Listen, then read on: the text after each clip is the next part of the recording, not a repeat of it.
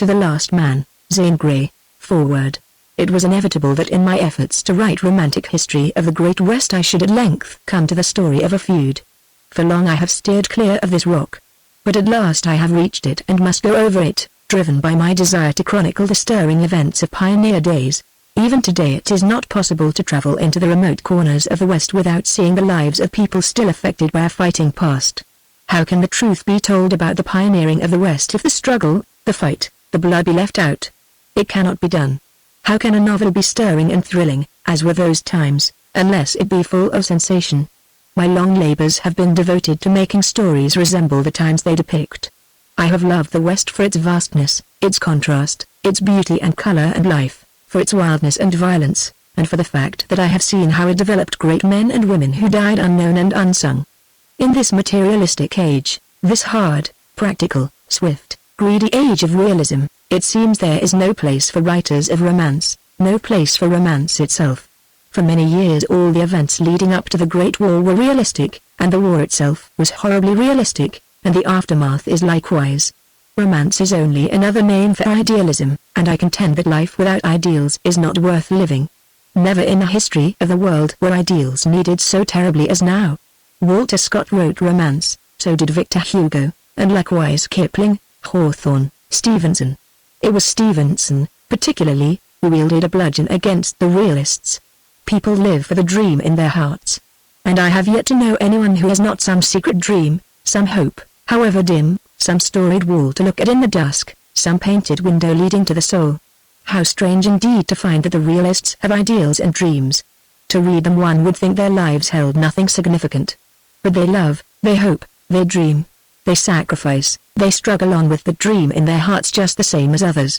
We all are dreamers, if not in the heavy-lidded wasting of time, then in the meaning of life that makes us work on. It was Wordsworth who wrote, "The world is too much with us," and if I could give the secret of my ambition as a novelist in a few words it would be contained in that quotation. My inspiration to write has always come from nature. Character and action are subordinated to setting. In all that I have done I have tried to make people see how the world is too much with them. Getting and spending they lay waste their powers, with never a breath of the free and wonderful life of the open. So I come back to the main point of this foreword, in which I am trying to tell why and how I came to write the story of a feud notorious in Arizona as the Pleasant Valley War. Some years ago Mr. Harry Adams, a cattleman of Vermont Park, New Mexico, told me he had been in the Tonto Basin of Arizona and thought I might find interesting material concerning this Pleasant Valley War. His version of the war between cattlemen and sheepmen certainly determined me to look over the ground. My old guide, Al Doyle of Flagstaff, had led me over half of Arizona, but never down into that wonderful wild and rugged basin between the Mogollon Mesa and the Mazatza Mountains. Doyle had long lived on the frontier and his version of the Pleasant Valley War differed markedly from that of Mr. Adams. I asked other old-timers about it, and their remarks further excited my curiosity. Once down there, Doyle and I found the wildest, most rugged, roughest, and most remarkable country either of us had visited, and the few inhabitants were like the country. I went in ostensibly to hunt bear and lion and turkey, but what I really was hunting for was the story of that Pleasant Valley War.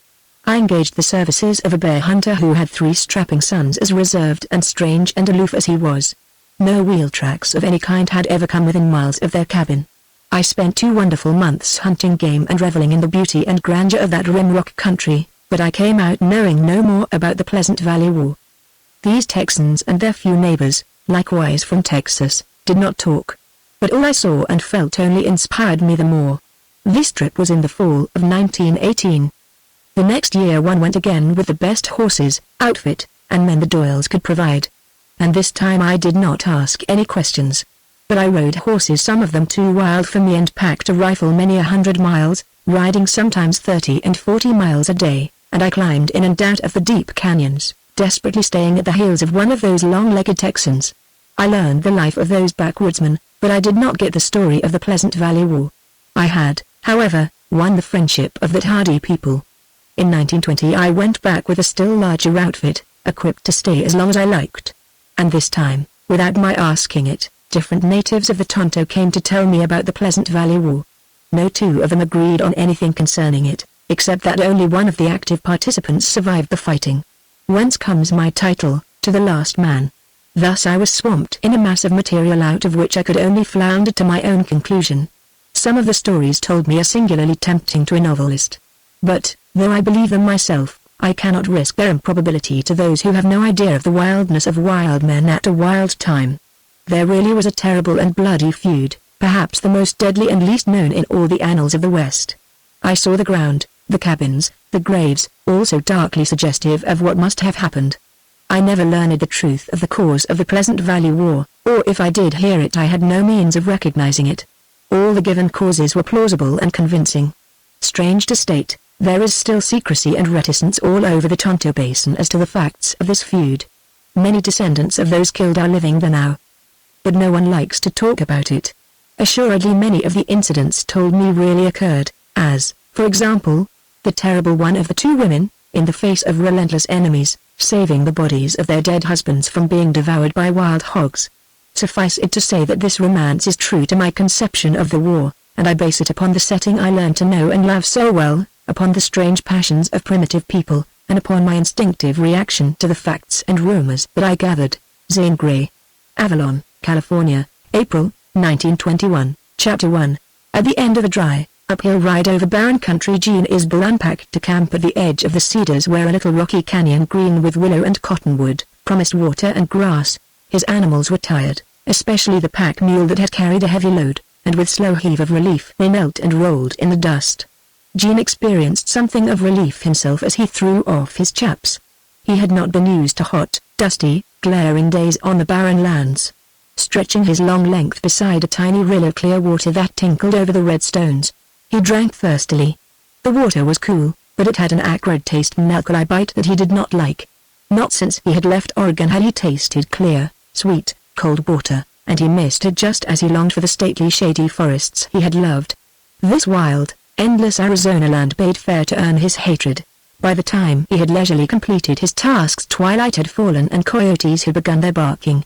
Gene listened to the yelps and to the moan of the cool wind in the cedars with a sense of satisfaction that these lonely sounds were familiar. This cedar wood burned into a pretty fire and the smell of its smoke was newly pleasant. Reckon maybe I'll learn to like Arizona, he mused, half aloud. But I've a hankering for waterfalls and dark green forests. Must be the Indian in me. Anyway, Dad needs me bad, and I reckon I'm here for keeps.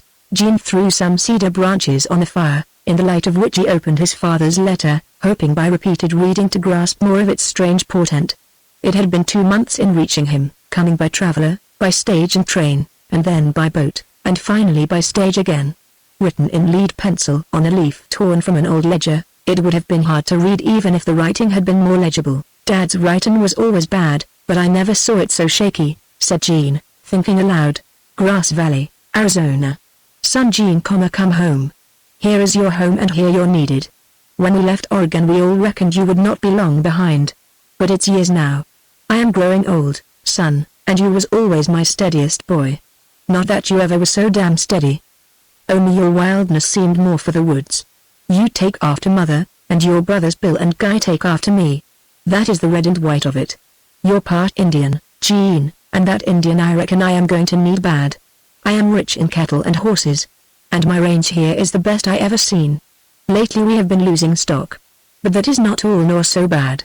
Sheepmen have moved into the Tonto and are grazing down on Grass Valley. Cattlemen and sheepmen can never bide in this country. We have bad times ahead. Reckon I have more reasons to worry and need you, but you must wait to hear that by word of mouth. Whatever you're doing, chuck it and rustle for Grass Valley so to make here by spring. I'm asking you to take pains to pack in some guns and a lot of shells, and hide them in your outfit. If you meet anyone when you're coming down into the Tonto, listen more than you talk.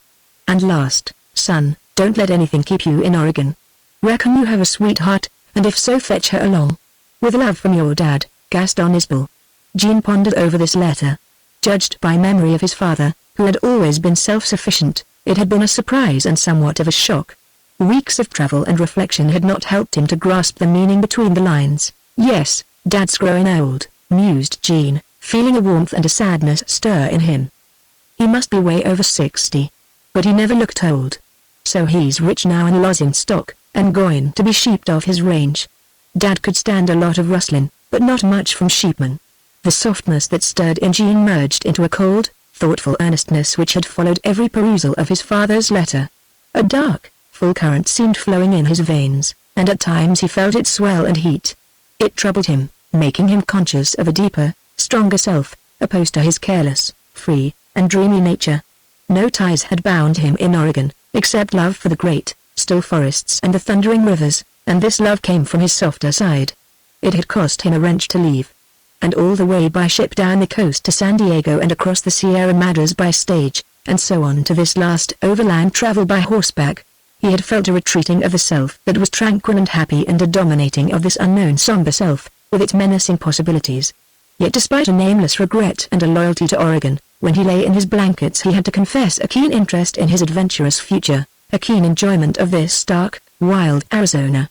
It appeared to be a different sky stretching in dark, star-spangled dome over him, closer, vaster, bluer. The strong fragrance of sage and cedar floated over him with the campfire smoke, and all seemed drowsily to subdue his thoughts. At dawn he rolled out of his blankets and, pulling on his boots, began the day with a zest for the work that must bring closer his calling future. White, crackling frost and cold, nipping air were the same keen spurs to action that he had known in the uplands of Oregon, yet they were not wholly the same. He sensed an exhilaration similar to the effect of a strong, sweet wine. His horse and mule had fared well during the night, having been much refreshed by the grass and water of the little canyon. Jean mounted and rode into the cedars with gladness that at last he had put the endless leagues of barren land behind him. The trail he followed appeared to be seldom traveled. It led, according to the meager information obtainable at the last settlement, directly to what was called the rim, and from the grass valley could be seen down in the basin. The ascent of the ground was so gradual that only in long, open stretches could it be seen. But the nature of the vegetation showed Jean how he was climbing. Scant, low, scraggy cedars gave place to more numerous, darker, greener, bushier ones, and these to high, full-foliaged, green-berried trees. Sage and grass in the open flats grew more luxuriously. Then came the pineons, and presently among them the checker-bark junipers. Jean hailed the first pine tree with a hearty slap on the brown, rugged bark. It was a small dwarf pine struggling to live. The next one was larger, and after that came several, and beyond them pines stood up everywhere above the lower trees. Odor of pine needles mingled with the other dry smells that made the wind pleasant to Jean. In an hour from the first line of pines he had ridden beyond the cedars and pineons into a slowly thickening and deepening forest. Underbrush appeared scarce except in ravines, and the ground in open patches held a bleached grass. Jean's eye roved for sight of squirrels, birds, deer, or any moving creature. It appeared to be a dry, uninhabited forest. About midday Jean halted at a pond of surface water, evidently melted snow, and gave his animals a drink. He saw a few old deer tracks in the mud and several huge bird tracks new to him which he concluded must have been made by wild turkeys. The trail divided at this pond. Jean had no idea which branch he ought to take. "Reckon it doesn't matter," he muttered, as he was about to remount. His horse was standing with ears up, looking back along the trail. Then Jean heard a clip-clop of trotting hoofs, and presently espied a horseman. Jean made a pretense of tightening his saddle girths while he peered over his horse at the approaching rider. All men in this country were going to be of exceeding interest to Jean Isbell. This man at a distance rode and looked like all the Arizonians Jean had seen. He had a superb seat in the saddle, and he was long and lean. He wore a huge black sombrero and a soiled red scarf. His vest was open and he was without a coat. The rider came trotting up and halted several paces from Jean. "Hello, stranger," he said, gruffly. "Howdy yourself," replied Jean. He felt an instinctive importance in the meeting with the man. Never had sharper eyes flashed over Jean and his outfit. He had a dust-colored, sunburned face, long, lean, and hard, a huge sandy mustache that hid his mouth, and eyes of piercing light intensity. Not very much hard Western experience had passed by this man, yet he was not old, measured by years. When he dismounted Jean saw he was tall, even for an Arizonian. "Seen your tracks back a ways," he said, as he slipped the bit to let his horse drink. "Where bound? Reckon I'm lost." "All right," replied Jean. "New country for me, sure. I seen that from your tracks in your last camp." "Vile, where was you headin' for before you got lost?" The query was deliberately cool, with a dry, crisp ring. Jean felt the lack of friendliness or kindliness in it. "Grass Valley. My name's Isbell," he replied, shortly. The rider attended to his drinking horse and presently rebridled him. Then with a long swing of leg he appeared to step into the saddle. "Sure, I knowed you was Gene Isbell," he said. "Everybody in the Tonto has heard old Gas Isbell sent for his boy." "Well then, why did you ask?" inquired Gene, bluntly. "Reckon I wanted to see what you'd say, so? All right. But I'm not carin' very much for what you say." Their glances locked steadily then, and each measured the other by the intangible conflict of spirit. "Sure, that's natural," replied the rider. His speech was slow, and the motions of his long, brown hands, as he took a cigarette from his vest, kept time with his words. "But seeing you're one of the Isbells, I'll have my say whether you want it or not. My name's Coulter and I'm one of the sheepmen Gas Isbell's riled with." "Coulter. Glad to meet you," replied Gene. "And I reckon who riled my father is going to rile me, sure." "If that wasn't so you'd not be an Isbell," returned Coulter, with a grim little laugh. "It's easy to see you ain't run into any Tonto Basin fellas yet. Vile, I'm going to tell you that your old man gabbed like a woman down at Greaves's store. Bragged about you and how you could fight and how you could shoot and how you could track a horse or a man. Bragged how you'd chase every sheep herder back up on the rim. I'm telling you because we want you to get our stand right. We're going to run sheep down in Grass Valley." "Aha. Well, who's we?" queried Gene, curtly. "What at?" "We, I mean the sheepmen ranging this rim from Black Butte to the Apache country." "Coulter, I'm a stranger in Arizona," said Gene, slowly. "I know little about ranchers or sheepmen. It's true my father sent for me. It's true, I dare say, that he bragged, for he was given to bluster and blow. And he's old now. I can't help it if he bragged about me. But if he has, and if he's justified in his stand against you sheepmen, I'm going to do my best to live up to his brag. I get your hunch. Sure, we understand each other, and that's a powerful help." "You take my hunch to your old man," replied Coulter, as he turned his horse away toward the left. "That trail leading south is yours. When you come to the rim you'll see a bare spot down in the basin. That'll be Grass Valley."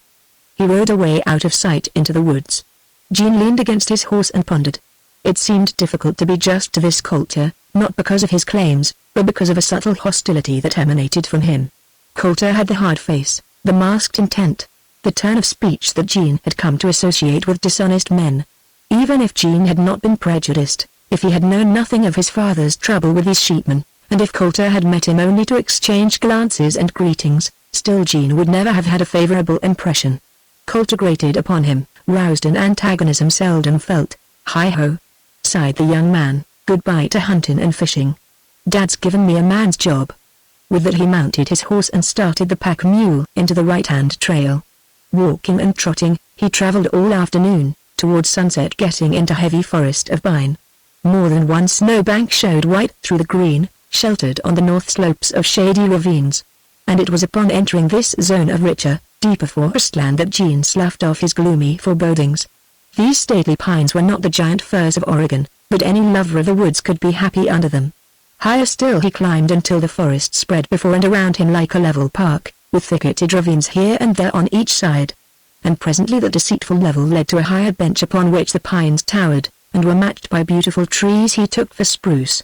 Heavily barked, with regular spreading branches, these conifers rose in symmetrical shape to spear the sky with silver plumes.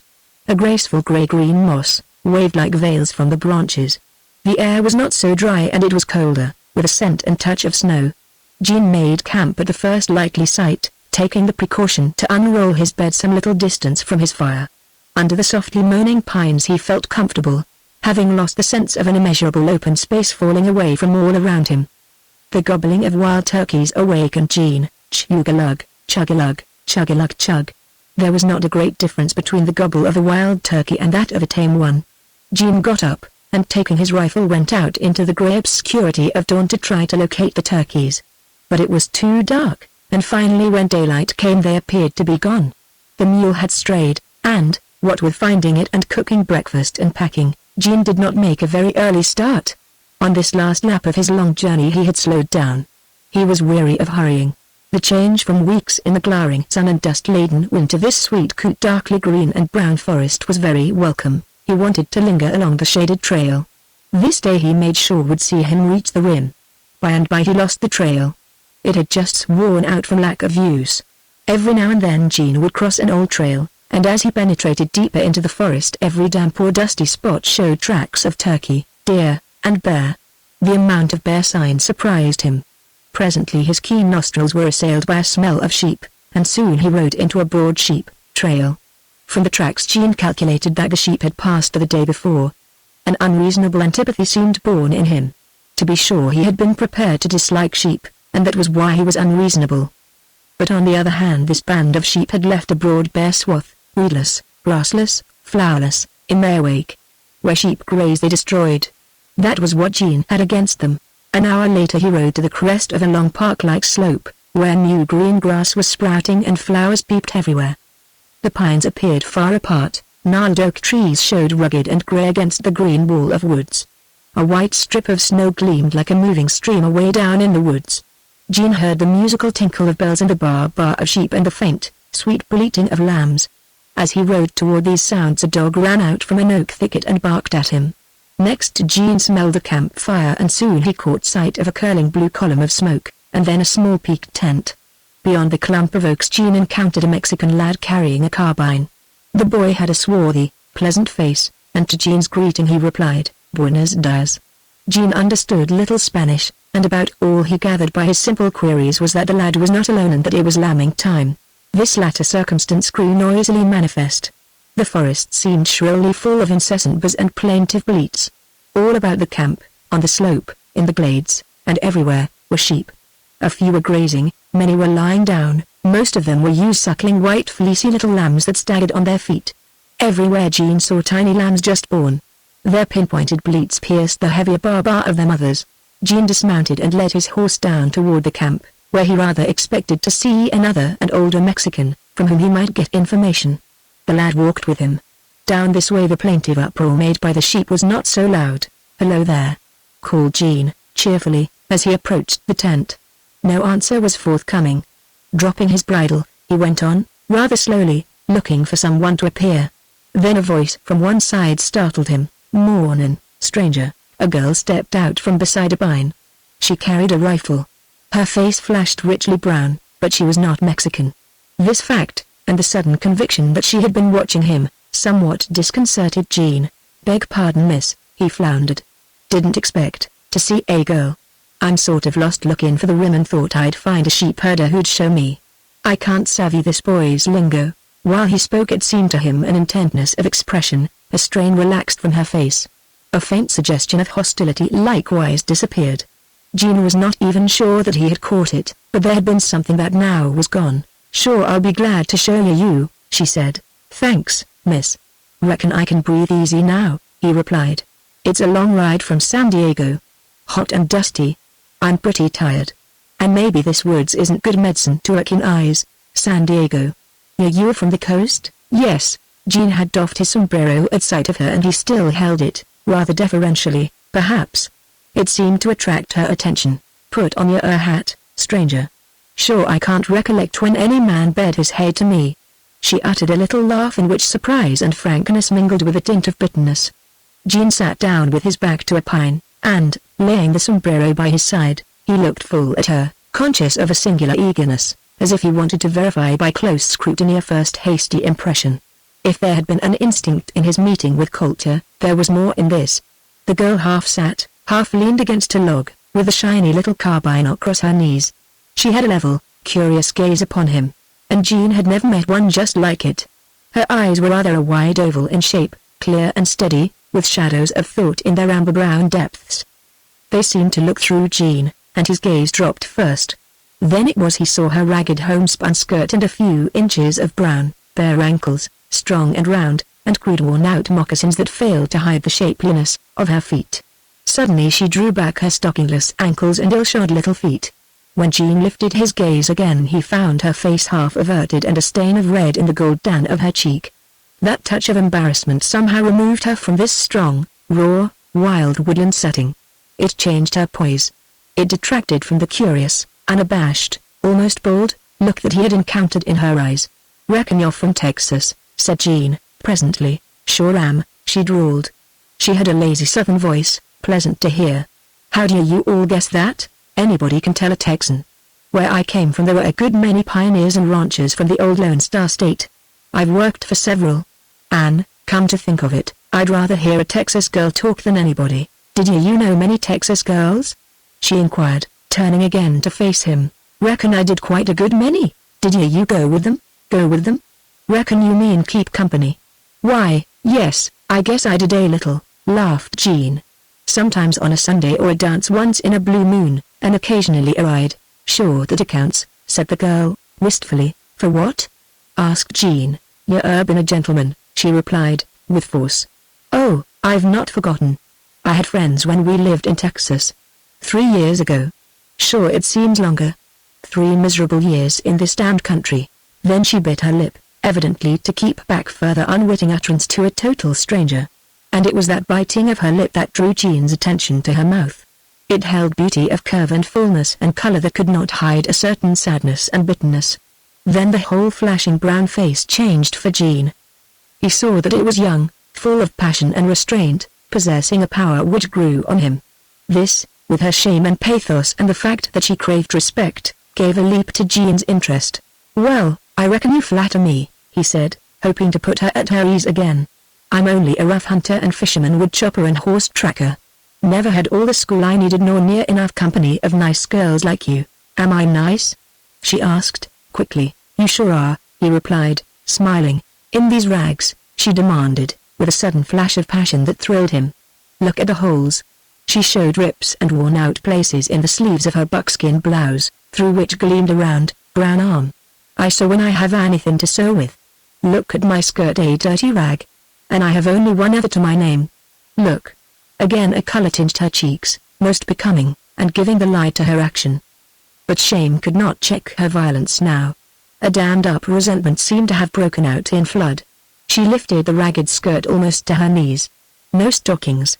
No shoes. How can a girl be nice when she has no clean, decent woman's clothes to wear? How can a girl? Began Jean. See here, miss, I'm begging your pardon for sort of stirring you to forget yourself a little. Reckon I understand. You don't meet many strangers and I sort of hit you wrong making you feel too much and talk too much. Who and what you are is none of my business. But we met. And I reckon something has happened, perhaps more to me than to you. Now let me put you straight about clothes and women. Reckon I know most women love nice things to wear and think because clothes make them look pretty that they're nicer or better. But they're wrong. You're wrong. Maybe it'd be too much for a girl like you to be happy without clothes. But you can be, you acts just as nice, and in fine, for all you know, a good deal more appealing to some men. Stranger, you sure must excuse my temper and the show I made of myself, replied the girl, with composure. That, to say the least, was not nice. And I don't want anyone thinking better of me than I deserve. My mother died in Texas, and I've lived out here in this wild country a girl alone among rough men. Meeting you today makes me see what a hard lot they are and what it's done to me. Jean smothered his curiosity and tried to put out of his mind a growing sense that he pitied her, liked her. Are you a sheep herder? He asked. Sure I am now and then. My father lives back here in a canyon. He's a sheepman. Lately there's been herders shot at. Just now we're short and I have to fill in. But I like shepherding and I love the woods, and the rim rock and all the tonto. If they were all, I'd sure be happy. Herders shot at, exclaimed Jean, thoughtfully. By whom? And what for? Trouble brewing between the cattlemen down in the basin and the sheepmen up on the rim. Dad says there'll sure be hell to pay. I tell him I hope the cattlemen chase him back to Texas. Then are you on the rancher's side? Queried Jean, trying to pretend casual interest. No. I'll always be on my father's side, she replied, with spirit. But I'm bound to admit I think the cattlemen have the fair side of the argument. How so? Because there's grass everywhere. I see no sense in a sheepman going out of his way to surround a cattleman and sheep off his range. That started the row. Lord knows how it'll end. For most all of them here from Texas, so I was told, replied Jean. And I heard most all these Texans got run out of Texas. Any truth in that?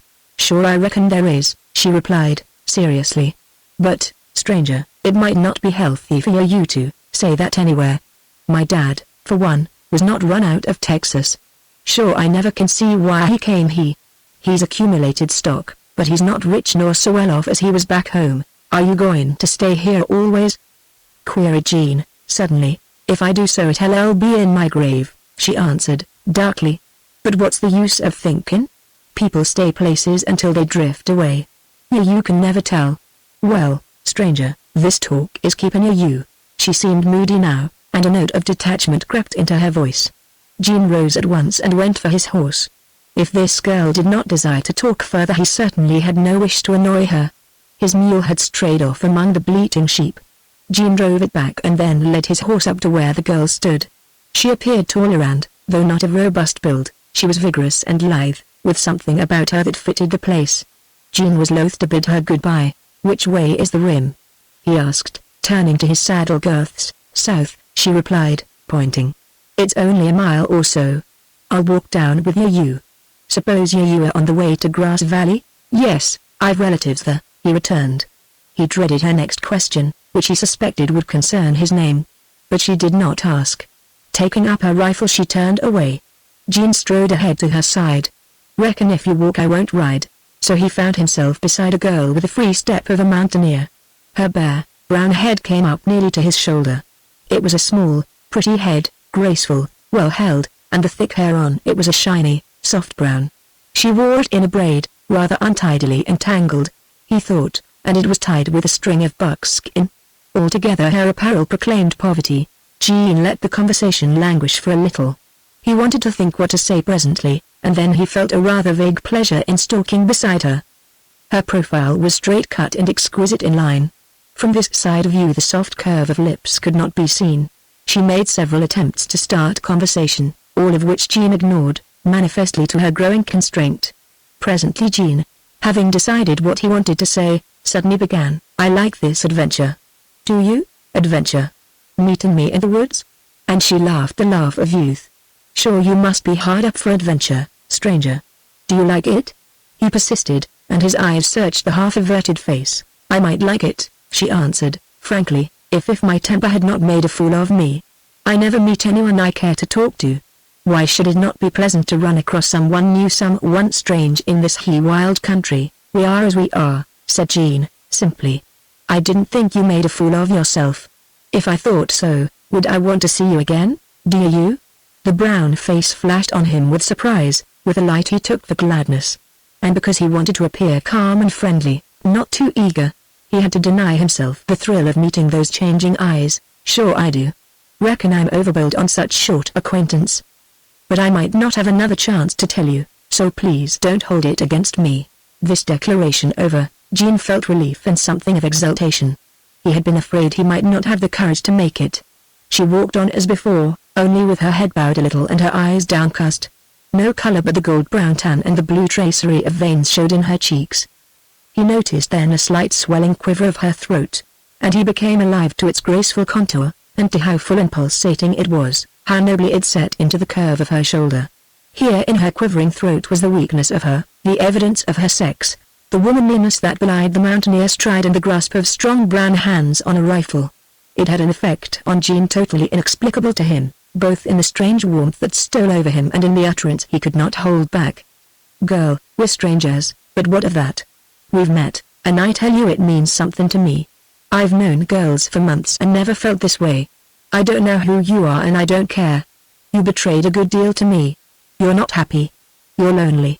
And if I didn't want to see you again for my own sake I would for yours. Some things you said I'll not forget soon.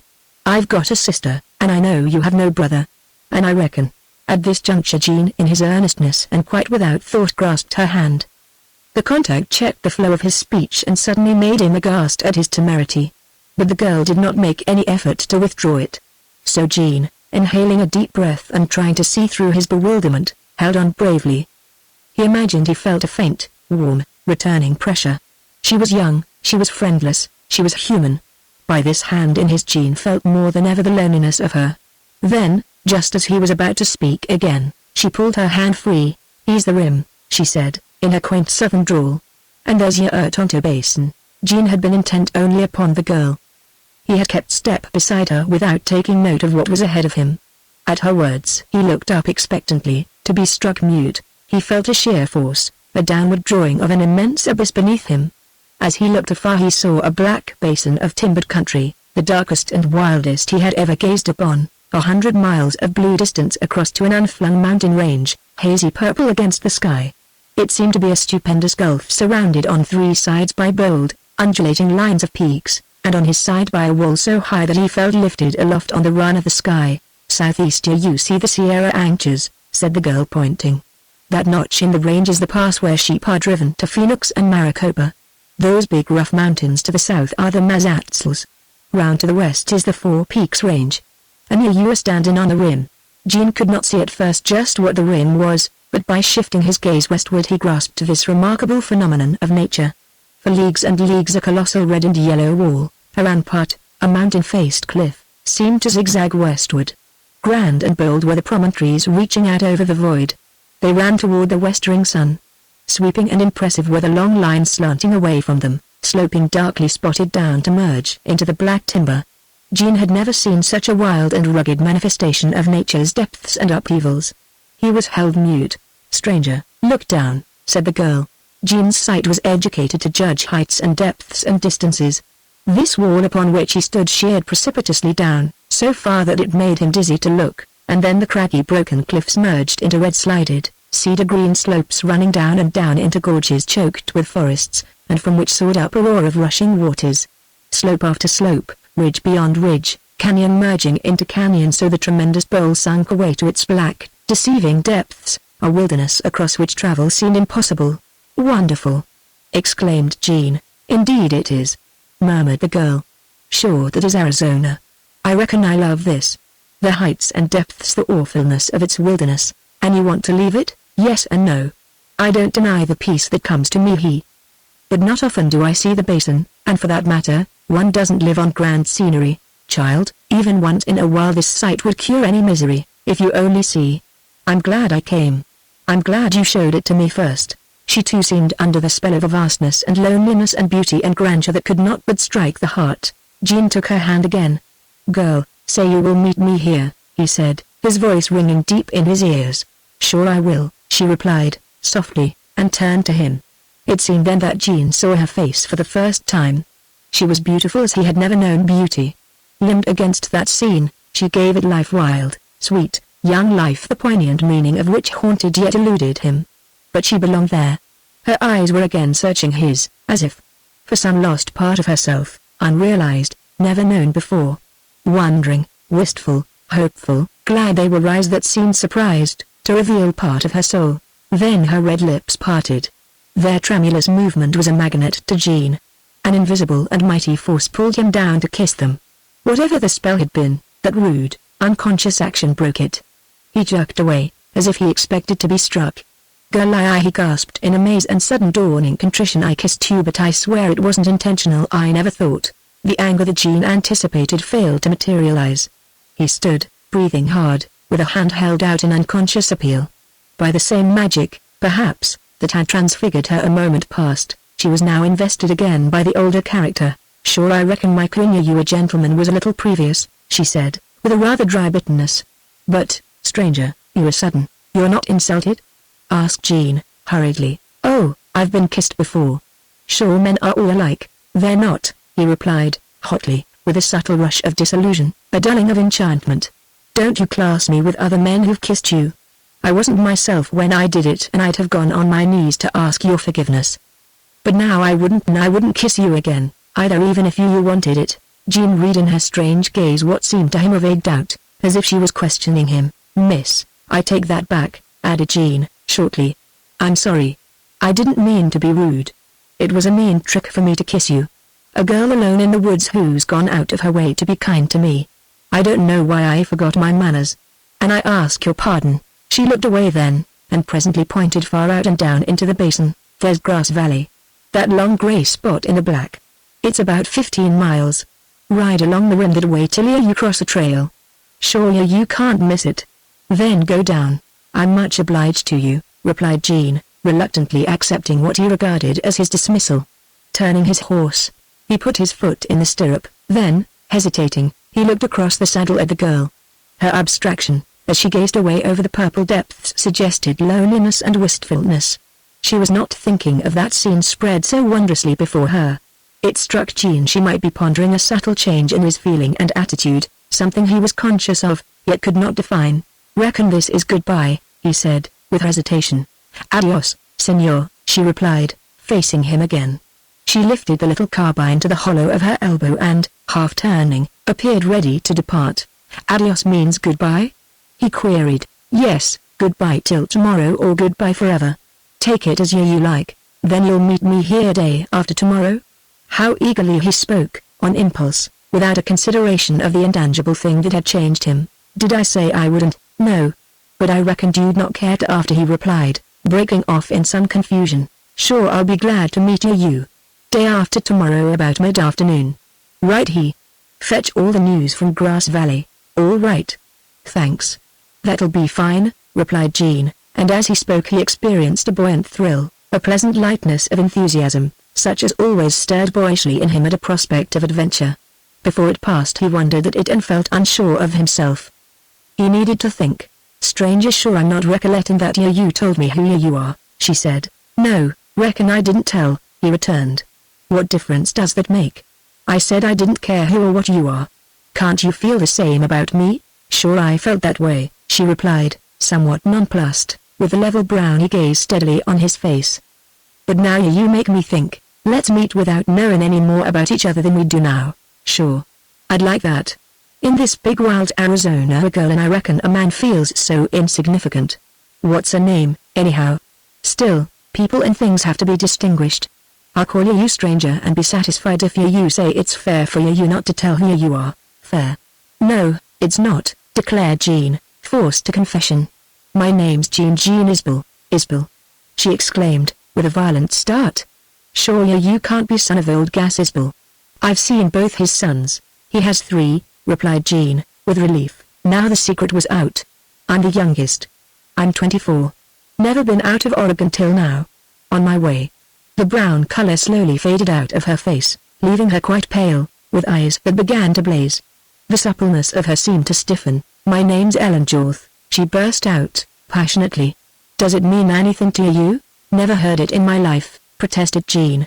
Sure I reckoned you belonged to the sheep raisers who re on the outs with my father. That's why I had to tell you I'm Jean Isbell. Ellen Jorth.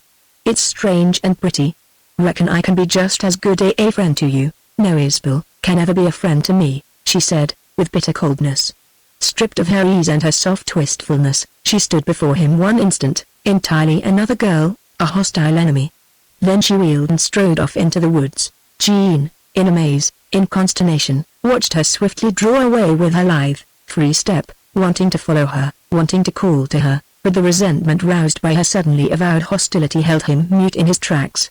He watched her disappear, and when the brown and green wall of forest swallowed the slender grey form he fought against the insistent desire to follow her, and fought in vain. Chapter 2. But Ellen Jorth's moccasined feet did not leave a distinguishable trail on the springy pine needle covering of the ground, and Jean could not find any trace of her. A little futile searching to and fro cooled his impulse and called pride to his rescue. Returning to his horse, he mounted, rode out behind the pack mule to start it along, and soon felt the relief of decision and action. Clumps of small pines grew thickly in spots on the rim, making it necessary for him to skirt them, at which times he lost sight of the purple basin. Every time he came back to an opening through which he could see the wild ruggedness and colors and distances, his appreciation of their nature grew on him. Arizona from Yuma to the little Colorado had been to him an endless waste of wind-scoured, sun-blasted barrenness. This black forested rock-rimmed land of untrodden ways was a world that in itself would satisfy him. Some instinct in Jean called for a lonely, wild land, into the fastnesses of which he could roam at will and be the other strange self that he had always yearned to be but had never been. Every few moments there intruded into his flowing consciousness the flashing face of Ellen Jorth. The way she had looked at him, the things she had said. Reckon I was a fool, he soliloquized, with an acute sense of humiliation. She never saw how much in earnest I was. And Jean began to remember the circumstances with a vividness that disturbed and perplexed him. The accident of running across such a girl in that lonely place might be out of the ordinary, but it had happened. Surprise had made him dull.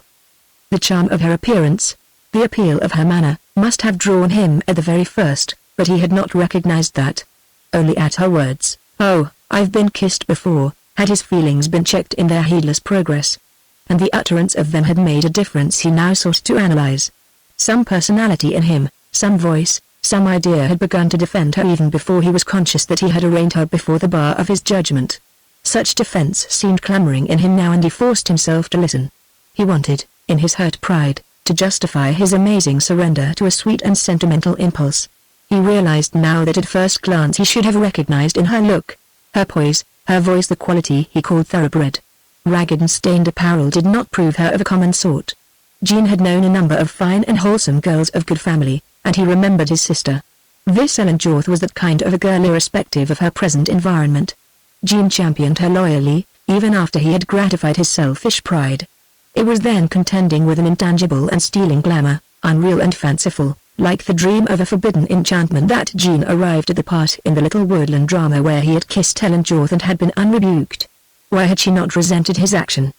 Dispelled was the illusion he had been dreamily and nobly constructing. "Oh, I've been kissed before." The shock to him now exceeded his first dismay. Half bitterly she had spoken, and wholly scornful of herself, or of him, or of all men. For she had said all men were alike. Jean chafed under the smart of that, a taunt every decent man hated. Naturally every happy and healthy young man would want to kiss such red, sweet lips. But if those lips had been for others, never for him. Jean reflected that not since childish games had he kissed a girl until this brown-faced Ellen Jorth came his way. He wondered at it. Moreover, he wondered at the significance he placed upon it. After all, was it not merely an accident? Why should he remember? Why should he ponder? What was the faint, deep, growing thrill that accompanied some of his thoughts? Riding along with busy mind, Jean almost crossed a well-beaten trail, leading through a pine thicket and down over the rim. Jean's pack mule led the way without being driven. And when Jean reached the edge of the bluff, one look down was enough to fetch him off his horse. That trail was steep, narrow, clogged with stones, and as full of sharp corners as a cross-cut saw.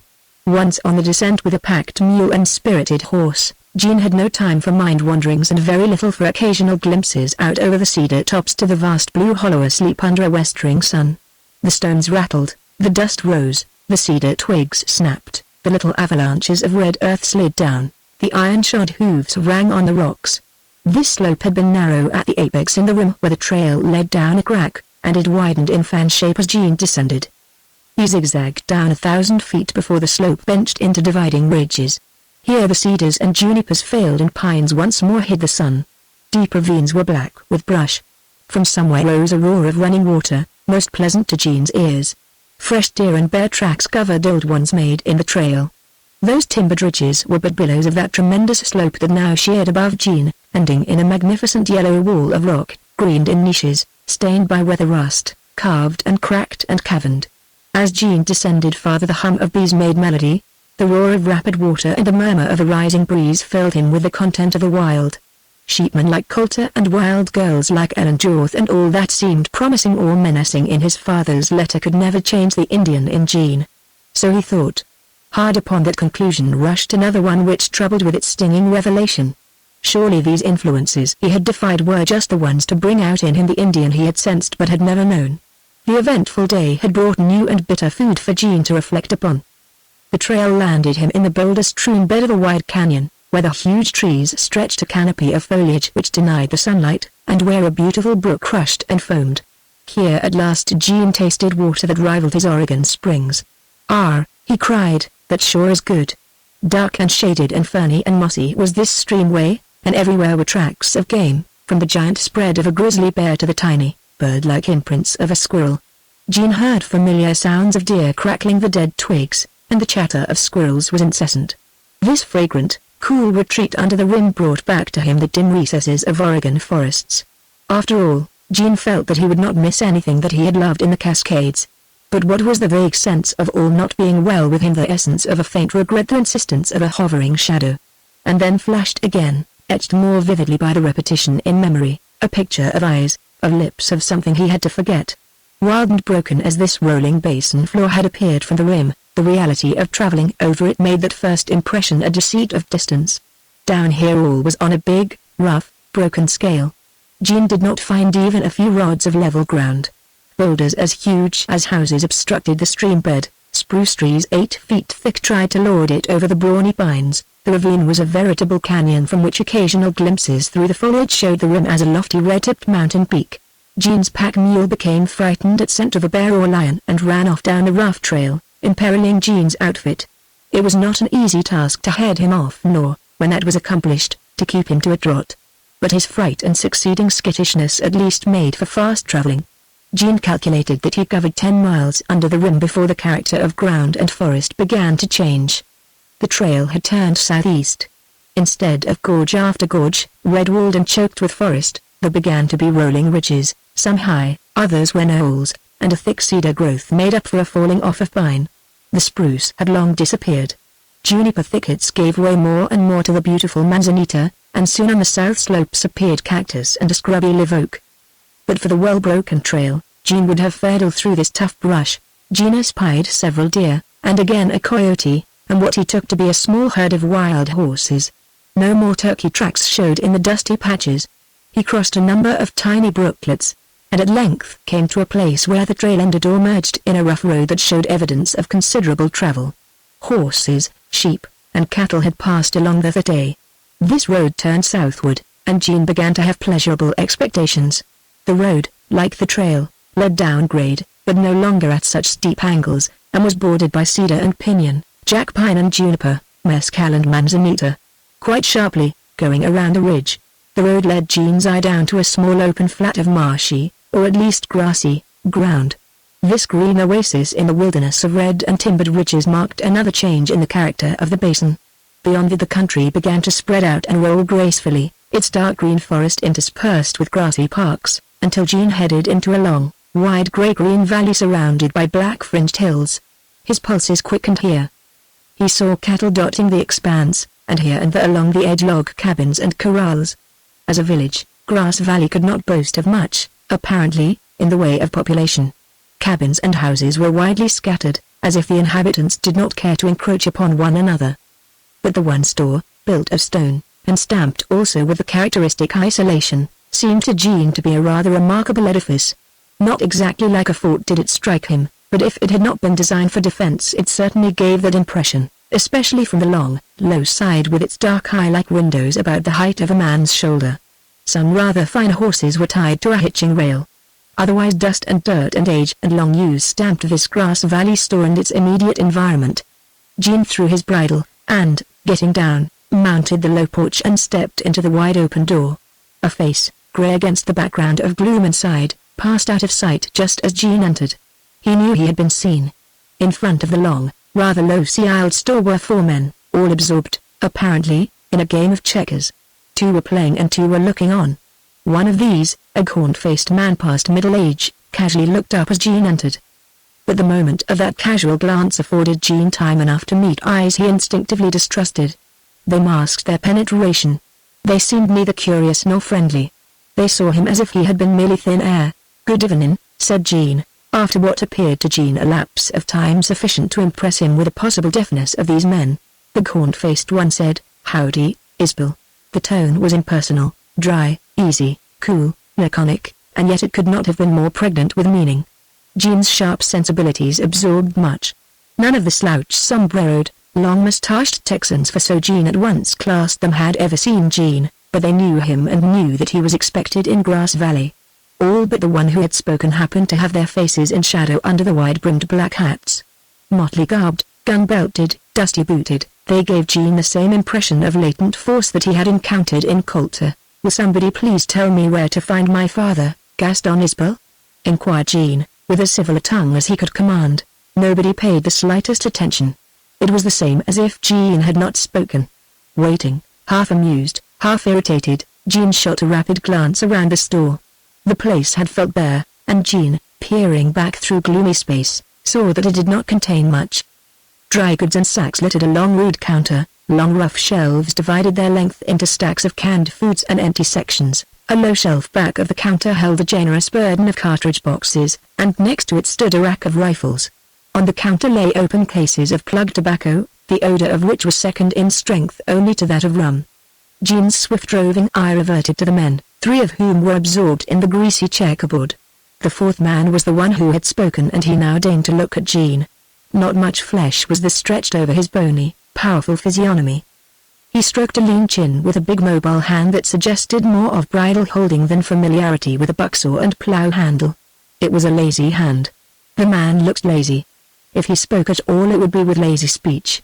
Yet Jean had not encountered many men to whom he would have accorded more potency to stir in him the instinct of self-preservation. "Sure," drawled the scorn-faced Texan, Old gas lives about a mile down he. With slow sweep of the big hand he indicated a general direction to the south, then, appearing to forget his questioner, he turned his attention to the game. Gene muttered his thanks and, striding out, he mounted again, and drove the pack mule down the road. "Reckon I've ran into the wrong folds today," he said. "If I remember Dad right, he was a man to make and keep friends. Somehow I'll bet there's going to be hell." Beyond the store were some rather pretty and comfortable homes, little ranch houses back in the coves of the hills. The road turned west and Gene saw his first sunset in the Tonto Basin. It was a pageant of purple clouds with silver edges, and background of deep rich gold. Presently Gene met a lad driving a cow.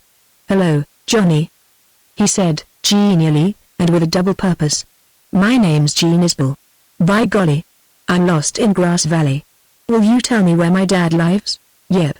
Keep right on, and you ain't miss him," replied the lad, with a bright smile. "He's looking for you. How do you know, boy?"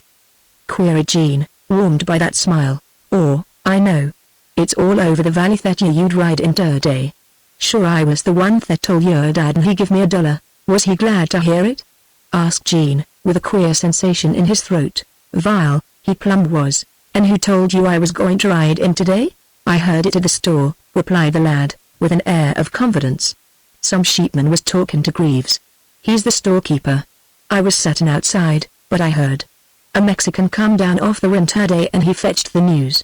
Here the lad looked furtively around, then whispered, "And that greaser was sent by somebody. I never heard no more, but them sheepmen looked pretty plumb sour. And one of them, comin' out, give me a kick, darn him. It sure is the luckiest day for us cowmen. How's that, Johnny?" "Vile, that's sure a big fight comin' to Grass Valley.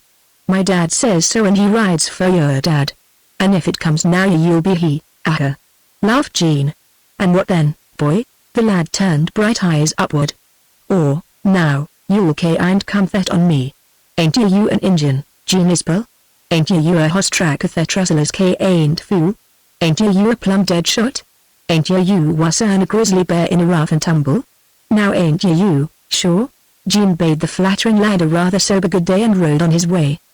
Manifestly a reputation somewhat difficult to live up to had preceded his entry into Grass Valley. Gene's first sight of his future home thrilled him through. It was a big, low, rambling log structure standing well out from a wooded knoll at the edge of the valley. Corrals and barns and sheds lay off at the back. To the fore stretched broad pastures where numberless cattle and horses grazed. At sunset the scene was one of rich color. Prosperity and abundance and peace seemed attendant upon that ranch. Lusty voices of burros braying and cows bawling seemed welcoming Gene. A hound bayed. The first cool touch of wind fanned Gene's cheek and brought a fragrance of wood smoke and frying ham. Horses in the pasture bumped to the fence and whistled at these newcomers. Gene espied a white-faced black horse that gladdened his sight. "Hello, Whiteface. I'll sure straddle you," called Gene. Then up the gentle slope he saw the tall figure of his father, the same as he had seen him thousands of times, bareheaded, shirt-sleeved, striding with long step. Gene waved and called to him. "Hi, you prodigal," came the answer. Yes, the voice of his father, and Gene's boyhood memories flashed. He hurried his horse those last few rods. No, Dad was not the same. His hair shone gray. "Here I am, Dad," called Gene, and then he was dismounting. A deep, quiet emotion settled over him, stilling the hurry, the eagerness, the pang in his breast. "Son, I sure am glad to see you," said his father, and wrung his hand. "Vile, the size of you. Sure you've grown, anyhow you favor your mother." Gene felt in the iron clasp of hand, in the uplifting of the handsome head, in the strong, fine light of piercing eyes that there was no difference in the spirit of his father. But the old smile could not hide lines and shades strange to Gene. "Dad, I'm as glad as you," replied Gene, heartily. "It seems long we've been parted. Now I see you. Are you well, Dad, and all right? Not complainin', son?" "I can ride all day same as ever," he said. "Come. Never mind your horses. They'll be looked after. Come meet the folks." Vile, you got here at last." On the porch of the house a group awaited Gene's coming, rather silently. He thought. Wide-eyed children were they, very shy and watchful. The dark face of his sister corresponded with the image of her in his memory. She appeared taller, more womanly, as she embraced him. "Oh, Gene, I'm glad you've come," she cried, and pressed him close. Gene felt in her a woman's anxiety for the present as well as affection for the past. He remembered his Aunt Mary, though he had not seen her for years. His half-brothers, Bill and Guy, had changed but little except perhaps to grow lean and rangy. Bill resembled his father, though his aspect was jocular rather than serious. Guy was smaller, wiry, and hard as rock, with snapping eyes in a brown, still face, and he had the bow legs of a cattleman. Both had married in Arizona. Bill's wife, Kate, was a stout, comely little woman, mother of 3 of the children. The other wife was young, a strapping girl, red-headed and freckled, with wonderful lines of pain and strength in her face. Gene remembered, as he looked at her, that someone had written him about the tragedy in her life. When she was only a child, the Apaches had murdered all her family. Then next to greet Gene were the little children, all shy, yet all manifestly impressed by the occasion. A warmth and intimacy of forgotten home emotions flooded over Gene. Sweet it was to get home to these relatives who loved him and welcomed him with quiet gladness. But there seemed more. Gene was quick to see the shadow in the eyes of the women in that household and to sense a strange reliance which his presence brought. "Son, this Hitonto is a land of milk and honey," said his father, as Gene gazed spellbound at the bounteous supper.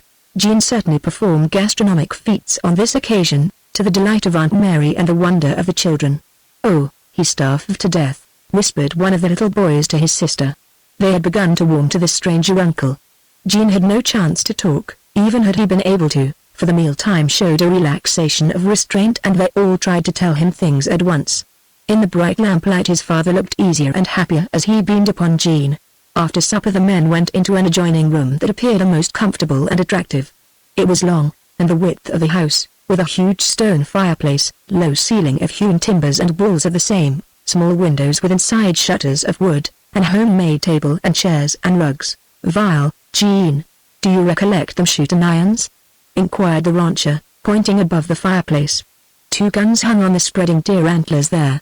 One was a musket Gene's father had used in the War of the Rebellion and the other was a long, heavy, muzzle-loading flintlock Kentucky rifle with which Gene had learned to shoot. "Reckon I do, Dad," replied Gene, and with reverent hands and a rush of memory he took the old gun down. "Gene, you sure handle that old arm some clumsy," said Guy's Bill, dryly. And Bill added a remark to the effect that perhaps Gene had been leading a luxurious and tame life back there in Oregon, and then added, "But I reckon he's packing that 6-shooter like a Texan." "Say, I fetched a gun or 2 along with me," replied Gene, jocularly. "Reckon I near broke my poor mule's back with a load of shells and guns." "Dad, what was the idea asking me to pack out an arsenal?" "Son, sure all shooting arms and such are at a premium in the Tonto," replied his father. "And I was giving you a hunch to come loaded." His cool, drawling voice seemed to put a damper upon the pleasantries. Right that Gene sensed the charged atmosphere. His brothers were bursting with utterance about to break forth, and his father suddenly wore a look that recalled to Gene critical times of days long past. But the entrance of the children and the women folk put an end to confidences. Evidently the youngsters were laboring under subdued excitement. They preceded their mother, the smallest boy in the lead. For him this must have been both a dreadful and a wonderful experience, for he seemed to be pushed forward by his sister and brother and mother, and driven by yearnings of his own. "There now, Lee. Say, Uncle Gene, what did you fetch us?" The lad hesitated for a shy, frightened look at Gene, and then, gaining something from his scrutiny of his uncle, he toddled forward and bravely delivered the question of tremendous importance. "What did I fetch you, hey?" cried Gene, in delight, as he took the lad up on his knee. "Wouldn't you like to know?" "I didn't forget, Lee. I remembered you all." "Oh. The job I had pack in your bundle of presents. Now, Lee, make a guess." "I guess you fetched a dun," replied Lee. "A dun!" "I'll bet you mean a gun," laughed Gene. "Well, you 4-year-old Texas gunman. Make another guess." That appeared too momentous and entrancing for the other 2 youngsters, and, adding their shrill and joyous voices to Lee's, they besieged Gene. "Dad, where's my pack?" cried Gene. "These young Apaches are after my scalp." "Reckon the boys fetched it onto the porch," replied the rancher. Guy's Bill opened the door and went out. "By golly! He's 3 packs," he called. "Which one do you want, Gene?" "It's a long, heavy bundle, all tied up," replied Gene. Guy came staggering in under a burden that brought a whoop from the youngsters and bright gleams to the eyes of the women. Gene lost nothing of this. How glad he was that he had tarried in San Francisco because of a mental picture of this very reception in far-off wild Arizona. When Guy deposited the bundle on the floor, it jarred the room. It gave forth metallic and rattling and crackling sounds. "Everybody stand back and give me elbow room," ordered Jean, majestically. "My good folks, I want you all to know this is something that doesn't happen often. The bundle you see here weighed about 100 pounds when I packed it on my shoulder down Market Street in Frisco. It was stolen from me on shipboard. I got it back in San Diego and licked the thief. It rode on a burro from San Diego to Yuma, and once I thought the burro was lost for keeps. It came up the Colorado River from Yuma to Aberg and there went on top of a stage. We got chased by bandits, and once when the horses were galloping hard it near rolled off. Then it went on the back of a pack horse and helped wear him out. And I reckon it would be somewhere else now if I hadn't fallen in with a freighter going north from Phoenix to the Santa Fe Trail. The last lap when it sagged the back of a mule was the riskiest and full of the narrowest escapes. Twice my mule bucked off his pack and left my outfit scattered. Worst of all, my precious bundle made the mule top heavy coming down that place back here where the trail seems to drop off the earth. There I was hard put to keep sight of my pack. Sometimes it was on top and other times the mule. But it got here at last. And now I'll open it." After this long and impressive harangue, which at least augmented the suspense of the women and worked the children into a frenzy, Jean leisurely untied the many knots round the bundle and unrolled it. He had packed that bundle for just such travel as it had sustained. 3 cloth-bound rifles he laid aside, and with them a long, very heavy package tied between 2 thin wide boards. From this came their metallic clink. "Oh, I know what dem is," cried Lee, breaking the silence of suspense. Then Jean, tearing open a long flat parcel, spread before the mute, rapt-eyed youngsters such magnificent things, as they had never dreamed of: picture books, mouth harps, dolls, a toy gun and a toy pistol, a wonderful whistle and a fox horn, and last of all a box of candy. Before these treasures on the floor, too magical to be touched at first, the 2 little boys and their sister simply knelt. That was a sweet, full moment for Jean, yet even that was clouded by the something which shadowed these innocent children fatefully born in a wild place at a wild time. Next Jean gave to his sister the presents he had brought her: beautiful cloth for a dress, ribbons and a bit of lace, handkerchiefs and buttons and yards of linen, a sewing case and a whole box of spools of thread, a comb and brush and mirror, and lastly a Spanish brooch inlaid with garnets. "There, Anne," said Jean, "I confess I asked a girlfriend in Oregon to tell me some things my sister might like." Manifestly there was not much difference in girls. Anne seemed stunned by this munificence, and then awakening, she hugged Jean in a way that took his breath. She was not a child anymore, that was certain. Aunt Mary turned knowing eyes upon Jean. "Reckon you couldn't have pleased Anne more. She's engaged, Jean, and where girls are in that state these things mean a heap. Anne, you'll be married in that." And she pointed to the beautiful folds of material that Anne had spread out. "What's this?" demanded Jean. His sister's blushes were enough to convict her, and they were mightily becoming, too. "Here, Aunt Mary," went on Jean, "here's yours, and here's something for each of my new sisters."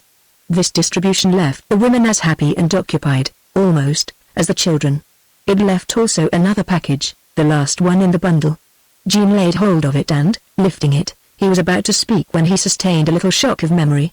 Quite distinctly he saw 2 little feet, with bare toes peeping out of worn-out moccasins, and then round, bare, symmetrical ankles that had been scratched by brush. Next he saw Elaine Jorth's passionate face as she looked when she had made the violent action so disconcerting to him. In this happy moment the memory seemed farther off than a few hours. It had crystallized. It annoyed while it drew him. As a result he slowly laid this package aside and did not speak as he had intended to.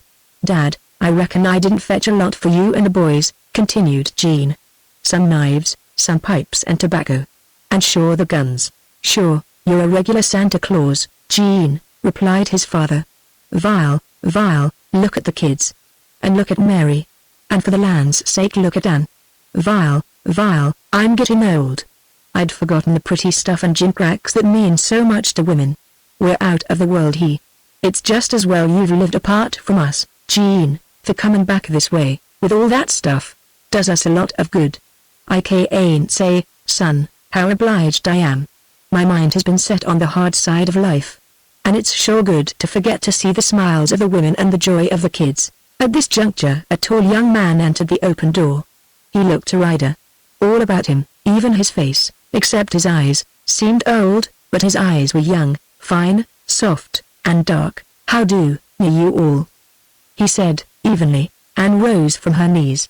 Then Jean did not need to be told who this newcomer was. "Jean, this is my friend, Andrew Colmer." Jean knew when he met Colmer's grip and the keen flash of his eyes that he was glad Anne had set her heart upon one of their kind. And his second impression was something akin to the one given him in the road by the admiring lad. Colmer's estimate of him must have been a monument built of Anne's eulogies. Jean's heart suffered misgivings. Could he live up to the character that somehow had forestalled his advent in Grass Valley? Surely life was measured differently here in the Tonto Basin. The children, bundling their treasures to their bosoms, were dragged off to bed in some remote part of the house, from which their laughter and voices came back with happy significance. Jean forthwith had an interested audience. How eagerly these lonely pioneer people listened to news of the outside world. Jean talked until he was hoarse. In their turn his hearers told him much that had never found place in the few and short letters he had received since he had been left in Oregon. Not a word about sheepmen or any hint of rustlers. Jean marked the omission and thought all the more seriously of probabilities because nothing was said. Altogether the evening was a happy reunion of a family of which all living members were there present. Jean grasped that this fact was one of significant satisfaction to his father. "Sure we're all going to live together," he declared. "I started this range. I call most of this valley mine. We'll run up a cabin for Anne soon as she says the word. And you, Jean, where's your girl? I sure told you to fetch her, Dad." "I didn't have one," replied Jean. "Vile, I wish you had," returned the rancher. "You'll get caught in one of these Tonto hussies that I might object to." "Why, Father, there's not a girl in the valley Jean would look twice at," interposed Anne Isbell, with spirit. Jean laughed the matter aside, but he had an uneasy memory. Aunt Mary averred, after the manner of relatives, that Jean would play havoc among the women of the settlement. And Jean retorted that at least one member of the Isbells should hold out against folly and fight in love and marriage. The agents which had reduced the family to these few present. "I'll be the last Isbell to go under," he concluded. "Son, you're talking wisdom," said his father. "And sure that reminds me of the uncle you're named after. Jean Isbell. Vile. He was my youngest brother and sure a fire-eater. Our mother was a French Creole from Louisiana, and Jean must have inherited some of his fighting nature from her. When the War of the Rebellion started Jean and I enlisted. I was crippled before we ever got to the front. But Jean went through 3 years before he was killed. His company had orders to fight to the last man. And Jean fought and lived long enough just to be that last man. At length Jean was left alone with his father. "Reckon you're used to bunking outdoors?" queried the rancher, rather abruptly. "Most of the time," replied Jean. "Vile, there's room in the house, but I want you to sleep out. Come get your bedding and gun. I'll show you." They went outside on the porch, where Jean shouldered his roll of tarpaulin and blankets. His rifle, in its saddle sheath, leaned against the door. His father took it up and, half pulling it out, looked at it by the starlight. 44, eh? Vile, there's sure no better, if a man can hold straight. At the moment a big grey dog trotted up to sniff at Jean. "And he's your bunkmate, Shep." "He's part loafer, Jean. His mother was a favorite shepherd dog of mine. His father was a big timber wolf that took us 2 years to kill. Some bad wolf packs run in this basin." The night was cold and still, darkly bright under moon and stars. The smell of hay seemed to mingle with that of cedar. Jean followed his father round the house and up a gentle slope of grass to the edge of the cedar line. Here several trees with low sweeping thick branches formed a dense, impenetrable shade. "Son, your Uncle Jean was scout for Liggett, one of the greatest rebels the South had," said the rancher. "And you're going to be scout for the Isbells of Tonto. Reckon you'll find it most as hot as your uncle did. Spread your bed inside. You can see out, but no one can see you. Reckon there's been some queer happenings round here lately. If Shep could talk he'd sure have lots to tell us. Bill and Guy have been sleeping out, trailing strange hoss tracks, and all that. But sure whoever's been prowling around he was too sharp for them. Some bad, crafty, light-stepping woodsman round here, Jean. 3 mornings ago, just after daylight, I stepped out the back door and some one of these sneaks I'm talking about took a shot at me. Missed my head 1/4 of an inch. Tomorrow I'll show you the bullet hole in the doorpost. And some of my grey hairs that re-sticking in it, Dad," ejaculated Jean, with a hand outstretched. "That's awful. You frighten me." "No time to be scared," replied his father, calmly. "They're sure going to kill me. That's why I wanted you home. In there with you, Now, go to sleep. You sure can trust Shep to wake you if he gets scent or sound. And good night, my son. I'm saying that I'll rest easy tonight." Jean mumbled a good night and stood watching his father's shining white head move away under the starlight. Then the tall, dark form vanished, a door closed, and all was still. The dog Shep licked Jean's hand. Jean felt grateful for that warm touch. For a moment he sat on his roll of bedding, his thoughts still locked on the shuddering revelation of his father's words, "They're sure going to kill me." The shock of inaction passed. Jean pushed his pack in the dark opening and, crawling inside, he unrolled it and made his bed. When at length he was comfortably settled for the night, he breathed a long sigh of relief. What bliss to relax! A throbbing and burning of his muscles seemed to begin with his rest. The cool starlit night, the smell of cedar, the moan of wind, the silence were real to his senses. After long weeks of long, arduous travel he was home. The warmth of the welcome still lingered, but it seemed to have been pierced by an icy thrust. What lay before him? The shadow in the eyes of his aunt, in the younger, fresher eyes of his sister. Jean connected that with the meaning of his father's tragic words. Far past was the morning that had been so keen, the breaking of camp in the sunlit forest, the riding down the brown aisles under the pines, the music of bleating lambs that had called him not to pass by. Thought of Ellen Jotham occurred. Had he met her only that morning? She was up there in the forest, asleep under the starlit pines. Who was she? What was her story? That savage fling of her skirt, her bitter speech and passionate flaming face, they haunted Jean. They were crystallizing into simpler memories, growing away from his bewilderment, and therefore at once sweeter and more doubtful. "Maybe she meant differently from what I thought," Jean soliloquized. Anyway, she was honest. Both shame and thrill possessed him at the recall of an insidious idea. Dare he go back and find her and give her the last package of gifts he had brought from the city? What might they mean to poor, ragged, untidy, beautiful Ellen Jotham? The idea grew on Jean. It could not be dispelled. He resisted stubbornly. It was bound to go to its fruition. Deep into his mind had sunk an impression of her need, a material need that brought spirit and pride to abasement. From one picture to another his memory wandered, from one speech and act of hers to another, choosing, selecting, casting aside, until clear and sharp as the stars shone the words, "Oh, I've been kissed before." That stung him now. By whom? Not by one man, but by several, by many, she had meant. Sure. He had only been sympathetic and drawn by a strange girl in the woods. Tomorrow he would forget. Work there was for him in Grass Valley. And he reverted uneasily to the remarks of his father until at last sleep claimed him. A cold nose against his cheek, a low whine, awakened Jean. The big dog Shep was beside him, keen, wary, intense. The night appeared far advanced toward dawn. Far away a cock crowed, the near-at-hand one answered in clarion voice. "What is it, Shep?" whispered Jean, and he sat up.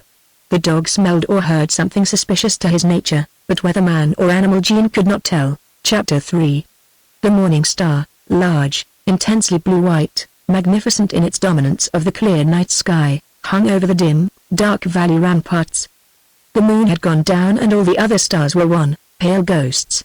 Presently the strained vacuum of Jean's ears vibrated to a low roar of many hoofs.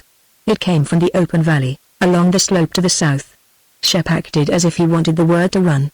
Jean laid a hand on the dog. "Hold on, Shep," he whispered. Then hauling on his boots and slipping into his coat, Jean took his rifle and stole out into the open. Shep appeared to be well trained, for it was evident that he had a strong natural tendency to run off and hunt for whatever had roused him. Jean thought it more than likely that the dog scented an animal of some kind. If there were men prowling around the ranch, Shep might have been just as vigilant, but it seemed to Jean that the dog would have shown less eagerness to leave him, or none at all. In the stillness of the morning it took Jean a moment to locate the direction of the wind, which was very light and coming from the south. In fact, that little breeze had borne the low roar of trampling hoofs. Jean circled the ranch house to the right and kept along the slope at the edge of the cedars. It struck him suddenly how well fitted he was for work of this sort. All the work he had ever done, except for his few years in school, had been in the open. All the leisure he had ever been able to obtain had been given to his ruling passion for hunting and fishing. Love of the wild had been born in Jean.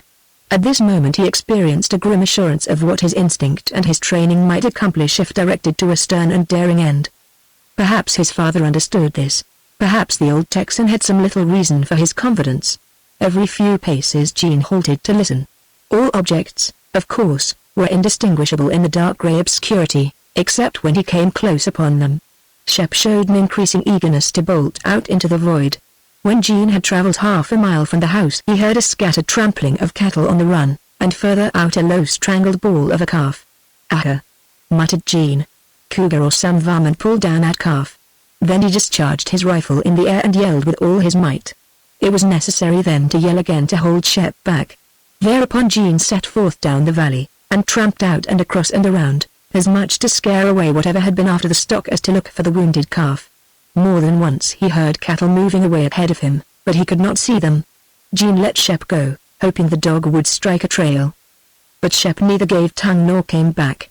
Dawn began to break, and in the growing light Jean searched around until at last he stumbled over a dead calf, lying in a little bare wash where water ran in wet seasons. Big wolf tracks showed in the soft earth. "Loafers," said Jean, as he knelt and just covered one track with his spread hand. "We had wolves in Oregon, but not as big as these.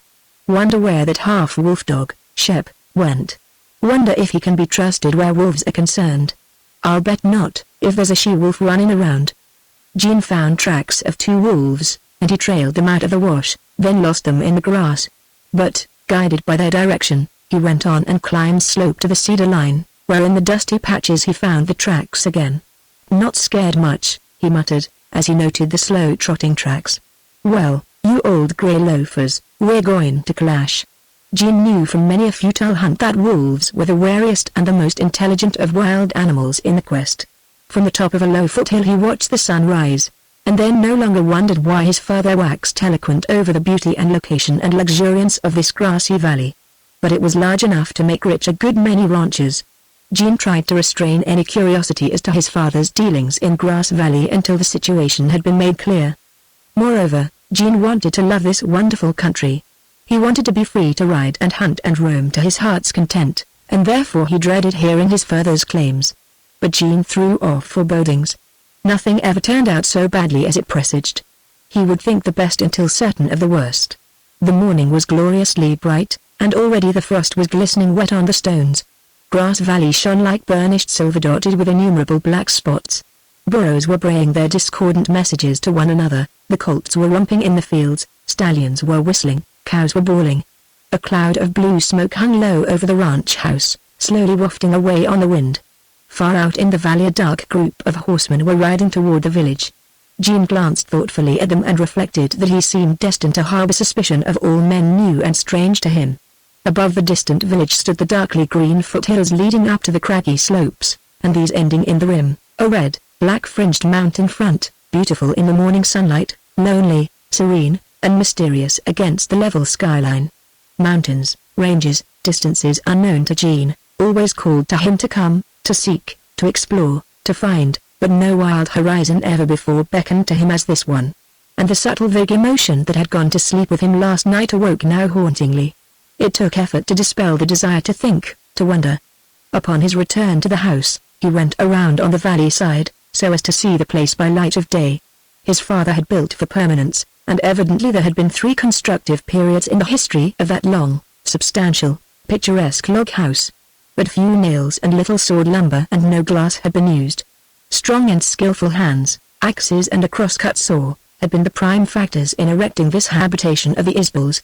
"Good morning, son," called a cheery voice from the porch. "Sure we all heard you shoot," and the crack of the .44 was as welcome as Mayflowers. Bill Isbell looked up from a task over a saddle girth and inquired pleasantly if Jean ever slept of nights. Guy Isbell laughed and there was warm regard in the gaze he bent on Jean. "You old Indian," he drawled, slowly. "Did you get a bead on anything?" "No.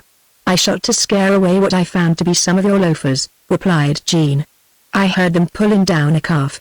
And I found tracks of 2 whopping big wolves. I found the dead calf, too. Reckon the meat can be saved. Dad, you must lose a lot of stock here." "Vile, son, you sure hit the nail on the head," replied the rancher. "What with lions and bears and loafers and 2-footed loafers of another breed, I've lost $5,000 in stock this last year, Dad." "You don't mean it!" exclaimed Jean, in astonishment.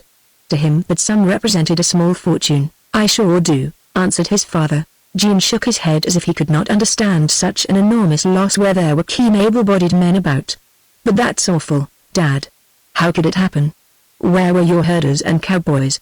And Bill and Guy?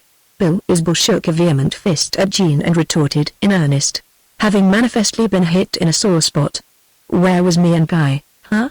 Vile, my Oregon brother, we was he, all year, sleeping more or less about 3 hours out of every 24. I'd our boots off and we couldn't keep down that loss. Jean, you all have a mighty tumble coming to you out here, said Guy, complacently. Listen, son, spoke up the rancher. You want to have some hunches before you figure on our troubles.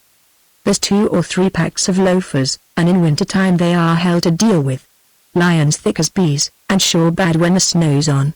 Bears will kill a cow now and then. And whenever an old silvertip comes moseying across from the Mazatzals he kills stock. I'm in with half a dozen cattlemen.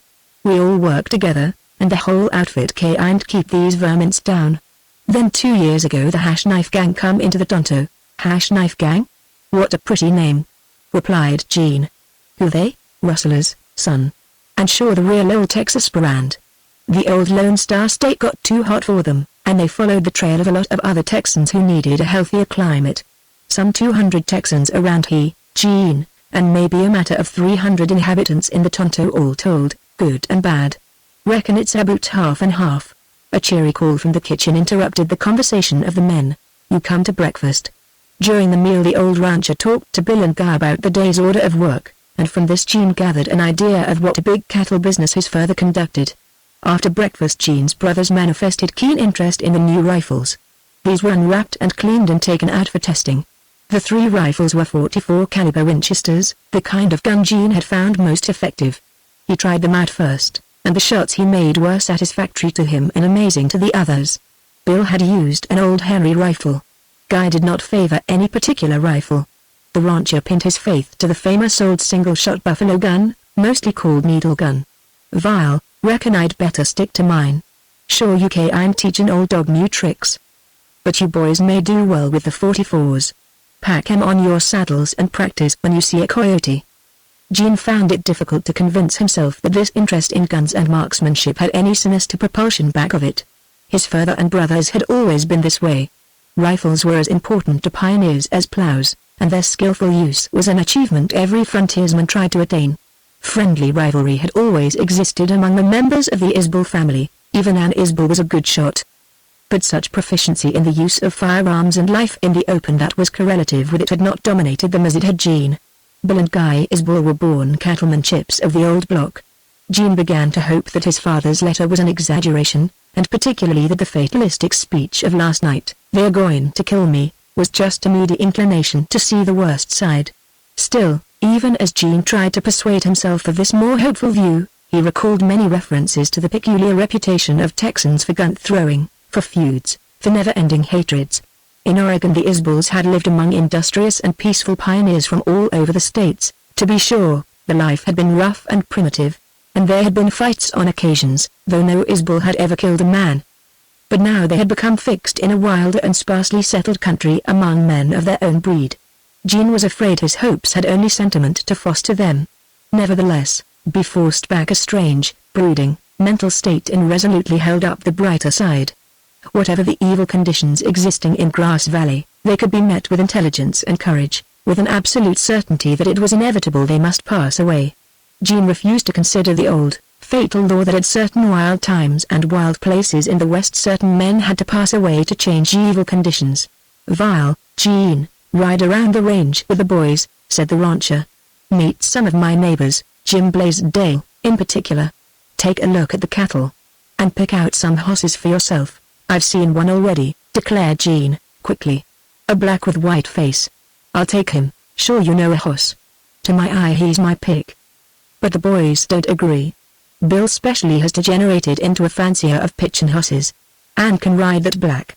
You try him this morning.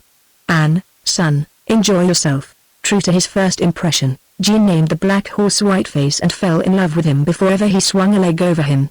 Whiteface appeared spirited, yet gentle. He had been trained instead of being broken. Of hard hits and quirts and spurs he had no experience. He liked to do what his rider wanted him to do. 100 or more horses grazed in the grassy meadow, and as Jean rode on among them it was a pleasure to see stallions throw heads and ears up and whistle or snort.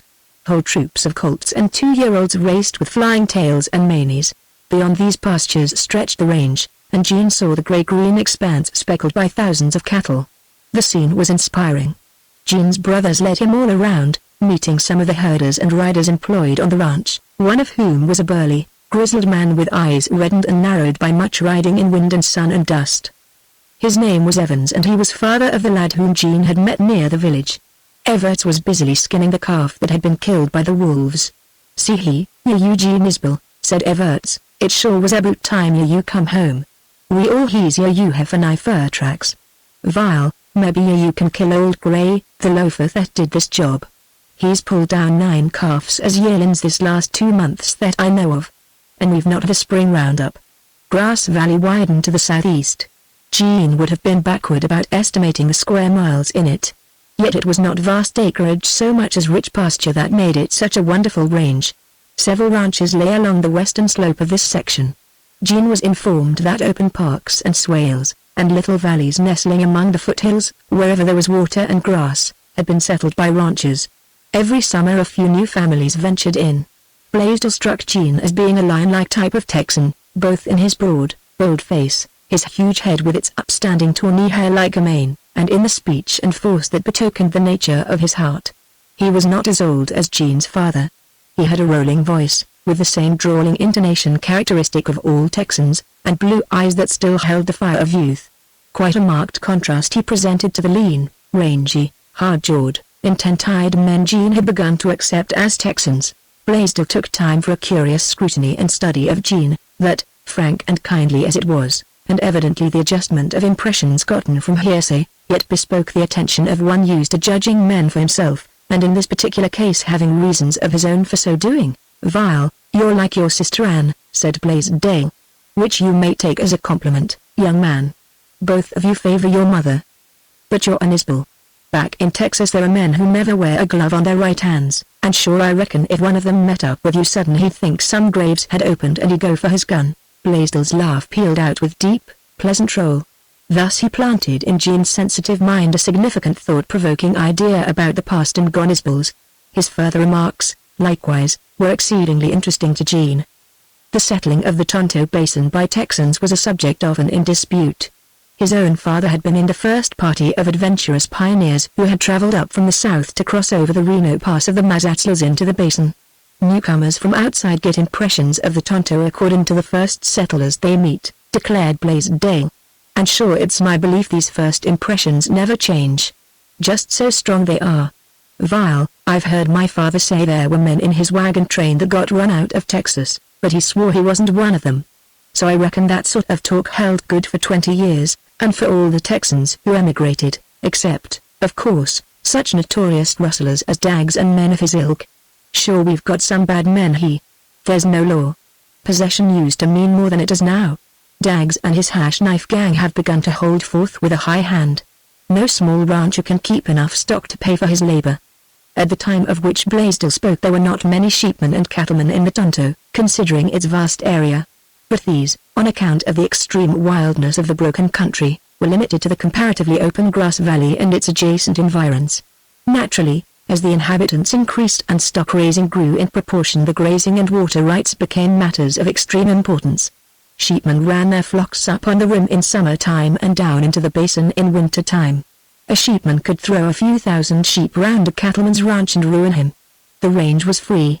It was as fair for sheepmen to graze their herds anywhere as it was for cattlemen.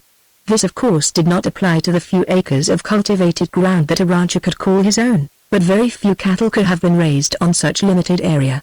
Blaisdell said that the sheepmen were unfair because they could have done just as well, though perhaps at more labor, by keeping to the ridges and leaving the open valley and little flats to the ranchers. Formerly there had been room enough for all, now the grazing ranges were being encroached upon by sheepmen newly come to the Tonto. To Blaisdell's way of thinking the rustler menace was more serious than the sheeping off of the range, for the simple reason that no cattleman knew exactly who the rustlers were and for the more complex and significant reason that the rustlers did not steal sheep. Texas was overstocked with bad men and fine steers, concluded Blaisdell. Most of the first and some of the last have struck the Tonto. The sheepmen have now got distributing points for wool and sheep at Maricopa and Phoenix. They're sure waxen strong and bold, aha. And what's likely to come of this mess? queried Jean. "Ask your dad," replied Blaisdell. "I will. But I reckon I'd be obliged for your opinion." "Vile, short and sweet. It's this: Texas cattlemen will never allow the range they stock to be overrun by sheepmen." "Who's this man Greaves?" went on Jean. "Never run into anyone like him. Greaves is hard to figure. He's a snaky customer in deals. But he seems to be good to the poor people round. He says he's from Missouri. Ha ha. He's as much Texan as I am." He rode into the Tonto without even a pack to his name. And presently he builds his stone house and freights supplies in from Phoenix. Appears to buy and sell a good deal of stock. For a while it looked like he was steering a middle course between cattlemen and sheepmen. Both sides made a rendezvous of his store, where he heard the grievances of each. Latterly he's leaning to the sheepmen. Nobody has accused him of that yet. But it's time some cattleman called his bluff. "Of course there are honest and square sheepmen in the basin?" queried Jean. "Yes, and some of them are not unreasonable. But the new fellows that dropped in on us the last few years, they're the ones we're going to clash with. This sheepman, Jorth," went on Jean, in slow hesitation, as if compelled to ask what he would rather not learn. "Jorth must be the leader of this sheep faction that's harrying us ranchers. He doesn't make threats or roar around like some of them. But he goes on raising and buyin' more and more sheep. And his herders have been grazing down all around us this winter. Jorth's got to be reckoned with." "Who is he?" "Vile, I don't know enough to talk about. Your dad never said so, but I think he and Jorth knew each other in Texas years ago. I never saw Jorth but once. That was in Greaves's barroom. Your dad and Jorth met the day for the first time in this country." "Vile, I've not known men for nothing." They just stood stiff and looked at each other. "Your dad was about to draw. But Jorth made no sign to throw a gun." Jean saw the growing and weaving and thickening threads of a tangle that had already involved him. And a sudden pang of regret he sustained was not wholly because of sympathies with his own people. "The other day back up in the woods on the rim I ran into a sheepman who said his name was Coulter." "Who is he?" "Coulter? Sure, he's a new one." "What did he look like?" Jean described Coulter with a readiness that spoke volumes for the vividness of his impressions. "I don't know him," replied Blaisdell. "But that only goes to prove my contention. Any fellow running wild in the woods can say he's a sheepman." "Coulter surprised me by calling me by my name," continued Jean. "Our little talk wasn't exactly friendly. He said a lot about my being sent for to run sheep herders out of the country." "Sure, that's all over," replied Blaisdell, seriously. "You're a marked man already. What started such rumor? Sure you can't prove it by me. But it's not taken as rumor. It's got to the sheepmen as hard as bullets. Aha. That accounts for Coulter's seeming a little sore under the collar. Well, he said they were going to run sheep over Grass Valley, and for me to take that hunch to my dad." Blaisdell had his chair tilted back and his heavy boots against a post of the porch. Down he thumped. His neck corded with a sudden rush of blood and his eyes changed to blue fire. "The hell he did!" he ejaculated, in furious amaze. Jean gauged the brooding, rankling hurt of this old cattleman by his sudden break from the cool, easy Texan manner. Blaisdell cursed under his breath, swung his arms violently, as if to throw a last doubt or hope aside, and then relapsed to his former state. He laid a brown hand on Jean's knee. "2 years ago I called the cards," he said, quietly. "It means a Grass Valley war." Not until late that afternoon did Jean's father broach the subject uppermost in his mind. Then at an opportune moment he drew Jean away into the cedars out of sight. "Son, I sure hate to make your homecoming unhappy," he said, with evidence of agitation. "But so help me God I have to do it. Dad, you called me prodigal, and I reckon you were right. I've shirked my duty to you. I'm ready now to make up for it," replied Jean, feelingly. "Vile, sure that's fine spoken, my boy. Let's sit down here and have a long talk. First off, what did Jim Blaisdell tell you?" Briefly Jean outlined the neighbor rancher's conversation. Then Jean recounted his experience with Coulter and concluded with Blaisdell's reception of the sheepman's threat. If Jean expected to see his father rise up like a lion in his wrath, he made a huge mistake. This news of Coulter and his talk never struck even a spark from Gaston Isbell. "Vile," he began, thoughtfully, "reckon there are only 2 points in Jim's talk I need touch on. There's sure going to be a Grass Valley war. And Jim's idea of the cause of it seems to be pretty much the same as that of all the other cattlemen. It'll go down a black blot on the history page of the Tonto Basin as a war between rival sheepmen and cattlemen. Same old fight over water and grass." "Jean, my son, that is wrong. It'll not be a war between sheepmen and cattlemen." but a war of honest ranchers against rustlers masking as sheep praises. Mind you, I don't belittle the trouble between sheepmen and cattlemen in Arizona. It's real and it's vital and it's serious. It'll take law and order to straighten out the grazing question. Someday the government will keep sheep off of cattle ranges. So get things right in your mind, my son. You can trust your dad to tell the absolute truth. In this fight that'll wipe out some of the Isbills, maybe all of them, you are on the side of justice and right. Knowing that, a man can fight 100 times harder than he who knows he is a liar and a thief. The old rancher wiped his perspiring face and breathed slowly and deeply. Gene sensed in him the rise of a tremendous emotional strain. Wonderingly he watched the keen-lined face. More than material worries were at the root of brooding, mounting thoughts in his father's eyes. Now next take what Jim said about your coming to chase these sheep herders out of the valley. Gene, I started that talk. I had my tricky reasons. I know these greaser sheep herders and I know the respect Texans have for a gunman. Some say I bragged.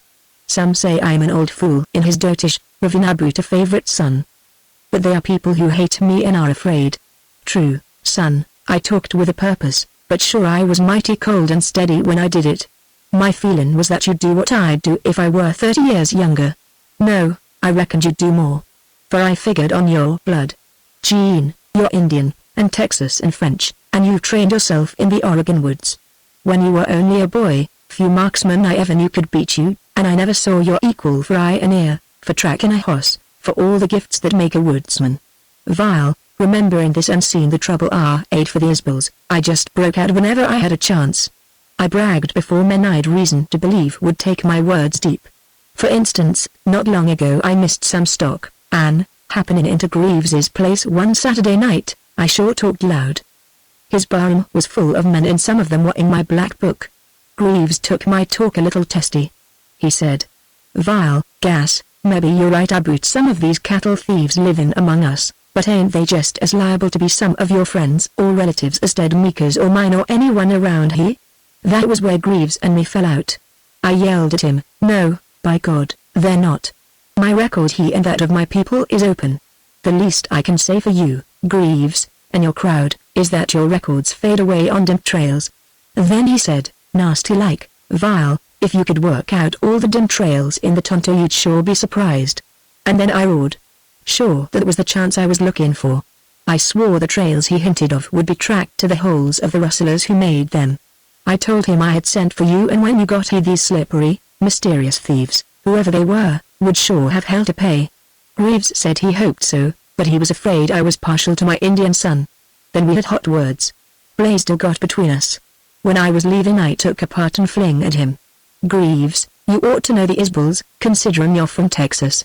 Maybe you've got reasons for throwing taunts at my claims for my son Gene. Yes, he's got Indian in him and that'll be the worse for the men who will have to meet him. I'm telling you, Greaves, Gene Isbill is the black sheep of the family. If you write down his record you'll find he's sure in line to be another Poggin, or Reddy Kingfisher, or Hardin, or any of the Texas gunmen you ought to remember. Greaves, there are men rubbing elbows with you right here that my Indian son is going to track down." Gene bent his head in stunned cognizance of the notoriety with which his father had chosen to affront any and all Tonto Basin men who were under the ban of his suspicion. What a terrible reputation and trust to have saddled upon him. Thrills and strange, heated sensations seemed to rush together inside Gene, forming a hot ball of fire that threatened to explode. A retreating self-made feeble protests. He saw his own pale face going away from this older, grimmer man. "Son, if I could have looked forward to anything but blood spilling I'd never have given you such a name to uphold," continued the rancher. "What I'm going to tell you now is my secret.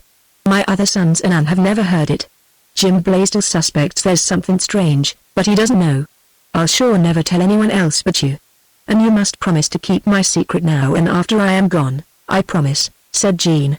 "Vile, and now to get it out," began his father, breathing hard. His face twitched and his hands clenched. "The sheepman I have to reckon with is Lee Jorth, a lifelong enemy of mine. We were born in the same town, played together as children, and fought with each other as boys. We never got along together. And we both fell in love with the same girl. It was nip and tuck for a while. Ellen Sutton belonged to one of the old families of the South. She was a beauty, and much courted, and I reckon it was hard for her to choose. But I won her and we became engaged. Then the war broke out. I enlisted with my brother Gene. He advised me to marry Ellen before I left. But I would not. That was the blunder of my life.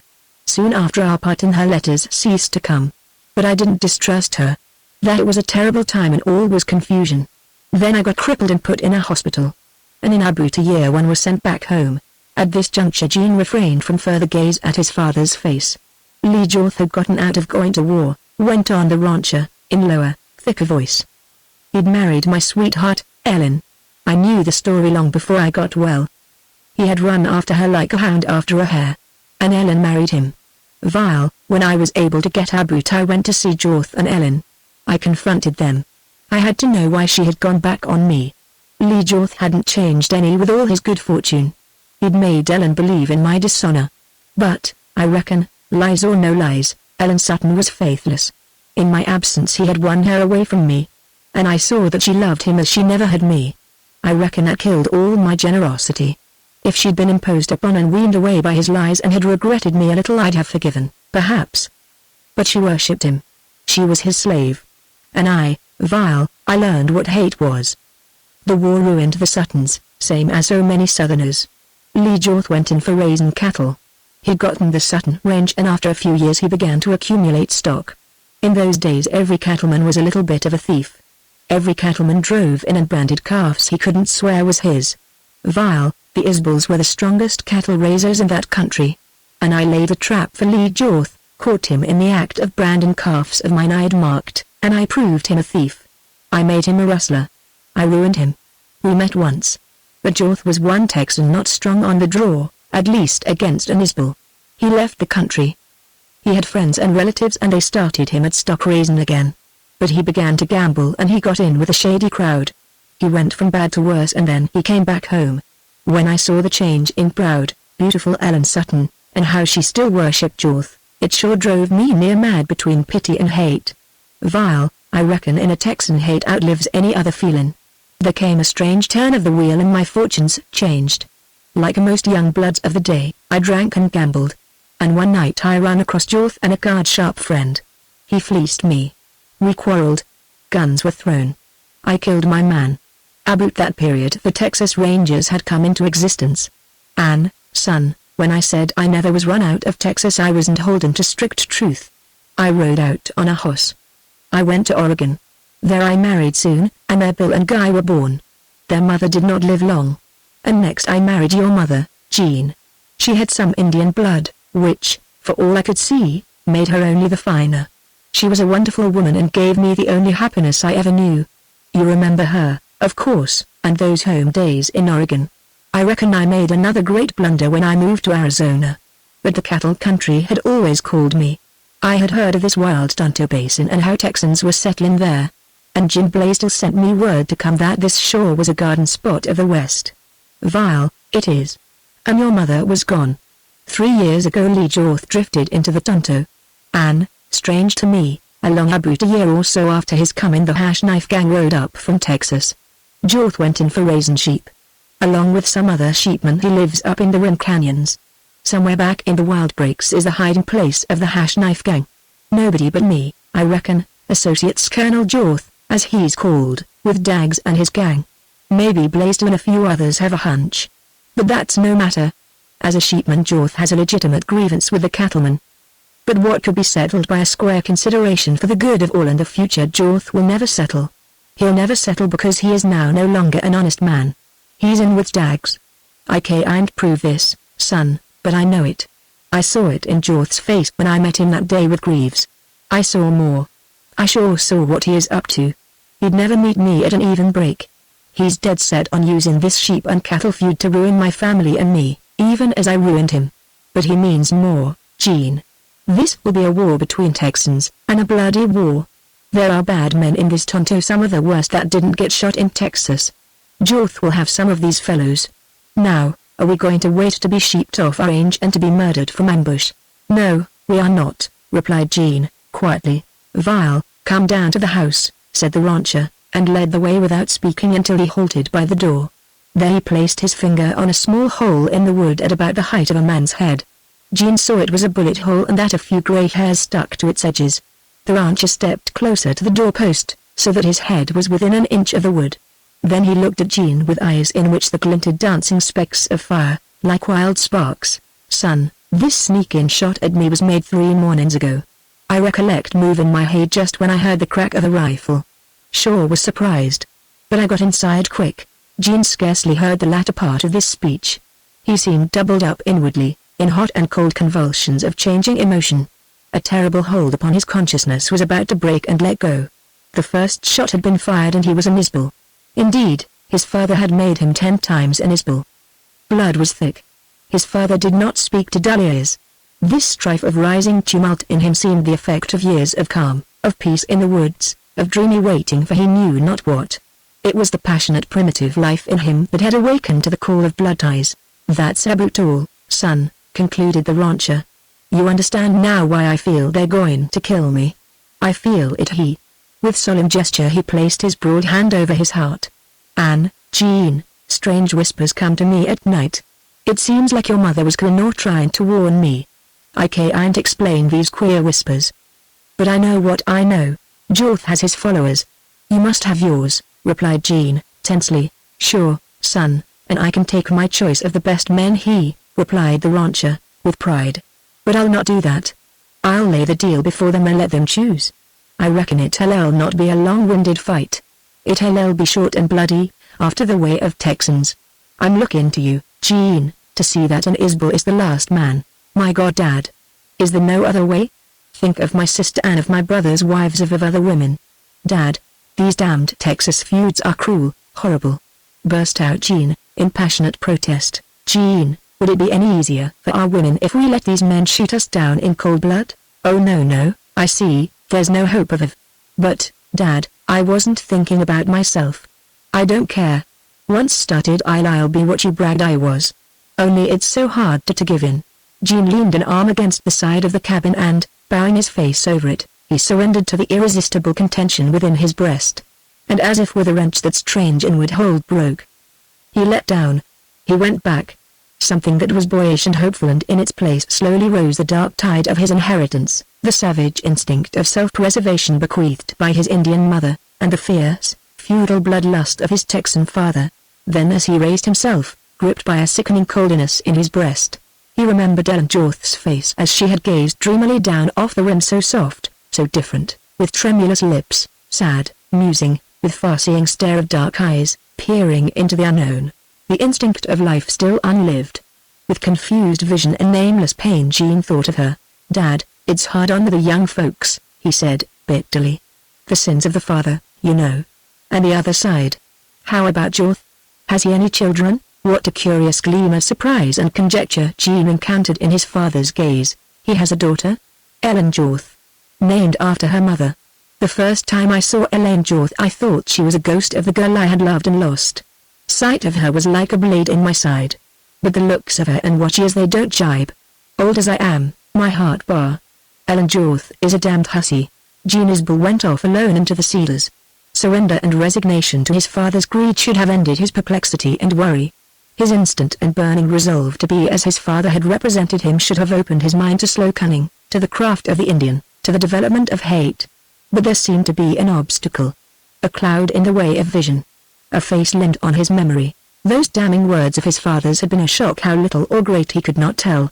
Was it only a day since he had met Ellen Jorth? What had made all the difference? Suddenly, like a breath, of fragrance of her hair came back to him. Then the sweet coolness of her lips. Jean trembled. He looked around him as if he were pursued or surrounded by eyes, by instincts, by fears, by incomprehensible things. "Ah, that must be what ails me," he muttered. "The look of her and that kiss, they've gone hard me. I should never have stopped to talk. And I'm to kill her father and leave her to God knows what." Something was wrong somewhere. Jean absolutely forgot that within the hour he had pledged his manhood, his life, to a feud which could be blotted out only in blood. If he had understood himself, he would have realized that the pledge was no more thrilling and unintelligible in its possibilities than this instinct which drew him irresistibly. Ellen Jorth. So my dad calls her a damned hussy. So that explains the way she acted, why she never hit me when I kissed her. And her words, so easy and cool, like, "Hussy? That means she's bad. Scornful of me, maybe disappointed because my kiss was innocent. It was, I swear. And all she said, 'Oh, I've been kissed before.' Jean grew furious with himself for the spreading of a new sensation in his breast that seemed now to ache. Had he become infatuated, all in a day, with this Ellen Jorth? Was he jealous of the men who had the privilege of her kisses? No. But his reply was hot with shame, with uncertainty. The thing that seemed wrong was outside of himself. A blunder was no crime. To be attracted by a pretty girl in the woods to yield to an impulse was no disgrace, nor wrong. He had been foolish over a girl before, though not to such a rash extent. Ellen Jorth had stuck in his consciousness, and with her a sense of regret. Then swiftly rang his father's bitter words, the revealing, but the looks of her and watch as they don't jibe. In the import of these words hid the meaning of the wrong that troubled him. Broodingly he pondered over them. The looks of her. Yes, she was pretty. But it didn't dawn on me at first. I was sort of excited. I liked to look at her, but didn't think.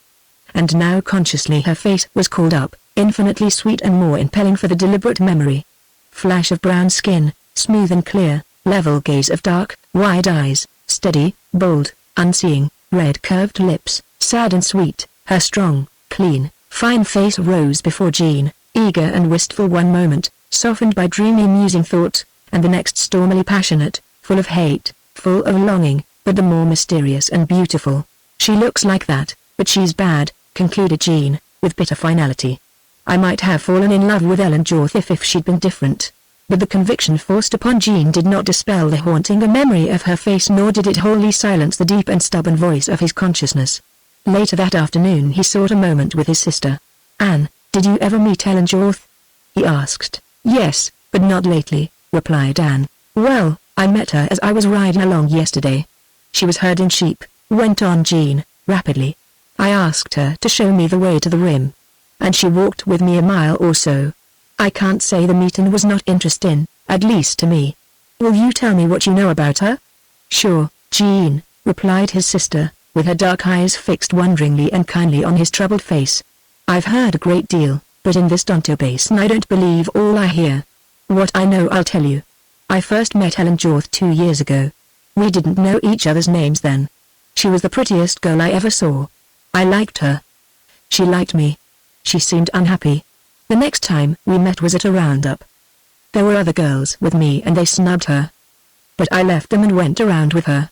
That snub cut her to the heart. She was lonely. She had no friends. She talked about herself how she hated the people, but loved Arizona. She had nothing fit to wear. I didn't need to be told that she'd been used to better things. Just when it looked as if we were going to be friends she told me who she was and asked me my name. I told her. Jean, I couldn't have hurt her more if I'd slapped her face. She turned white. She gasped. And then she ran off. The last time I saw her was about a year ago. I was riding a shortcut trail to the ranch where a friend lived. And I met Ellen Jorth riding with a man I'd never seen. The trail was overgrown and shady. They were riding close and didn't see me right off. The man had his arm round her. She pushed him away. I saw her laugh. Then he got hold of her again and was kissing her when his horse shied at sight of mine. They rode by me then. Ellen Jorth held her head high and never looked at me. Anne, do you think she's a bad girl? Demanded Jean, bluntly. Bad? Oh, Jean! Exclaimed Anne, in surprise and embarrassment. Dad said she was a damned hussy. Jean, Dad hates the Jorths. Sister, I'm asking you what you think of Ellen Jorth. Would you be friends with her if you could? Yes, then you don't believe she's bad. No. Ellen Jorth is lonely, unhappy. She has no mother. She lives alone among rough men. Such a girl can't keep men from handling her and kissing her. Maybe she's too free. Maybe she's wild. But she's honest, Jean. You can trust a woman to tell. When she rode past me that day her face was white and proud. She was a Jorth and I was an Isbel. She hated herself, she hated me. But no bad girl could look like that. She knows what's said of her all around the valley. But she doesn't care. She'd encourage gossip. Thank you, Anne, replied Jean, huskily. Please keep this meeting of mine with her all to yourself, won't you? Why, Jean, of course I will. Jean wandered away again, peculiarly grateful to Anne for reviving and upholding something in him that seemed a wavering part of the best of him, a chivalry that had demanded to be killed by judgment of a righteous woman. He was conscious of an uplift, a gladdening of his spirit. Yet the ache remained. More than that, he found himself plunged deeper into conjecture, doubt. Had not the Ellen Jorth incident ended? He denied his father's indictment of her and accepted the faith of his sister. Reckoned that Sabutul, as Dad says, he soliloquized. Yet was that all? He paced under the cedars. He watched the sunset. He listened to the coyotes. He lingered there after the call for supper, until out of the tumult of his conflicting emotions and ponderings there revolved the staggering consciousness that he must see Ellen Jorth again. Chapter 4. Ellen Jorth hurried back into the forest, hotly resentful of the accident that had thrown her in contact with Isbel. Disgust filled her, disgust that she had been amiable to a member of the hated family that had ruined her father. The surprise of this meeting did not come to her while she was under the spell of stronger feeling. She walked under the trees, swiftly, with head erect, looking straight before her, and every step seemed a relief. Upon reaching camp, her attention was distracted from herself. Peep, the Mexican boy, with the 2 shepherd dogs, was trying to drive sheep into a closer bunch to save the lambs from coyotes. Ellen loved the fleecy, tottering little lambs, and at this season she hated all the prowling beast of the forest.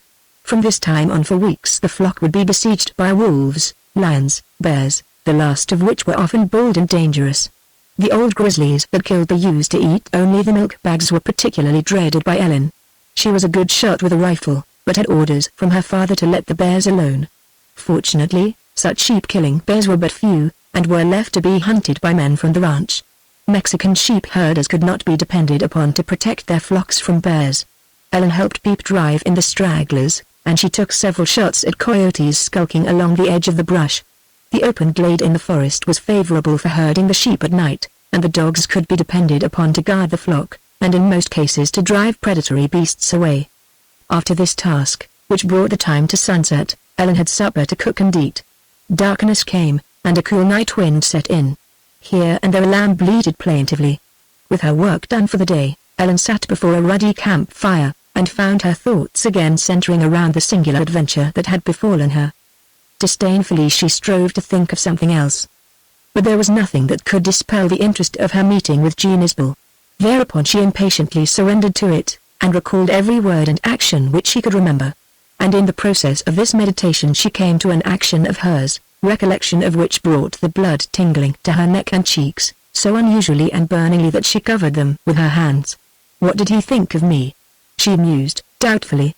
It did not matter what he thought, but she could not help wondering. And when she came to the memory of his kiss she suffered more than a sensation of throbbing scarlet cheeks. Scornfully and bitterly she burst out, "Sure he couldn't have thought much good of me." The half-hour following this reminiscence was far from being pleasant. Proud, passionate, strong-willed Ellen Jorth found herself a victim of conflicting emotions. The event of the day was too close. She could not understand it. Disgust and disdain and scorn could not make this meeting with Jean Isbel as if it had never been. Pride could not efface it from her mind.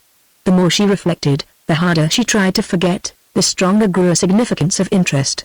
And when a hint of this dawned upon her consciousness she resented it so forcibly that she lost her temper, scattered the campfire, and went into the little teepee tent to roll in her blankets.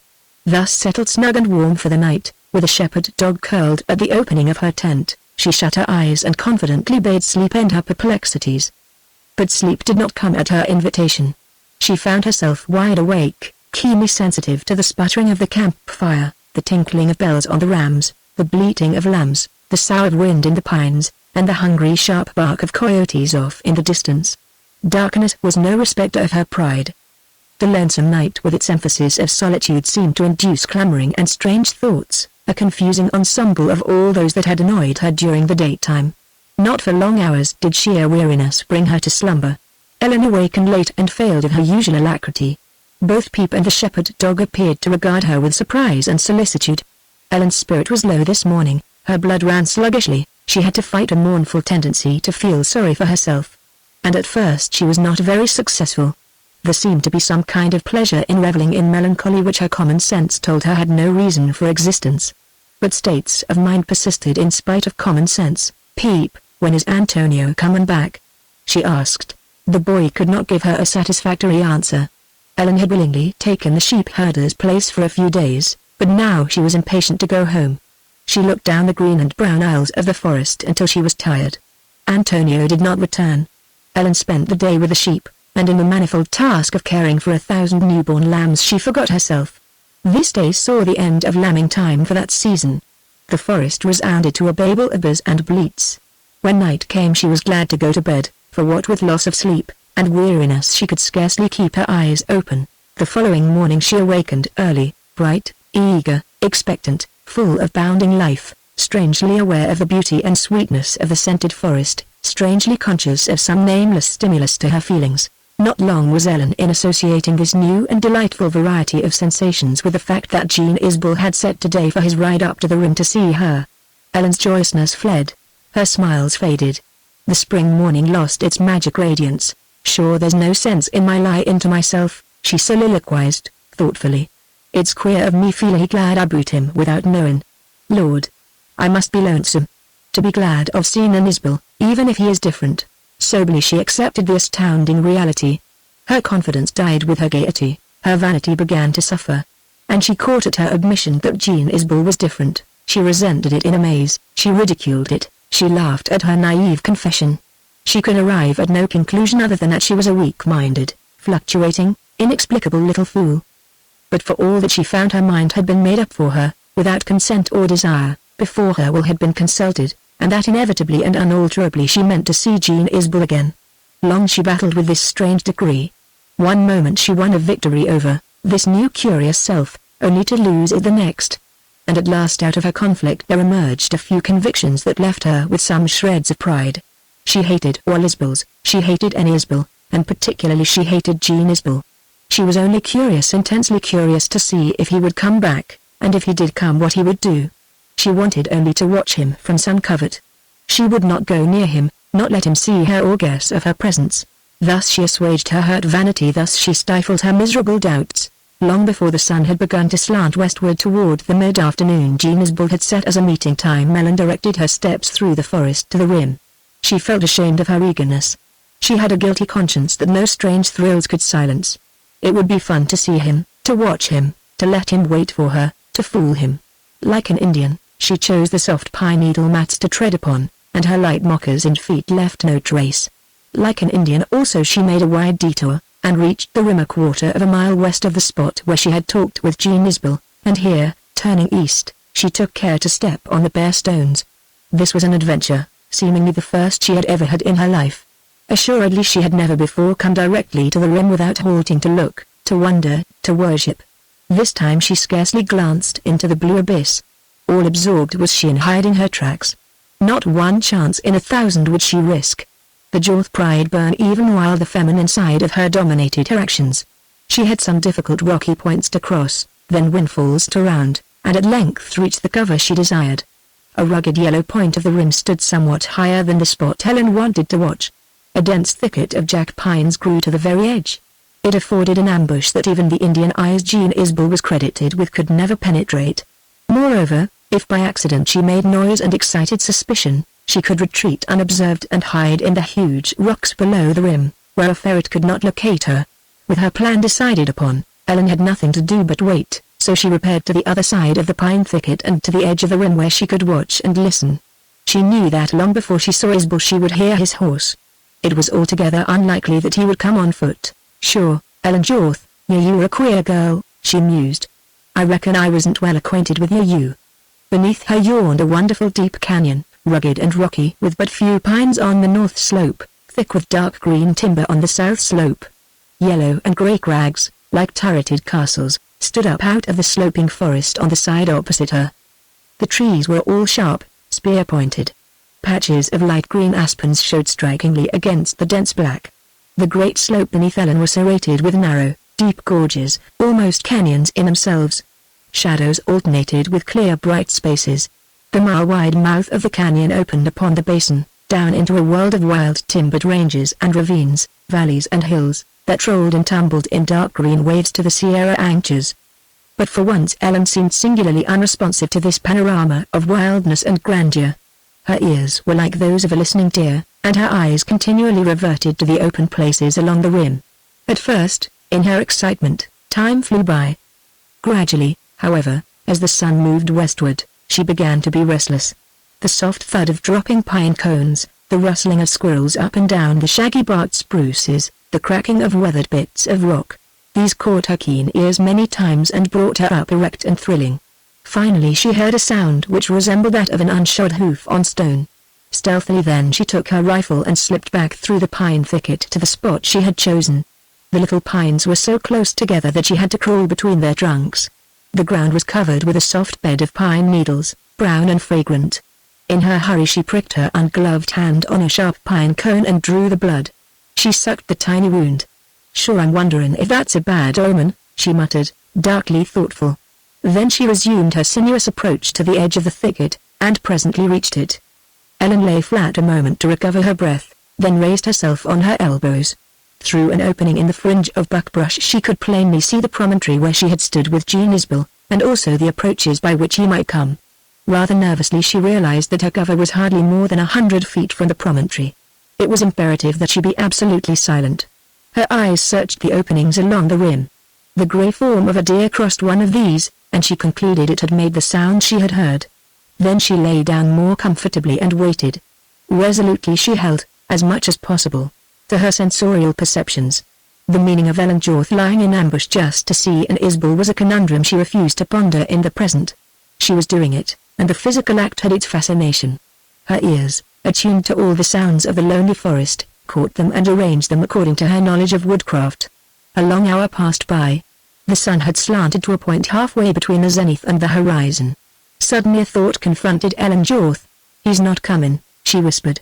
The instant that idea presented itself she felt a blank sense of loss, a vague regret, something that must have been disappointment. Unprepared for this, she was held by surprise for a moment, and then she was stunned. Her spirit, swift and rebellious, had no time to rise in her defense. She was a lonely, guilty, miserable girl, too weak for pride to uphold, too fluctuating to know her real self. She stretched there, burying her face in the pine needles, digging her fingers into them, wanting nothing so much as that they might hide her. The moment was incomprehensible to Ellen, and utterly intolerable. The sharp pine needles, piercing her wrists and cheeks, and her hot heaving breast, seemed to give her exquisite relief. The shrill snort of a horse sounded near at hand. With a shock Ellen's body stiffened. Then she quivered a little and her feelings underwent swift change. Cautiously and noiselessly she raised herself upon her elbows and peeped through the opening in the brush.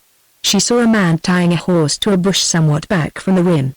Drawing a rifle from its saddle sheath he threw it in the hollow of his arm and walked to the edge of the precipice. He gazed away across the basin and appeared lost in contemplation or thought. Then he turned to look back into the forest, as if he expected someone. Ellen recognized the lithe figure, the dark face so like an Indian's. It was Isbell. He had come. Somehow his coming seemed wonderful and terrible. Ellen shook as she leaned on her elbows. Jean Isbell, true to his word, in spite of her scorn, had come back to see her. The fact seemed monstrous. He was an enemy of her father. Long had range rumor been bandied from lip to lip. Old Gas Isbell had sent for his Indian son to fight the Jorths. Jean Isbell, son of a Texan unerring shot, peerless, struck a bad and dangerous man. Then there flashed over Ellen a burning thought. If it were true, if he was an enemy of her father's, if a fight between Jorth and Isbell was inevitable, she ought to kill this Jean Isbell right there in his tracks as he boldly and confidently waited for her. Fool he was to think she would come. Ellen sank down and dropped her head until the strange tremor of her arms ceased. That dark and grim flash of thought retreated. She had not come to murder a man from ambush, but only to watch him, to try to see what he meant, what he thought, to allay a strange curiosity. After a while she looked again. Isbell was sitting on an upheaved section of the rim, in a comfortable position from which he could watch the openings in the forest and gaze as well across the west curve of the basin to the Mazatzals. He had composed himself to wait. He was clad in a buckskin suit, rather new, and it certainly showed off to advantage, compared with the ragged and soiled apparel Ellen remembered. He did not look so large. Ellen was used to the long, lean, rangy Arizonians and Texans. This man was built differently. He had the widest shoulders of any man she had ever seen, and they made him appear rather short. But his lithe, powerful limbs proved he was not short. Whenever he moved the muscles rippled. His hands were clasped round a knee, brown, sinewy hands, very broad, and fitting the thick muscular wrists. His collar was open, and he did not wear a scarf, as did the men Ellen knew. Then her intense curiosity at last brought her steady gaze to Jean Isbell's head and face. He wore a cap, evidently of some thin fur. His hair was straight and short, and in color a dead raven black. His complexion was dark, clear tan, with no trace of red. He did not have the prominent cheekbones nor the high-bridged nose usual with white men who were part Indian. Still he had the Indian look. Ellen caught that in the dark, intent, piercing eyes, in the wide, level, thoughtful brows, in the stern impassiveness of his smooth face. He had a straight, sharp-cut profile. Ellen whispered to herself, I saw him right the other day. Only, I'd not admit it. The finest-looking man I ever saw in my life is a damned Isbel. Was that what I come out here for? She lowered herself once more and, folding her arms under her breast, she reclined comfortably on them, and searched out a smaller peephole from which she could spy upon Isbel. And as she watched him the new and perplexing side of her mind waxed busier. Why had he come back? What did he want of her? Acquaintance, friendship, was impossible for them. He had been respectful, deferential toward her, in a way that had strangely pleased, until the surprising moment when he had kissed her. That had only disrupted her rather dreamy pleasure in a situation she had not experienced before.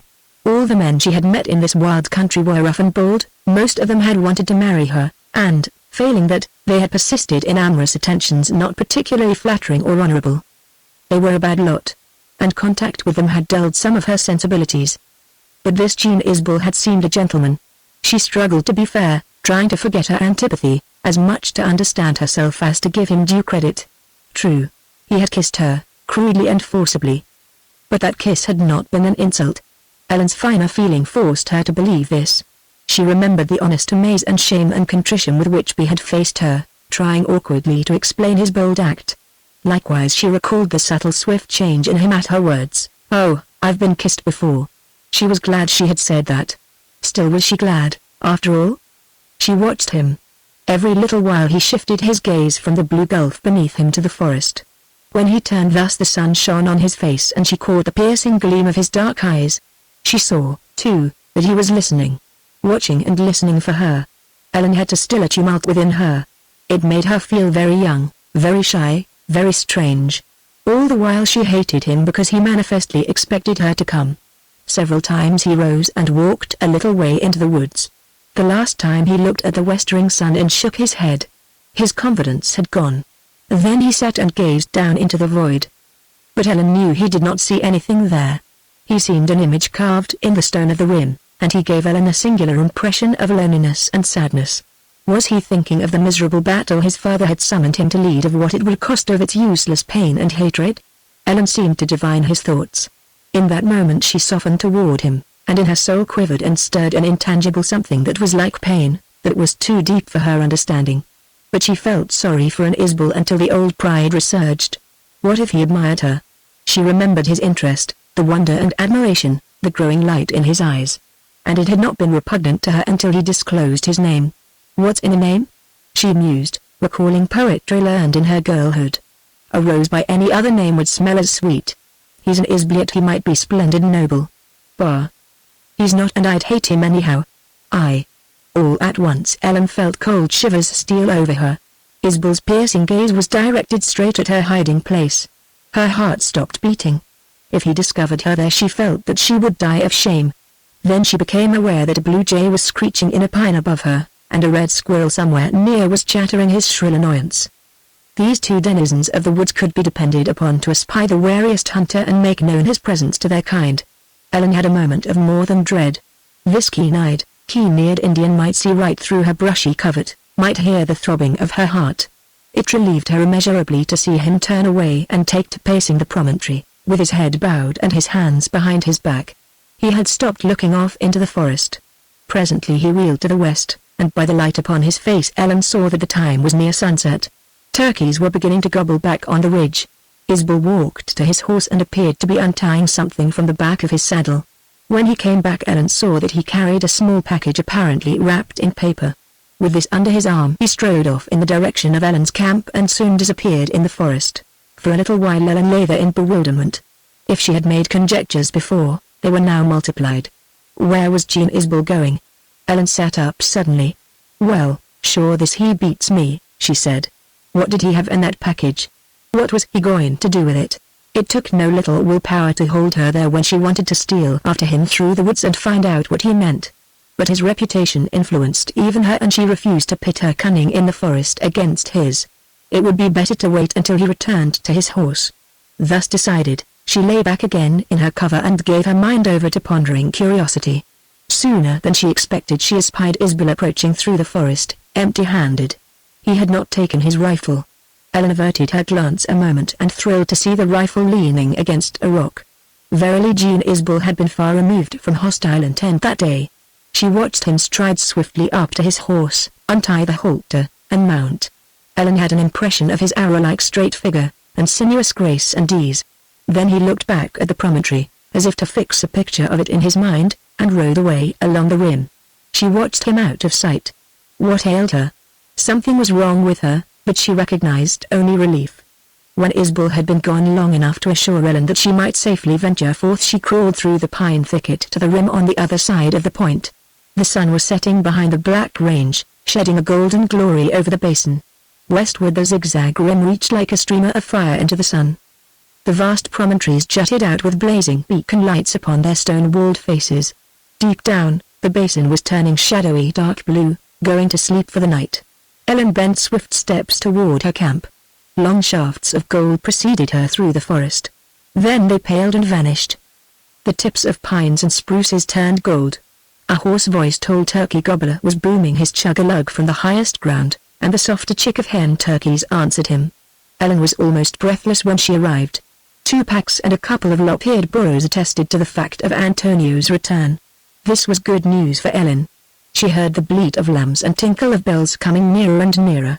And she was glad to feel that if Isbell had visited her camp, most probably it was during the absence of the herders. The instant she glanced into her tent she saw the package Isbell had carried. It lay on her bed. Ellen stared blankly. The impudence of him! She ejaculated. Then she kicked the package out of the tent. Words and action seemed to liberate a dammed-up hot fury. She kicked the package again, and thought she would kick it into the smoldering campfire. But somehow she stopped short of that. She left the thing on the ground. Peep and Antonio hove in sight, driving in the tumbling woolly flock. Ellen did not want them to see the package, so with contempt for herself, and somewhat lessening anger, she kicked it back into the tent. What was in it? She peeped inside the tent, devoured by curiosity. Neat, well-wrapped and tied packages like that were not often seen in the Tonto Basin. Ellen decided she would wait until after supper, and at a favorable moment lay it unopened on the fire. What did she care what it contained? Manifestly it was a gift. She argued that she was highly incensed with this insolent Isbell who had the effrontery to approach her with some sort of present. It developed that the usually cheerful Antonio had returned taciturn and gloomy. All Ellen could get out of him was that the job of sheep herder had taken on hazards inimical to peace-loving Mexicans. He had heard something he would not tell. Ellen helped prepare the supper and she ate in silence. She had her own brooding troubles. Antonio presently told her that her father had said she was not to start back home after dark.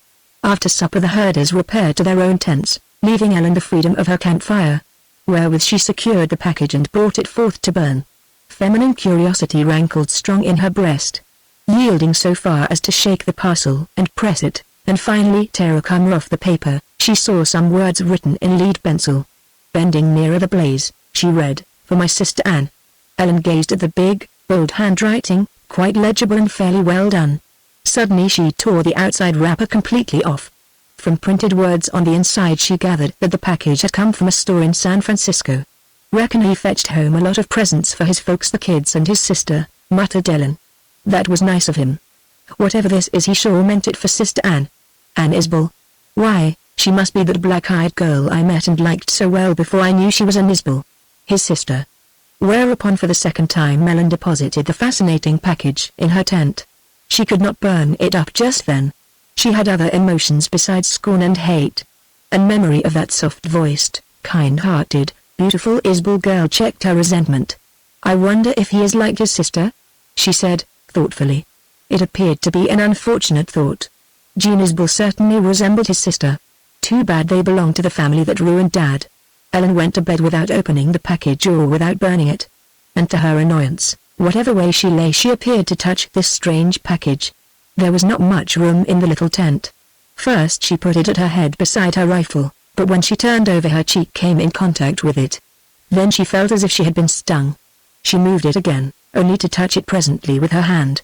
Next she flung it to the bottom of her bed, where it fell upon her feet, and whatever way she moved them she could not escape the pressure of this undesirable and mysterious gift. By and by she fell asleep, only to dream that the package was a caressing hand stealing about her, feeling for hers, and holding it with soft, strong clasp. When she awoke she had the strangest sensation in her right palm. It was moist, throbbing, hot, and the feel of it on her cheek was strangely thrilling and comforting. She lay awake then. The night was dark and still. Only a low moan of wind in the pines and the faint tinkle of a sheep bell broke the serenity. She felt very small and lonely lying there in the deep forest, and, try how she would, it was impossible to think the same then as she did in the clear light of day. Resentment, pride, anger, these seemed abated now. If the events of the day had not changed her, they had at least brought up softer and kinder memories and emotions than she had known for long. Nothing hurt and saddened her so much as to remember the gay, happy days of her childhood, her sweet mother, her old home. Then her thought returned to Isabel and his gift. It had been years since anyone had made her a gift. What could this one be? It did not matter. The wonder was that Jean Isabel should bring it to her and that she could be perturbed by its presence. He meant it for his sister and so he thought well of me, she said, in finality. Morning brought Ellen further vacillation. At length she rolled the obnoxious package inside her blankets, saying that she would wait until she got home and then consign it cheerfully to the flames. Antonio tied her pack on a burro.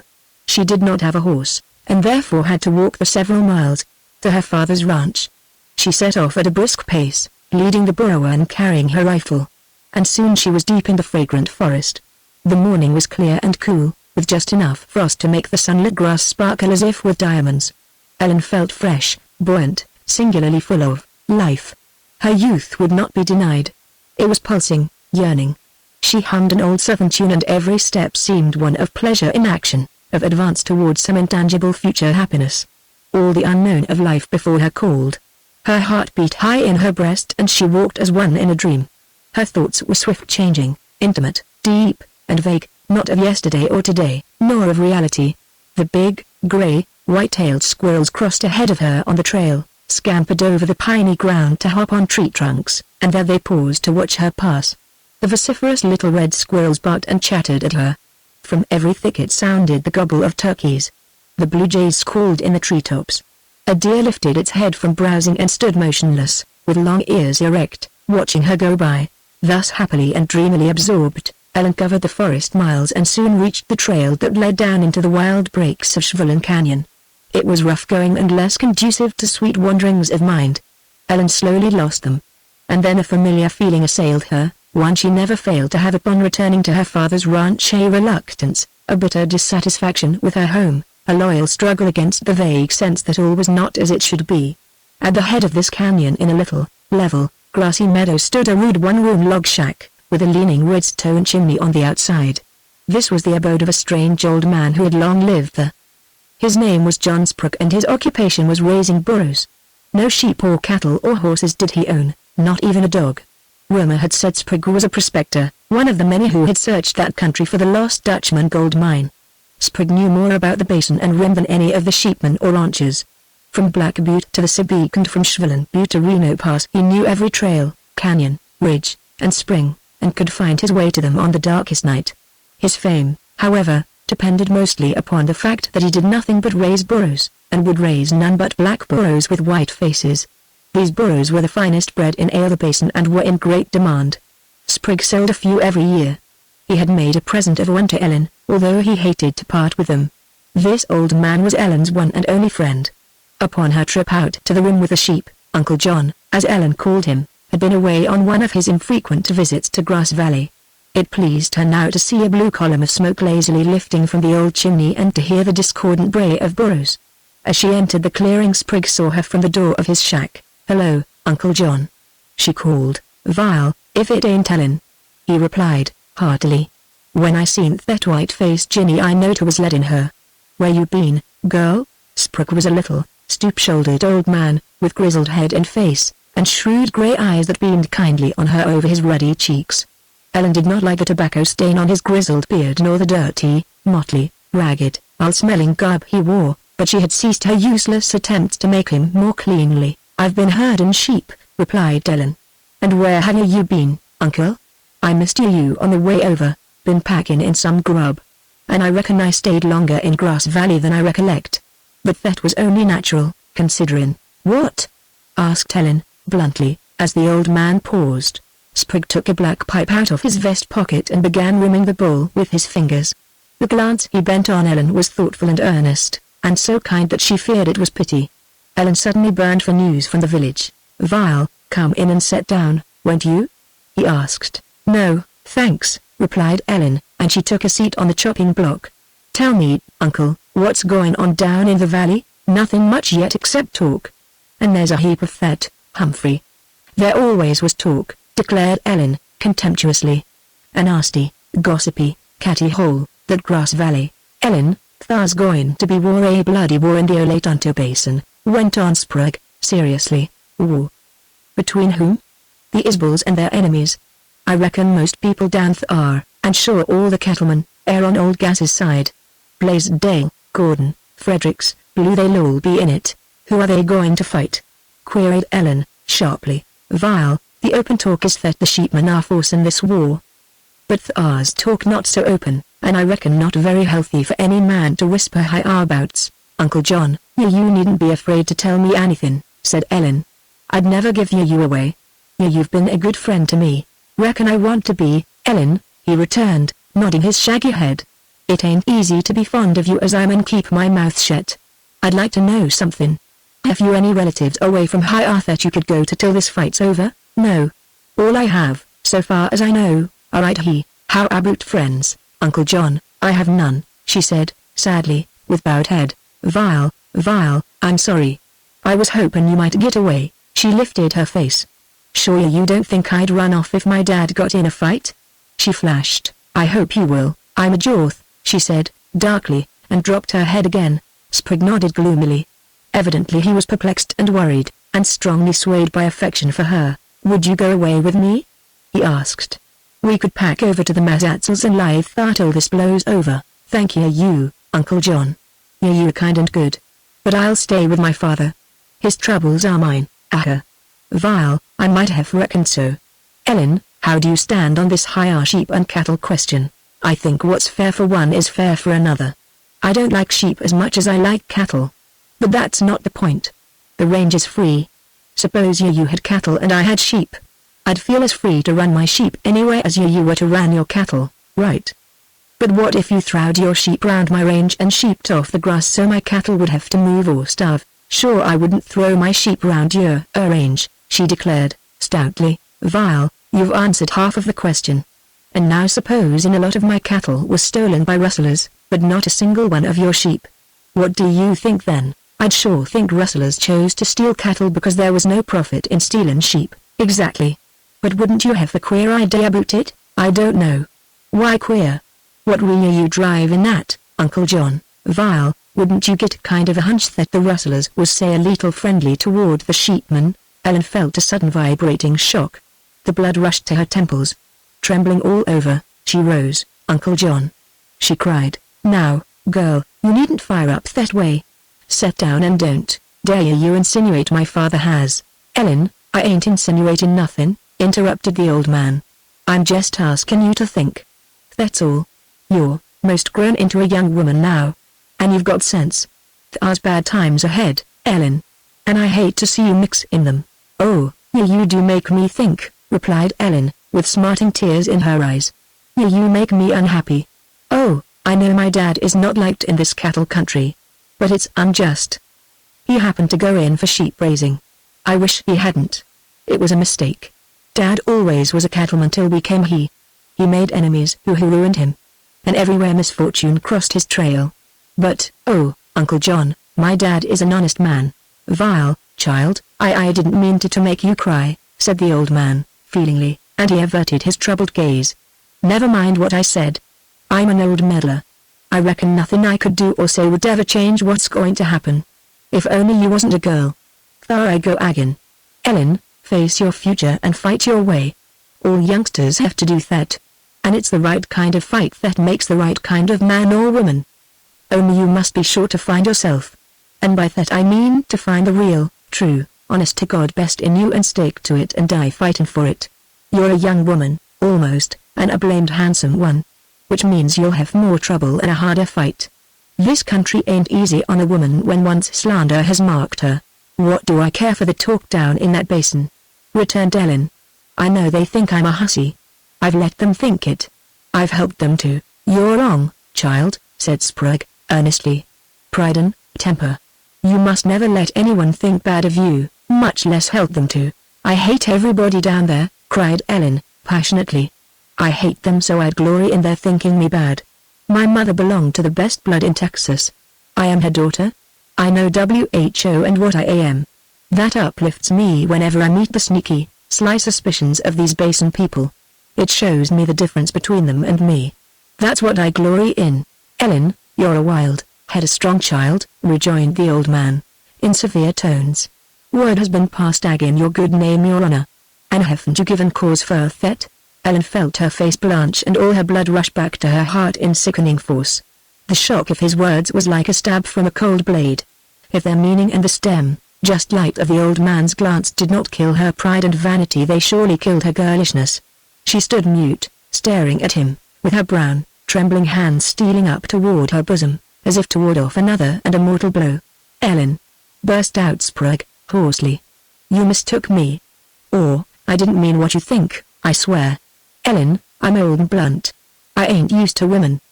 But I've love for you, child, and respect, just the same as if you was my own. And I know you're good. Forgive me. I meant only haven't you been, say, sort of careless? Careless? Queried Ellen, bitterly and low, and powerful, thoughtless and in blind, letting men kiss you and fondle you when you're really a grown-up woman now? Yes I have, whispered Ellen. Vile, then, why did you let them? I don't know. I didn't think. The men never let me alone, never. I got tired everlastingly pushing them away. And sometimes when they were kind and I was lonely for something, I didn't mind if one or another fooled round me. I never thought. It never looked as you have made it look. Then those few times riding the trail to Grass Valley when people saw me, then I guess I encouraged such attentions. Oh, I am a shameless little hussy. Hush that kind of talk, said the old man, as he took her hand. Ellen, you're only young and lonely and bitter. No mother, no friends, no one but a lot of rough men. It's a wonder you have kept yourself good. But now your eyes are open, Ellen. They're brave and beautiful eyes, girl, and if you stand by the light in them you will come through any trouble. And you'll be happy. Don't ever forget that. Life is hard enough, God knows, but it's unfailing true in the end to the man or woman who finds the best in them and stands by it. Uncle John, you talk so kindly. You make me have hope. There seemed really so little for me to live for hope for. But I'll never be a coward again nor a thoughtless fool. I'll find some good in me or make some and never fail it, come what will. I'll remember your words.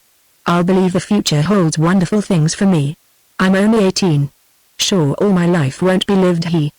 Perhaps this threatened fight over sheep and cattle will blow over. Somewhere there must be some nice girl to be a friend, a sister to me. And maybe some man who'd believe, in spite of all they say, that I'm not a hussy. Vile, Ellen, you remind me of what I was wanting to tell you when you just got here. Yesterday I heard you called that name in a barroom. And thar was a fella thar who raised hell. He near killed one man and made another plumb eat his words. And he scared that crowd stiff. Old John Sprague shook his grizzled head and laughed, beaming upon Ellen as if the memory of what he had seen had warmed his heart. Was it you? Asked Ellen, tremulously. Me? Or, I wasn't nowhere. Ellen, this fellow was quick as a cat in his actions and his words was like lightning. Who? She whispered. Vile, no one else but a stranger just come to these parts, and Isbel, too. Jean Isbel, oh! Exclaimed Ellen, faintly. In a barroom full of men, almost all of them in sympathy with the sheep crowd, most of them on the Jorth side, this Jean Isbel resented an insult to Ellen Jorth. No! Cried Ellen. Something terrible was happening to her mind or her heart. Vile, he sure did, replied the old man. Anne, it's going to be good for you to hear all about it. Chapter 5. Old John Sprague launched into his narrative with evident zest. I hung round Greaves' store most of 2 days. And I heard a heap. Some of it was just plain old layman's gab, but I reckon I got a drift of things concerning Grass Valley. Yesterday morning I was packing my burros in Greaves' backyard, taking my time carrying out supplies from the store. And as last when I went in I seen a strange fellow was thar. Strapping young man, not so young, either, and he had on buckskin. Hair black as my burros, dark face, Sharp eyes, you took him for an Injun. He carried a rifle, one of them new 44s, and also something wrapped in paper that he seemed particular careful about. He wore a belt round his middle and there was a bowie knife in it, carried like I've seen scouts and Indian fighters have on the frontier in the 70s. That looked queer to me, and I reckon to the rest of the crowd there. No one overlooked the big 6-shooter he packed Texas fashion. Vile, I didn't have no idea this fella was an Isbell until I heard Greaves call him that. Isbell, said Greaves, reckon your money's counterfeit. Hi I ain't sell you anything. Counterfeit? Not much, spoke up the young fella, and he flipped some gold 20s on the bar, where they rung like bells. Why not? Ain't this a store? I want a cinch strap. Greaves looked particular sour that morning. I'd been watching him for 2 days. He didn't much sleep, for I had my bed back of the store, and I heard men come in the night and have long confabs with him. Whatever was in the wind didn't pleased him none. And I calculated that young Isbell wasn't a sight good for Greaves' sore eyes, anyway. But he paid no more attention to Isbell. Acted just as if he hadn't heard Isbell say he wanted the cinch strap. I stayed inside the store then. There was a lot of fellows I'd seen, and some I knowed. Couple of card games going, and drinking, of course. I soon gathered that the general atmosphere wasn't friendly to Gene Isbell. He seemed that quick enough, but he didn't leave. Between you and me, I sort of took a liking to him. And I sure watched him as close as I could, not seeming to, you know. Reckon they all did the same. Only you couldn't see it. It got just about the same as if Isbell had been in there, only you knowed it wasn't really the same. That was how I got the hunch the crowd was all sheepmen or their friends. The day before I'd heard a lot of talk about this young Isbell, and what he'd come to Grass Valley for, and what a bad hombre he was. And when I seen him I was bound to admit he looked his reputation. Vile. Pretty soon in come 2 more fellas, and I knowed both of them. You know them, too, I'm sorry to say. For I'm coming to facts now that will shake you. The first fella was your father's Mexican foreman, Lorenzo, and the other was Sin Bruce. I reckon Bruce wasn't drunk, but he'd sure been looking on red liquor. When he seen Isbell down me if he didn't swell and bustle all up like a mad ole turkey gobbler. Greaves, he said, if that fella's Gene Isbell I ain't hankering for the company you keep. And he made no bones of pointing right at Isbell. Greaves looked up dry and sour and he bit out spiteful like, Vile, Sim, we ain't a hell of a lot of choice in this he matter. That's Gene Isbell sure enough. Maybe you can persuade him that his company and his custom ain't wanted round he. Gene Isbell sat on the counter and took it all in, but he didn't say nothing. The way he looked at Bruce was sure enough for me to see that might be a surprise any minute. I've looked at a lot of men in my day, and can sure feel events coming. Bruce got himself a stiff drink and then he straddles over the floor in front of Isbell. Eugene Isbell, son of a Gas Isbell? Asked Bruce, sort of lolling back and giving a hitch to his belt. Yes sir, you've identified me, said Isbell, nice and polite. My name's Bruce. I'm ranging sheep here boots, and I have interest in Colonel Lee Jorth's business. How do, Mr. Bruce, replied Isbell, very civil and cool as you please. Bruce had an eye for the crowd that was now listening and watching. He swaggered closer to Isbell. We heard you come into the Tonto Basin to run us sheepmen off the range. How about that, Vile? You heard wrong, said Isbell, quietly. I came to work for my father. That work depends on what happens. Bruce began to get redder of face, and he shook a husky hand in front of Isbell.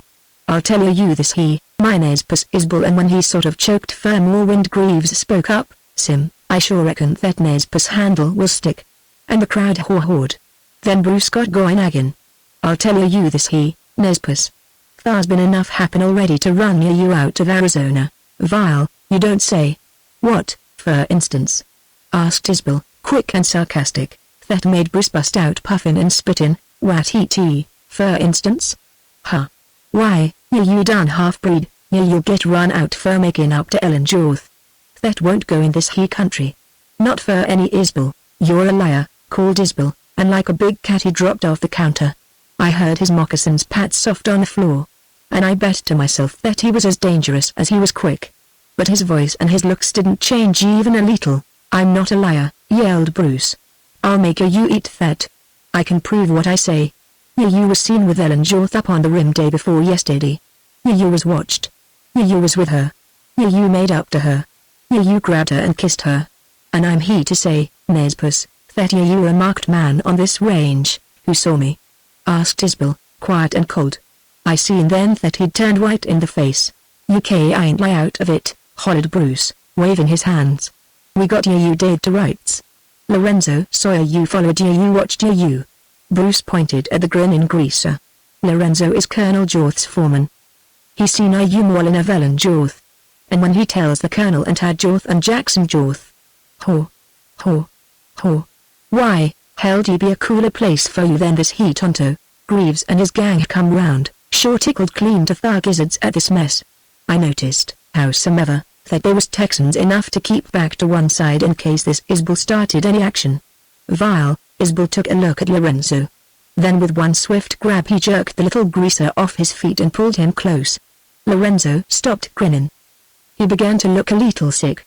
But it was plain he right on his side. "You say you saw me?" demanded Isbel. "See, senor," replied Lorenzo. "What did you see?" "I see senor and senorita. I hide by manzanita. I see senorita like Grand Senor Vermouth. She likes Senor Keys. She." Then Isbel hit the little greaser a backhanded crack in the mouth. Sure it was a crack. Lorenzo went over the counter backward and landed like a packload of wood. And he didn't get up. "Mr. Bruce," said Isbel, "and you fellas who heard that lie in greaser, I did meet Ellen Jorth. And I lost my head. I kissed her. But it was an accident. I meant no insult. I apologized. I tried to explain my crazy action. That was all." The greaser lied. "Ellen Jorth was kind enough to show me the trail. We talked a little. Then I suppose because she was young and pretty and sweet I lost my head. She was absolutely innocent. That damned greaser told a barefaced lie when he said she liked me. The fact was she despised me. She said so. And when she learned I was Jean Isbel she turned her back on me and walked away." At this point of his narrative the old man halted as if to impress Ellen not only with what just had been told, but particularly with what was to follow. The reciting of this tale had evidently given Sprague an unconscious pleasure. He glowed. He seemed to carry the burden of a secret that he yearned to divulge. As for Ellen, she was deadlocked in breathless suspense. All her emotions waited for the end. She bade Sprague to hurry. "Vile, I wish I could skip the next chapter and have only the last to tell," rejoined the old man, and he put a heavy, but solicitous, hand upon hers. Bruce haw-hawed loud and loud. "Say, Nespuss," he calls out, most insolent-like, "we air two good sheepmen he to have the wool pulled over our eyes. We sure know what you meant by Ellen Jorth. But you wasn't smart when you told her you was Jean Isbel." Haw-haw. Isbel flashed a strange, surprised look from the red-faced Bruce to Greaves and to the other men. I take it he was wondering if he'd heard right or if they'd got the same hunch that come to him. And I reckon he determined to make sure. "Why wasn't I smart?" he asked. "Sure you wasn't smart if you was aimin' to be one of Ellen Jorth's lovers," said Bruce, with a leer. "For if you wouldn't give yourself away you could have been easy enough." There was no mistaking Bruce's meaning and when he got it out some of the men laughed. Isbel kept looking from one to another of them. Then facing Greaves, he said, deliberately, "Greaves, this drunken Bruce is excuse enough for a showdown. I take it that you're a sheepman, and you're going on Jorth's side of the fence in the matter of this sheep ranching. Vile, Nespuss, I reckon you hit plumb center," said Greaves, dryly. He spread wide his big hands to the other men, as if to say they'd might as well own the jig was up. "All right. You're Jorth's backers. Have any of your word to say in Ellen Jorth's defense? I tell you the Mexican lied. Believing me or not doesn't matter. But this vile-mouthed Bruce hinted against that girl's honor." Again some of the men laughed, but not so noisy, and there was a nervous shuffling of feet. Isbel looked sort of queer. His neck had a bulge round his collar, and his eyes was like black coals of fire. Greaves spread his big hands again, as if to wash them of this part of the dirty argument. "When it comes to any women I pass much less play a hand for a wildcat like Jorth's girl," said Greaves, sort of cold and thick. "Bruce sure ought to know her. According to Talkie Boots and what he says, Ellen Jorth has been his girl for 2 years. Then Isbel turned his attention to Bruce and I for one begun to shake in my boots. "Say that to me," he called. "Sure she's my girl, and that's why I'm going to have you run off this range." Isbel jumped at Bruce. "You damn drunken cur. You vile-mouthed liar. I may be an Isbel, but by God you ain't slander that girl to my face." Then he moved so quick I couldn't see what he did. But I heard his fist hit Bruce. It sounded like an axe sagging a beef. Bruce fell clear across the room. And by Jimmy when he landed Isbel was thar. As Bruce staggered up, all bloody-faced, bellowing and spitting out teeth. Isbel eyed Greaves's crowd and said, "If any of you make a move it'll mean gunplay." Nobody moved, that's sure. In fact, none of Greaves's outfit was packing guns, at least in sight. When Bruce got all the way up, he's a tall fellow, why Isbel took a full swing at him and knocked him back across the room, magging the counter. You know when a fella's hurt by the way he yells. Bruce got that second smash right on his big red nose. I never seen anyone so quick as Isbel. He vaulted over that counter just the second Bruce fell back on it, and then, with Greaves's gang in front so he could catch any moves of theirs, he just slugged Bruce right and left, and banged his head on the counter. Then as Bruce sunk limp and slipped down, looking like a bloody sack, Isbel let him fall to the floor. Then he vaulted back over the counter. Wiping the blood off his hands, he throwed his kerchief down in Bruce's face. Bruce wasn't dead or bad hurt. He'd just been beaten bad. He was moaning and slobbering. Isbel kicked him, not hard, but just sort of disgustful. Then he faced that crowd. "Greaves, that's what I think of your son Bruce. Tell him next time he sees me to run or pull a gun." And then Isbel grabbed his rifle and package off the counter and went out. He didn't even look back. I seen him mount his horse and ride away. "Now, girl, what have you to say?" Ellen could only say goodbye, and the word was so low as to be almost inaudible. She ran to her burrow. She could not see very clearly through tear-blurred eyes, and her shaking fingers were all thumbs.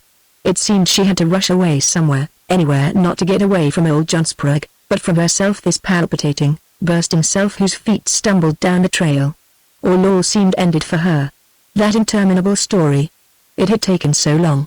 And every minute of it she had been helplessly torn asunder by feelings she had never known she possessed. This Ellen Jorth was an unknown creature.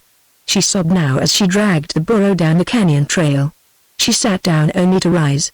She hurried only to stop. Driven, pursued, barred, she had no way to escape the flaying thoughts, no time or will to repudiate them.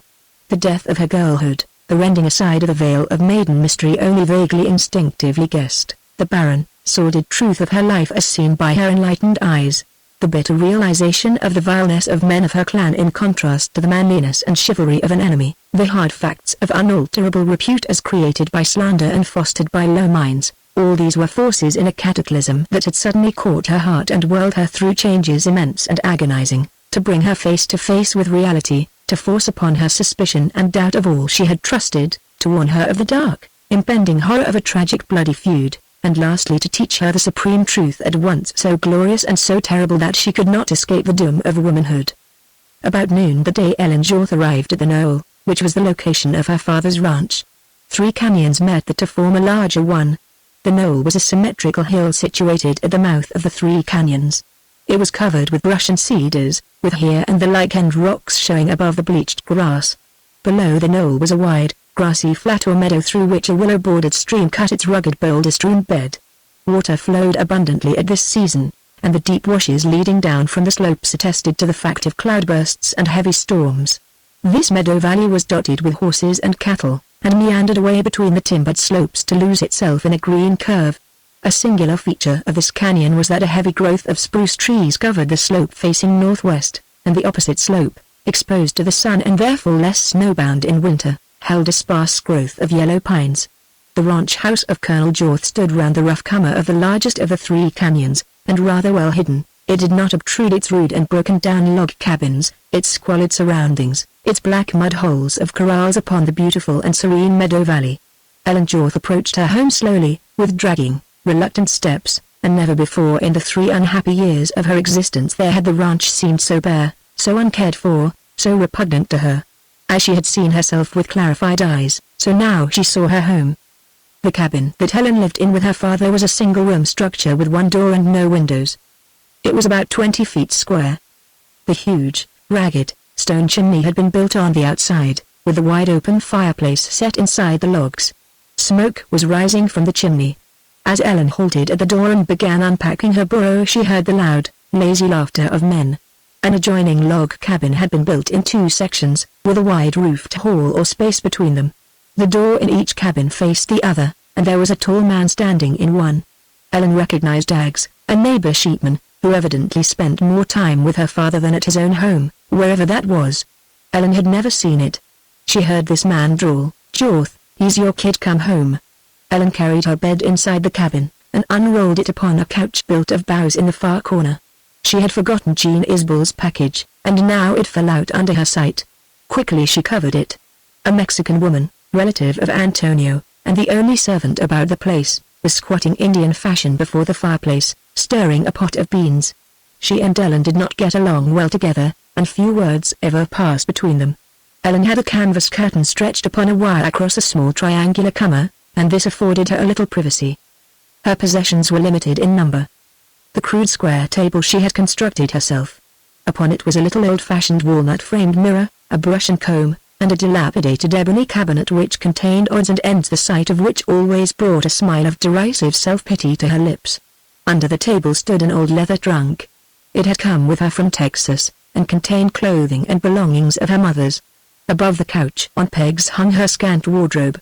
A tiny shelf held several worn-out books. When her father slept indoors, which was seldom except in winter, he occupied the couch in the opposite corner.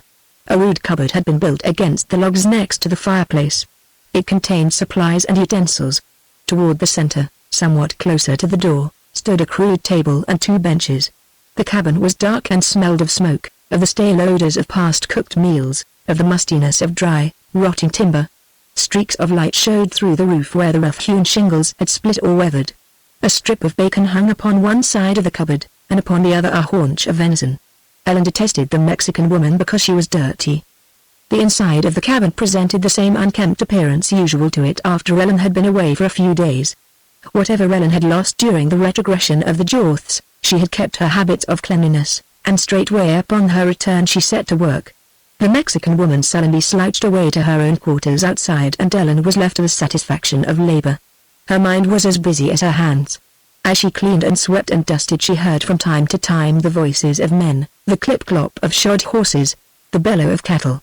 And a considerable time elapsed before she was disturbed. A tall shadow darkened the doorway. "Howdy, little one," said a lazy, drawling voice.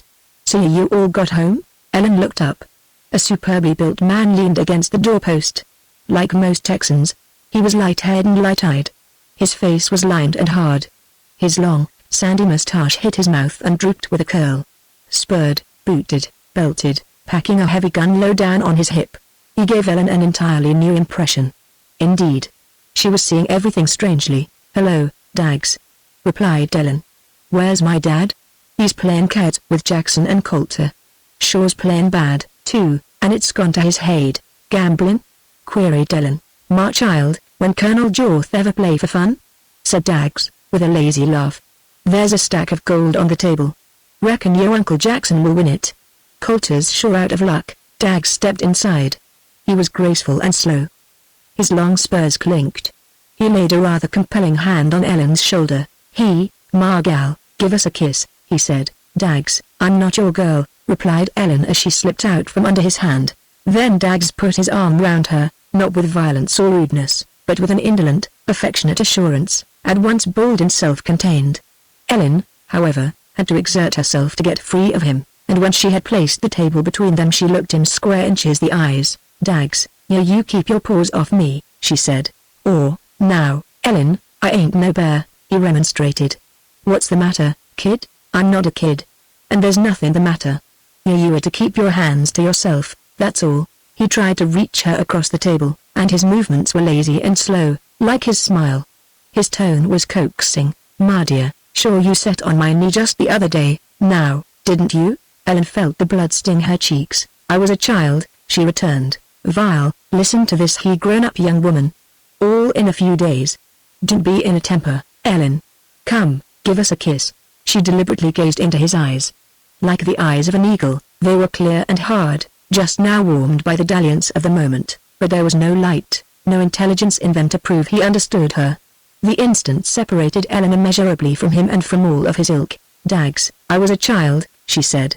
"I was lonely, hungry for affection, I was innocent. Then I was careless, too, and thoughtless when I should have known better. But I hardly understood you men. I put such thoughts out of my mind. I know what you mean, what you have made people believe I am." "Sure, I get your hunch," he returned, with a change of tone. "But I asked you to marry me." "Yes, you did." The first day you got here to my dad's house. And you asked me to marry you after you found you couldn't have your way with me. You the one didn't mean any more than the other. Sure I did more than Simbarus and Coulter, he retorted.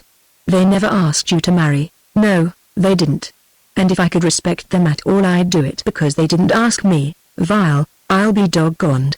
Ejaculated Dags, thoughtfully, as he stroked his long mustache. I'll say to them what I've said to you, went on Ellen. I'll tell Dad to make you let me alone. I wouldn't marry one of you loafers to save my life. I've my suspicions about you. You're a bad lot. Dags changed subtly. The whole indolent nonchalance of the man vanished in an instant. Vile, Miss Jorth, I reckon you mean we're a bad lot of sheepmen? He queried, in the cool, easy speech of a Texan. No, flashed Helen. Sure I don't say sheepmen. I say you're a bad lot. Oh, the hell you say. Dags spoke as he might have spoken to a man, then turning swiftly on his heel he left her. Outside he encountered Ellen's father. She heard Dags speak. Lee, your little wildcat is sure he. And take my hunch. Somebody has been talking to her. Who has? Asked her father, in his husky voice. Ellen knew at once that he had been drinking. Lord only knows, replied Dags. But sure it wasn't any friends of ours. We can't stop people's tongues, said Jorth, resignedly. Vile, I ain't so sure, continued Dags, with his slow, cool laugh. Reckon I never yet heard any dead men's tongues wag. Then the musical tinkle of his spurs sounded fainter. A moment later Ellen's father entered the cabin. His dark, moody face brightened at sight of her. Ellen knew she was the only person in the world left for him to love. And she was sure of his love. Her very presence always made him different. And through the years, the darker their misfortunes, the farther he slipped away from better days, the more she loved him. Hello, my Ellen, he said, and he embraced her. When he had been drinking he never kissed her. Sure I'm glad you're home. This hole is bad enough any time, but when you're gone it's black. I'm hungry. Ellen laid food and drink on the table, and for a little while she did not look directly at him. She was concerned about this new searching power of her eyes.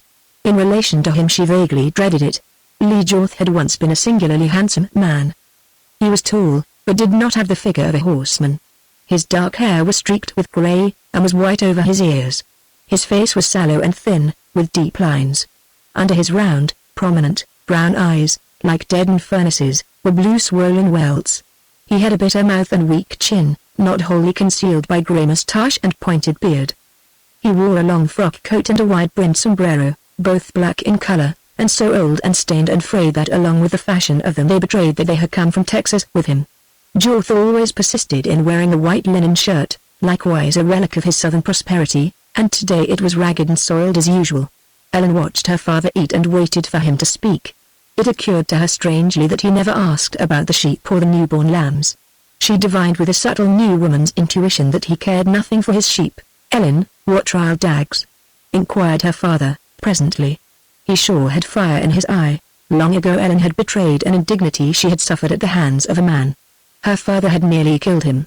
Since then she had taken care to keep her troubles to herself. If her father had not been blind and absorbed in his own brooding he would have seen 1,000 things sufficient to inflame his southern pride and temper. Dags asked me to marry him again and I said he belonged to a bad lot, she replied. Jorth laughed in scorn. Fool. My God. Ellen, I must have dragged you low that every damned sheepman who comes along thinks he can marry you. At the break in his words, the incompleted meaning, Ellen dropped her eyes. Little things once never noted by her were now come to have a fascinating significance. Never mind, Dad, she replied. They can't marry me. Dags said somebody had been talking to you. How about that? Old John Sprick has just gotten back from Grass Valley, said Ellen. I stopped in to see him. Sure he told me all the village gossip. Anything to interest me? He queried, darkly. Yes, Dad, I'm afraid a good deal, she said, hesitatingly. Then in accordance with a decision Ellen had made she told him of the rumored war between sheepmen and cattlemen, that old Isbell had Blaisdell, Gordon, Fredericks, Blue and other well-known ranchers on his side, that his son Gene Isbell had come from Oregon with a wonderful reputation as fighter and scout and tracker, that it was no secret how Colonel Lee Jorth was at the head of the sheepmen, that a bloody war was sure to come. Ha! Exclaimed Jorth, with a stain of red in his sallow cheek. Reckon none of that is news to me. I knew all that. Ellen wondered if he had heard of her meeting with Gene Isbell. If not, he would hear as soon as Bruce and Lorenzo came back. She decided to forestall them. "Dad, I met Gene Isbell. He came into my camp. Asked the way to the rim. I showed him. We talked a little. And sure we're getting acquainted when he told me who he was. Then I left him, hurried back to camp. Coulter met Isbell down in the woods," replied Jorth, ponderingly. "Said he looked like an Indian, a hard and slippery customer to reckon with." "Sure, I guess I can endorse what Coulter said," returned Ellen, dryly. She could have laughed loud at her deceit. Still she had not lied. "How'd this young Isbell strike you?" queried her father, suddenly glancing up at her. Ellen felt the slow, sickening, guilty rise of blood in her face. She was helpless to stop it. But her father evidently never saw it. He was looking at her without seeing her. He struck me as different from men." She stammered. "Did Sprigg tell you about this half-Indian Isbell, about his reputation?" "Yes." "Did he look to you like a real woodsman?" "Indeed he did. He wore buckskin. He stepped quick and soft. He acted at home in the woods. He had eyes black as night and sharp as lightning. They sure saw about all there was to see." Jorth chewed at his mustache and lost himself in brooding thought.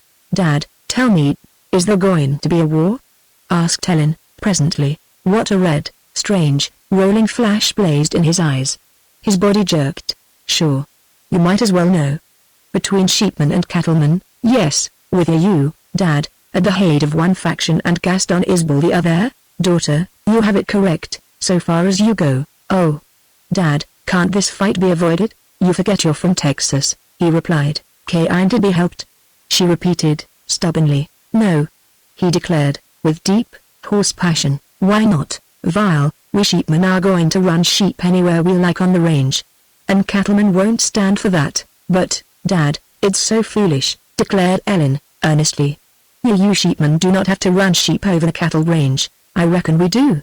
"Dad, that argument doesn't go with me. I know the country. For years to come there will be room for both sheep and cattle without overrunning. If some of the range is better in water and grass, then whoever got the first should have it. That sure is only fair. It's common sense, too." "Ellen, I reckon some cattle people have been prejudicing you," said Jorth, bitterly. "Dad!" she cried, hotly. This had grown to be an ordeal for Jorth. He seemed a victim of contending tides of feeling. Some will or struggle broke within him and the change was manifest. Haggard, shifty-eyed, with wobbling chin, he burst into speech. "See, girl. You listen. There's a clique of ranchers down in the basin, all those you named, with Isbell at their head. They have resented sheepmen coming down into the valley. They want it all to themselves. That's the reason. Sure, there's another. All the Isbells are crooked. Their cattle and horse thieves have been for years. Gaston Isbell always was a maverick rustler. He's getting old now and rich, so he wants to cover his tracks. He aims to blame this cattle rustling and horse stealing onto us sheepmen, and run us out of the country." Gravely Ellen Jorth studied her father's face, and the newly found truth-seeing power of her eyes did not fail her. In part, perhaps in all, he was telling lies. She shuddered a little, loyally battling against the insidious convictions being brought to fruition. Perhaps in his brooding over his failures and troubles he leaned toward false judgments. Ellen could not attach dishonor to her father's motives or speeches. For long, however, something about him had troubled her, perplexed her. Fearfully she believed she was coming to some revelation, and, despite her keen determination to know, she found herself shrinking. "Dad, Mother told me before she died that the Isbells had ruined you," said Ellen, very low. It hurt her so to see her father cover his face that she could hardly go on. "If they ruined you, they ruined all of us. I know what we had once, what we lost again, and I see what we are come to now. Mother hated the Isbells. She taught me to hate the very name. But I never knew how they ruined you or why or when. And I want to know now." Then it was not the face of a liar that Jorth disclosed. The present was forgotten. He lived in the past. He even seemed younger in the revivifying flash of hate that made his face radiant. The lines burned out. Hate gave him back the spirit of his youth. "Gaston Isbell and I were boys together in Western Texas," began Jorth, in swift, passionate voice. "We went to school together. We loved the same girl, your mother. When the war broke out she was engaged to Isbell. His family was rich. They influenced her people. But she loved me. When Isbell went to war she married me. He came back and faced us. God. I'll never forget that. Your mother confessed her unfaithfulness by heaven. She taunted him with it. Isabel accused me of winning her by lies. But she took the sting out of that. Isabel never forgave her and he handed me to ruin. He made me out a card sharp, cheating my best friends. I was disgraced. Later he tangled me in the courts, he beat me out of property, and last by convicting me of rustling cattle he ran me out of Texas. Black and distorted now, Jorth's face was a spectacle to make Ellen sick with a terrible passion of despair and hate. The truth of her father's ruin and her own were enough. What mattered all else? Jorth beat the table with fluttering, nerveless hands that seemed all the more significant for their lack of physical force. And so help me God, it's got to be wiped out in blood. He hissed. That was his answer to the wavering and nobility of Ellen. And she in her turn had no answer to make. She crept away into the corner behind the curtain, and there on her couch in the semi-darkness she lay with strained heart, and a resurging, unconquerable tumult in her mind. And she lay there from the middle of that afternoon until the next morning. When she awakened she expected to be unable to rise, she hoped that she could not, but life seemed multiplied in her, and inaction was impossible. Something young and sweet and hopeful that had been in her did not greet the sun this morning. In their place was a woman's passion to learn for herself, to watch events, to meet what must come, to survive. After breakfast, at which she sat alone, she decided to put Isabel's package out of the way, so that it would not be subjecting her to continual annoyance. The moment she picked it up the old curiosity assailed her. Sure, I'll see what it is, anyway, she muttered, and with swift hands she opened the package. The action disclosed 2 pairs of fine, soft shoes, of a style she had never seen, and 4 pairs of stockings, 2 of strong, serviceable wool, and the others of a finer texture. Ellen looked at them in amaze. Of all things in the world, these would have been the last she expected to see. And, strangely, they were what she wanted and needed most. Naturally, then, Ellen made the mistake of taking them in her hands to feel their softness and warmth. Sure. He saw my bare legs. And he brought me these presents he'd intended for his sister. He was ashamed for me, sorry for me. And I thought he looked at me bold-like, as I'm used to be looked at. He, Isabel or not, he's sure. But Ellen Jorth could not utter aloud the conviction her intelligence tried to force upon her. It'd be a pity to burn them, she mused. I can't do it. Sometime I might send them to Anne Isabel. Whereupon she wrapped them up again and hid them in the bottom of the old trunk, and slowly, as she lowered the lid, looking darkly, blankly at the wall, she whispered, Jean Isabel. I hate him. Later when Ellen went outdoors she carried her rifle, which was unusual for her, unless she intended to go into the woods. The morning was sunny and warm. A group of shirt-sleeved men lounged in the hall and before the porch of the double cabin. Her father was pacing up and down, talking forcibly. Ellen heard his hoarse voice. As she approached he ceased talking and his listeners relaxed their attention. Ellen's glance ran over them swiftly. Daggs, with his superb head, like that of a hawk, uncovered to the sun, Coulter with his lowered, secretive looks, his sand-gray lean face, Jackson Jorth, her uncle, huge, gaunt, hulking, with white in his black beard and hair, and the fire of a ghoul in his hollow eyes, Tad Jorth, another brother of her father's, younger, red of eye and nose, a weak-chinned drinker of rum. 3 other limber-legged Texans lounged there, partners of Daggs, and they were sun-browned, light-haired, blue-eyed men singularly alike in appearance, from their dusty high-heeled boots to their broad black sombreros. They claimed to be sheepmen. All Ellen could be sure of was that Rockwells spent most of his time there, doing nothing but look for a chance to waylay her. Springer was a gambler, and the third, who answered to the strange name of Queen, was a silent, lazy, watchful-eyed man who never wore a glove on his right hand and who never was seen without a gun within easy reach of that hand. Howdy, Ellen. Sure you ain't going to say good morning to this he-bad lot? Drawled Daggs, with good-natured sarcasm. Why, sure. Good morning, you hard-working industrious manana sheep praisers, replied Ellen, coolly. Daggs stared. The others appeared taken back by a greeting so foreign from any to which they were accustomed from her. Jackson Jorth let out a gruff haw-haw. Some of them doffed their sombreros, and Rockwells managed a lazy, polite good morning. Ellen's father seemed most significantly struck by her greeting, and the least amused. Ellen, I'm not liking your talk, he said, with a frown. Dad, when you play cards don't you call a spade a spade? Why, sure I do. Well, I'm calling spades spades, aha. Grunted Jorth, furtively dropping his eyes. Where you going with your gun? I'd rather you hung around here now. Reckon I might as well get used to packing my gun all the time, replied Ellen. Reckon I'll be treated more like a man. Then the event Ellen had been expecting all morning took place. Bruce and Lorenzo rode around the slope of the knoll and trotted toward the cabin. Interest in Ellen was relegated to the background. "Sure they're bustin' with news," declared Dags. "They been riding some, you bet," remarked another. "Huh!" exclaimed Jorth. "Bruce sure looks queer to me." "Red liquor," said Tad Jorth, sententiously. "You all know the brand Greaves hands out." "No, Sim ain't drunk," said Jackson Jorth. "Look at his bloody shirt." The cool, indolent interest of the crowd vanished at the red color pointed out by Jackson Jorth. Dags rose in a single springy motion to his lofty height. The face Bruce turned to Jorth was swollen and bruised, with unhealed cuts. Where his right eye should have been showed a puffed dark purple bulge. His other eye, however, gleamed with hard and sullen light. He stretched a big shaking hand toward Jorth. "Thetnes pus Isbel beat me half to death," he bellowed. Jorth stared hard at the tragic, almost grotesque figure, at the battered face. But speech failed him. It was Dags who answered Bruce. "Vile, Sim, I'll be damned if you don't look it. Beat you." "What with?"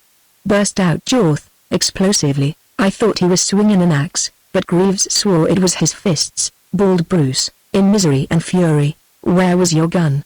queried Jorth, sharply. "Gun? Hell!" exclaimed Bruce, flinging wide his arms. "Ask Lorenzo. He had a gun. And he got a biff in the jaw before my turn come." "Ask him?" Attention thus directed to the Mexican showed a heavy discolored swelling upon the side of his olive-skinned face. Lorenzo looked only serious. "Ha! Speak up," shouted Jorth, impatiently. "Senor Isbel hit me ver quick," replied Lorenzo, with expressive gesture. "I see thousand stars then mucho black hole like night." At that some of Dags's men lolled back with dry crisp laughter. Dags's hard face rippled with a smile. But there was no humor in anything for Colonel Jorth. "Tell us what come off. Quick," he ordered. "Where did it happen? Why? Who saw it? What did you do?" Bruce lapsed into a sullen impressiveness.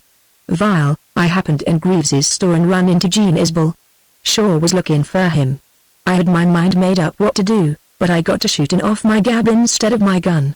I called him Nespus and I throwed all that talk in his face about old Gas Isbel sending for him and I told him he'd get run out of the Tonto. Reckon I was just warming up. But then it all happened." He slugged Lorenzo just one. And Lorenzo slid peaceful like to bed behind the counter. "I hadn't time to think of throwing a gun before he wailed into me. He knocked out 2 of my teeth. And I swallowed one of them." Ellen stood in the background behind 3 of the men and in the shadow. She did not join in the laugh that followed Bruce's remarks. She had known that he would lie. Uncertain yet of her reaction to this, but more bitter and furious as he revealed his utter baseness, she waited for more to be said. "Vile, I'll be dogged," drawled Dags. "What do you make of this kind of fighting?" queried Jorth. "Darn if I know," replied Dags in perplexity. "Sure and certain it's not the way of a Texan. Maybe this young Isbel really is what old Gas swears he is. Sure Bruce ain't nothing to give an edge to a real gunfighter. Looks to me like Isbel bluffed Greaves and his gang and licked your men without throwing a gun." "Maybe Isbel doesn't want the name of drawing first blood," suggested Jorth. "That'd be like Gas," spoke up Rockwells, quietly. "I on't rode for Gas in Texas." "Say, Bruce," said Dags, "was this he palaverin of yours and Gene Isbel's about the old stock dispute?" "About his father's range and water? And particular about sheep?" "While I yelled a heap," declared Bruce, haltingly, "but I don't recollect all I said. I was riled. Sure, though it was the same old argument that's been fetching us closer and closer to trouble." Dags removed his keen hawk-like gaze from Bruce. "Vile, Jorth, all I'll say is this. If Bruce is telling the truth we ain't got a hell of a lot to fear from this young Isbel. I've known a heap of gunfighters in my day. And Gene Isbel don't ran true to class. Sure there never was a gunman who'd risk crippling his right hand by slugging anybody." "Vile," broke in Bruce, sullenly. "You all can take it dead straight or not. I don't give a damn. But you've sure got my hunch that Nespus Isbel is liable to handle any of you fellas just as he did me, and just as easy. What's more, he's got Greaves figured. And you will let know that Greaves is as deep in." "Shut up that kind of gab," demanded Jorth, stridently. "And answer me. Was the row in Greaves's barroom about sheep, or, hell? I said so, didn't I?" shouted Bruce, with a fierce uplift of his distorted face. Ellen strode out from the shadow of the tall men who had obscured her. "Bruce, you're a liar," she said, bitingly. The surprise of her sudden appearance seemed to root Bruce to the spot. All but the discolored places on his face turned white. He held his breath a moment, then expelled it hard. His effort to recover from the shock was painfully obvious. He stammered incoherently. "Surely you are more than a liar, too," cried Ellen, facing him with blazing eyes. And the rifle, gripped in both hands, seemed to declare her intent of menace. "That row was not about sheep. Jean Isbell didn't beat you for anything about sheep. Old John Sprigg was in Greaves's store. He heard you. He saw Jean Isbell beat you as you deserved. And he told me." Ellen saw Bruce shrink in fear of his life, and despite her fury she was filled with disgust that he could imagine she would have his blood on her hands. Then she divined that Bruce saw more in the gathering storm in her father's eyes than he had to fear from her. "Girl, what the hell are you saying?" hoarsely called Jorth, in dark amaze. "Dad, will you leave this to me?" she retorted. Dag stepped beside Jorth, significantly on his right side. "Let her alone, Lee," he advised, coolly. "She's sure got a hunch on Bruce." "Sim Bruce, you cast a dirty slur on my name," cried Ellen, passionately. It was then that Dags grasped Jorth's right arm and held it tight. "Just what I thought," he said. "Stand still, Lee. Let's see the kid make him show down." "That's what Jean Isbell beat you for," went on Ellen. "For slandering a girl who wasn't there." "Me? You rotten liar." "But, Ellen, it wasn't all lies," said Bruce, huskily. "I was half drunk and horrible jealous.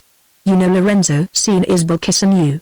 "I can prove that." Ellen threw up her head and a scarlet wave of shame and wrath flooded her face. "Yes," she cried, ringingly. "He saw Jean Isbell kiss me. Once. And it was the only decent kiss I've had in years. He meant no insult. I didn't know who he was. And through his kiss I learned a difference between men. You made Lorenzo lie. And if I had a shred of good name left in Grass Valley you dishonored it. You made him think I was your girl. Damn you. I ought to kill you. Eat your words now, take them back or I'll cripple you for life." Ellen lowered the cocked rifle toward his feet. "Sure, Ellen, I take back all I said," gulped Bruce. He gazed at the quivering rifle barrel and then into the face of Ellen's father. Instinct told him where his real peril lay. Here the cool and tactful Dags showed himself master of the situation. "Listen," he called. "Ellen, I reckon Bruce was drunk and out of his head. He's sure at his words. Now, we don't want any cripples in this camp. Let him alone. Your dad got me here to lead the Jorths, and that's my say to you. Sim, you're sure a low-down lying rascal. Keep away from Ellen after this or I'll bore you myself. Jorth, it won't be a bad idea for you to forget your attacks until you cool off. Let Bruce stop some Isbell lead. Sure, the Jorth Isbell war is about on, and I reckon we'd be smart to believe old Gass's talk about his Nezpa's son." Chapter 6. From this hour Ellen Jorth bent all of her lately awakened intelligence and will to the only end that seemed to hold possible salvation for her. In the crisis sure to come she did not want to be blind or weak. Dreaming and indolence, habits born in her which were often a comfort to one as lonely as she, would ill fit her for the hard test she divined and dreaded. In the matter of her father's fight she must stand by him whatever the issue or the outcome. In what pertained to her own principles, her womanhood, and her soul she stood absolutely alone. Therefore, Ellen put dreams aside, and indolence of mind and body behind her. Many tasks she found, and when these were done for a day she kept active in other ways, thus earning the poise and peace of labor. Jorth rode off every day, sometimes with one or two of the men, often with a larger number. If he spoke of such trips to Ellen it was to give an impression of visiting the ranches of his neighbors or the various sheep camps. Often he did not return the day he left. When he did get back he smelled of rum and appeared heavy from need of sleep. His horses were always dust and sweat covered. During his absences Ellen fell victim to anxious dread until he returned. Daily he grew darker and more haggard of face, more obsessed by some impending fate. Often he stayed up late, haranguing with the men in the dim-lit cabin, where they drank and smoked, but seldom gambled any more. When the men did not gamble something immediate and perturbing was on their minds. Ellen had not yet lowered herself to the deceit and suspicion of eavesdropping, but she realized that there was a climax approaching in which she would deliberately do so. In those closing May days Ellen learned the significance of many things that previously she had taken as a matter of course. Her father did not run a ranch. There was absolutely no ranching done, and little work. Often Ellen had to chop wood herself. Jorth did not possess a plow. Ellen was bound to confess that the evidence of this lack dumbfounded her.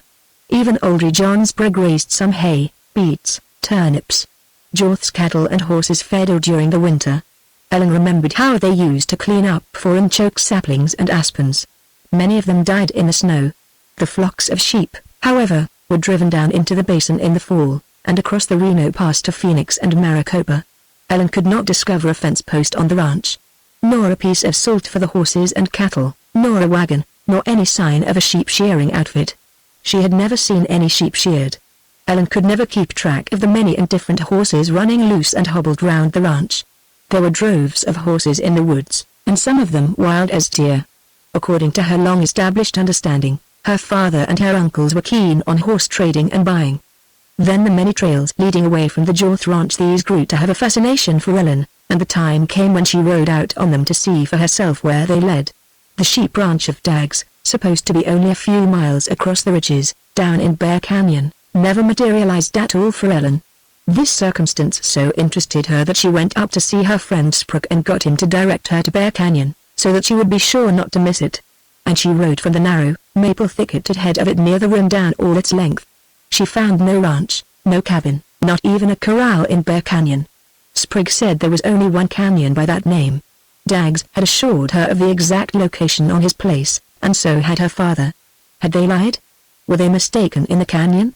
There were many canyons, all heading up near the rim, all running and widening down for miles through the wooded mountain, and vastly different from the deep, short, yellow-walled gorges that cut into the rim from the basin side. Ellen investigated the canyons within 6 or 8 miles of her home, both to east and to west. All she discovered was a couple of old log cabins, long deserted. Still, she did not follow out all the trails to their ends. Several of them led far into the deepest, roughest, wildest breaks of gorge and thicket that she had seen. No cattle or sheep had ever been driven over these trails. This riding around of Ellen's at length got to her father's ears. Ellen expected that a bitter quarrel would ensue, for she certainly would refuse to be confined to the camp, but her father only asked her to limit her riding to the Meadow Valley, and straightway forgot all about it. In fact, his abstraction one moment, his intense nervousness the next, his harder drinking and fiercer harangues with the men, grew to be distressing for Ellen. They presaged his further deterioration and the ever-present evil of the growing feud. One day Jorth rode home in the early morning, after an absence of 2 nights. Ellen heard the clip-clop of horses long before she saw them. "Hey, Ellen! Come out," he called her father. Ellen left her work and went outside. A stranger had ridden in with her father, a young giant whose sharp-featured face appeared marked by ferret-like eyes and a fine, light, fuzzy beard. He was long, loose-jointed, not heavy of build, and he had the largest hands and feet Ellen had ever seen. Next Ellen espied a black horse they had evidently brought with them. Her father was holding a rope halter. At once the black horse struck Ellen as being a beauty and a thoroughbred. "Ellen, he's a horse for you," said Jorth, with something of pride. "I made a trade. Reckon I wanted him myself, but he's too gentle for me and maybe a little small for my weight." Delight visited Ellen for the first time in many days. Seldom had she owned a good horse, and never one like this. "Oh, Dad!" she exclaimed, in her gratitude. "Sure he's yours on one condition," said her father. "What's that?" asked Ellen, as she laid caressing hands on the restless horse. "You're not to ride him out of the canyon." "Agreed. All-dayed black, isn't he, except that white face?" "What's his name, Dad? I forgot to ask," replied Jorth, as he began unsaddling his own horse. "Slater." "What's this he black's name?" The lanky giant grinned. "I reckon it was Spades." "Spades?" ejaculated Ellen, blankly. "What a name. Well, I guess it's as good as any. He's sure black. Ellen, keep him hobbled when you're not riding him," was her father's parting advice as he walked off with the stranger. Spades was wet and dusty and his satiny skin quivered. He had fine, dark, intelligent eyes that watched Ellen's every move. She knew how her father and his friends dragged and jammed horses through the woods and over the rough trails. It did not take her long to discover that this horse had been a pet. Ellen cleaned his coat and brushed him and fed him. Then she fitted her bridle to suit his head and saddled him. His evident response to her kindness assured her that he was gentle, so she mounted and rode him, to discover he had the easiest gait she had ever experienced. He walked and trotted to suit her will, but when left to choose his own gait he fell into a graceful little pace that was very easy for her. He appeared quite ready to break into the run at her slightest bidding, but Ellen satisfied herself on this first ride with his slower gaits. "Spades, you've sure cut out my burro, Ginny," said Ellen, regretfully. "Well, I reckon women are fickle." Next day she rode up the canyon to show Spades to her friend John Sprague. The old burro breeder was not at home. As his door was open, however, and a fire smoldering, Ellen concluded he would soon return. So she waited. Dismounting, she left Spades free to graze on the new green grass that carpeted the ground. The cabin and little level clearing accentuated the loneliness and wildness of the forest. Ellen always liked it here and had once been in the habit of visiting the old man often. But of late she had stayed away, for the reason that Sprig's talk and his news and his poorly hidden pity depressed her. Presently she heard hoofbeats on the hard, packed trail leading down the canyon in the direction from which she had come. Scarcely likely was it that Sprig should return from this direction. Ellen thought her father had sent one of the herders for her. But when she caught a glimpse of the approaching horseman, down in the aspens, she failed to recognize him. After he had passed one of the openings she heard his horse stop. Probably the man had seen her, at least she could not otherwise account for his stopping. The glimpse she had of him had given her the impression that he was bending over, peering ahead in the trail, looking for tracks. Then she heard the rider come on again, more slowly this time. At length the horse trotted out into the opening, to be hauled up short. Ellen recognized the buckskin-clad figure, the broad shoulders, the dark face of Jean Isbell. Ellen felt prey to the strangest quaking sensation she had ever suffered. It took violence of her newborn spirit to subdue that feeling. Isbell rode slowly across the clearing toward her. For Ellen his approach seemed singularly swift, so swift that her surprise, dismay, conjecture, and anger obstructed her will. The outwardly calm and cold Ellen Jorth was a travesty that mocked her that she felt he would discern. The moment Isbell drew close enough for Ellen to see his face she experienced a strong, shuddering repetition of her first shock of recognition. He was not the same. The light, the youth was gone. This, however, did not cause her emotion. Was it not a sudden transition of her nature to the dominance of hate? Ellen seemed to feel the shadow of her unknown self standing with her. Isbell halted his horse. Ellen had been standing near the trunk of a fallen pine and she instinctively backed against it. How her legs trembled. Isbell took off his cap and crushed it nervously in his bare, brown hand. "Good morning, Miss Ellen," he said. Ellen did not return his greeting, but queried, almost breathlessly, "Did you come by our ranch?" "No. I circled," he replied. "Jean Isbell." "What do you want?" she demanded. "Don't you know?" he returned. His eyes were intensely black and piercing. They seemed to search Ellen's very soul. To meet their gaze was an ordeal that only her rousing fury sustained. Ellen felt on her lips a scornful allusion to his half-breed Indian traits and the reputation that had preceded him. But she could not utter it. "No," she replied. "It's hard to call a woman a liar," he returned, bitterly. "But you must be Senora Jorth, liar." "Not to you, Jean Isbell," she retorted. "I'd not lie to you to save my life." He studied her with keen, sober, moody intent. The dark fire of his eyes thrilled her. "If that's true, I'm glad," he said. "Sure it's true. I've no idea why you came here." Ellen did have a dawning idea that she could not force into oblivion. But if she ever admitted it to her consciousness, she must fail in the contempt and scorn and fearlessness she chose to throw in this man's face. "Does old Sprog live here?" asked Isbell. "Yes. I expect him back soon." "Did you come to see him?" "No."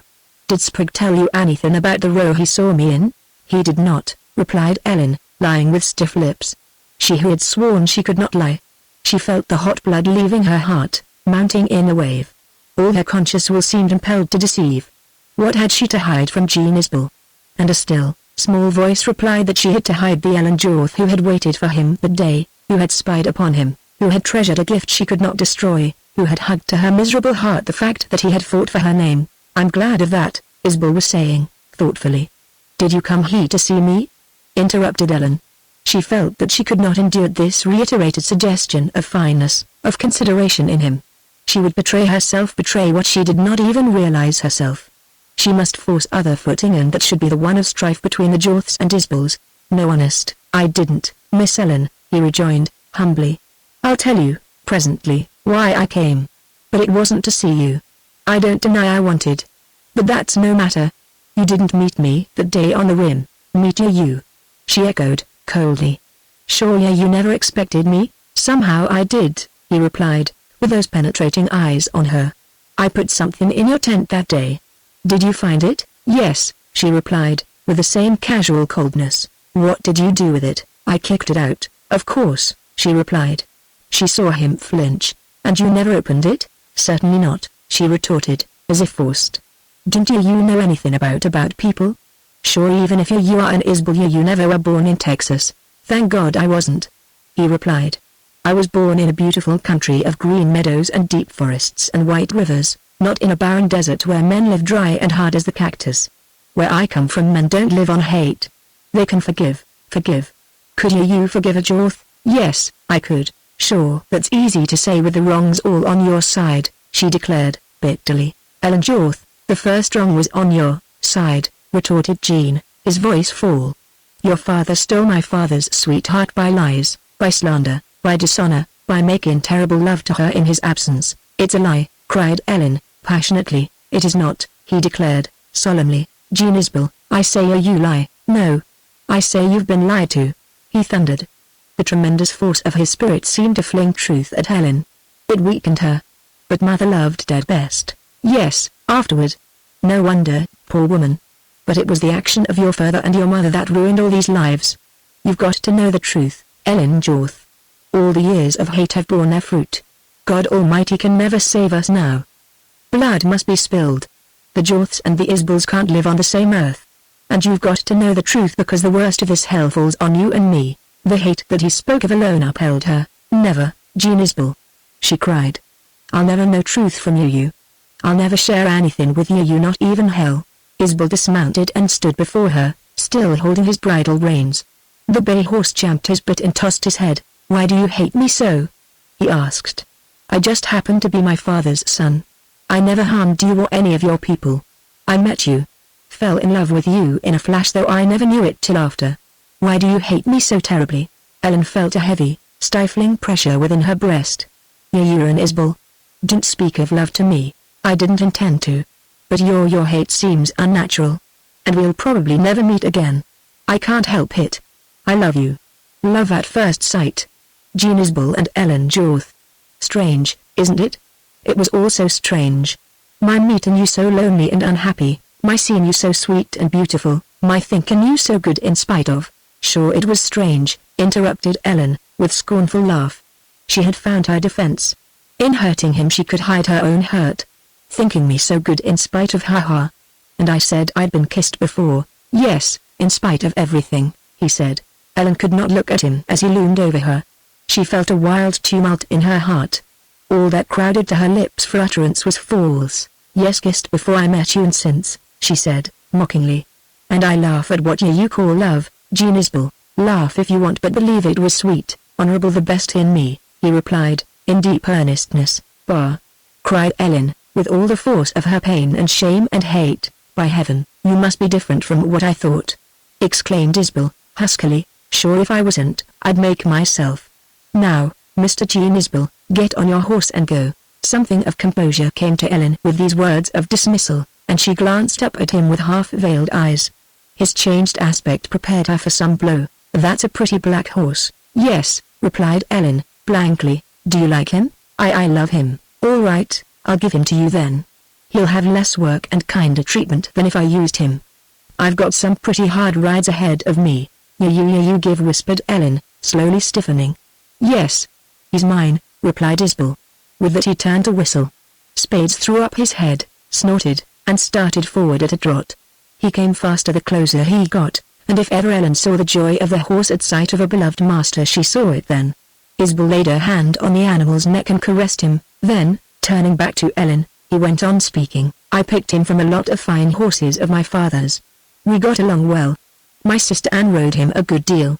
He was stolen from our pasture day before yesterday. I took his trail and tracked him up here.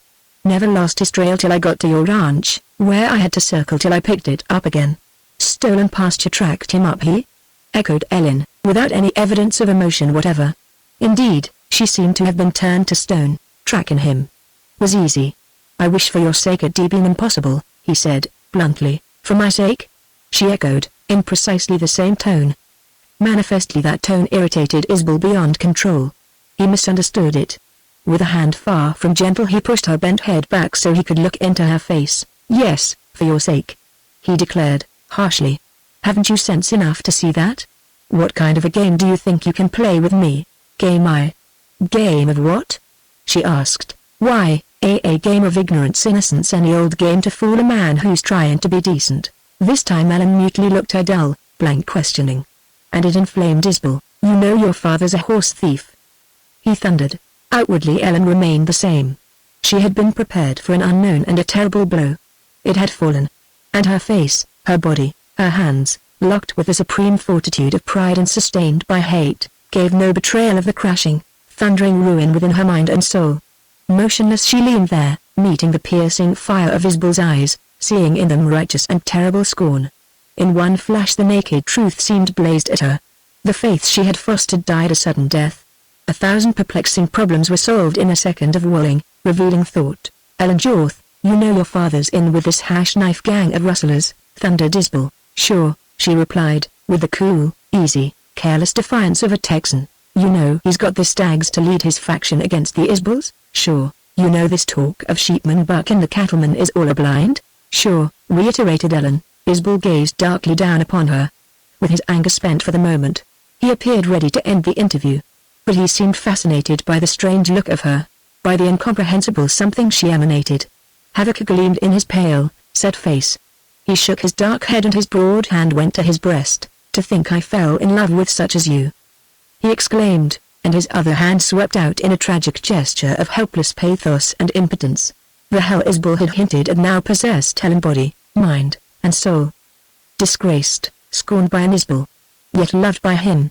In that divination there flamed up a wild, fierce passion to hurt, to rend, to flay, to fling back upon him a stinging agony. Her thought flew upon her like whips. Pride of the Jorths. Pride of the old Texan blue blood. It lay dead at her feet, killed by the scornful words of the last of that family to whom she owed her degradation. Daughter of a horse thief and rustler. Dark and evil and grim set the forces within her, accepting her fate, damning her enemies, true to the blood of the Jorths. The sins of the father must be visited upon the daughter? "Sure yeah, you might have had me that day on the rim if you hadn't told your name," she said, mockingly, and she gazed into his eyes with all the mystery of a woman's nature. Isabel's powerful frame shook as with an ague. "Girl, what do you mean?" "Sure, I'd have been plumb fond of having you make up to me," she drawled. It possessed her now with irresistible power, this fact of the love he could not help. Some fiendish woman's satisfaction dwelt in her consciousness of her power to kill the noble, the faithful, the good in him. "Ellen Jorth, you lie," he burst out, hoarsely. "Jean, sure I'd been a toy and a rag for these rustlers long enough. I was tired of them. I wanted a new lover.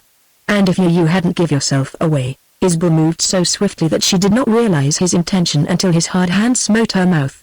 Instantly she tasted the hot, salty blood from a cut lip. "Shut up, you hussy," he ordered, roughly.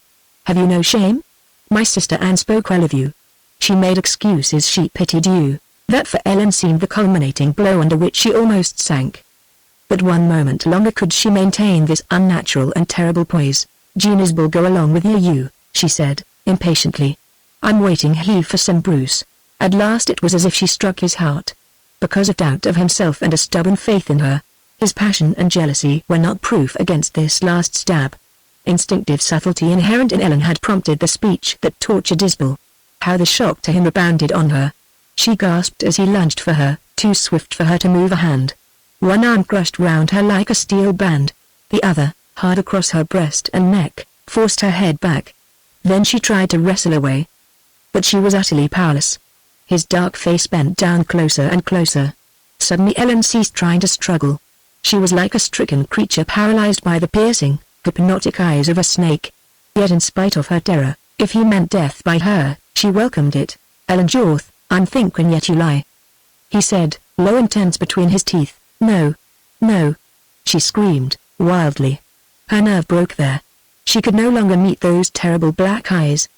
Her passionate denial was not only the last of her shameful deceit, it was the woman of her, repudiating herself and him, and all this sickening, miserable situation. Isabel took her literally. She had convinced him. And the instant held blank horror for Ellen. "By God, then I'll have something of you anyway," muttered Isabel, thickly. Ellen saw the blood bulge in his powerful neck. She saw his dark, hard face, strange now, fearful to behold, come lower and lower, till it blurred and obstructed her gaze. She felt the swell and ripple and stretch, then the bind of his muscles, like huge coils of elastic rope. Then with savage rude force his mouth closed on hers. All Ellen's senses reeled, as if she were swooning. She was suffocating. The spasm passed, and a bursting spurt of blood revived her to acute and terrible consciousness. For the endless period of 1 moment he held her so that her breasts seemed crushed. His kisses burned and braced her lips. And then, shifting violently to her neck, they pressed so hard that she choked under them. It was as if a huge bat had fastened upon her throat. Suddenly the remorseless binding embraces, the hot and savage kisses fell away from her. Isbel had let go.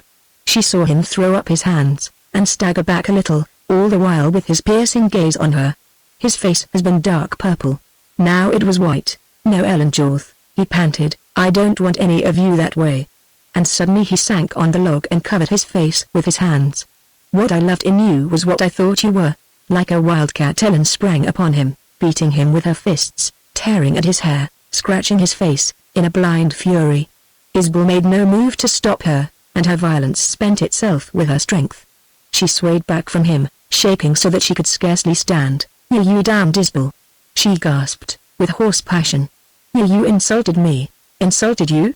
laughed Isbel, in bitter scorn. "It couldn't be done." "Oh, I'll kill you," she hissed. Isbel stood up and wiped the red scratches on his face. "Go ahead. There's my gun," he said, pointing to his saddle sheath. "Somebody's got to begin this Jorth-Isbel feud. It'll be a dirty business. I'm sick of it already. Kill me." First blood for Ellen Jorth. Suddenly the dark grim tide that had seemed to engulf Ellen's very soul cooled and receded, leaving her without its full strength. She began to sag. She stared at Isbel's gun. "Kill him," whispered the retreating voices of her hate. But she was as powerless as if she were still held in Jean Isbel's giant embrace. I want to kill you," she whispered, "but I ain't. Leave me. You're no Jorth the same as I'm no Isbel. We oughtn't be mixed in this deal," he said, somberly. "I'm sorrier for you than I am for myself. You're a girl. You once had a good mother, a decent home. And this life you've led here, mean as it's been, is nothing to what you'll face now. Damn the men that brought you to this. I'm going to kill some of them." With that he mounted and turned away. Ellen called out for him to take his horse. He did not stop nor look back. She called again, but her voice was fainter, and Isbel was now leaving at a trot. Slowly she sagged against the tree, lower and lower. He headed into the trail leading up the canyon. How strange a relief Ellen felt. She watched him ride into the aspens and start up the slope, at last to disappear in the pines. It seemed at the moment that he took with him something which had been hers. A pain in her head dulled the thoughts that wavered to and fro. After he had gone she could not see so well. Her eyes were tired. What had happened to her? There was blood on her hands. Isbel's blood. She shuddered. Was it an omen? Lower she sank against the tree and closed her eyes. Old John Sprigg did not return. Hours dragged by, dark hours for Ellen Jorth lying prostrate beside the tree, hiding the blue sky and golden sunlight from her eyes. At length the lethargy of despair, the black dull misery wore away, and she gradually returned to a condition of coherent thought. What had she learned? Sight of the black horse grazing near seemed to prompt the trenchant replies. Spades belonged to Jean Isbel. He had been stolen by her father or by one of her father's accomplices. Isbel's vaunted cunning as a tracker had been no idle boast. Her father was a horse thief, a rustler, a sheepman only as a blind, a consort of Daggs, leader of the Hash Knife Gang. Ellen well remembered the ill repute of that gang, way back in Texas, years ago. Her father had gotten in with this famous band of rustlers to serve his own ends, the extermination of the Isbels. It was all very plain now to Ellen. Daughter of a horse thief and rustler, she muttered, and her thoughts sped back to the days of her girlhood. Only the very early stage of that time had been happy. In the light of Isbel's revelation, the many changes of residence, the sudden moves to unsettled parts of Texas, the periods of poverty and sudden prosperity, all leading to the final journey to this god-forsaken Arizona, these were now seen in their true significance. As far back as she could remember, her father had been a crooked man, and her mother had known it. He had dragged her to her ruin. That degradation had killed her. Ellen realized that with poignant sorrow, with a sudden revolt against her father. Had Gaston Isbel truly and dishonestly started her father on his downhill road? Ellen wondered. She hated the Isbels with unutterable and growing hate, yet she had it in her to think, to ponder, to weigh judgments in their behalf. She owed it to something in herself to be fair. But what did it matter who was to blame for the Jorth-Isbel feud? Somehow Ellen was forced to confess that deep in her soul it mattered terribly. To be true to herself, the self that she alone knew, she must have right on her side. If the Jorths were guilty, and she clung to them and their creed, then she would be one of them. But I'm not, she mused, aloud. My name's Jorth, and I reckon I have bad blood. But it never came out in me till today. I've been honest. I've been good, yes, good, as my mother taught me to be in spite of all. Sure, my pride made me a fool. And now have I any choice to make? I'm a Jorth. I must stick to my father. All this summing up, however, did not wholly account for the pang in her breast. What had she done that day? And the answer beat in her ears like a great throbbing hammer stroke. In an agony of shame, in the throes of hate, she had perjured herself. She had sworn away her honor. She had basely made herself vile. She had struck ruthlessly at the great heart of a man who loved her. Ah! The thrust had rebounded to leave this dreadful pang in her breast. Loved her? Yes, the strange truth. The insupportable truth. She had to contend now, not with her father and her disgrace, not with the baffling presence of Jean Isbell, but with the mysteries of her own soul. Wonder of all wonders was it that such love had been born for her. Shame worse than all other shame was it that she should kill it by a poisoned lie. By what monstrous motive had she done that? To sting Isbell as he had stung her. But that had been base. Never could she have stopped so low except in a moment of tremendous tumult. If she had done so injury to Isbell, what bad she done to herself? How strange, how tenacious had been his faith in her honor. Could she ever forget? She must forget it. But she could never forget the way he had scorned those vile men in Greaves's store, the way he had beaten Bruce for defiling her name, the way he had stubbornly denied her own insinuations. She was a woman now. She had learned something of the complexity of a woman's heart. She could not change nature. And all her passionate being thrilled to the manhood of her defender. But even while she thrilled, she acknowledged her hate. It was the contention between the two that caused the pang in her breast. And now what's left for me? Murmured Ellen. She did not analyze the significance of what had prompted that query. The most incalculable of the day's disclosures was the wrong she had done herself. Sure, I'm done for, one way or another. I must stake to Dad. Or kill myself? Ellen rode Spades back to the ranch. She rode like the wind. When she swung out of the trail into the open meadow in plain sight of the ranch, her appearance created a commotion among the loungers before the cabin. She rode Spades at a full run. Who's after you? Yelled her father, as she pulled the black to a halt. Jorth held a rifle. Dags, Coulter, the other Jorths were there, likewise armed, and all watchful, strung with expectancy. Sure, nobody's after me, replied Ellen. Ain't I run a horse round here without being chased? Jorth appeared both incensed and relieved. Ha! What you mean, girl, running like a streak right down on us? You're acting queer these days, and you look queer. I'm not liking it. Reckon these are queer times for the Jorths, replied Ellen, sarcastically. Dags found strange horse tracks crossing the meadow, said her father. And that worried us. Someone's been snooping round the ranch. And when we seen you running so wild, we sure thought you was been chased. No. I was only trying out Spades to see how fast he could run, returned Ellen. Reckon when we do get chased it'll take some running to catch me. Haw. Haw. Roared Dags. It sure will, Ellen. Girl, it's not only your running and your looks that's queer, declared Jorth, in dark perplexity. You talk queer, sure, Dad, you are not used to hearing Spades called Spades, said Ellen, as she dismounted. Humphrey! Ejaculated her father, as if convinced of the uselessness of trying to understand a woman. Say, did you see any strange horse tracks? I reckon I did. And I know who made them. Jorth stiffened. All the men behind him showed a sudden intensity of suspense. Who? Demanded Jorth. Sure, it was Jean Isbell, replied Ellen, coolly. He came up he tracking his black horse. Jean Isbell tracking his black horse, repeated her father. Yes. He's not overrated as a tracker, that's sure. Blank silence ensued. Ellen cast a slow glance over her father and the others, then she began to loosen the cinches of her saddle. Presently Jorth burst the silence with a curse, and Dags followed with one of his sardonic laughs. Vile, boss, what did I tell you? He drawled. Jorth strode to Ellen, and, whirling her around with a strong hand, he held her facing him. Did you see Isbell? Yes, replied Ellen, just as sharply as her father had asked. Did you talk to him? Yes. What did he want up he? I told you. He was tracking the black horse you stole. Jorth's hand and arm dropped limply. His sallow face turned a livid hue. Amaze merged into discomfiture, and that gave place to rage. He raised a hand as if to strike Ellen. And suddenly Dags's long arm shot out to clutch Jorth's wrist. Wrestling to free himself, Jorth cursed under his breath. "Let go, Dags," he shouted, stridently. "Am I drunk that you grabbed me? Vile, you ain't drunk, I reckon," replied the rustler, with sarcasm. "But you are sure some things I'll reserve for your private ear." Jorth gained a semblance of composure. But it was evident that he labored under a shock. "Ellen, did Jean Isbell see this black horse?" "Yes. He asked me how I got Spades and I told him." "Did he say Spades belong to him?" "Sure, I reckon he proved it." You can always tell a horse that loves its master." "Did you offer to give Spades back?" "Yes. But Isbell wouldn't take him." "Ha. And why not?" "He said he'd rather I kept him. He was about to engage in a dirty, blood-spilling deal, and he reckoned he'd not be able to care for a fine horse. I didn't want Spades. I tried to make Isbell take him. But he rode off.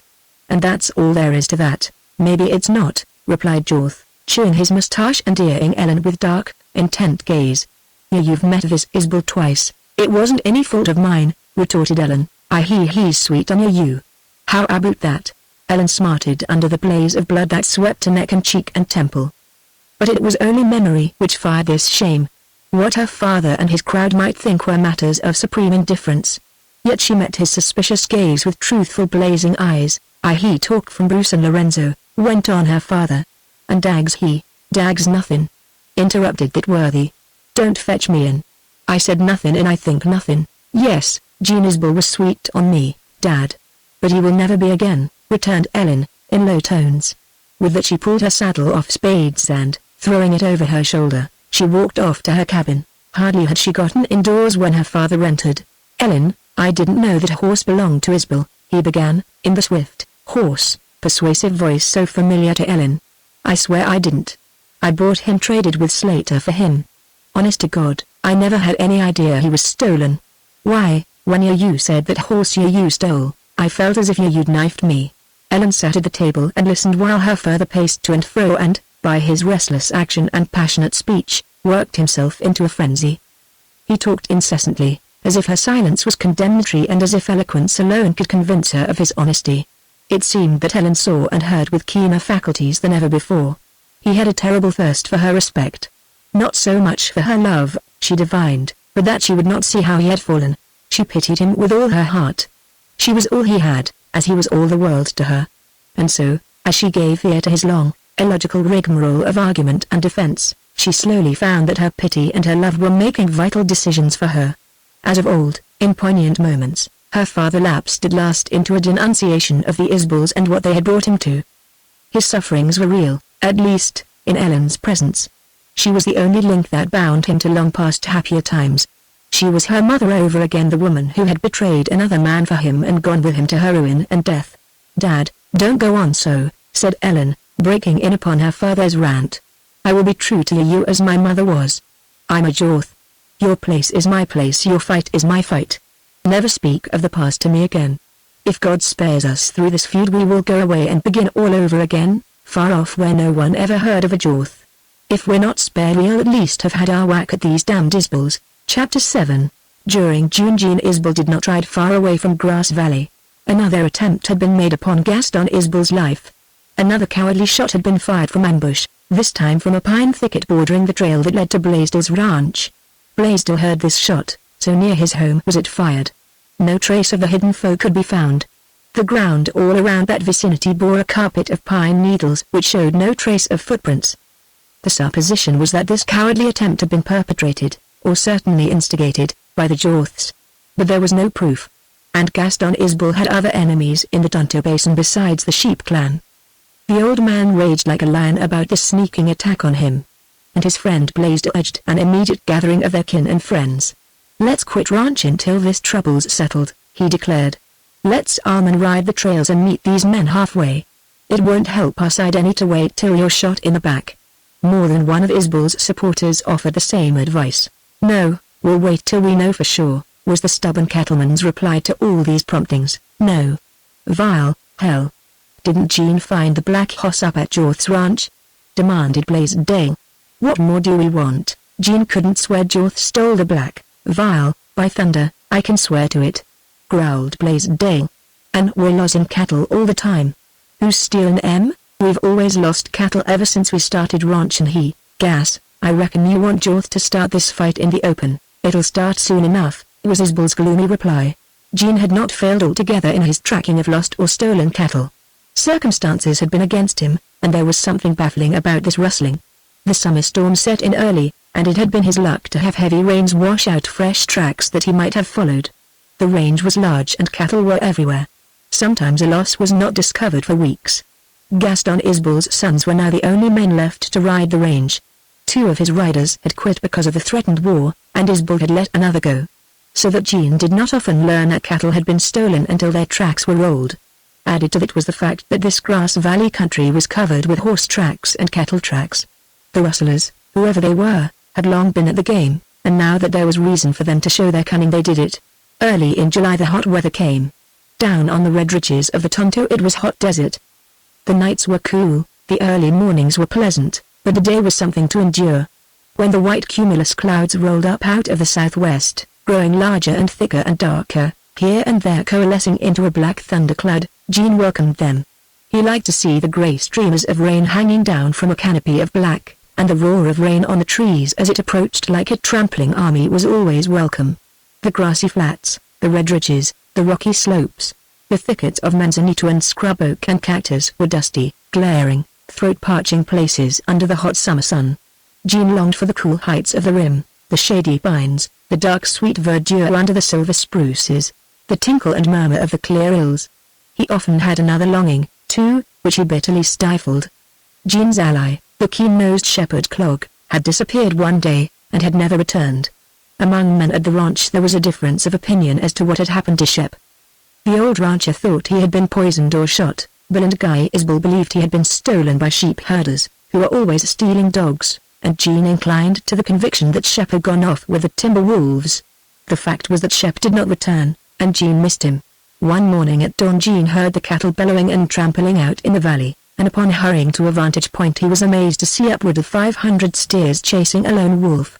Gene's father had seen such a spectacle as this, but it was a new one for Gene. The wolf was a big grey and black fellow, rangy and powerful, and until he got the steers all behind him he was rather hard put to it to keep out of their way. Probably he had dogged the herd, trying to sneak in and pull down a yearling, and finally the steers had charged him. Gene kept along the edge of the valley in the hope they would chase him within range of a rifle. But the wary wolf saw Gene and sheered off, gradually drawing away from his pursuers. Gene returned to the house for his breakfast, and then set off across the valley. His father owned one small flock of sheep that had not yet been driven up on the rim, where all the sheep in the country were run during the hot, dry summer down on the Tonto. Young Ivats and a Mexican boy named Bernardino had charge of this flock. The regular Mexican herder, a man of experience, had given up his job, and these boys were not equal to the task of risking the sheep up in the enemy's stronghold. This flock was known to be grazing in a side draw, well up from Grass Valley, where the brush afforded some protection from the sun, and there was good water and a little feed. Before Gene reached his destination he heard a shot. It was not a rifle shot, which fact caused Gene a little concern. Ivats and Bernardino had rifles, but, to his knowledge, no small arms. Gene rode up on one of the black-brushed conical hills that rose on the south side of Grass Valley, and from there he took a sharp survey of the country. At first he made out only cattle, and bare meadowland, and the low encircling ridges and hills. But presently up toward the head of the valley he descried a bunch of horsemen riding toward the village. He could not tell their number. The dark moving mass seemed to Gene to be instinct with life, mystery, menace. Who were they? It was too far for him to recognize horses, let alone riders. They were moving fast, too. Gene watched them out of sight, then turned his horse downhill again, and rode on his quest. A number of horsemen like that was a very unusual sight around Grass Valley at any time. What then did it portend now? Gene experienced a little shock of uneasy dread that was a new sensation for him. Brooding over this he proceeded on his way, at length to turn into the draw where the camp of the sheep herders was located. Upon coming in sight of it he heard a horse shout. Young Ivats appeared running frantically out of the brush. Gene urged his horse into the run and soon covered the distance between them. Ivats appeared beside himself with terror. "Boy, what's the matter?" queried Gene, as he dismounted, rifle in hand, peering quickly from Ivats's white face to the camp, and all around. "Bernardino! Bernardino!" gasped the boy, wringing his hands and pointing. Gene ran the few remaining rods to the sheep camp. He saw the little teepee, a burned-out fire, a half-finished meal, and then the Mexican lad lying prone on the ground, dead, with a bullet hole in his ghastly face. Near him lay an old six-shooter. "Whose gun is that?" demanded Jean, as he picked it up. "Bernardino's," replied Varts, huskily. He just got it the other day." "Did he shoot himself accidentally?" "Oh no. No. He didn't do it at all." "Who did, then?" "The men they rode up a gang, they did it," panted Varts. "Did you know who they were?" "No. I couldn't tell. I saw them come in and I was scared. Bernardino had gone fell water. I ran and hid in the brush. I wanted to yell, but they come too close. Then I heard them talking. Bernardino come back. They peered friendly like. That made me raise up, to look. And I couldn't see good. I heard one of them ask Bernardino to let him see his gun. And Bernardino handed it over. He looked at the gun and haw-hawed, and flipped it up in the air, and when it fell back in his hand it went off bang. And Bernardino dropped. I hid down close. I was scared stiff. I heard them talk more, but not what they said. Then they rode away. And I hid there till I seen you comin'. Have you got a horse?" queried Jean, sharply. "No. But I can ride one of Bernardino's burros." "Get one. Hurry over to Blaisdell.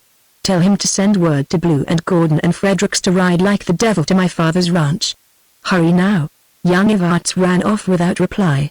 Jean stood looking down at the limp and pathetic figure of the Mexican boy. "By heaven!" he exclaimed, grimly. "The Jorthasbel war is on. Deliberate, cold-blooded murder. Our Gamble Dags did this job. He's been given the leadership. He started it. Bernardino, greaser or not, you were a faithful lad, and you won't go long unavenged." Jean had no time to spare. Tearing a tarpaulin out of the teepee, he covered the lad with it and then ran for his horse. Mounting, he galloped down the draw, over the little red ridges, out into the valley, where he put his horse to a run. Action changed the sickening horror that sight of Bernardino had engendered. Jean even felt a strange, grim relief. The long, dragging days of waiting were over. Jorth's gang had taken the initiative. Blood had begun to flow. And it would continue to flow now till the last man of one faction stood over the dead body of the last man of the other. Would it be a Jorth or an Isbel? "My instinct was right," he muttered, aloud. "That bunch of horses gave me a queer feeling." Jean gazed all around the grassy, cattle-dotted valley he was crossing so swiftly, and toward the village, but he did not see any sign of the dark group of riders. They had gone on to Greaves's store, there, no doubt, to drink and to add more enemies of the Isbels to their gang. Suddenly across Jean's mind flashed a thought of Ellen Jorth. What hell'll become of her? What hell'll become of all the women? My sister? The little ones? No one was in sight around the ranch. Never had it appeared more peaceful and pastoral to Jean. The grazing cattle and horses in the foreground, the haystack half-eaten away, the cows in the fenced pasture, the column of blue smoke lazily ascending, the cackle of hens, the solid, well-built cabins, all these seemed to repudiate Jean's haste and his darkness of mind. This place was his father's farm. There was not a cloud in the blue, summer sky. As Jean galloped up the lane, someone saw him from the door, and then Bill and Guy and their gray-headed father came out upon the porch. Jean saw how he waved the womenfolk back, and then strode out into the lane. Bill and Guy reached his side as Jean pulled his heaving horse to a halt. They all looked at Jean, swiftly and intently, with a little, hard, fiery gleam strangely identical in the eyes of each. Probably before a word was spoken they knew what to expect. "Vile, you sure was in a hurry," remarked the father. "What the hell's up?" queried Bill, grimly. Guy Isbel remained silent, and it was he who turned slightly pale. Jean leapt off his horse. "Bernardino has just been killed, murdered with his own gun." Gaston Isbel seemed to exhale a long damned, bursting breath that let his chest sag. A terrible deadly glint, pale and cold as sunlight on ice, grew slowly to dominate his clear eyes. "Ha!" ejaculated Bill Isbel, hoarsely. Not one of the three men asked who had done the killing. They were silent a moment, motionless, locked in the secret seclusion of their own minds. Then they listened with absorption to Jean's brief story. "Vile, that lets us in," said his father. "I wish we had more time. Reckon I'd done better to listen to you boys and have my men close at hand. Jacobs happened to ride over. That makes 5 of us besides the women. Or, Dad, you don't reckon they'll round us up here?" asked Guy Isbel. "Boys, I always feared they might," replied the old man. "But I never really believed they'd have the nerve. Sure, I ought to have figured Dags better. This he secret business and shooting at us from ambush looked Abu Jorth's size to me. But I reckon now we'll have to fight without our friends. Let them come, said Jean. I sent for Blaisdell, Blue, Gordon, and Fredericks. Maybe they'll get here in time. But if they don't, it needn't worry us much. We can hold out here longer than Jorth's gang can hang around. We'll want plenty of water, wood, and meat in the house. Vile, I'll see to that, rejoined his father. Jean, you go out close by, where you can see all around, and keep watch. Who's going to tell the women? Asked Gaiusbel. The silence that momentarily ensued was an eloquent testimony to the hardest and saddest aspect of the strife between men. The inevitableness of it in no wise detracted from its sheer uselessness. Men from time immemorial had hated, and killed one another, always to the misery and degradation of their women. Old Gaston Isbel showed this tragic realization in his lined face. Vile, boys, I'll tell the women, he said. Sure, you needn't worry none about them. They'll be game. Jean rode away to an open knoll a short distance from the house, and here he stationed himself to watch all points. The ceded ridge back of the ranch was the one approach by which Jorth's gang might come close without being detected, but even so, Jean could see them and ride to the house in time to prevent a surprise. The moments dragged by, and at the end of an hour Jean was in hopes that Blaisdell would soon come. These hopes were well founded. Presently he heard a clatter of hooves on hard ground to the south, and upon wheeling to look he saw the friendly neighbor coming fast along the road, riding a big white horse. Blaisdell carried a rifle in his hand, and the sight of him gave Jean a glow of warmth. He was one of the Texans who would stand by the Isbels to the last man. Jean watched him ride to the house, watched the meeting between him and his lifelong friend. There floated out to Jean old Blaisdell's roar of rage. Then out on the green of Grass Valley, where a long, swelling plain swept away toward the village, there appeared a moving dark patch. A bunch of horses. Jean's body gave a slight start, the shock of sudden propulsion of blood through all his veins. Those horses bore riders. They were coming straight down the open valley, on the wagon road to Isbel's ranch. No subterfuge nor secrecy nor sneaking in that advance. A hot thrill ran over Jean. By heaven, they mean business, he muttered. Up to the last moment he had unconsciously hoped Jorth's gang would not come boldly like that. The verifications of all a Texan's inherited instincts left no doubts, no hopes, no illusions, only a grim certainty that this was not conjecture nor probability, but fact. For a moment longer Jean watched the slowly moving dark patch of horsemen against the green background, then he hurried back to the ranch. His father saw him coming, strode out as before. Dad, Jorth is coming, said Jean, huskily. How he hated to be forced to tell his father that. The boyish love of old had flashed up. War? Demanded the old man, his eagle gaze sweeping the horizon, down the road from Grass Valley. You can't see from here, Vile, come in and let's get ready. Isbel's house had not been constructed with the idea of repelling an attack from a band of Apaches. The long living room of the main cabin was the one selected for defense and protection. This room had 2 windows and a door facing the lane, and a door at each end, one of which opened into the kitchen and the other into an adjoining and later built cabin. The logs of this main cabin were of large size, and the doors and window coverings were heavy, affording safer protection from bullets than the other cabins. When Jean went in he seemed to see a host of white faces lifted to him. His sister Anne, his 2 sisters-in-law, the children, all mutely watched him with eyes that would haunt him. Vile, Blaisdell, Jean says Jorth and his precious gang of rustlers are on the way, he announced the rancher. Damn me if it's not a bad day for early Jorth, declared Blaisdell. Clear off that table, ordered Isbel, and fetch out all the guns and shells we got. Once laid upon the table these presented a formidable arsenal, which consisted of the 3 new .44 Winchesters that Jean had brought with him from the coast, the enormous buffalo, also called needle gun, that Gaston Isbel had used for years, a Henry rifle which Blaisdell had brought, and half a dozen 6-shooters. Piles and packages of ammunition littered the table. Sort out these he-shells, said Isbel. Everybody wants to get hold of his own. Jacobs, the neighbor who was present, was a thick-set, bearded man, rather jovial among those lean-jawed Texans. He carried a .44 rifle of an old pattern. Vile, boys, if I'd knowed we was in for some fun I'd have fetched more shells. Only got 1 magazine full.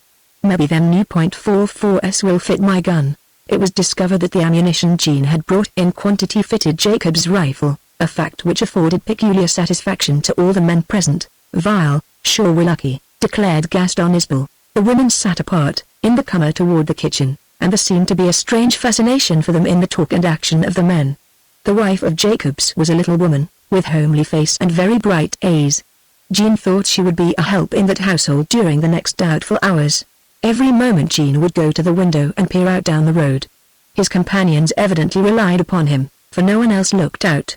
Now that the suspense of days and weeks was over, these Texans faced the issue with talk and act not noticeably different from those of ordinary moments. At last Jean espied the dark mass of horsemen out in the valley road.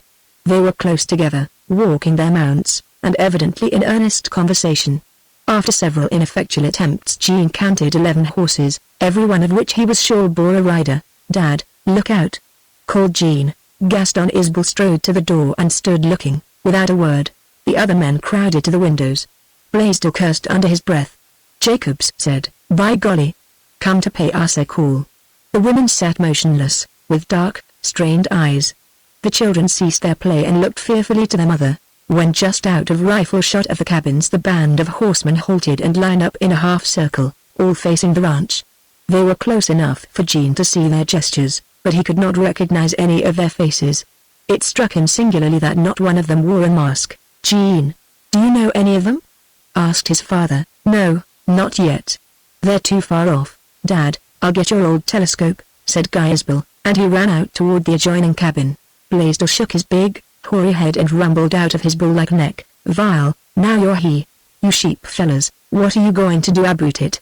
Guy Isbel returned with a yard-long telescope, which he passed to his father. The old man took it with shaking hands and leveled it. Suddenly it was as if he had been transfixed. Then he lowered the glass, shaking violently, and his face grew grey with an exceeding bitter wrath. "Jorth!" he swore, harshly. Jean had only to look at his father to know that recognition had been like a mortal shock. It passed. Again the rancher leveled the glass. "Vile, Blaisdell. There's our old Texas friend, Daggs," he drawled, dryly. "And Greaves, our honest storekeeper of Grass Valley. And there's Stonewall Jackson Jorth. And Tad Jorth, with the same old red nose. Ann, say, damn if one of that gang isn't Queen, as bad a gunfighter as Texas ever bred. Sure, I thought he'd been killed in the Big Bend country." "So I heard. And there's Craig, another respectable sheepman of Grass Valley." "Haw haw. Ann, Vile, I don't recognize any more of them." Jean forthwith took the glass and moved it slowly across the faces of that group of horsemen. "Sim Bruce," he said, instantly. "I see Coulter. And, yes, Greaves is there. I've seen the man next to him face like a ham." "Sure, that is Craig," interrupted his father. Jean knew the dark face of Lee Jorth by the resemblance it bore to Ellen's, and the recognition brought a twinge. He thought, too, that he could tell the other Jorths. He asked his father to describe Daggs and then Queen.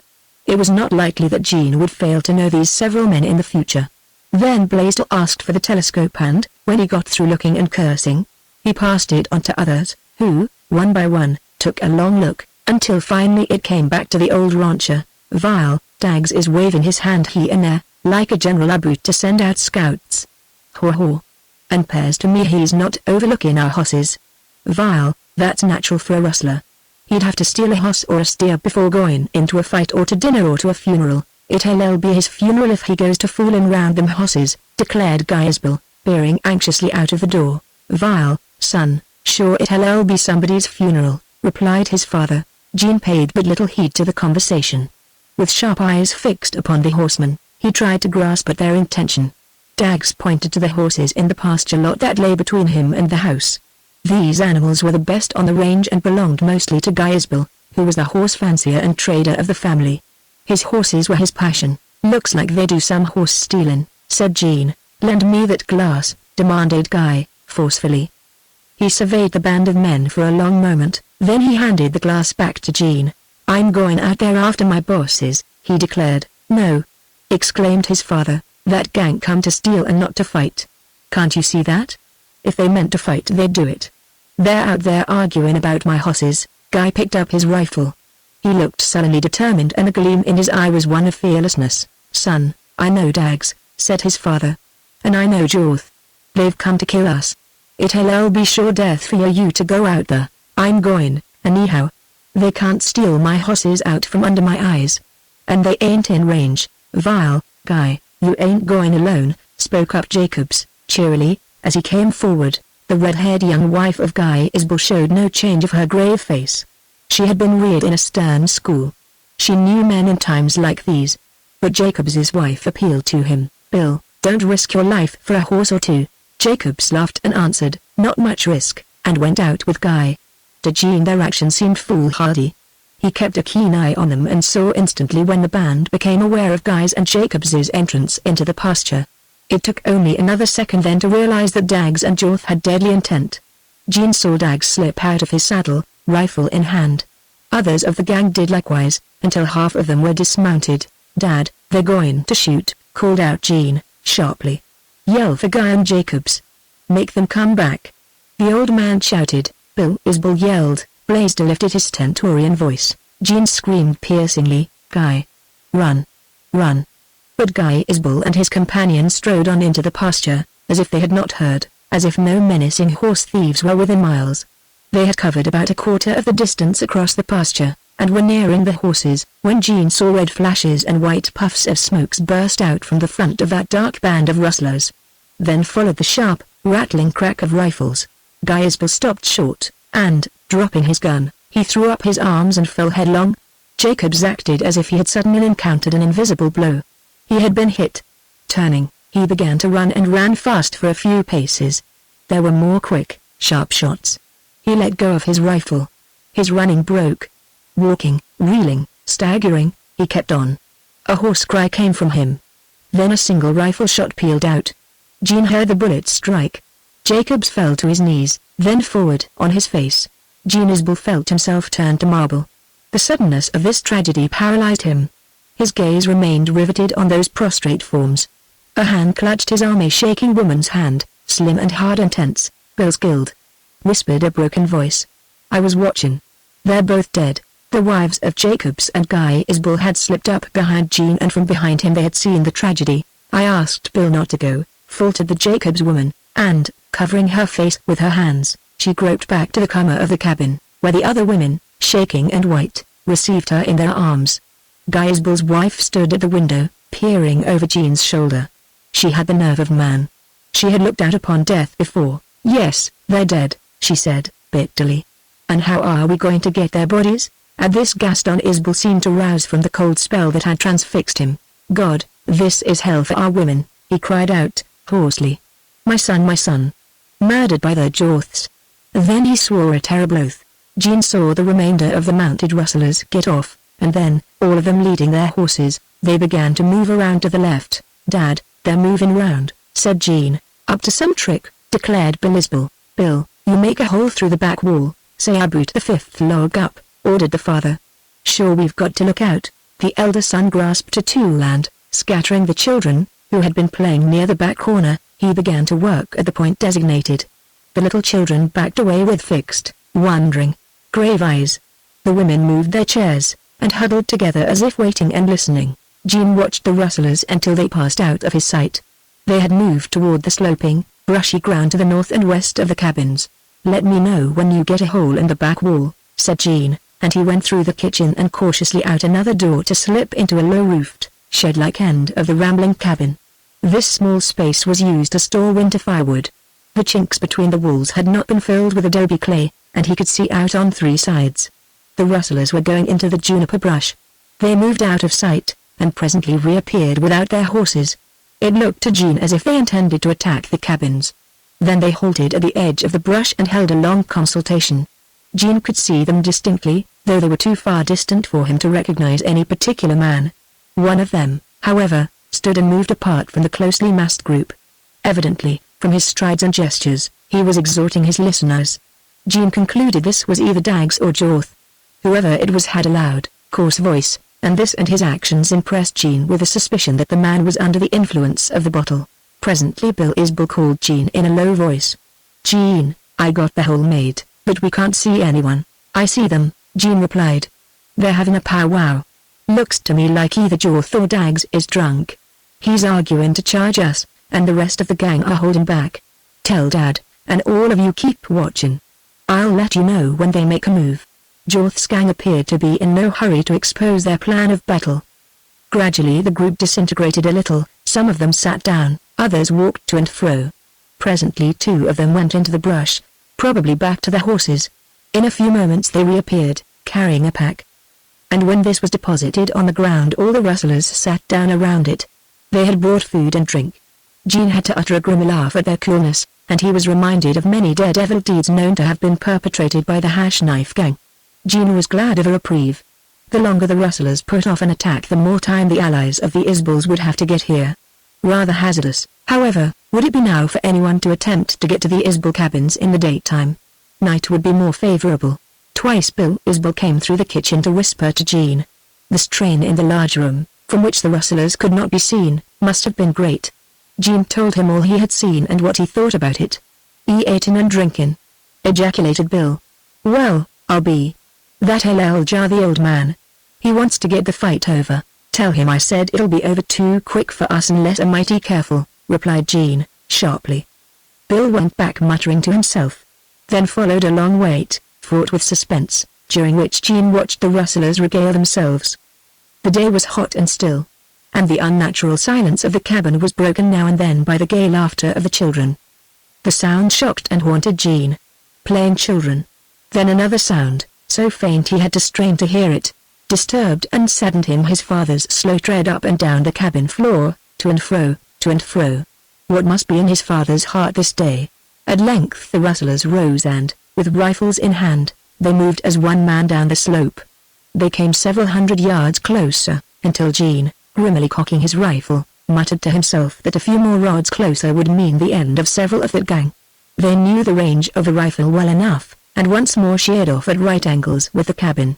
When they got even with the line of corrals they stooped down and were lost to Gene's sight. This fact caused him alarm. They were, of course, crawling up on the cabins.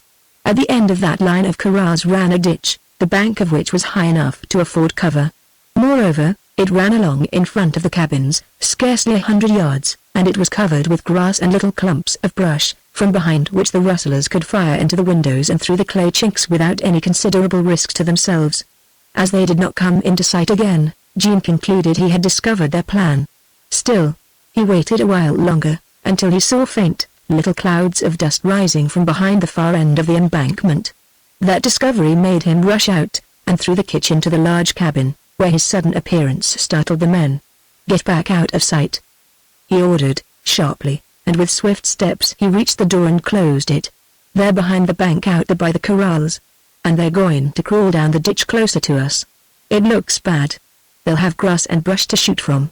We've got to be mighty careful how we peep out." "Aha." "All right," replied his father. "You women keep the kids with you in that corner. And you all better lay down flat." Blaisdell, Bill Isbel, and the old man crouched at the large window, peeping through cracks in the rough edges of the logs. Gene took his post beside the small window, with his keen eyes vibrating like a compass needle. The movement of a blade of grass, the flight of a grasshopper could not escape his trained sight. "Look sharp now," he called to the other men. "I see dust. They're working along almost to the bare spot on the bank. I saw the tip of a rifle. A black hat. More dust. They're spreading along behind the bank." Loud voices, and then thick clouds of yellow dust, coming from behind the highest and brushiest line of the embankment, attested to the truth of Gene's observation, and also to a reckless disregard of danger. Suddenly Gene caught a glint of moving color through the fringe of brush. Instantly he was strung like a whipcord. Then a tall, hatless and coatless man stepped up in plain sight. The sun shone on his fair, ruffled hair. "Dags, hey, you, Isbels," he bawled, in magnificent derisive boldness. "Come out and fight." Quick as lightning Gene threw up his rifle and fired. He saw tufts of fair hair fly from Dags's head. He saw the squirt of red blood. Then quick shots from his comrades rang out. They all hit the swaying body of the rustler. But Gene knew with a terrible thrill that his bullet had killed Dags before the other 3 struck. Dags fell forward, his arms and half his body resting over the embankment. Then the rustlers dragged him back out of sight. Hoarse shouts rose. A cloud of yellow dust drifted away from the spot. "Dags!" burst out Gaston Isbel. "Gene, you knocked off the top of his head. I seen that when I was pulling trigger. Sure he wasted our shots, God. He must have been crazy or drunk to pop up there and brace us that way," said Blaisdell, breathing hard. "Arizona is bad for Texans," replied Isbel, sardonically. Sure, it's been too peaceful here. Rustlers have no practice at fighting. And I reckon Dags forgot. Dags made as crazy a move as that of Guy and Jacobs, spoke up Jean. They were overbold, and he was drunk. Let them be a lesson to us. Jean had smelled whiskey upon his entrance to this cabin. Bill was a hard drinker, and his father was not immune. Blaisdell, too, drank heavily upon occasions. Jean made a mental note that he would not permit their chances to become impaired by liquor. Rifles began to crack, and puffs of smoke rose all along the embankment for the space of 100 feet.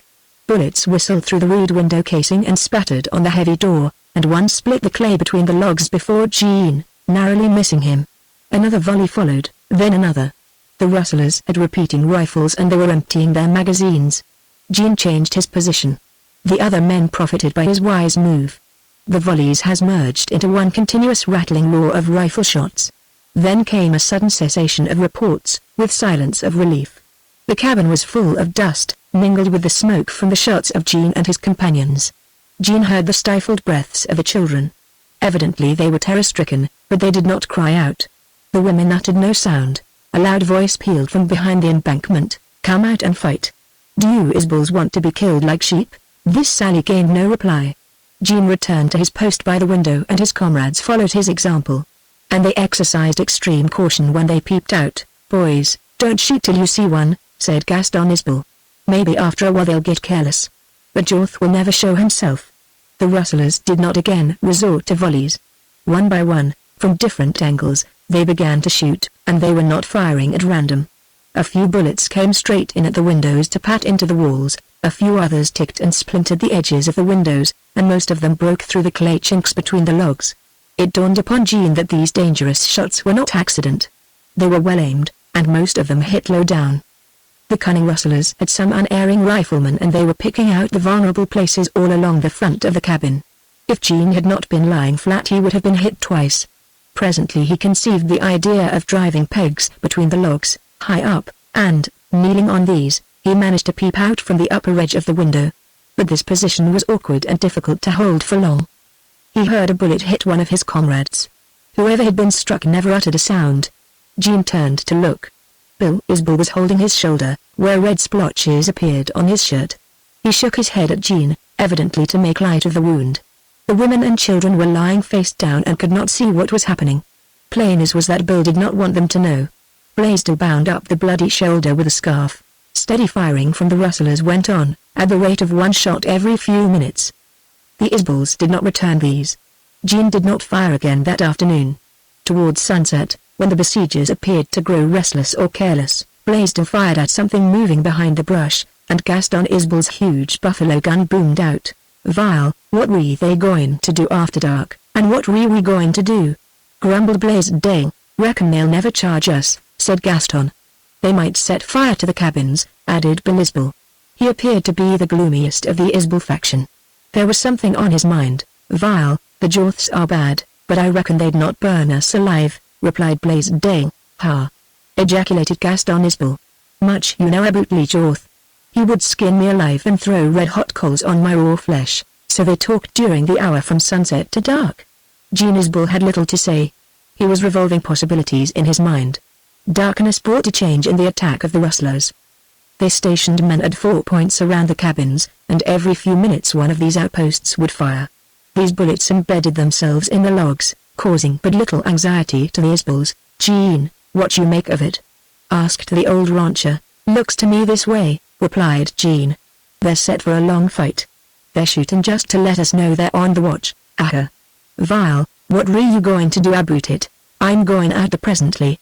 Gaston Isbel grunted his satisfaction at this intention of Jean's. All was pitch dark inside the cabin. The women had water and food at hand. Jean kept a sharp lookout from his window while he ate his supper of meat, bread, and milk. At last the children, worn out by the long day, fell asleep. The women whispered a little in their corner. About 9 o'clock Jean signified his intention of going out to reconnoiter. "Dad, they got the best of us in the daytime," he said, "but not after dark." Jean buckled on a belt that carried shells, a bowie knife, and revolver, and with rifle in hand he went out through the kitchen to the yard. The night was darker than usual, as some of the stars were hidden by clouds. He leaned against the log cabin, waiting for his eyes to become perfectly adjusted to the darkness. Like an Indian, Gene could see well at night. He knew every point around cabins and sheds and corrals, every post, log, tree, rock, adjacent to the ranch. After perhaps a quarter of an hour watching, during which time several shots were fired from behind the embankment and one each from the rustlers at the other locations, Gene slipped out on his quest. He kept in the shadow of the cabin walls, then the line of orchard trees, then a row of currant bushes. Here, crouching low, he halted to look and listen. He was now at the edge of the open ground, with a gently rising slope before him. He could see the dark patches of cedar and juniper trees. On the north side of the cabin a streak of fire flashed in the blackness, and a shot rang out. Gene heard the bullet bit the cabin. Then silence enfolded the lonely ranch and the darkness lay like a black blanket. A low hum of insects pervaded the air. Dull sheets of lightning illumined the dark horizon to the south. Once Gene heard voices, but could not tell from which direction they came. To the west of him then flared out another rifle shot. The bullet whistled down over Gene to thud into the cabin. Gene made a careful study of the obscure, grey-black open before him and then the background to his rear. So long as he kept the dense shadows behind him he could not be seen. He slipped from behind his cover and, gliding with absolutely noiseless footsteps, he gained the first clump of junipers. Here he waited patiently and motionlessly for another round of shots from the rustlers. After the second shot from the west side Gene sheered off to the right. Patches of brush, clumps of juniper, and isolated cedars covered this slope, affording Gene a perfect means for his purpose, which was to make a detour and come up behind the rustler who was firing from that side. Gene climbed to the top of the ridge, descended the opposite slope, made his turn to the left, and slowly worked up behind the point near where he expected to locate the rustler. Long habit in the open, by day and night, rendered his sense of direction almost as perfect as sight itself. The first flash of fire he saw from this side proved that he had come straight up toward his man. Gene's intention was to crawl up on this one of the Jorth gang and silently kill him with a knife. If the plan worked successfully, Gene meant to work round to the next rustler. Laying aside his rifle, he crawled forward on hands and knees, making no more sound than a cat. His approach was slow. He had to pick his way, be careful not to break twigs nor rattle stones. His buckskin garments made no sound against the brush. Gene located the rustler sitting on the top of the ridge in the center of an open space. He was alone. Gene saw the dull red end of the cigarette he was smoking. The ground on the ridge top was rocky and not well adapted for Gene's purpose. He had to abandon the idea of crawling up on the rustler.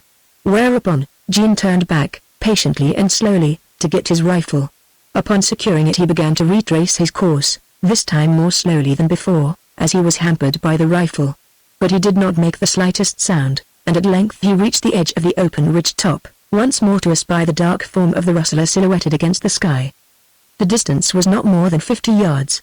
As Gene rose to his knee and carefully lifted his rifle round to avoid the twigs of a juniper he suddenly experienced another emotion besides the one of grim, hard wrath at the Jorths. It was an emotion that sickened him, made him weak internally, a cold, shaking, ungovernable sensation. Suppose this man was Ellen Jorth's father. Gene lowered the rifle. He felt it shake over his knee.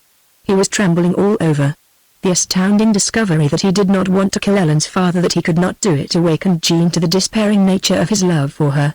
In this grim moment of indecision, when he knew his Indian subtlety and ability gave him a great advantage over the Jorths, he fully realized his strange, hopeless, and irresistible love for the girl. He made no attempt to deny it any longer. Like the night and the lonely wilderness around him, like the inevitableness of this Jorth-Isbal feud, this love of his was a thing, a fact, a reality. He breathed to his own inward ear, to his soul, he could not kill Ellen Jorth's father. Feud or no feud, Isbal or not, he could not deliberately do it. And why not? There was no answer. Was he not faithless to his father? He had no hope of ever winning Ellen Jorth. He did not want the love of a girl of her character. But he loved her. And his struggle must be against the insidious and mysterious growth of that passion. It swayed him already. It made him a coward. Through his mind and heart swept the memory of Ellen Jorth, her beauty and charm, her boldness and pathos, her shame and her degradation. And the sweetness of her outweighed the boldness. And the mystery of her arrayed itself in unquenchable protest against her acknowledged shame. Gene lifted his face to the heavens, to the pitiless white stars, to the infinite depths of the dark blue sky. He could sense the fact of his being an atom in the universe of nature. What was he, what was his revengeful father, what were hate and passion and strife in comparison to the nameless something, immense and everlasting, that he sensed in this dark moment? With the rustlers' dags the Jorths they had killed his brother Guy, murdered him brutally and ruthlessly. Guy had been a playmate of Jean's a favorite brother. Bill had been secretive and selfish. Jean had never loved him as he did Guy. Guy lies dead down there on the meadow. This feud had begun to run its bloody course. Jean steeled his nerve. The hot blood crept back along his veins. The dark and masterful tide of revenge waved over him. The keen edge of his mind then cut out sharp and trenchant thoughts. He must kill when and where he could. This man could hardly be Ellen Jorth's father. Jorth would be with the main crowd, directing hostilities. Jean could shoot this rustler guard and his shot would be taken by the gang as the regular one from their comrade. Then swiftly Jean leveled his rifle, covered the dark form, grew cold and set, and pressed the trigger. After the report he rose and wheeled away. He did not look nor listen for the result of his shot. A clammy sweat wet his face, the hollow of his hands, his breast. A horrible, leaden, thick sensation oppressed his heart. Nature had endowed him with Indian gifts, but the exercise of them to this end caused a revolt in his soul. Nevertheless, it was the Isbal blood that dominated him. The wind blew cool on his face. The burden upon his shoulders seemed to lift. The clamoring whispers grew fainter in his ears. And by the time he had retraced his cautious steps back to the orchard, all his physical being was strung to the task at hand. Something had come between his reflective self and this man of action. Crossing the lane, he took to the west line of sheds, and passed beyond them into the meadow. In the grass he crawled silently away to the right, using the same precaution that had actuated him on the slope, only here he did not pause so often, nor move so slowly. Jean aimed to go far enough to the right to pass the end of the embankment behind which the rustlers had found such efficient cover. This ditch had been made to keep water, during spring thaws and summer storms, from pouring off the slope to flood the corrals. Jean miscalculated and found he had come upon the embankment somewhat to the left of the end, which fact, however, caused him no uneasiness. He lay there a while to listen. Again he heard voices. After a time a shot pealed out. He did not see the flash, but he calculated that it had come from the north side of the cabins. The next quarter of an hour discovered to Jean that the nearest guard was firing from the top of the embankment, perhaps 100 yards distant, and a second one was performing the same office from a point apparently only a few yards farther on. Two rustlers close together. Jean had not calculated upon that. For a little while he pondered on what was best to do, and at length decided to crawl round behind them, and as close as the situation made advisable. He found the ditch behind the embankment a favorable path by which to stalk these enemies. It was dry and sandy, with borders of high weeds. The only drawback was that it was almost impossible for him to keep from brushing against the dry, invisible branches of the weeds. To offset this he wormed his way like a snail, inch by inch, taking a long time before he caught sight of the sitting figure of a man, black against the dark blue sky. This rustler had fired his rifle 3 times during Jean's slow approach. Jean watched and listened a few moments, then wormed himself closer and closer, until the man was within 20 steps of him. Jean smelled tobacco smoke, but could see no light of pipe or cigarette, because the fellow's back was turned. "Say, Ben," said this man to his companion sitting hunched up a few yards distant, "sure it strikes me queer that Summers ain't shootin' any over thar." Jean recognized the dry, drawling voice of Greaves, and the shock of it seemed to contract the muscles of his whole thrilling body, like that of a panther about to spring. Chapter 8. "Was sure thinkin' that same," said the other man. "An, say, didn't that last shot sound too sharp for Summers's 45? "Come to think of it, I reckon it did," replied Greaves. "Vile, I'll go around over thar and see." The dark form of the rustler slipped out of sight over the embankment. "Better go slow and careful," warned Greaves. "And only go close enough to call Summers. Maybe that damn half-breed Isbal is comin' some engine on us." Jean heard the soft swish of footsteps through wet grass. Then all was still. He lay flat, with his cheek on the sand, and he had to look ahead and upward to make out the dark figure of Greaves on the bank. One way or another he meant to kill Greaves, and he had the willpower to resist the strongest gust of passion that had ever stormed his breast. If he arose and shot the rustler, that act would defeat his plan of slipping on around upon the other outposts who were firing at the cabins. Jean wanted to call softly to Greaves, "You're right about the half-breed," and then, as he reeled aghast, to kill him as he moved. But it suited Jean to risk leaping upon the man. Jean did not waste time in trying to understand the strange, deadly instinct that gripped him at the moment. But he realized then he had chosen the most perilous plan to get rid of Greaves. Jean drew a long, deep breath and held it. He let go of his rifle. He rose, silently as a lifting shadow. He drew the Bowie knife. Then with light, swift bounds he glided out the bank. Greaves must have heard a rustling, a soft, quick pad of moccasin, for he turned with a start. And that instant Jean's left arm darted like a striking snake round Greaves's neck and closed tight and hard.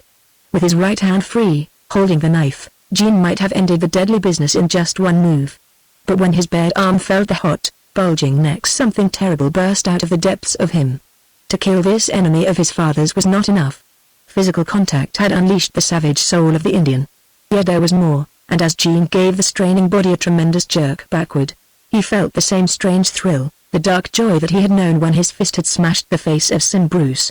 Greaves had lied. He had corroborated Bruce's vile insinuation about Ellen Jorth. So it was more than hate that actuated Jean Isbell. Greaves was heavy and powerful. He whirled himself, feet first, over backward, in a lunge like that of a lassoed steer. But Jean's hold held. They rolled down the bank into the sandy ditch, and Jean landed uppermost, with his body at right angles with that of his adversary. "Greaves, your hunch was right," hissed Jean. "It's the half-breed. And I'm going to cut you first for Ellen Jorth and then for Gaston Isbell." Jean gazed down into the gleaming eyes. Then his right arm whipped the big blade. It flashed. It fell.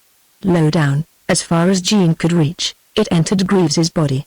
All the heavy, muscular frame of Greaves seemed to contract and burst. His spring was that of an animal in terror and agony. It was so tremendous that it broke Jean's hold. Greaves let out a strangled yell that cleared, swelling wildly, with a hideous mortal note. He wrestled free. The big knife came out. Supple and swift, he got to his knees. He had his gun out when Jean reached him again. Like a bear, Jean enveloped him. Greaves shot, but he could not raise the gun, nor twist it far enough. Then Jean, letting go with his right arm, swung the Bowie. Greaves's strength went out in an awful, hoarse cry. His gun boomed again, then dropped from his hand. He swayed. Jean let go. And that enemy of the Isbells sank limply in the ditch. Jean's eyes roved for his rifle and caught the starlit gleam of it. Snatching it up, he leapt over the embankment and ran straight for the cabins. From all around, yells of the Jorth faction attested to their excitement and fury. A fence loomed up grey in the obscurity. Jean vaulted it, darted across the lane into the shadow of the corral, and soon gained the first cabin. Here he leaned to regain his breath. His heart pounded high and seemed too large for his breast. The hot blood beat and surged all over his body. Sweat poured off him. His teeth were clenched tight as a vice, and it took effort on his part to open his mouth so he could breathe more freely and deeply. But these physical sensations were as nothing compared to the tumult of his mind. Then the instinct, the spell, let go its grip and he could think. He had avenged Guy, he had depleted the ranks of the Jorths. He had made good the brag of his father, all of which afforded him satisfaction. But these thoughts were not accountable for all that befelt, especially for the bittersweet sting of the fact that death to the defiler of Ellen Jorth could not efface the doubt, the regret which seemed to grow with the hours. Groping his way into the woodshed, he entered the kitchen and, calling low, he went on into the main cabin. "Jean. Jean," came his father's shaking voice. "Yes, I'm back," replied Jean. "Are you all right?" "Yes. I think I've got a bullet crease on my leg. I didn't know I had it till now. It's bleeding a little. But it's nothing." Jean heard soft steps and someone reached shaking hands for him. They belonged to his sister Anne. She embraced him. Jean felt the heave and throb of her breast. "Why, Anne, I'm not hurt," he said, and held her close. "Now you lie down and try to sleep." In the black darkness of the cabin, Jean led her back to the corner and his heart was full. Speech was difficult, because the very touch of Anne's hands had made him divine that the success of his venture in no wise changed the plight of the women. "Vile, what happened out there?" demanded Blaisdell. "I got 2 of them," replied Jean. "That fellow who was shooting from the ridge west. And the other was Greaves." "Ha!" exclaimed his father. "Sure, then it was Greaves yelling," declared Blaisdell. "By God, I never heard such yells." "What do you do, Jean?" "I knifed him. You see, I'd planned to slip up on one after another. And I didn't want to make noise. But I didn't get any farther than Greaves." "Vile, I reckon that and they're shooting in the dark," muttered Gaston Isbell. "We've got to be on the lookout for something else fire, most likely." The old rancher's surmise proved to be partially correct. Jorth's faction ceased the shooting. Nothing further was seen or heard from them. But this silence and apparent break in the siege were harder to bear than deliberate hostility. The long, dark hours dragged by. The men took turns watching and resting, but none of them slept. At last the blackness paled and grey dawn stole out of the east. The sky turned rose over the distant range and daylight came. The children awoke hungry and noisy, having slept away their fears. The women took advantage of the quiet morning hour to get a hot breakfast. "Maybe they've gone away," suggested Guy Isbell's wife, peering out of the window. She had done that several times since daybreak. Jean saw her somber gaze search the pasture until it rested upon the dark, prone shape of her dead husband, lying face down in the grass. Her look worried Jean. "No, Esther, they've not gone yet," replied Jean. "I've seen some of them out there at the edge of the brush." Blaisdell was optimistic. He said Jean's night work would have its effect and that the Jorth contingent would not renew the siege very determinedly. It turned out, however, that Blaisdell was wrong. Directly after sunrise they began to pour volleys from 4 sides and from closer range. During the night Jorth's gang had thrown earth banks and constructed log breastworks, from behind which they were now firing. Jean and his comrades could see the flashes of fire and streaks of smoke to such good advantage that they began to return the volleys. In half an hour the cabin was so full of smoke that Jean could not see the women folk in their corner. The fierce attack then abated somewhat, and the firing became more intermittent, and therefore more carefully aimed. A glancing bullet cut a furrow in Blaisdell's hoary head, making a painful, though not serious wound. It was Esther Isbell who stopped the flow of blood and bound Blaisdell's head, a task which she performed skillfully and without a tremor. The old Texan could not sit still during this operation. Sight of the blood on his hands, which he tried to rub off, appeared to inflame him to a great degree. "Isbell, we got to go out there," he kept repeating, "and kill them all." "No, we're going to stay here," replied Gaston Isbell. "Sure, I'm looking for Blue and Fredericks and Gordon to open up out there. They ought to be here, and if they are you sure can bet they got the fight sized up." Isbell's hopes did not materialize. The shooting continued without any lull until about midday. Then the Jorth faction stopped. "Vile, now what's up?" queried Isbell. "Boys, hold your fire and let's wait." Gradually the smoke wafted out of the windows and doors, until the room was once more clear.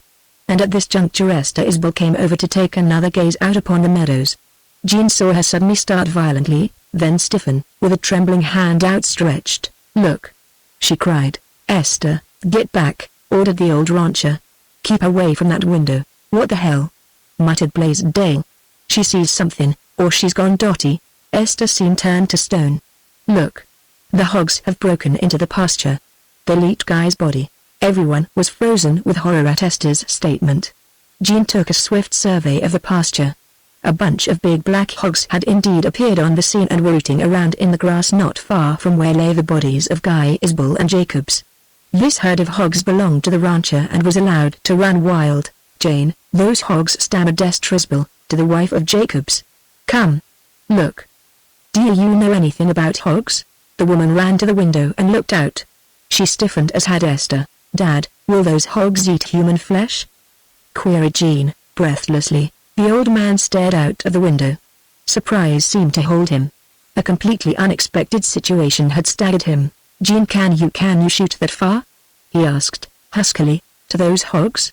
"No, it's out of range." "Then, by God, we've got to stay trapped in here and watch an awful sight," ejaculated the old man, completely unnerved.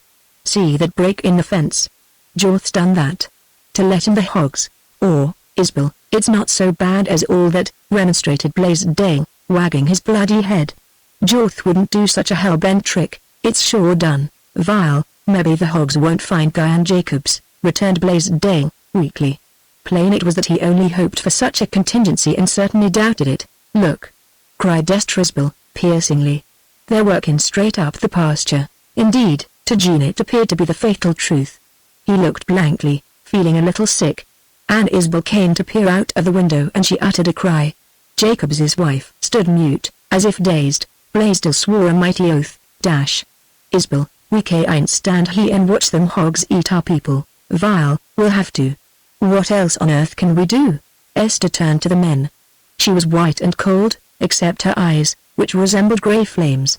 "Somebody can run out there and bury our dead men," she said. "Why, child, it'd be sure death." You saw what happened to Guy and Jacobs. We've just got to bear it. Sure, nobody needn't look out and see.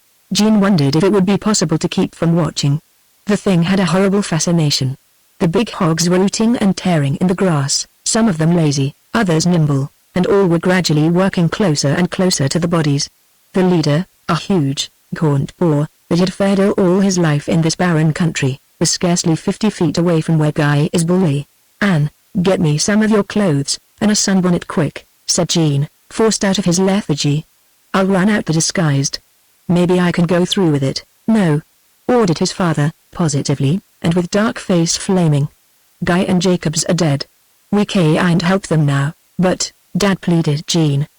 He had been wrought to a pitch by Esther's blaze of passion, by the agony in the face of the other woman. "I tell you no," thundered Gaston Isbell, flinging his arms wide. "I will go," cried Esther, her voice ringing. "You won't go alone," instantly answered the wife of Jacobs, repeating unconsciously the words her husband had spoken. "You stay right here," shouted Gaston Isbell, hoarsely. "I'm going," replied Esther. "You've no hold over me. My husband is dead. No one can stop me. I'm going out there to drive those hogs away and bury him." "Esther, for heaven's sake, listen," replied Isbell. "If you show yourself outside, Jorth and his gang will kill you. They may be mean, but no white men could be so low as that." Then they pleaded with her to give up her purpose. But in vain. She pushed them back and ran out through the kitchen with Jacobs's wife following her. Jean turned to the window in time to see both women run out into the lane. Jean looked fearfully, and listened for shots. But only a loud, haw, haw, came from the watchers outside. That coarse laugh relieved the tension in Jean's breast. Possibly the Jorths were not as black as his father painted them. The two women entered an open shed and came forth with a shovel and spade. "Sure, they've got to hurry," burst out Gaston Isbell, shifting his gaze. Jean understood the import of his father's speech. The leader of the hogs had no doubt scented the bodies. Suddenly he espied them and broke into a trot. "Run, Esther, run!" yelled Jean, with all his might. That urged the women to flight. Jean began to shoot. The hog reached the body of Guy. Jean's shots did not reach nor frighten the beast. All the hogs now had caught a scent and went ambling toward their leader. Esther and her companion passed swiftly out of sight behind a corral. Loud and piercingly, with some awful note, rang out their screams. The hogs appeared frightened. The leader lifted his long snout, looked, and turned away. The others had halted. Then they, too, wheeled and ran off. All was silent then in the cabin and also outside wherever the Jorth faction lay concealed. All eyes manifestly were fixed upon the brave wives. They spaded up the sod and dug a grave for Guy Isbell. For a shroud Esther wrapped him in her shawl. Then they buried him. Next they hurried to the side of Jacobs, who lay some yards away. They dug a grave for him. Mrs. Jacobs took off her outer skirt to wrap round him. Then the two women labored hard to lift him and lower him. Jacobs was a heavy man. When he had been covered, his widow knelt beside his grave. Esther went back to the other. But she remained standing and did not look as if she prayed. Her aspect was tragic, that of a woman who had lost father, mother, sisters, brother, and now her husband, in this bloody Arizona land. The deed and the demeanor of these wives of the murdered men surely must have shamed Jorth and his followers. They did not fire a shot during the ordeal nor give any sign of their presence. Inside the cabin all were silent, too. Jean's eyes blurred so that he continually had to wipe them. Old Isbell made no effort to hide his tears. Blaisdell nodded his shaggy head and swallowed hard. The women sat staring into space. The children, in round-eyed dismay, gazed from one to the other of their elders. "Vile, they're coming back," declared Isbell, in immense relief. "And so help me, Jorth let them bury their dead." The fact seemed to have been monstrously strange to Gaston Isbell. When the women entered, the old man said, brokenly, "I'm sure glad. And I reckon I was wrong to oppose you. And wrong to say what I did about Jorth." No one had any chance to reply to Isbell, for the Jorth gang, as if to make up for lost time and surcharged feelings of shame, renewed the attack with such a persistent and furious volleying that the defenders did not risk a return shot. They all had to lie flat next to the lowest log in order to keep from being hit. Bullets rained in through the window. And all the clay between the logs low down was shot away. This fusillade lasted for more than an hour, then gradually the fire diminished on one side and then on the other until it became desultory and finally ceased. "Ah, sure they've shot their bolt," declared Gaston Isbell. "Vile, I don't know about that," returned Blaisdell, "but they've shot a hell of a lot of shells." Listen, suddenly called Jean. Somebody's yelling. Hey, Isabel. Came in loud, hoarse voice. Let your women fight for you. Gaston Isabel sat up with a start and his face turned livid. Jean needed no more to prove that the derisive voice from outside had belonged to Jorth. The old rancher lunged up to his full height and with reckless disregard of life he rushed to the window. Jorth, he roared, I dare you to meet me man to man. This elicited no answer. Jean dragged his father away from the window. After that a waiting silence ensued, gradually less fraught with suspense. Blaisdell started conversation by saying he believed the fight was over for that particular time. No one disputed him. Evidently Gaston Isabel was loath to believe it. Jean, however, watching at the back of the kitchen, eventually discovered that the Jorth gang had lifted the siege. Jean saw them congregate at the edge of the brush, somewhat lower down than they had been the day before. A team of mules, drawing a wagon, appeared on the road, and turned toward the slope. Saddled horses were led down out of the junipers. Jean saw bodies, evidently of dead men, lifted into the wagon, to be hauled away toward the village. 7 mounted men, leading 4 riderless horses, rode out into the valley and followed the wagon. Dad, they've gone, declared Jean. We had the best of this fight. If only Guy and Jacobs had listened. The old man nodded moodily. He had aged considerably during these 2 trying days. His hair was grayer. Now that the blaze and glow of the fight had passed he showed a subtle change, a fixed and morbid sadness, a resignation to a fate he had accepted. The ordinary routine of ranch life did not return for the Isbels. Blaisdell returned home to settle matters there, so that he could devote all his time to this feud. Gaston Isbel sat down to wait for the members of his clan. The male members of the family kept guard in turn over the ranch that night. And another day dawned. It brought word from Blaisdell that Blue, Fredericks, Gordon, and Colmo were all at his house, on the way to join the Isbels. This news appeared greatly to rejuvenate Gaston Isbel. But his enthusiasm did not last long. Impatient and moody by turns, he paced or moped around the cabin, always looking out, sometimes toward Blaisdell's ranch, but mostly toward Grass Valley. It struck Jean as singular that neither Esther Isbel nor Mrs. Jacobs suggested a reburial of their husbands. The 2 bereaved women did not ask for assistance, but repaired to the pasture, and spent several hours working over the graves. They raised mounds, which they sodded, and then placed stones at the heads and feet.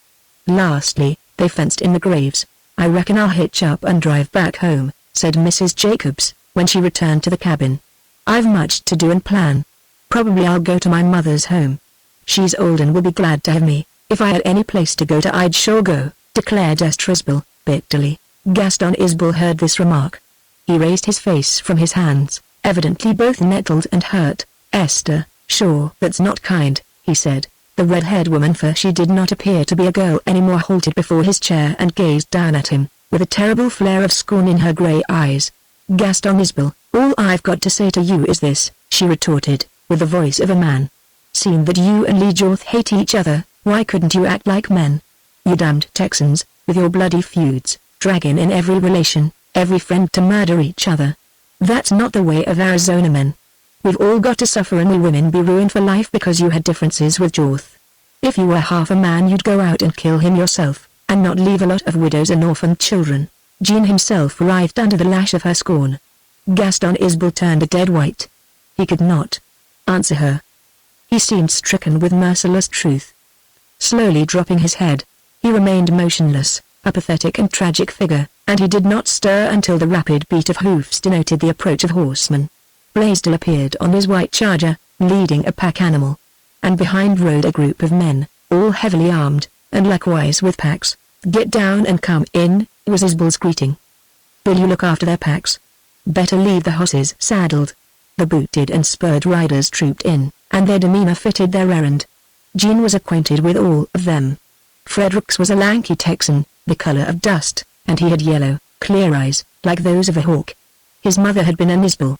Gordon, too, was related to Jean's family, though distantly. He resembled an industrious miner more than a prosperous cattleman. Blue was the most striking of the visitors, as he was the most noted. A little, shrunken gray-eyed man, with years of cowboy written all over him, he looked the quiet, easy, cool, and deadly Texan he was reputed to be. Blue's Texas record was shady, and was seldom alluded to, as unfavorable comment had turned out to be hazardous. He was the only one of the group who did not carry a rifle. But he packed 2 guns. a habit not often noted in Texans, and almost never in Arizonians. Colmer, Ann Isbell's fiancé, was the youngest member of the clan, and the one closest to Jean. His meeting with Ann affected Jean powerfully, and brought to a climax an idea that had been developing in Jean's mind. His sister devotedly loved this lean-faced, keen-eyed Arizonian, and it took no great insight to discover that Colmer reciprocated her affection. They were young. They had long life before them. It seemed to Jean a pity that Colmer should be drawn into this war. Jean watched them, as they conversed apart, and he saw Anne's hands creep up to Colmer's breast, and he saw her dark eyes, eloquent, hungry, fearful, lifted with queries her lips did not speak. Jean stepped beside them, and laid an arm over both their shoulders. "Colmer, for Anne's sake you'd better back out of this Jorth's bullfight," he whispered. Colmer looked insulted. "But, Jean, it's Anne's father," he said. "I'm almost one of the family, you're Anne's sweetheart, Anne, by heaven, I say you oughtn't to go with us," whispered Jean. "Go with you," faltered Anne. "Yes. Dad is going straight after Jorth. Can't you tell that? And there'll be one hell of a fight." Anne looked up into Colmer's face with all her soul in her eyes, but she did not speak. Her look was noble. She yearned to guide him right, yet her lips were sealed. And Colmer betrayed the trouble of his soul. The code of men held him bound, and he could not break from it, though he divined in that moment how truly it was wrong. "Jean, your dad started me in the cattle business," said Colmer, earnestly. "And I'm doing well now. And when I asked him for Anne he said he'd be glad to have me in the family. Well, when this talk of fight come up, I asked your dad to let me go in on his side. He wouldn't hear of it. But after a while, as the time passed and he made more enemies, he finally consented. I reckon he needs me now. And I can't back out, not even for Anne." "I would if I were you," replied Jean, and knew that he lied. "Jean, I'm gambling to come out of the fight," said Colmer, with a smile. He had no morbid fears nor presentiments, such as troubled Jean. "Why, sure you stand as good a chance as anyone," rejoined Jean. "It wasn't that I was worrying about so much." "What was it, then?" asked Anne, steadily. "If Andrew does come through alive he'll have blood on his hands," returned Jean, with passion. "He can't come through without it. I've begun to feel what it means to have killed my fellow men. And I'd rather your husband and the father of your children never felt that." Colmer did not take Jean as subtly as Anne did. She shrunk a little. Her dark eyes dilated. But Colmer showed nothing of her spiritual reaction. He was young. He had wild blood. He was loyal to the Isbells. "Jean, never worry about my conscience," he said, with a keen look. "Nothing would tickle me any more than to get a shot at every damn one of the Jorths." That established Colmer's status in regard to the Jorth-Isbell feud. Jean had no more to say. He respected Anne's friend and felt poignant sorrow for Anne. Gaston Isbell called for meat and drink to be set on the table for his guests. When his wishes had been complied with, the women took the children into the adjoining cabin and shut the door. "Ha! Vile, we can eat and talk now." First the newcomers wanted to hear particulars of what had happened. Blaisdell had told all he knew and had seen, but that was not sufficient. They plied Gaston Isbell with questions. Laboriously and ponderously he rehearsed the experiences of the fight at the ranch, according to his impressions. Bill Isbell was exhorted to talk, but he had of late manifested a sullen and taciturn disposition. In spite of Jean's vigilance, Bill had continued to imbibe red liquor. Then Jean was called upon to relate all he had seen and done. It had been Jean's intention to keep his mouth shut, first for his own sake and, secondly, because he did not like to talk of his deeds. But when thus appealed to by these somber-faced, intent-eyed men, he divined that the more carefully he described the cruelty and baseness of their enemies, and the more vividly he presented his participation in the first fight of the feud, the more strongly he would bind these friends to the Isbell cause. So he talked for an hour, beginning with his meeting with Coulter upon the rim and ending with an account of his killing Greaves. His listeners sat through this long narrative with unabated interest, and at the close they were leaning forward, breathless and tense. "Ah! So Greaves got his deserts at last," exclaimed Gordon. All the men around the table made comments, and the last, from Blue, was the one that struck Jean forcibly. "Sure, that was a strange and a hell of a way to kill Greaves. Why do you do that, Jean?" "I told you. I wanted to avoid noise and I hoped to get more of them." Blue nodded his lean, eagle-like head and sat thoughtfully, as if not convinced of anything save Jean's prowess. After a moment Blue spoke again, then, going back to Jean's telling Abu track and rustled cattle, "I've got this to say. I've long suspected that somebody living right here in the valley has been driving off cattle and dealing with rustlers. And now I'm sure of it. This speech did not elicit the amaze from Gaston Isbel that Jean expected it would. You mean Greaves or some of his friends? No. There wasn't none of them in the cattle business, like we are. Sure, we all know Greaves was crooked. But what I'm figuring is that some so-called honest man in our settlement has been making crooked deals. Blue was a man of deeds rather than words, and so much strong speech from him, whom everybody knew to be remarkably reliable and keen, made a profound impression upon most of the Isbel faction. But, to Jean's surprise, his father did not rave. It was Blaisdell who supplied the rage and invective. Bill Isbel, also, was strangely indifferent to this new element in the condition of cattle dealing. Suddenly Jean caught a vague flash of thought, as if he had intercepted the thought of another's mind, and he wondered could his brother Bill know anything about this crooked work alluded to by Blue. Dismissing the conjecture, Jean listened earnestly. And if it's true it sure makes this difference we ain't blame all the rustling onto Jorth, concluded Blue. Vile, it's not true, declared Gaston Isbel, roughly. Jorth and his hash knife gang are at the bottom of all the rustling in the valley for years back. And they've got to be wiped out. Isbel, I reckon we'll all feel better if we talk straight, replied Blue, coolly. I'm here to stand by the Isbels. And you know what that means. But I'm not here to fight Jorth because he may be a rustler. The others may have their own reasons, but mine is this: you once stood by me in Texas when I was needing friends. Vile, I'm standing by you now. Jorth is your enemy, and so he is mine. Gaston Isbel bowed to this ultimatum, scarcely less agitated than when Esther Isbel had denounced him. His rabid and the morbid hate of Jorth had eaten into his heart to take possession there, like the parasite that battened upon the life of its victim. Blue's steely voice, his cold, grey eyes, showed the unbiased truth of the man, as well as his fidelity to his creed. Here again, but in a different manner, Gaston Isbel had the fact flung at him that other men must suffer, perhaps die, for his hate. And the very soul of the old rancher apparently rose in passionate revolt against the blind, headlong, elemental strength of his nature. So it seemed to Jean, who, in love and pity that hourly grew, saw through his father. Was it too late? Alas! Gaston Isbel could never be turned back. Yet something was altering his brooding, fixed mind. Vile, said Blaisdell, gruffly, let's get down to business. I'm for having Blue be foreman of this here outfit, and all of us to do as he says. Gaston Isbel opposed this selection and indeed resented it. He intended to lead the Isbel faction. All right, then. Give us a hunch what we're going to do, replied Blaisdell. We're going to ride off on Jorth's trail in one way or another. Kill him. I reckon that'll end the fight. What did old Isbel have in his mind? His listeners shook their heads. No, asserted Blaisdell. Killing Jorth might be the end of your desires, Isbel, but it'd never end our fight. We'll have gone too far. If we take Jorth's trail from here it means we've got to wipe out that rustier gang, or stay to the last man. Yes, by God! Exclaimed Fredericks. Let's drink to that, said Blue. Strangely they turned to this Texas gunman, instinctively recognizing in him the brain and heart, and the past deeds, that fitted him for the leadership of such a clan. Blue had all in life to lose, and nothing to gain. Yet his spirit was such that he could not lean to all the possible gain of the future, and leave a debt unpaid. Then his voice, his look, his influence were those of a fighter. They all drank with him, even Jean, who hated liquor. And this act of drinking seemed the climax of the council.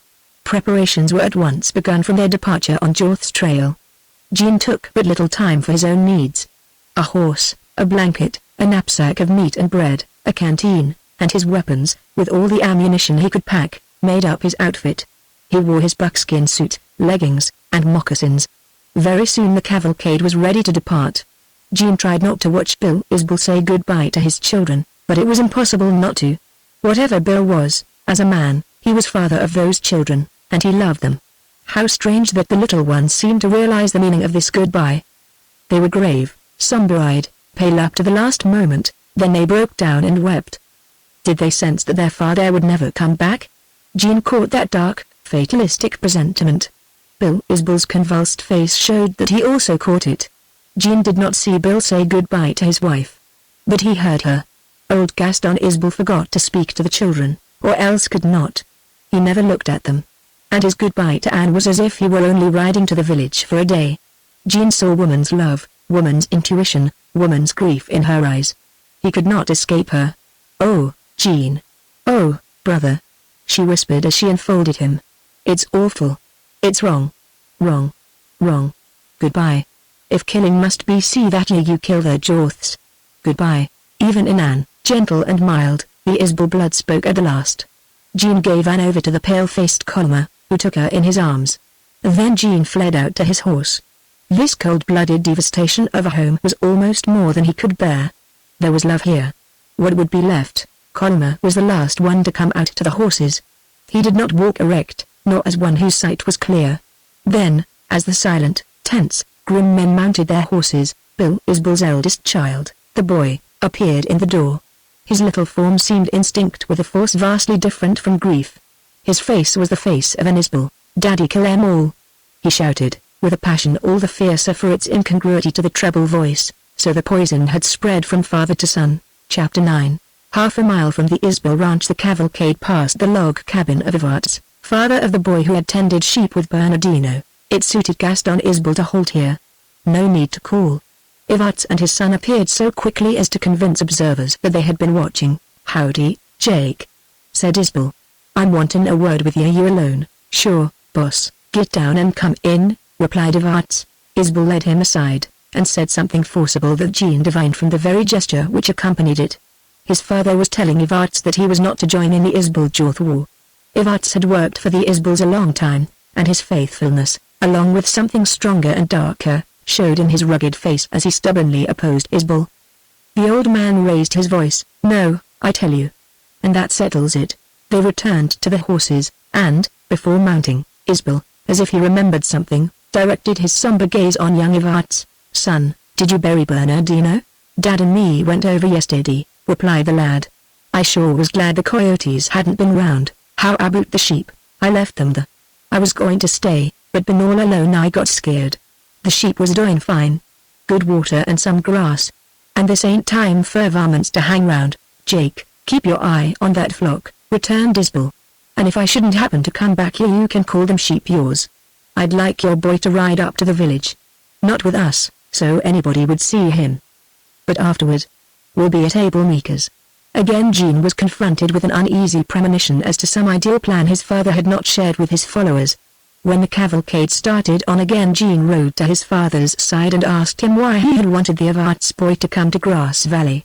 And the old man replied that, as the boy could run to and fro in the village without danger, he might be useful in reporting what was going on at Greaves's store, where undoubtedly the Jorth gang would hold forth. This appeared reasonable enough, therefore Jean smothered the objection he had meant to make. The valley road was deserted. When, a mile farther on, the riders passed a group of cabins, just on the outskirts of the village, Jean's quick eye caught sight of curious and evidently frightened people trying to see while they avoided being seen. No doubt the whole settlement was in a state of suspense and terror. Not unlikely this dark, closely grouped band of horsemen appeared to them as Jorth's gang had looked to Jean. It was an orderly, trotting march that manifested neither hurry nor excitement. But any Western eye could have caught the singular aspect of such a group, as if the intent of the riders was a visible thing. Soon they reached the outskirts of the village. Here their approach had been watched for or had been already reported. Jean saw men, women, children peeping from behind cabins and from half-open doors. Farther on Jean espied the dark figures of men, slipping out the back way through orchards and gardens and running north, toward the center of the village. Could these be friends of the Jorth crowd, on the way with warnings of the approach of the Isbals? Jean felt convinced of it. He was learning that his father had not been absolutely correct in his estimation of the way Jorth and his followers were regarded by their neighbors. Not improbably there were really many villagers who, being more interested in sheep raising than in cattle, had an honest leaning toward the Jorths. Some, too, no doubt, had leanings that were dishonest indeed if not in sincerity. Gaston Isbal led his clan straight down the middle of the wide road of Grass Valley until he reached a point opposite Abel Meeker's cabin. Jean espied the same curiosity from behind Meeker's door and windows as had been shown all along the road. But presently, at Isbal's call, the door opened and a short, swarthy man appeared. He carried a rifle. "Howdy, Gas," he said. "What's the good word, Vile, Abel?" "It's not good, but bad. And it's sure started," replied Isbal. "I'm asking you to let me have your cabin." "You're welcome. I'll send the folks around to Jim's," returned Meeker. "And if you want me, I'm with you, Isbal." "Thanks, Abel, but I'm not letting any more kin and friends into this he deal, Vile, just as you say." but I'd like damn bad to join with you. My brother Ted was shot last night. Ted? Is he dead? Ejaculated Isabel, blankly. We can't find out, replied Mika. Jim says that Jeff Campbell said that Ted went into Greaves's place last night. Greaves Ellis was friendly to Ted, but Greaves wasn't there. No, he sure wasn't, interrupted Isabel, with a dark smile, and he never will be there again. Mika nodded with slow comprehension and a shade crossed his face. Vile, Campbell claimed he'd heard from someone who was there. Anyway, the Jorths were drinking hard, and they raised a row with Ted. Same old sheep talk, and somebody shot him. Campbell said Ted was thrown out back, and he was sure he wasn't killed. Vile, I'm sorry, Abel, your family had to lose in this. Maybe Ted's not bad hurt. I sure hope so. And you and Jim keep out of the fight, anyway. All right, Isabel. But I reckon I'll give you a hunch.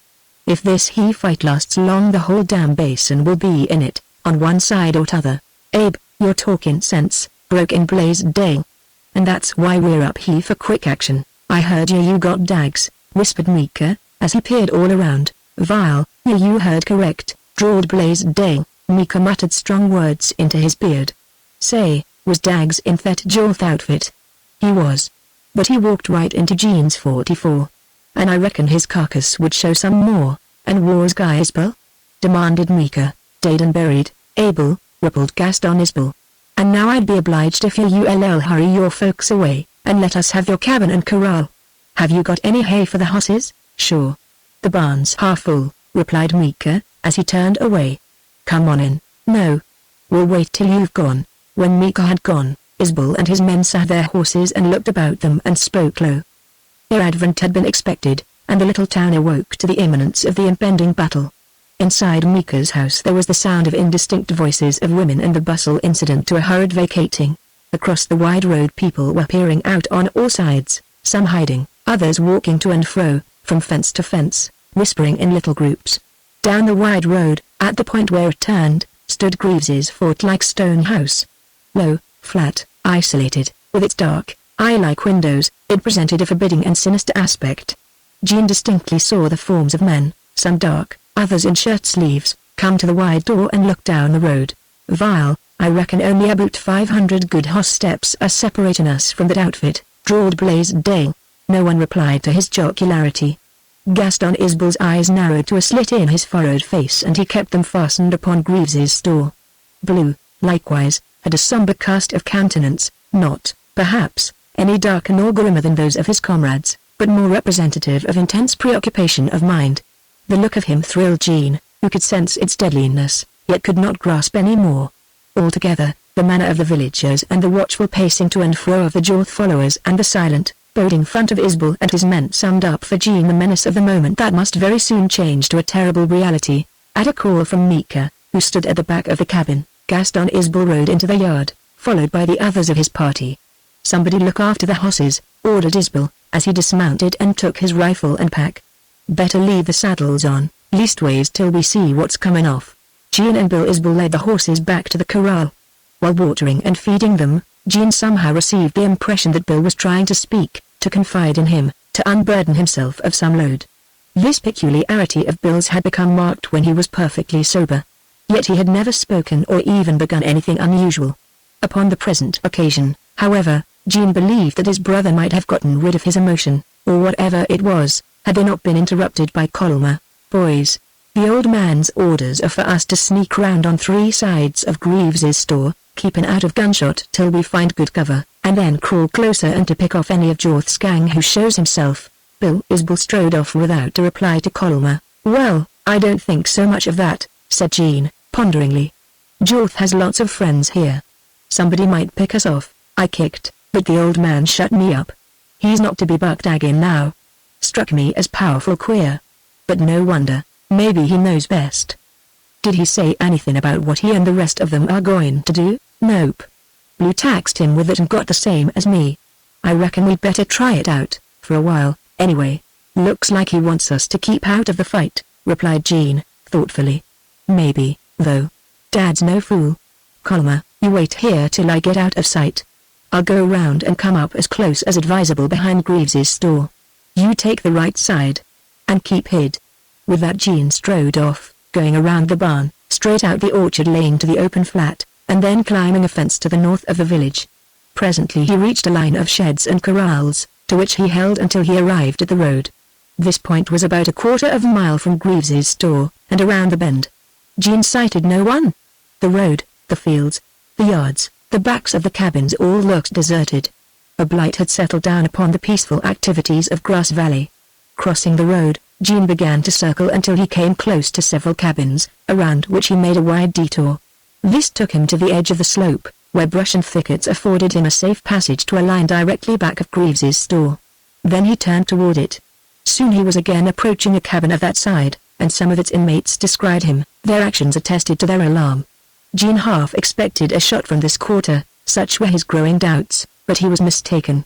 A man, unknown to Jean, closely watched his guarded movements and then waved a hand, as if to signify to Jean that he had nothing to fear. After this act he disappeared. Jean believed that he had been recognized by someone not antagonistic to the Isbels. Therefore he passed the cabin and, coming to a thick scrub oak tree that offered shelter, he hid there to watch. From this spot he could see the back of Greaves's store, at a distance probably too far for a rifle bullet to reach. Before him, as far as the store, and on each side, extended the village common.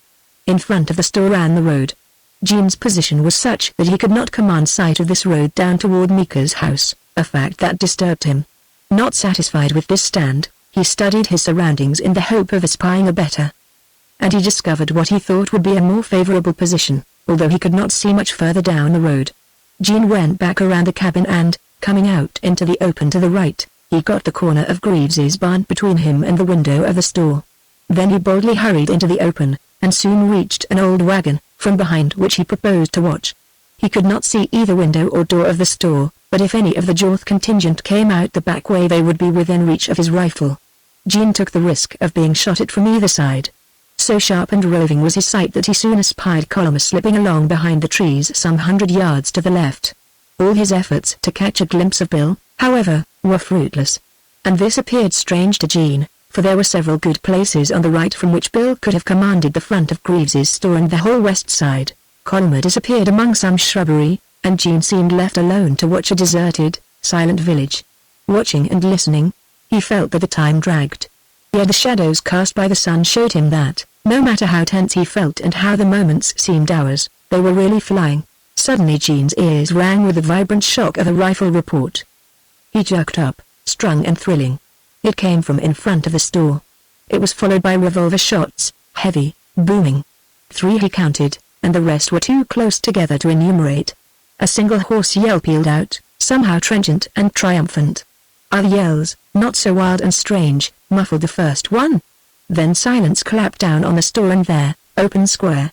Jean was deadly certain that some of the Jorth clan would show themselves. He strained to still the trembling those sudden shots and that significant yell had caused him. No man appeared. No more sounds caught Jean's ears. The suspense, then, grew unbearable. It was not that he could not wait for an enemy to appear, but that he could not wait to learn what had happened.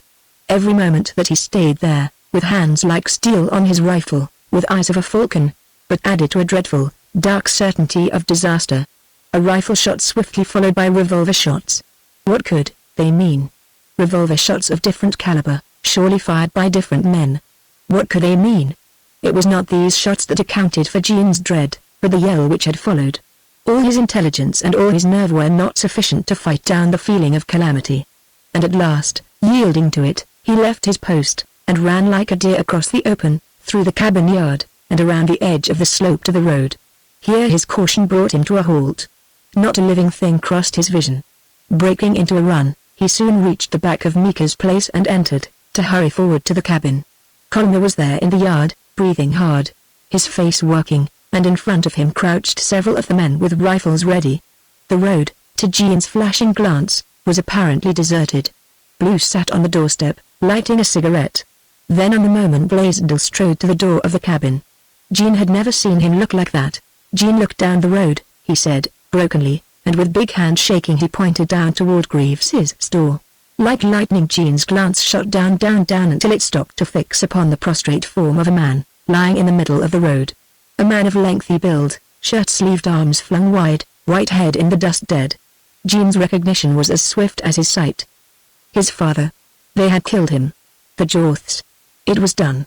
His father's premonition of death had not been false. And then, after these flashing thoughts, came a sense of blankness, momentarily almost oblivion, that gave place to a rending of the heart. That pain Jean had known only at the death of his mother. It passed, this agonizing pang, and its icy pressure yielded to a rushing gust of blood, fiery as hell. "Who did it?" whispered Jean. "Jorth," replied Blaisdell, huskily. "Son, we couldn't hold your dad back. We couldn't. He was like a lion. And he throwed his life away. Oh, if it hadn't been for that it'd not be so awful. Sure, we come here to shoot and be shot. But not like that. By God, it was murder. Jean's mute lips framed a query easily read. "Tell him, Blue." "I can't," continued Blaisdell, and he tramped back into the cabin. "Set down, Jean, and take things easy," said Blue, calmly. "You know we all reckoned we'd get plugged one way or another in this deal. And sure it doesn't matter much how a fella gets it. All that ought to bother us is to make sure the other outfit bites the dust same as your dad had to." Under this man's tranquil presence, all the more quieting because it seemed to be so deadly sure and cool, Jean felt the uplift of his dark spirit, the acceptance of fatality, the mounting control of faculties that must wait. The little gunman seemed to have about his inert presence something that suggested a rattlesnake's inherent knowledge of its destructiveness. Jean sat down and wiped his clammy face. "Jean, your dad reckoned to square accounts with Jorth, and save us all," began Blue, puffing out a cloud of smoke. "But he reckoned too late. Maybe years ago or even not long ago if he'd called Jorth out man to man there'd never been any Jorth-Isbel war. Gaston Isbel's conscience woke too late. That's how I figure it. Hurry. Tell me how it happened," panted Jean. "Vile, a little while after you left I seen your dad writing on a leaf he tore out of a book Mika's Bible, as you can see. I thought that was funny. And Blaisdell gave me a hunch. Pretty soon along comes young Evarts. The old man calls him out of our hearing and talks to him. Then I seen him give the boy something, which I afterward figured was what he wrote on the leaf out of the Bible. Me and Blaisdell both tried to get out of him what that meant. But not a word. I kept watching and after a while I seen young Evarts slip out the back way. Maybe half an hour I seen a bare-legged kid cross the road and go into Greaves's store. Then sure I tumbled to your dad. He'd sent a note to Jorth to come out and meet him face to face, man to man. Sure it was like reading what your dad had wrote. But I didn't say nothing to Blaisdell. I just watched." Blue drew these last words, as if he enjoyed remembrance of his keen reasoning. A smile wreathed his thin lips. He drew twice on the cigarette and emitted another cloud of smoke. Quite suddenly then he changed. He made a rapid gesture, the whip of a hand, significant and passionate. And swift words followed. Colonel Lee Jorth stalked out of the store out into the road maybe 100 steps. Then he halted. He wore his long black coat and his wide black hat, and he stood like a stone. "What the hell?" burst out Blaisdell, coming out of his trance. The rest of us just looked. I'd forgot your dad, for the minute. So had all of us. But we remembered soon enough when we seen him stalk out. Everybody had a hunch then. I called him. Blaisdell begged him to come back. All the fellas had to say. No use. Then I sure cussed him and told him it was plain as day that Jorth didn't hit me like an honest man. I can sense such things. I knew Jorth had trick up his sleeve. I've not been a gunfighter for nothing. Your dad had no rifle. He packed his gun at his hip. He just stalked down that road like a giant, going faster and faster, holding his head high. It sure was fine to see him. But I was sick. I heard Blaisdell groan, and Frederick's gust something fierce. When your dad halted I reckon about 50 steps from Jorth, then we all went numb. I heard your dad's voice then Jorth's. They cut like knives. You could sure hear the hate they for each other. Blue had become a little husky. His speech had grown gradually to denote his feeling. Underneath his serenity there was a different order of man. I reckon both your dad and Jorth went for their guns at the same time, an even break. But just as they drew, someone shot a rifle from the store. Must have been a 45-70. A big gun.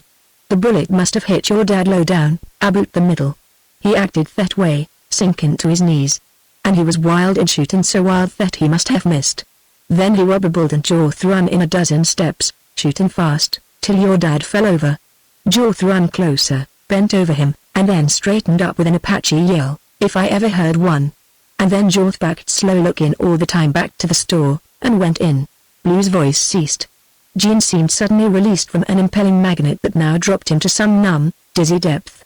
Blue's lean face grew hazy. Then Jean bowed his head in his hands, and sat there, while a slight tremor shook all his muscles at once. He grew deathly cold and deathly sick. This paroxysm slowly wore away, and Jean grew conscious of a dull amaze at the apparent deadness of his spirit. Blaisdell placed a huge, kindly hand on his shoulder. "Brace up, son," he said, with voice now clear and resonant. "Sure, it's what your dad expected and what we all must look for. If you was going to kill Jorth before, think how, sure you are going to kill him now." Blaisdell's talking, put in Blue, and his voice had a cold ring. "Lee Jorth will never see the sun rise again." These calls to the primitive in Jean, to the Indian, were not in vain. But even so, when the dark tide rose in him, there was still a haunting consciousness of the cruelty of this singular doom imposed upon him.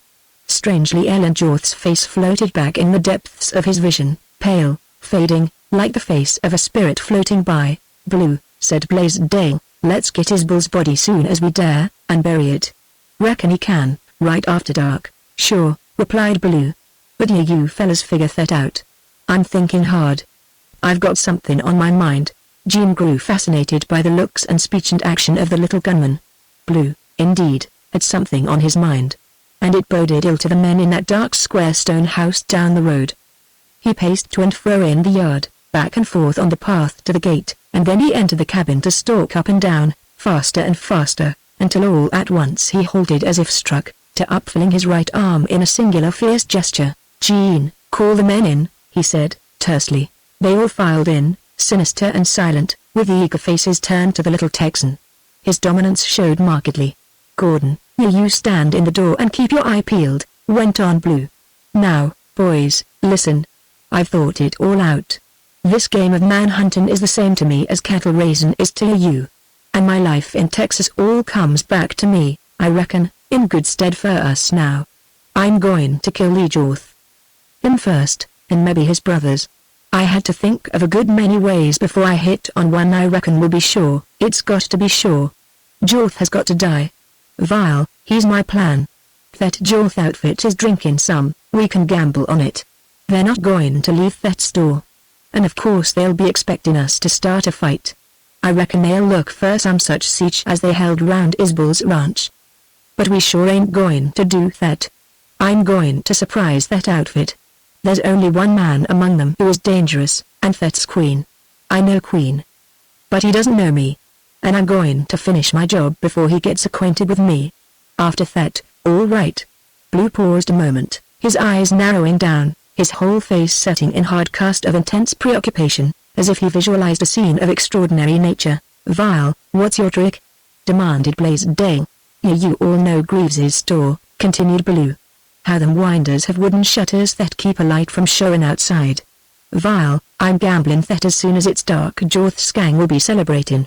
They'll be drinking and they'll have a light, and the winders will be shut. They're not going to worry none about us. That store is like a fort. It won't burn. And sure they'd never think of us charging them in there.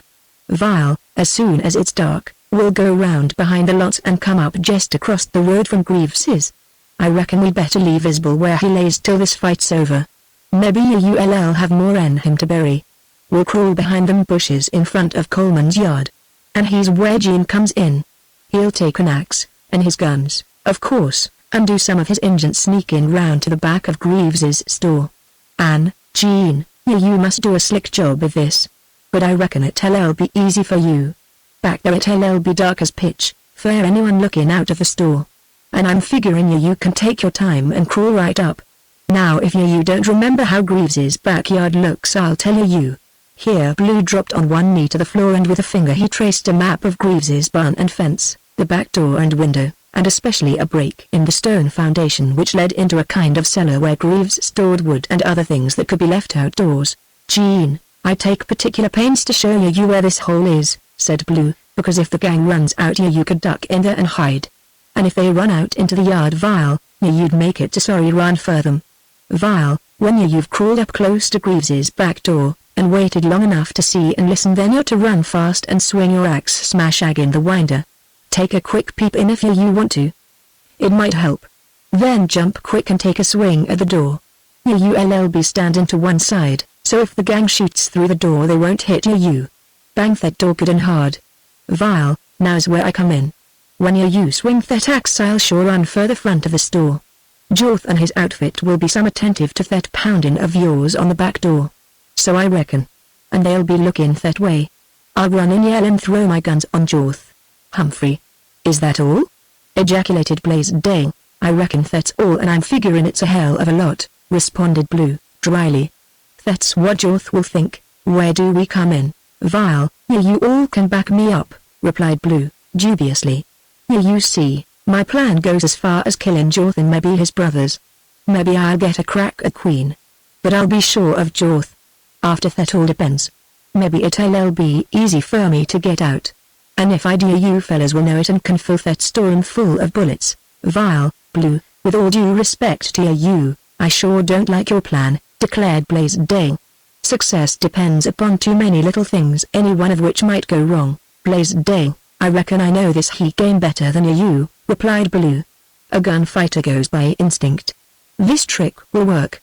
But suppose that front door of Greaves's store is barred, protested Blaisdell. It hasn't got any bar, said Blue. You sure? Yes, I reckon, replied Blue. Hell, man. Aren't you taking a terrible chance? Queried Blaisdell. Blue's answer to that was a look that brought the blood to Blaisdell's face. Only then did the rancher really comprehend how the little gunman had taken such desperate chances before, and meant to take them now, not with any hope or assurance of escaping with his life, but to live up to his peculiar code of honor. Blaisdell, did you ever hear of me in Texas? He queried, dryly. Vile, no, Blue, I can't swear I did, replied the rancher, apologetically. And Isbel was always sort of mysterious about his acquaintance with you. My name's not Blue, aha. Vile, what is it, then if I'm safe to ask? Returned Blaisdell, gruffly. It's Kingfisher, replied Blue. The shock that stiffened Blaisdell must have been communicated to the others. Gene certainly felt amaze, and some other emotion not fully realized, when he found himself face to face with one of the most notorious characters ever known in Texas, an outlaw long supposed to be dead. Men, I reckon I'd kept my secret if I'd any idea of coming out of this Isbel Jorth war alive, said Blue. But I'm going to cash. I feel it. Isbel was my friend. He saved me from being lynched in Texas. And so I'm going to kill Jorth. Now I'll take it kind of you if any of you come out of this alive to tell who I was and why I was on the Isbel side. Because this sheep and cattle war, this talk of Jorth and the hash knife gang, it makes me sick. I know there's been crooked work on Isbel's side, too. And I never want it on record that I killed Jorth because he was a rustler. By God, Blue. It's late in the day for such talk, burst out Blaisdell, in rage and amaze. But I reckon you know what you're talking about. Vile, I sure don't want to hear it. At this juncture Bill Isbel quietly entered the cabin, too late to hear any of Blue's statement.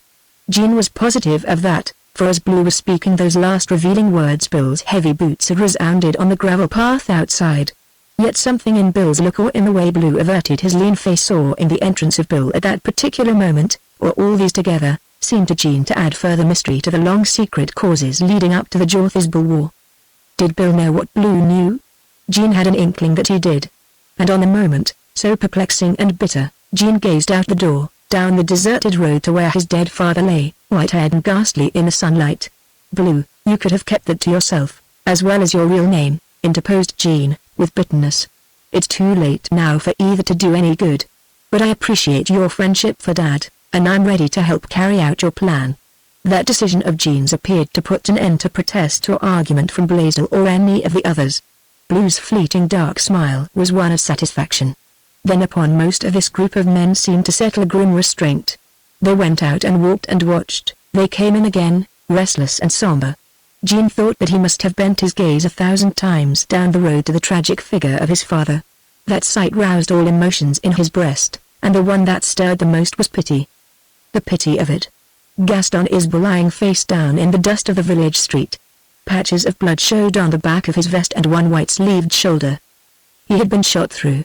Every time Gene saw this blood he had to stifle a gathering of wild, savage impulses. Meanwhile the afternoon hours dragged by and the village remained as if its inhabitants had abandoned it. Not even a dog showed on the side road. Jorth and some of his men came out in front of the store and sat on the steps, in close convening groups. Every move they made seemed significant of their confidence and importance. About sunset they went back into the store, closing door and window shutters. Then Blaisdell called the Isbell faction to have food and drink. Jean felt no hunger. And Blue, who had kept apart from the others, showed no desire to eat. Neither did he smoke, though early in the day he had never been without a cigarette between his lips. Twilight fell and darkness came. Not a light showed anywhere in the blackness. "Vile, I reckon it's about time," said Blue, and he led the way out of the cabin to the back of the lot. Jean strode behind him, carrying his rifle and an axe. Silently the other men followed. Blue turned to the left and led through the field until he came within sight of a dark line of trees. "That's where the road turns off," he said to Jean. "And he's the back of Coleman's place." "Vile, Jean, good luck." Jean felt the grip of a steel-like hand, and in the darkness he caught the gleam of Blue's eyes. Jean had no response in words for the laconic Blue, but he wrung the hard, thin hand and hurried away in the darkness. Once alone, his part of the business at hand rushed him into eager thrilling action. This was the sort of work he was fitted to do. In this instance it was important, but it seemed to him that Blue had coolly taken the perilous part. And this cowboy with grey in his thin hair was in reality the great Kingfisher. Jean marveled at the fact. And he shivered all over for Jorth. In 10 minutes 15, more or less, Jorth would lie gasping bloody froth and sinking down. Something in the dark, lonely, silent, oppressive summer night told Jean this. He strode on swiftly. Crossing the road at a run, he kept on over the ground he had traversed during the afternoon, and in a few moments he stood breathing hard at the edge of the common behind Greaves's store. A pinpoint of light penetrated the blackness. It made Jean's heart leap. The Jorth contingent were burning the big lamp that hung in the center of Greaves's store. Jean listened. Loud voices and coarse laughter sounded discord on the melancholy silence of the night. What Blue had called his instinct had surely guided him right. Death of Gaston Isbell was being celebrated by revel. In a few moments Jean had regained his breath. Then all his faculties set intensely to the action at hand. He seemed to magnify his hearing and his sight. His movements made no sound. He gained the wagon, where he crouched a moment. The ground seemed a pale, obscure medium, hardly more real than the gloom above it. Through this gloom of night, which looked thick like a cloud, but was really clear, shone a thin, bright point of light, accentuating the black square that was Greaves's store. Above this stood a grey line of tree foliage, and then the intensely dark blue sky studded with white, cold stars. A hound bayed lonesomely somewhere in the distance. Voices of men sounded more distinctly, some deep and low, others loud, unguarded, with a vacant note of thoughtlessness. Jean gathered all his forces, until sense of sight and hearing were in exquisite accord with the suppleness and lightness of his movements. He glided on about 10 short, swift steps before he halted. That was as far as his piercing eyes could penetrate. If there had been a guard stationed outside the store, Jean would have seen him before being seen. He saw the fence, reached it, entered the yard, glided in the dense shadow of the barn until the black square began to loom grey, the color of stone at night. Jean peered through the obscurity. No dark figure of a man showed against that grey wall, only a black patch, which must be the hole in the foundation mentioned. A ray of light now streaked out from the little black window. To the right showed a wide, black door. Farther on Jean glided silently. Then he halted. There was no guard outside. Jean heard the clink of a cap, the lazy drawl of a Texan, and then a strong, harsh voice Jorth's. It strung Jean's whole being tight and vibrating. Inside he was on fire while cold thrills rippled over his skin. It took tremendous effort of will to hold himself back another instant, to listen, to look, to feel, to make sure. And that instant charged him with a mighty current of hot blood, straining, throbbing, damning. When Jean let this current burst, in a few swift bounds he gained his point halfway between door and window. He leaned his rifle against the stone wall. Then he swung the axe. Crash. The window shutter split and rattled to the floor inside. The silence then broke with a hoarse, "What's that?" With all his might Jean swung the heavy axe on the door. Smash. The lower half caved in and banged to the floor. Bright light flared out the hole. "Look out!" yelled a man, in loud alarm. "They're battering the back door." Jean swung again, high on the splintered door. Crash. Pieces flew inside. "They've got axes," hoarsely shouted another voice. "Shove the counter-rag in the door." "No," thundered a voice of authority that denoted terror as well. "Let them come in. Pull your guns and take to cover." "They ain't coming in," was the hoarse reply.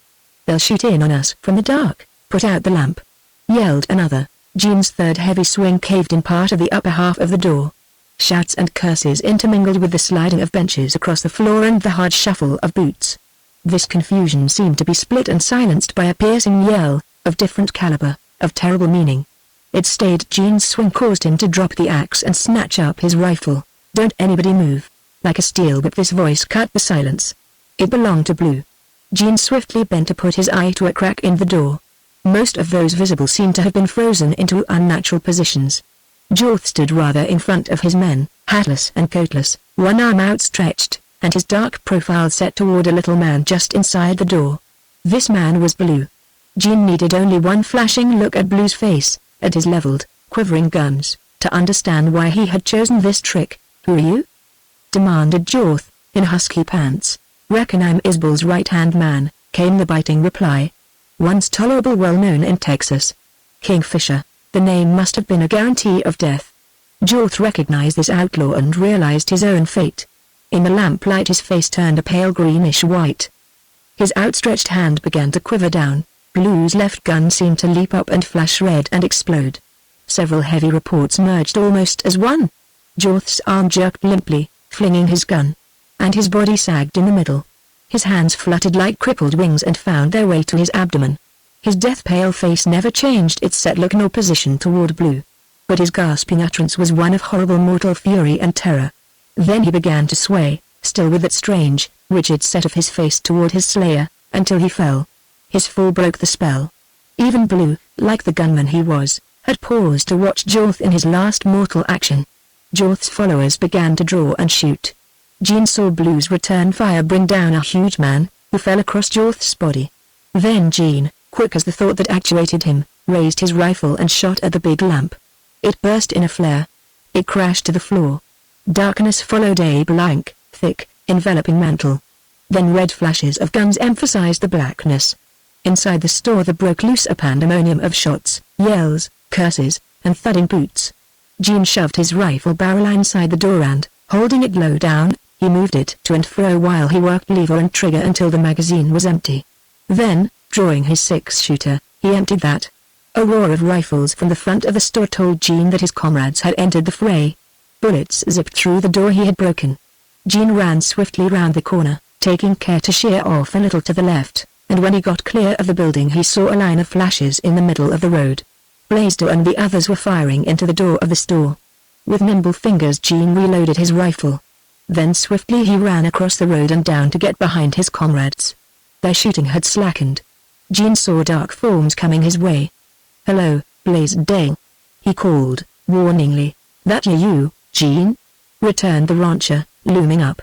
"Vile, we wasn't worried about you, Blue," queried Jean, sharply. A little, dark figure shuffled past Jean. "Howdy, Jean," said Blue, dryly. You sure did your part.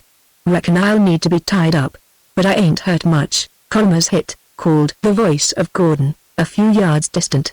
"Help me, somebody." Jean ran to help Gordon uphold the swaying Colmer. "Are you hurt bad?"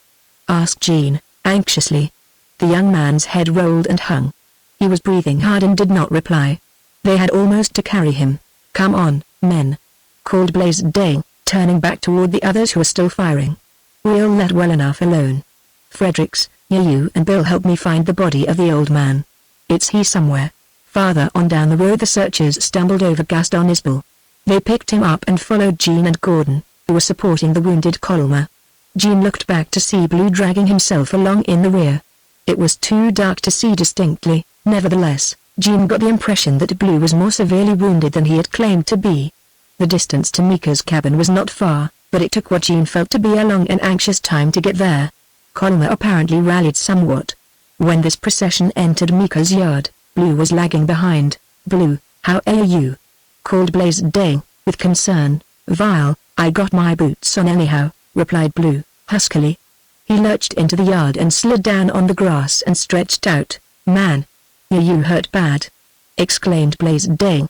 The others halted in their slow march and, as if by tacit, unspoken word, lowered the body of Isbell to the ground. Then Blaisdell knelt beside Blue.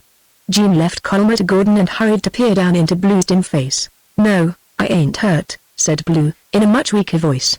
"I'm just killed." It was Queen. Yeah, you all heard me. Queen was only bad man in that lot. I knowed it. I could have killed him. But I was after Lee Jorth and his brothers. Blue's voice failed there. Vile. Ejaculated Blaisdell. Sure was funny Jorth's face when I said Kingfisher, whispered Blue. Funnier when I bored him through. But it was Queen. His whisper died away. Blue. Called Blaisdell, sharply. Receiving no answer, he bent lower in the starlight and placed a hand upon the man's breast. Vile, he's gone. I wonder if he really was the old Texas Kingfisher. No one would ever believe it. But if he killed the Jorths, I'll sure believe him. Chapter 10. 2 weeks of lonely solitude in the forest had worked incalculable change in Ellen Jorth. Late in June her father and her 2 uncles had packed and ridden off with Dags, Coulter, and 6 other men, all heavily armed, some somber with drink, others hard and grim with a foretaste of fight. Ellen had not been given any orders. Her father had forgotten to bid her goodbye or had avoided it. Their dark mission was stamped on their faces.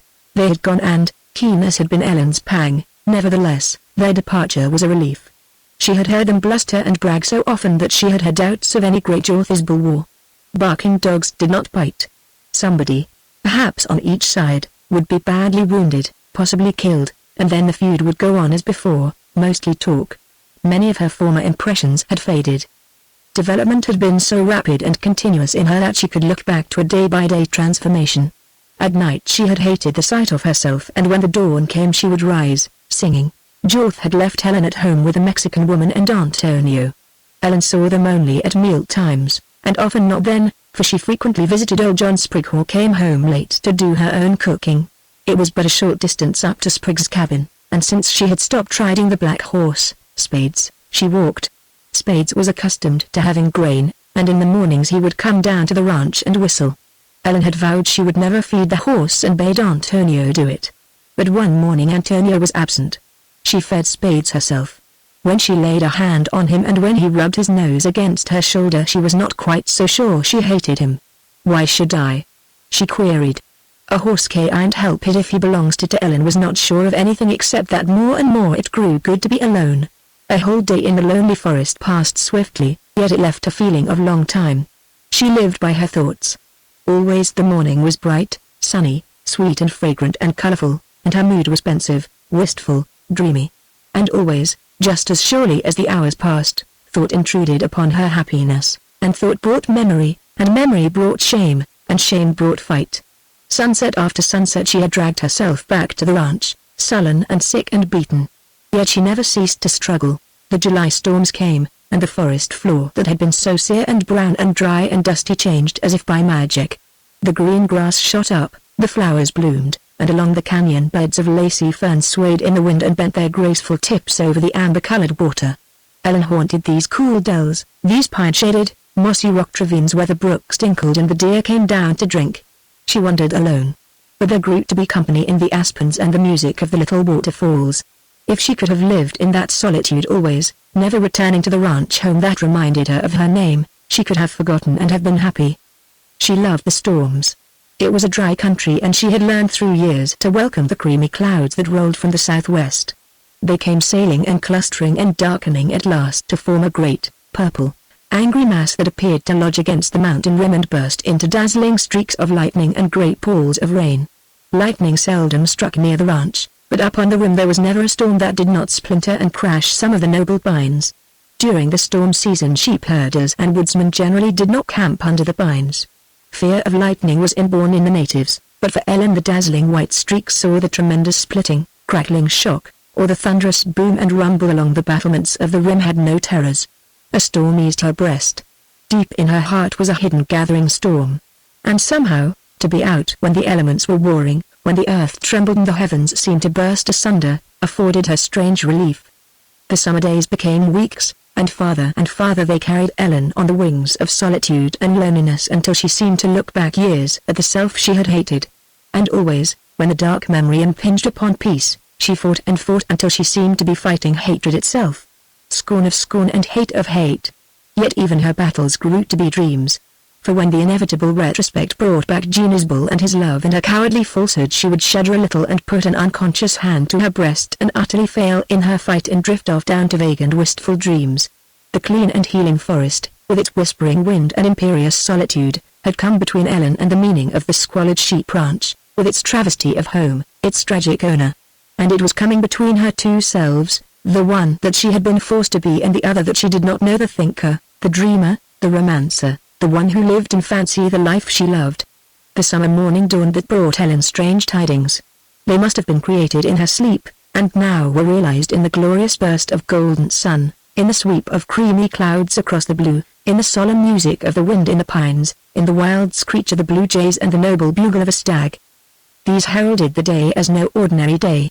Something was going to happen to her. She divined it. She felt it. And she trembled. Nothing beautiful, hopeful, wonderful could ever happen to Ellen Jorth. She had been born to disaster, to suffer, to be forgotten, and die alone. Yet all nature about her seemed a magnificent tribute to her morbidness.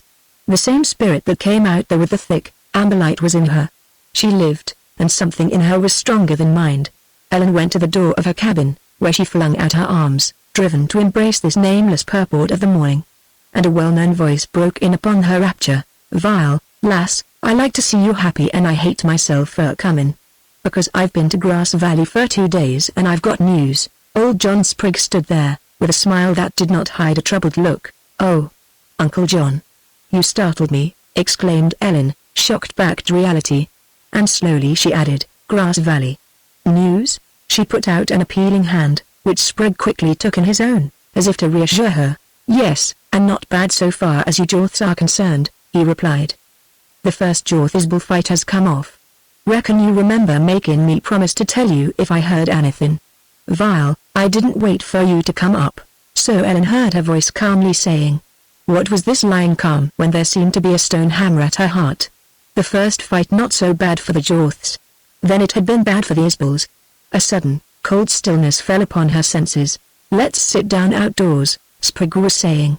"Nice and sunny this morning. I declare I'm out of breath. Not used to walking. And besides, I left Grass Valley in the night and I'm tired." "But excuse me from hanging round that village last night. There was sure, who was killed?" interrupted Ellen, her voice breaking low and deep. "Guy Isbel and Bill Jacobs on the Isbel side, and Daggs, Craig, and Greaves on your father's side," stated Sprigg, with something of awed haste. "Ah," breathed Ellen, and she relaxed to sink back against the cabin wall. Sprigg seated himself on the log beside her, turning to face her, and he seemed burdened with grave and important matters. "I heard a good many conflicting stories," he said, earnestly. "The village folks is all scared and there's no believing their gossip. But I got what happened straight from Jake Evarts. The fight come off day before yesterday. Your father's gang rode down to Isbel's ranch. Daggs was seen to be wanting some of the Isbel horses, so Evarts says.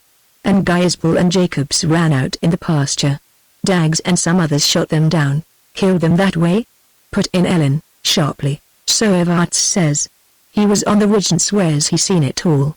They killed Guy and Jacobs in cold blood. No chance for their lives, not even to fight. Wall, and they surrounded the Isbel cabin. The fight last all that day and all that night and the next day. Evarts says Guy and Jacobs laid out there all this time. And a herd of hogs broke in the pasture and was eating the dead bodies. My God!" burst out Ellen. "Uncle John, you sure can't mean my father wouldn't stop fighting long enough to drive the hogs off and bury those dead men?" "Evarts says they stopped fighting, all right, but it was to watch the hogs," declared Sprigg. "And then, what do ye think? The women folks come out, the red-headed one, Guy's wife, and Jacobs's wife. They drove the hogs away and buried their husbands right there in the pasture. Evarts says he's seen the graves. It is the women who can teach these bloody Texans a lesson," declared Ellen, forcibly. "Vile, Daggs was drunk, and he got up from behind where the gang was hiding, and dared the Isbels to come out. They shot him to pieces. And that night some one of the Isbels shot Craig, who was alone on guard. And last this here's what I come to tell you. Gene Isbel slipped up in the dark on Greaves and knifed him." "Why did you want to tell me that particularly?" asked Ellen, slowly. "Because I reckon the facts in the case are queerin'." "Because, Ellen, your name was mentioned," announced Sprigg, positively. "My name mentioned?" echoed Ellen. Her horror and disgust gave way to a quickening process of thought, a mounting astonishment. "By whom?" "Gene Isbel," replied Sprigg, as if the name and the fact were momentous. Ellen sat still as a stone, her hands between her knees. Slowly she felt the blood recede from her face, prickling her chin down below her neck. That name locked her thought. Ellen, it's a mighty queer story, too queer to be a lie, went on Sprig. Now you listen. Ivart's got this from Ted Meeker. And Ted Meeker heard it from Greaves, who didn't die till the next day after Jean Isbell knifed him. And your dad shot Ted for telling what he heard. No, Greaves wasn't killed outright. He was cut something terrible in 2 places. They wrapped him all up and next day packed him in a wagon back to Grass Valley. Ivarts says Ted Meeker was friendly with Greaves and went to see him as he was laying in his room next to the store. While, according to Meeker's story, Greaves came to and talked. He said he was sitting there in the dark, shooting occasionally at Isbell's cabin, when he heard a rustle behind him in the grass. He knowed someone was crawling on him. But before he could get his gun around he was jumped by what he thought was a grizzly bear. But it was a man. He shut off Greaves's wind and dragged him back in the ditch. And he said, Greaves, it's the half-breed. And he's going to cut you first for Ellen Jorth. And then for Gaston Isbell. Greaves said Jean ripped him with a bowie knife. And that was all Greaves remembered. He died soon after telling this story. He must have fought awful hard. That second cut Isbell gave him went clear through him. Some of the gang was there when Greaves talked, and naturally they wondered why Jean Isbell had said first for Ellen Jorth. Somebody remembered that Greaves had cast a slur on your good name, Ellen. And then they had Jean Isbell's reason for saying that to Greaves. It caused a lot of talk. And when Sim Bruce busted in, some of the gang haw-hawed him and said as how he get the third cut from Jean Isbell's bowie. Bruce was half drunk and he began to cuss and rave about Jean Isbell being in love with his girl. As bad luck would have it, a couple of more fellas come in and asked Meeker questions. He just got to that part, Greaves, it's the half-breed, and he's going to cut you first for Ellen Jorth, when in walked your father. Then it all had to come out what Jean Isbell had said and done and why. How Greaves had backed Sim Bruce in slurring you.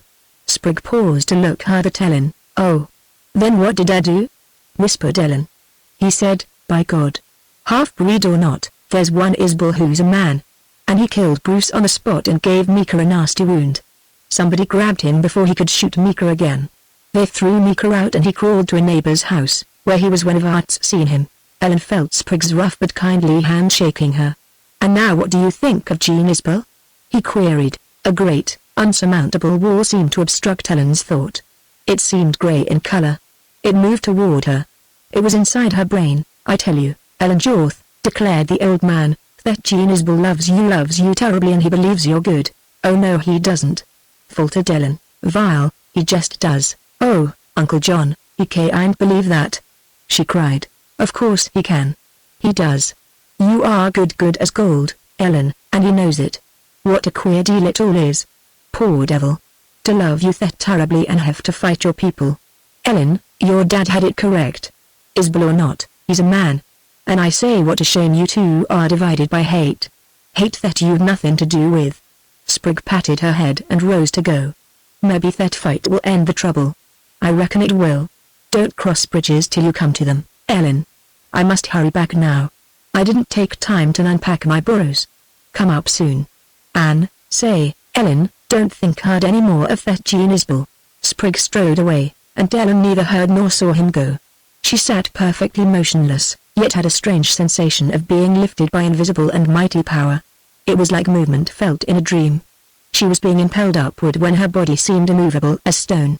When her blood beat down this deadlock of in her physical being and rushed on and on through her veins, it gave her an irresistible impulse to fly, to sail through space, to run and run and ran. And on the moment the black horse, Spades, coming from the meadow, whinnied at sight of her. Ellen leapt up and ran swiftly, but her feet seemed to be stumbling. She hugged the horse and buried her hot face in his mane and clung to him. Then just as violently she rushed for her saddle and bridle and carried the heavy weight as easily as if it had been an empty sack. Throwing them upon him, she buckled and strapped with strong, eager hands. It never occurred to her that she was not dressed to ride. Up she flung herself. And the horse, sensing her spirit, plunged into strong, free gait down the canyon trail. The ride, the action, the thrill, the sensations of violence were not all she needed. Solitude, the empty aisles of the forest, the far miles of lonely wilderness were these the added all? Spades took a swinging, rhythmic lope up the winding trail. The wind fanned her hot face. The sting of whipping aspen branches was pleasant. A deep rumble of thunder shook the sultry air. Up beyond the green slope of the canyon massed the creamy clouds, shading darker and darker. Spade sloped on the levels, leapt the washes, trotted over the rocky ground, and took to a walk up the long slope. Ellen dropped the reins over the pommel. Her hands could not stay set on anything. They pressed her breast and flew out to caress the white aspens and to tear at the maple leaves, and gather the lavender juniper berries, and came back again to her heart. Her heart that was going to burst or break. As it had swelled, so now it labored. It could not keep pace with her needs. All that was physical, all that was living in her had to be unleashed. Spades gained the level forest.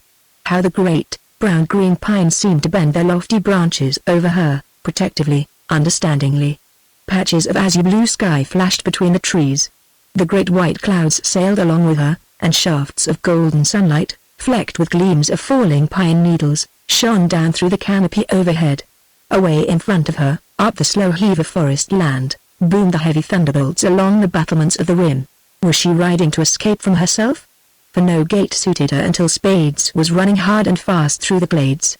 Then the pressure of dry wind, the thick odor of pine, the flashes of brown and green and gold and blue, the soft, rhythmic thuds of hoofs, the feel of the powerful horse under her, the whip of spruce branches on her muscles contracting and expanding in hard action, all these sensations seemed to quell for the time the mounting cataclysm in her heart. The oak swales, the maple thickets, the aspen groves, the pine-shaded aisles, and the miles of silver spruce all sped by her, as if she had ridden the wind, and through the forest ahead shone the vast open of the basin, gloomed by purple and silver cloud, shadowed by grey storm, and in the west brightened by golden sky.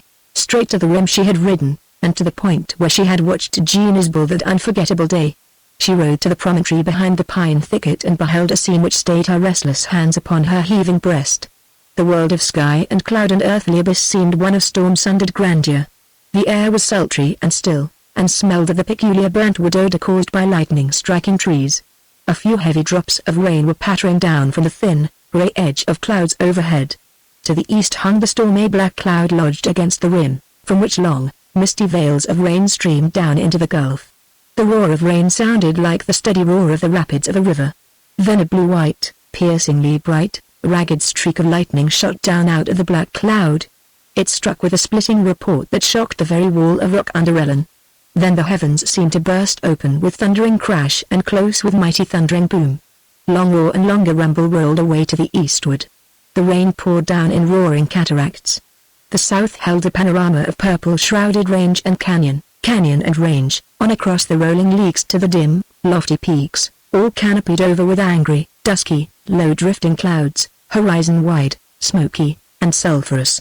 And as Ellen watched, hands pressed to her breast, feeling incalculable relief in sight of this tempest and gulf that resembled her soul, the sun burst out from behind the long bank of purple cloud in the west and flooded the world there with golden lightning. "It is for me," cried Ellen. "My mind, my heart, my very soul. Oh, I know. I know now. I love him, love him, love him." She cried it out to the elements. "Oh, I love Jean Isbell, and my heart will burst or break." The might of her passion was like the blaze of the sun.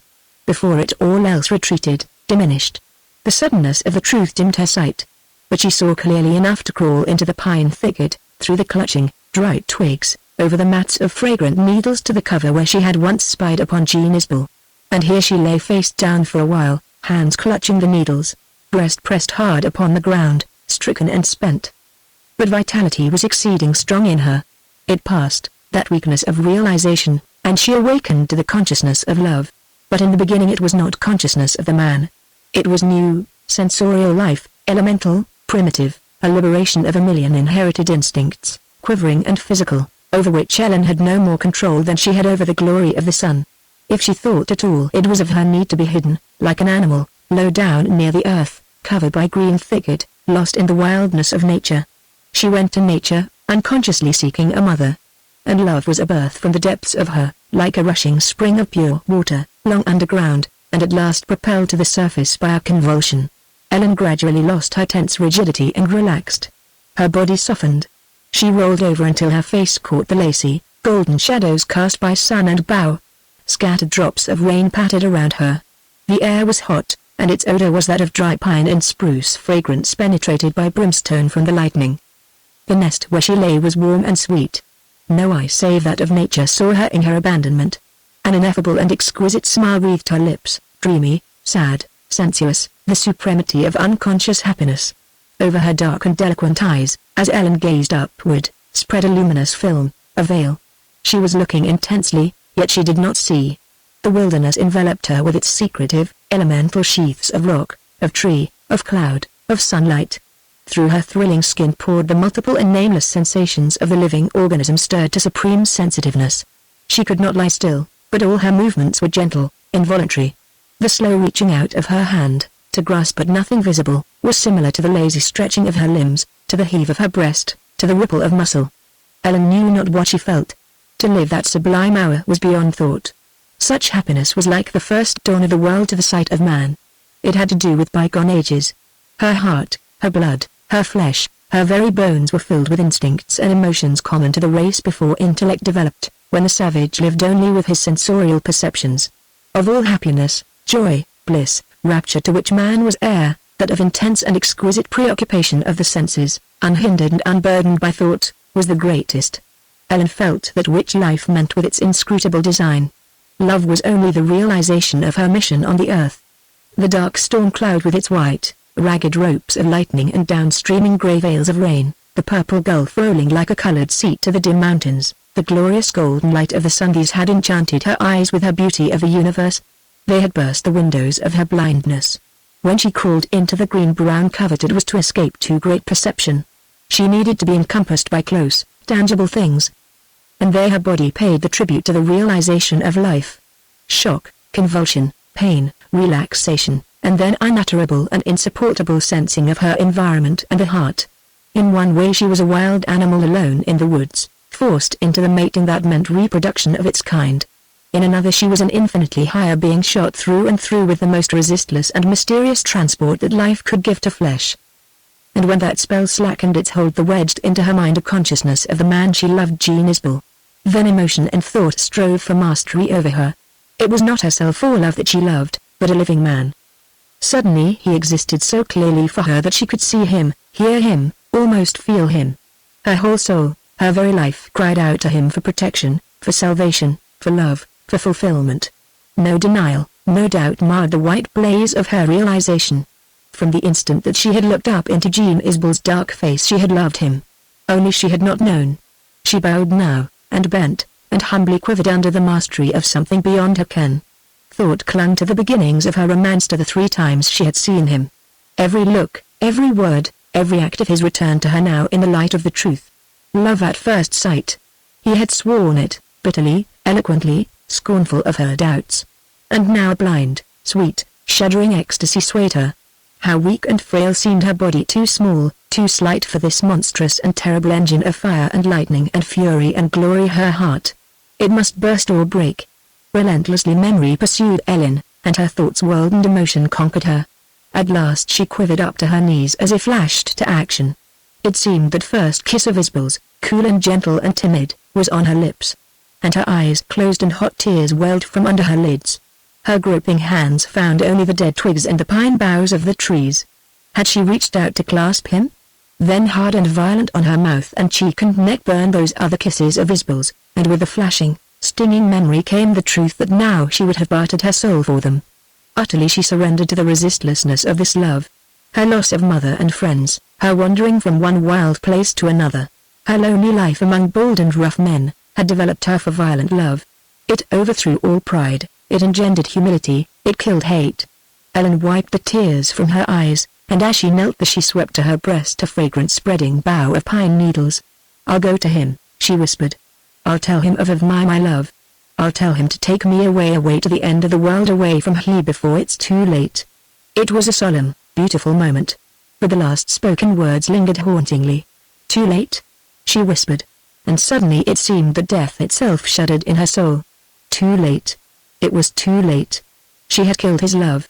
That drawth blood in her, that poisonous hate had chosen the only way to strike this noble Isbell to the heart.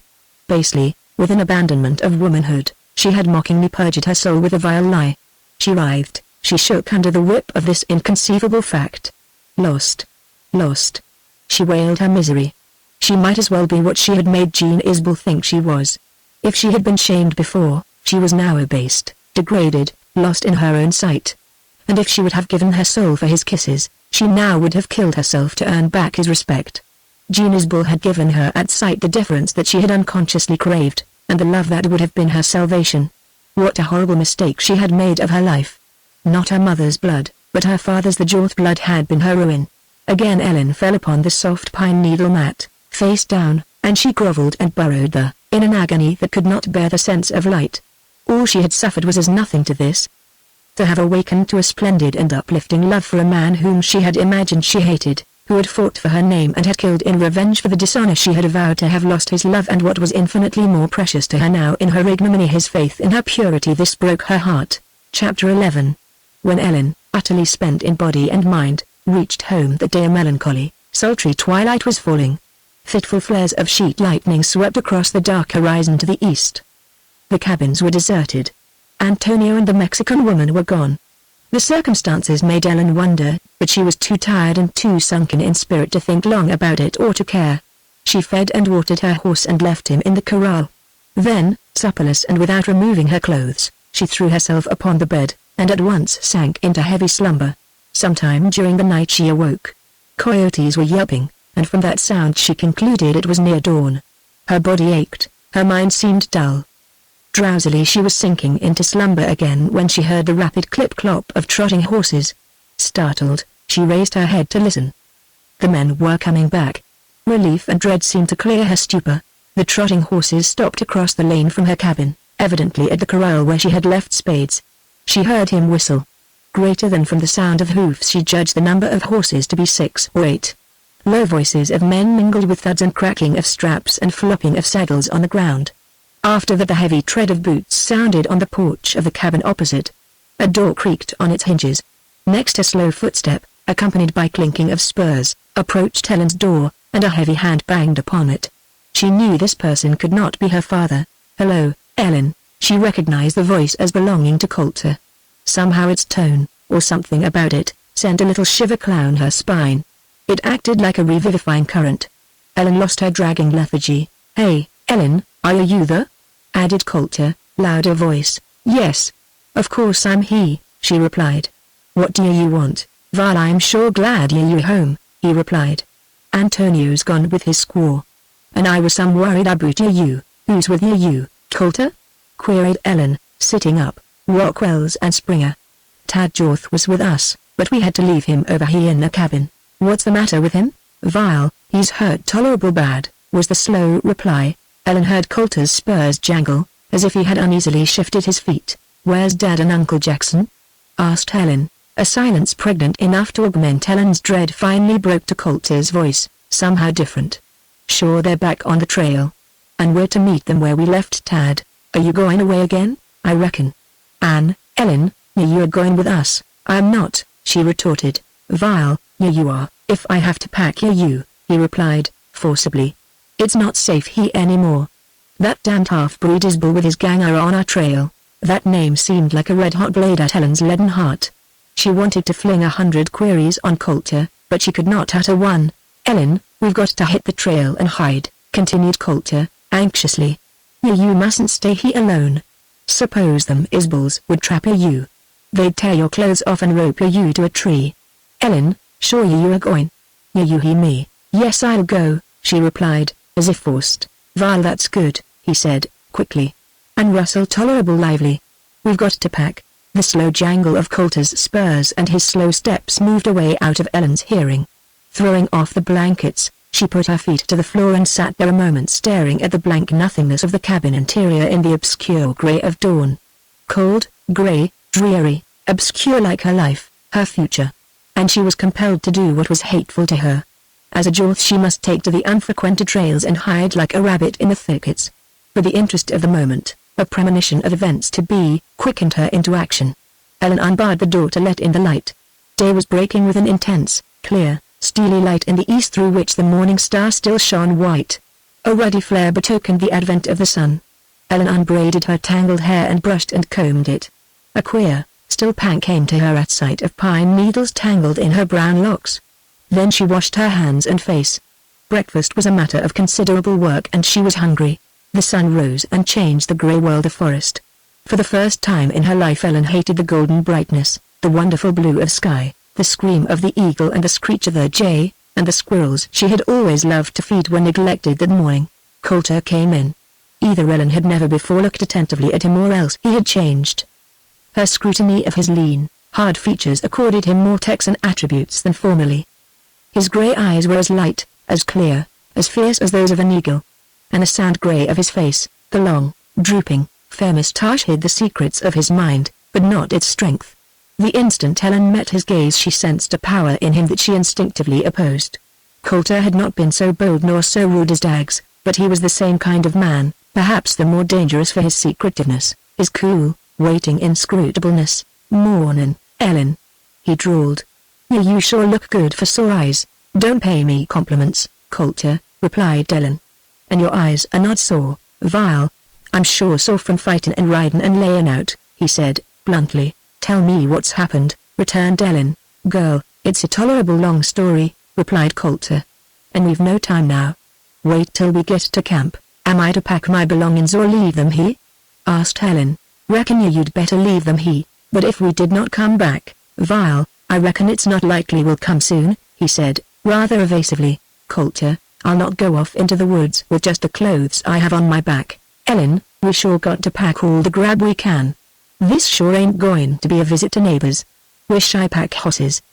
But you make up a bundle of belongings you care for, and the things you'll need bad. We'll throw it on somewhere." Coulter stalked away across the lane, and Ellen found herself dubiously staring at his tall figure. Was it the situation that struck her with a foreboding perplexity, or was her intuition steeling her against this man? Ellen could not decide. But she had to go with him. Her prejudice was unreasonable at this portentous moment, and she could not yet feel that she was solely responsible to herself. When it came to making a small bundle of her belongings she was in a quandary. She discarded this and put in that, and then reversed the order.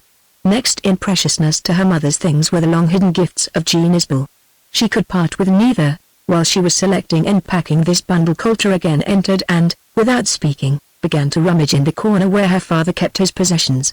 This irritated Ellen. "What do you want there?" she demanded. "Vile, I reckon your dad wants his papers in the gold he left here and a change of clothes." "Now doesn't he?" returned Coulter, coolly. "Of course. But I supposed you would have me pack them." Coulter vouchsafed no reply to this, but deliberately went on rummaging, with little regard for how he scattered things.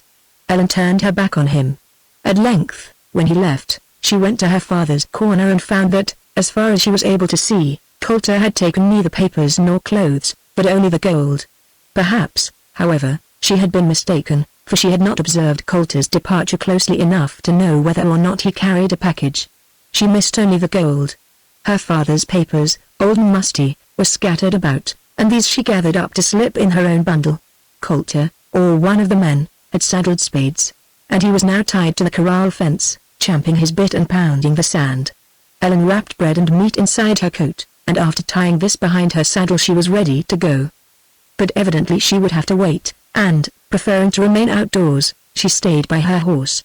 Presently, while watching the men pack, she noticed that Springer wore a bandage round his head under the brim of his sombrero. His motions were slow and lacked energy. Shuddering at the sight, Ellen refused to conjecture. All too soon she would learn what had happened, and all too soon, perhaps, she herself would be in the midst of another fight. She watched the men. They were making a hurried slipshod job of packing food supplies from both cabins. More than once she caught Coulter's grey gleam of gaze on her, and she did not like it. "I'll ride up and say goodbye to Sprague," she called to Coulter. "Surely you won't do nothing of the kind," he called back. There was authority in his tone that angered Ellen, and something else which inhibited her anger. What was there about Coulter with which she must reckon? The other two Texans laughed aloud, to be suddenly silenced by Coulter's harsh and lowered curses. Ellen walked out of hearing and sat upon a log, where she remained until Coulter hailed her. "Get up and ride," he called. Ellen complied with this order and, riding up behind the three mounted men, she soon found herself leaving what for years had been her home. Not once did she look back. She hoped she would never see the squalid, bare pretension of a ranch again. Coulter and the other riders drove the pack horses across the meadow, off of the trails, and up the slope into the forest. Not very long did it take Ellen to see that Coulter's object was to hide their tracks. He zigzagged through the forest, avoiding the bare spots of dust, the dry, sun-baked flats of clay where water lay in spring, and he chose the grassy, open glades, the long, pine-needle-matted aisles. Ellen rode at their heels and it pleased her to watch for their tracks. Coulter manifestly had been long practiced in this game of hiding his trail, and he showed the skill of a rustler. But Ellen was not convinced that he could ever elude a real woodsman.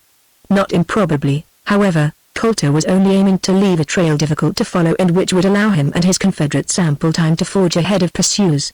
Ellen could not accept a certainty or pursuit. Yet Coulter must have expected it, and Springer and Wells also, for they had a dark, sinister, furtive demeanor that strangely contrasted with the cool, easy manner habitual to them. They were not seeking the level routes of the forest land, that was sure. They rode straight across the thick timbered ridge down into another canyon, up out of that, and across rough, rocky bluffs, and down again. These riders headed a little to the northwest and every mile brought them into wilder, more rugged country, until Ellen, losing count of canyons and ridges, had no idea where she was. No stop was made at noon to rest the laboring, sweating pack animals. Under circumstances where pleasure might have been possible, Ellen would have reveled in this hard ride into a wonderful forest ever thickening and darkening. But the wild beauty of glade and the spruce slopes and the deep, bronze-walled canyons left her cold. She saw and felt, but had no thrill, except now and then a thrill of alarm when Spade slid to his haunches down some steep, damp, piney declivity. All the woodland, up and down, appeared to be richer greener as they traveled farther west. Grass grew thick and heavy. Water ran in all ravines. The rocks were bronze and copper and russet, and some had green patches of lichen. Ellen felt the sun now on her left cheek and knew that the day was waning and that Coulter was swinging farther to the northwest. She had never before ridden through such heavy forest and down and up such wild canyons. Toward sunset the deepest and ruggedest canyon halted their advance. Coulter rode to the right, searching for a place to get down through a spruce thicket that stood on end. Presently he dismounted and the others followed suit. Ellen found she could not lead Spades because he slid down upon her heels, so she looped the end of her reins over the pommel and left him free. She herself managed to descend by holding to branches and sliding all the way down that slope. She heard the horses cracking the brush, snorting and heaving. One pack slipped and had to be removed from the horse, and rolled down. At the bottom of this deep, green-walled notch rolled a stream of water. Shadowed, cool, mossy, damp, this narrow gulch seemed the wildest place Ellen had ever seen. She could just see the sunset-flushed, gold-tipped spruces far above her. The men repacked the horse that had slipped his burden, and once more resumed their progress ahead, now turning up this canyon. There was no horse trail, but deer and bear trails were numerous. The sun sank and the sky darkened, but still the men rode on, and the farther they traveled the wilder grew the aspect of the canyon. At length Coulter broke away through a heavy thicket of willows and entered a side canyon, the mouth of which Ellen had not even descried. It turned and widened, and at length opened out into a round pocket, apparently enclosed, and as lonely and isolated a place as even pursued rustlers could desire. Hidden by jutting wall and thicket of spruce were two old log cabins joined together by roof and attic floor, the same as the double cabin at the Jorth Ranch. Ellen smelled wood smoke, and presently, on going round the cabins, saw a bright fire. One man stood beside it gazing at Coulter's party, which evidently he had heard approaching. "Hello, Queen," said Coulter. "How's Dad?" "He's holding on fine," replied Queen, bending over the fire, where he turned pieces of meat. "Where's Father?" suddenly asked Ellen, addressing Coulter. As if he had not heard her, he went on wearily loosening a pack. Queen looked at her. The light of the fire only partially shone on his face. Ellen could not see its expression.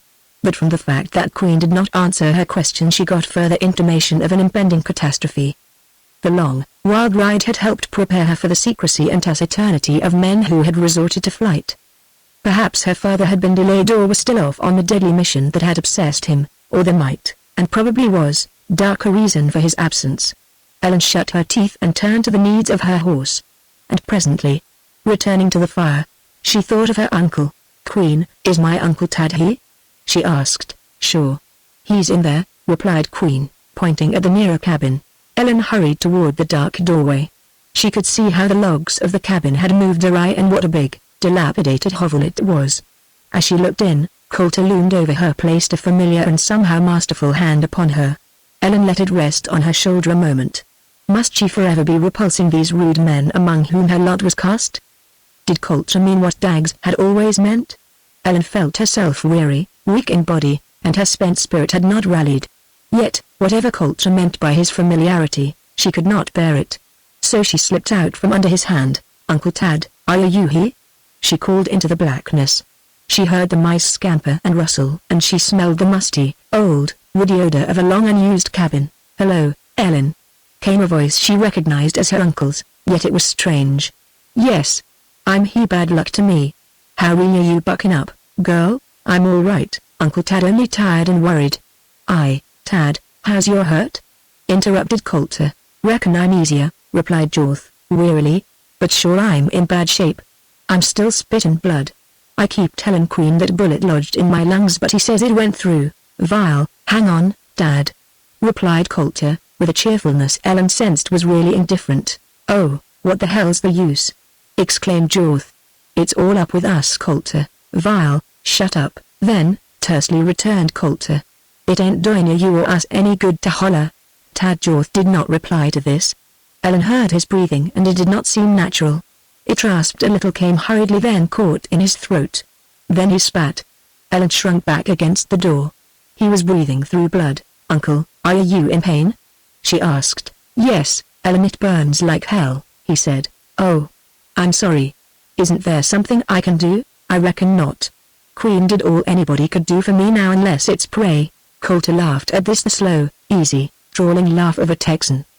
But Ellen felt pity for this wounded uncle. She had always hated him.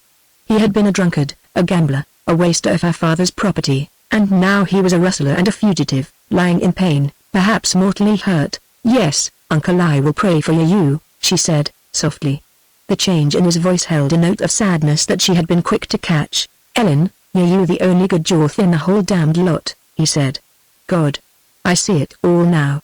We've dragged you to hell." "Yes, Uncle Tad, I've sure been dragged some, but not yet to hell," she responded, with a break in her voice. You will be, Ellen, unless—" "Or, shut up that kind of gab, will you?"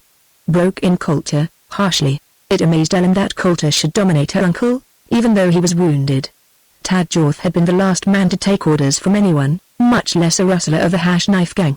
This Coulter began to loom up in Ellen's estimate as he loomed physically over her, a lofty figure, dark, motionless, somehow menacing. "Ellen, has Coulter told you yet about Lee and Jackson?"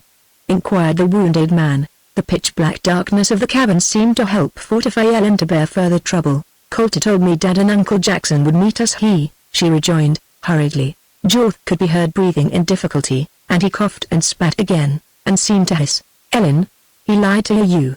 They'll never meet us here." "Why not?" whispered Ellen. "Because, Ellen," he replied, in husky pants, "your dad and Uncle Jackson are dead and buried." If Ellen suffered a terrible shock, it was a blankness, a deadness, and a slow, creeping failure of sense in her knees. They gave way under her and she sank on the grass against the cabin wall. She did not faint nor grow dizzy nor lose her sight, but for a while there was no process of thought in her mind. Suddenly then it was the quick, spiritual rending of her heart, followed by a profound emotion of intimate and irretrievable loss, and after that grief and bitter realization. An hour later Ellen found strength to go to the fire and partake of the food and drink her body sorely needed. Coulter and the men waited on her solicitously, and in silence, now and then stealing furtive glances at her from under the shadow of their black sombreros. The dark night settled down like a blanket. There were no stars. The wind moaned fitfully among the pines, and all about that lonely, hidden recess was in harmony with Ellen's thoughts. "Girl, you a sure game," said Coulter, admiringly. "And I reckon you never got it from the Jorths." "Tad in the he's game," said Queen, in mild protest. "Not to my notion," replied Coulter. "Any man can be game when he's croaking, with somebody around. But Lee Jorth and Jackson, they always was yellow clear to their gizzards.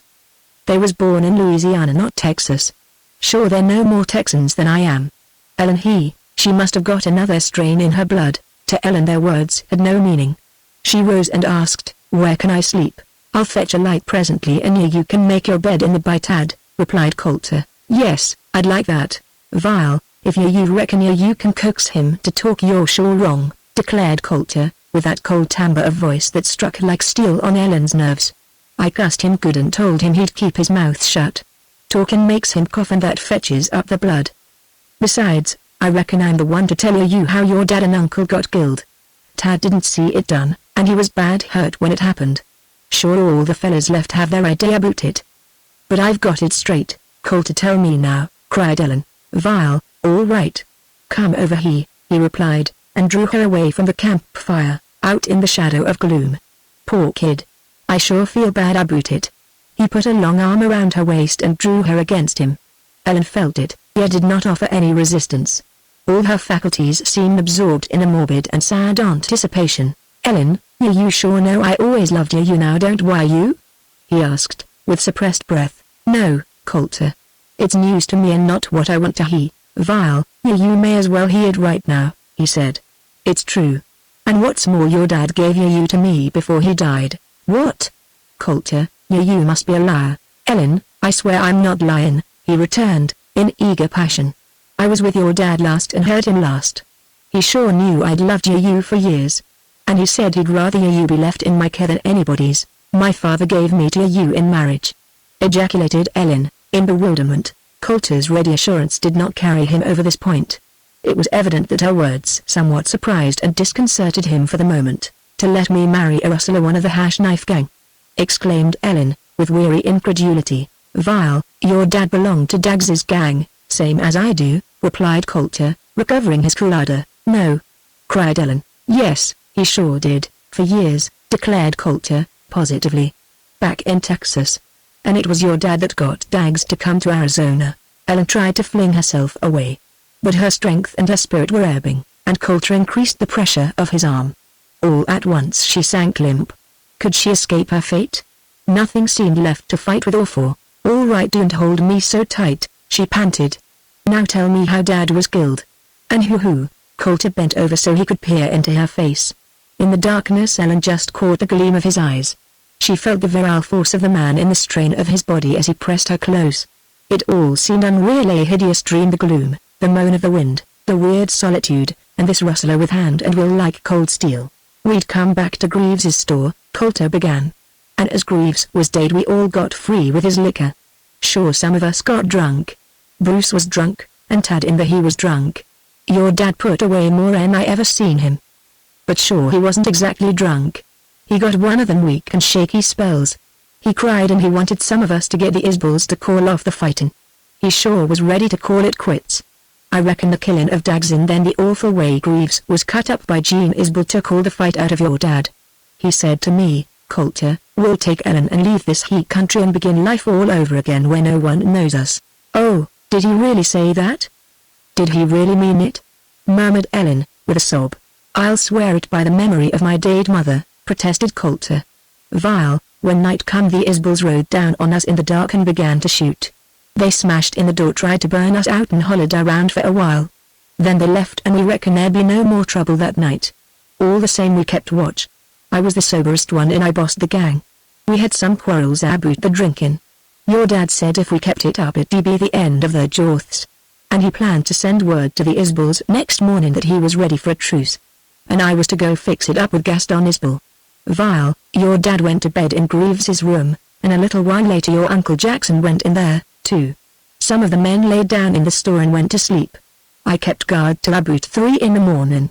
And I got so sleepy I couldn't hold my eyes open. So I waked up Wells and Slater and set them on guard, one at each end of the store. Then I laid down on the counter to take a nap. Coulter's low voice, the strain and breathlessness of him, the agitation with which he appeared to be laboring, and especially the simple, matter-of-fact detail of his story, carried absolute conviction to Ellen Jorth. Her vague doubt of him had been created by his attitude toward her.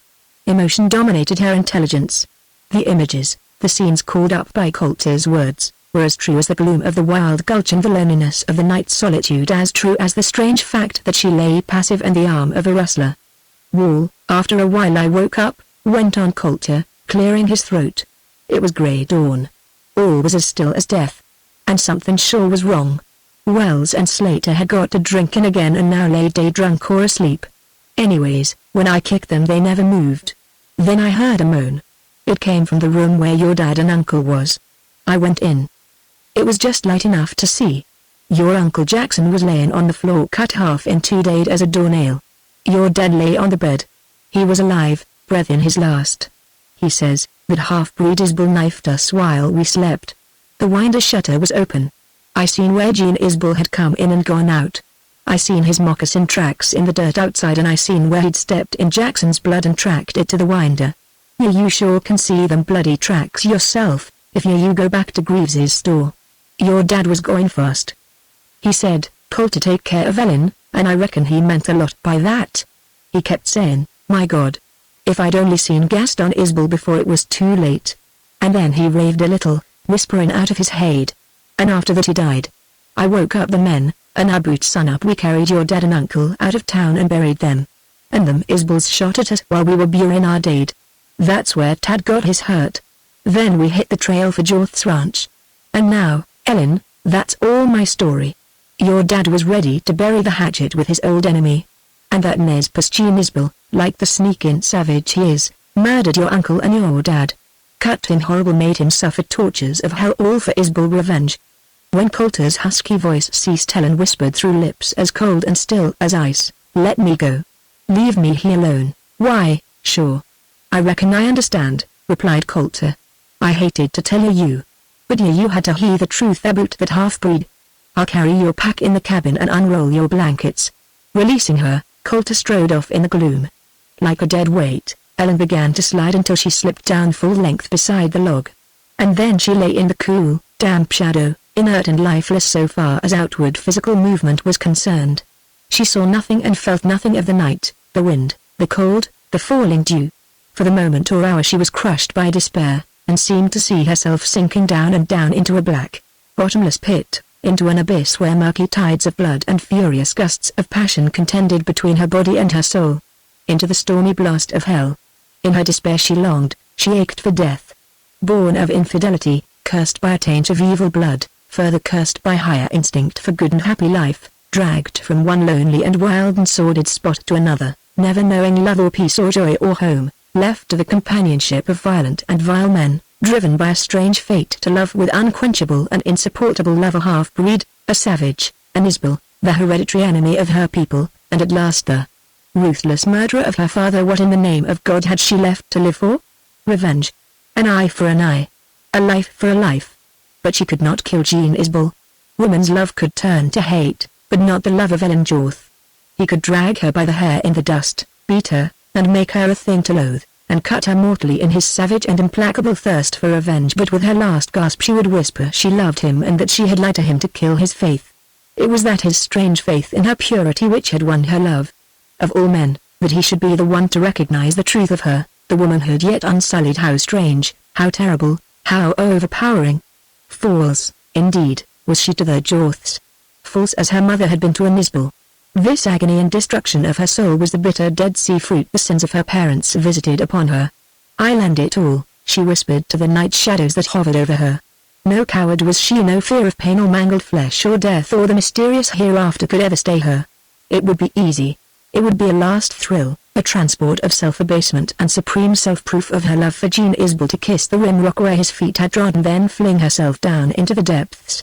She was the last Jorth. So the wronged Isbells would be avenged. But he would never know, never know I lied to him. She wailed to the night wind. She was lost, lost on earth and to hope of heaven. She had right neither to live nor to die. She was nothing but a little weed along the trail of life, trampled upon, buried in the mud. She was nothing but a single rotten thread in a tangled web of love and hate and revenge. And she had broken. Lower and lower she seemed to sink. Was there no end to this gulf of despair? If Coulter had returned he would have found her a rag and a toy, a creature degraded, fit for his vile embrace. To be thrust deeper into the mire, to be punished fittingly for her betrayal of a man's noble love and her own womanhood, to be made an end of, body, mind, and soul. But Coulter did not return. The wind mourned, the owls hooted, the leaves rustled, the insects whispered their melancholy night song, the campfire flickered and faded. Then the wild forest land seemed to close imponderably over Ellen. All that she wailed in her despair, all that she confessed in her abasement, was true, and hard as life could be, but she belonged to nature. If nature had not failed her, had God failed her? It was the lonely land of tree and fern and flower and brook, full of wild birds and beasts, where the mossy rocks could speak and the solitude had ears, where she had always felt herself unutterably a part of creation. Thus a wavering spark of hope quivered through the blackness of her soul and gathered light. The gloom of the sky, the shifting clouds of dull shade, split asunder to show a glimpse of a radiant star, piercingly white, cold, pure, a steadfast eye of the universe, beyond all understanding and illimitable with its meaning of the past and the present and the future. Ellen watched it until the drifting clouds once more hid it from her strained sight. What had that star to do with hell?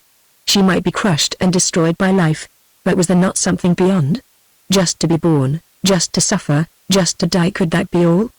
Despair did not loose its hold on Ellen, the strife and pang of her breast did not subside. But with the long hours and the strange closing in of the forest around her and the fleeting glimpse of that wonderful star, with a subtle divination of the meaning of her beating heart and throbbing mind, and, lastly, with a voice thundering at her conscience that a man's faith in a woman must not be greater, nobler, than her faith in God and eternity, with these she checked the dark flight of her soul toward destruction. Chapter 12. A chill, grey, somber dawn was breaking when Ellen dragged herself into the cabin and crept under her blankets, that to sleep the sleep of exhaustion. When she awoke the hour appeared to be late afternoon. Sun and sky shone through the sunken and decayed roof of the old cabin. Her uncle, Tadjorth, lay upon a blanket bed upheld by a crude couch of boughs. The light fell upon his face, pale, lined, cast in a still mode of suffering. He was not dead, for she heard his respiration. The floor underneath Ellen's blankets was bare clay. She and Jorth were alone in this cabin. It contained nothing besides their beds and a rank growth of weeds along the decayed lower logs. Half of the cabin had a rude ceiling of rough-hewn boards which formed a kind of loft. This attic extended through to the adjoining cabin, forming the ceiling of the porch-like space between the two structures. There was no partition. A ladder of 2 aspen saplings, pegged to the logs, and with braces between for steps, led up to the attic. Ellen smelled wood smoke and the odor of frying meat, and she heard the voices of men. She looked out to see that Slater and Summers had joined their party, an addition that might have strengthened it for defense, but did not lend her own situation anything favorable. Summers had always appeared the one best to avoid. Coulter espied her and called her to come and feed your pale face. His comrades laughed, not loudly, but guardedly, as if noise was something to avoid. Nevertheless, they awoke Tadjorth, who began to toss and moan on the bed. Ellen hurried to his side and at once ascertained that he had a high fever and was in a critical condition. Every time he tossed he opened a wound in his right breast, rather high up. For all she could see, nothing had been done for him except the binding of a scarf round his neck and under his arm. This scant bandage had worked loose. Going to the door, she called out, "Fetch me some water." When Coulter brought it, Ellen was rummaging in her pack for some clothing or towel that she could use for bandages. "Weren't any of you decent enough to look after my uncle?" she queried. "Huh. Vile, what the hell?" rejoined Coulter. "We sure did all we could. I reckon you think it wasn't a tough job to pack him up the rim. He was done for then and I said so. I'll do all I can for him," said Ellen. "Sure. Go aid. When I get plugged or knifed by that half-breed I sure hope you'll be round to nurse me. You seem to be pretty sure of your fate, Coulter." "Sure as hell," he bit out, darkly.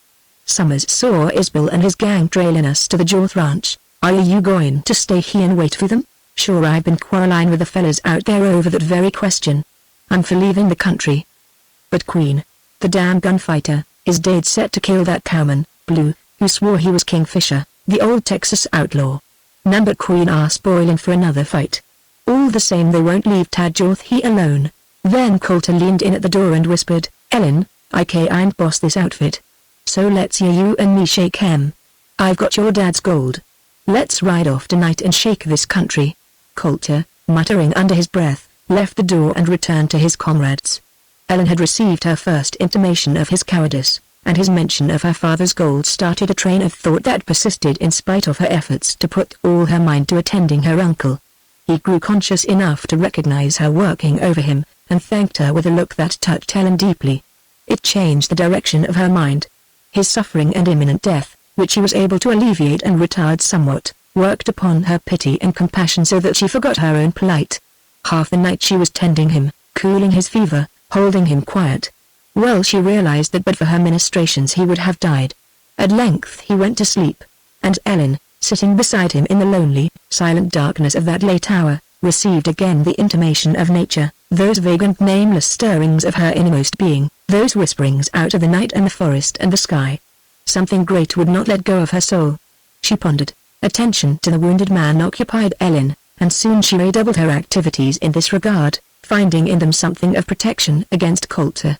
He had waylaid her as she went to a spring for water, and with a lunge like that of a bear he had tried to embrace her. But Ellen had been too quick. "Vile, are you going away with me?" he demanded. "No. I'll stick by my uncle," she replied. That motive of hers seemed to obstruct his will.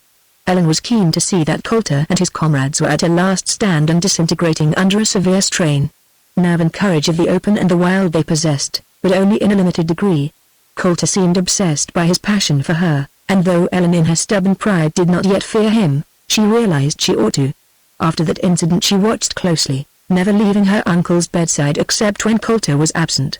One or more of the men kept constant lookout somewhere down the canyon. Day after day passed on the wings of suspense, of watching, of ministering to her uncle, of waiting for some hour that seemed fixed. Coulter was like a hound upon her trail. At every turn he was there to importune her to run off with him, to frighten her with the menace of the Isbels, to beg her to give herself to him. It came to pass that the only relief she had was when she ate with the men or barred the cabin door at night. Not much relief, however, was there in the shut and barred door. With one thrust of his powerful arm Coulter could have caved it in. He knew this as well as Ellen.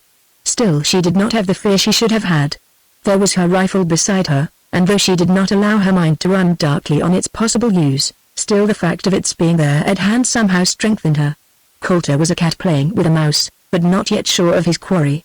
Ellen came to know hours when she was weak physically, mentally, spiritually, morally, when under the sheer weight of this frightful and growing burden of suspense she was not capable of fighting her misery, her abasement, her low ebb of vitality, and at the same time wholly withstanding Coulter's advances.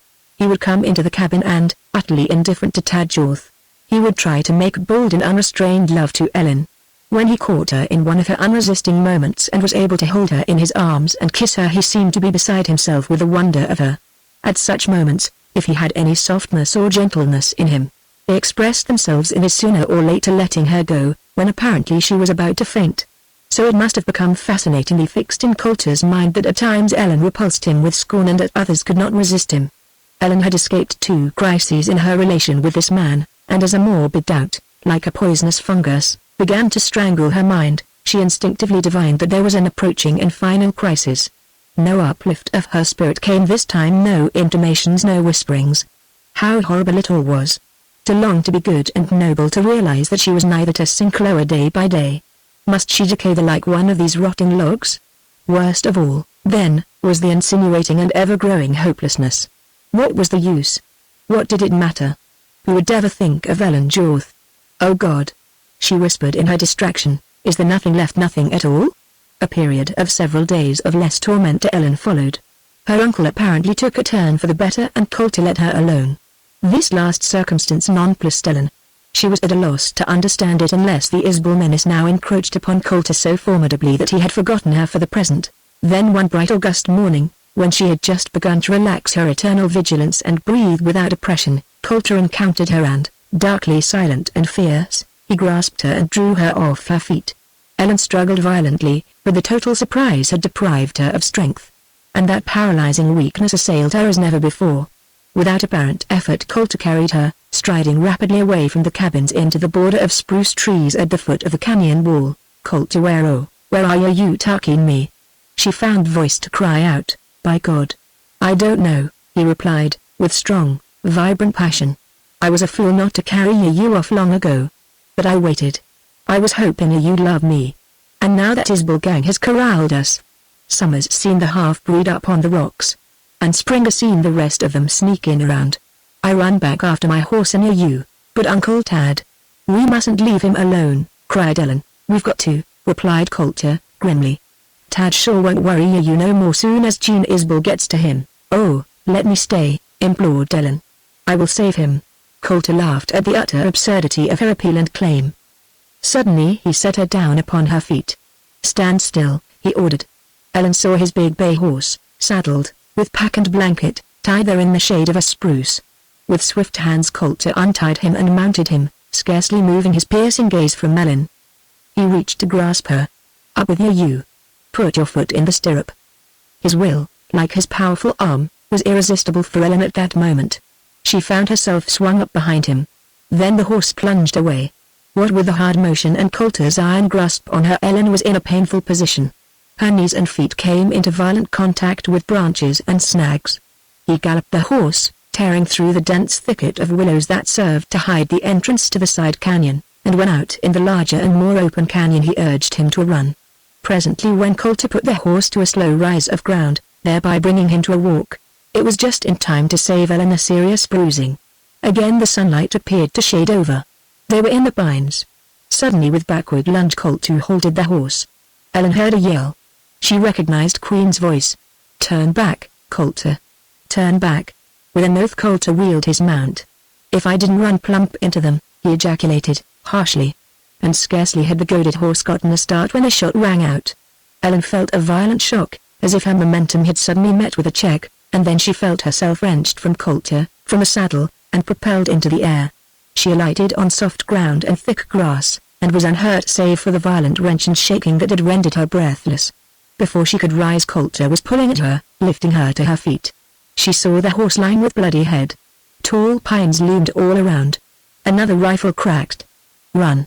hissed Coulter, and he bounded off, dragging her by the hand. Another yelp pealed out.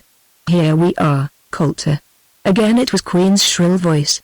Ellen ran with all her might, her heart in her throat, her sight failing to record more than a blur of passing pines and a blank green wall of spruce. Then she lost her balance, was falling, yet could not fall because of that steel grip on her hand, and was dragged, and finally carried, into a dense shade. She was blinded. The trees whirled and faded. Voices and shots sounded far away. Then something black seemed to be wiped across her feeling.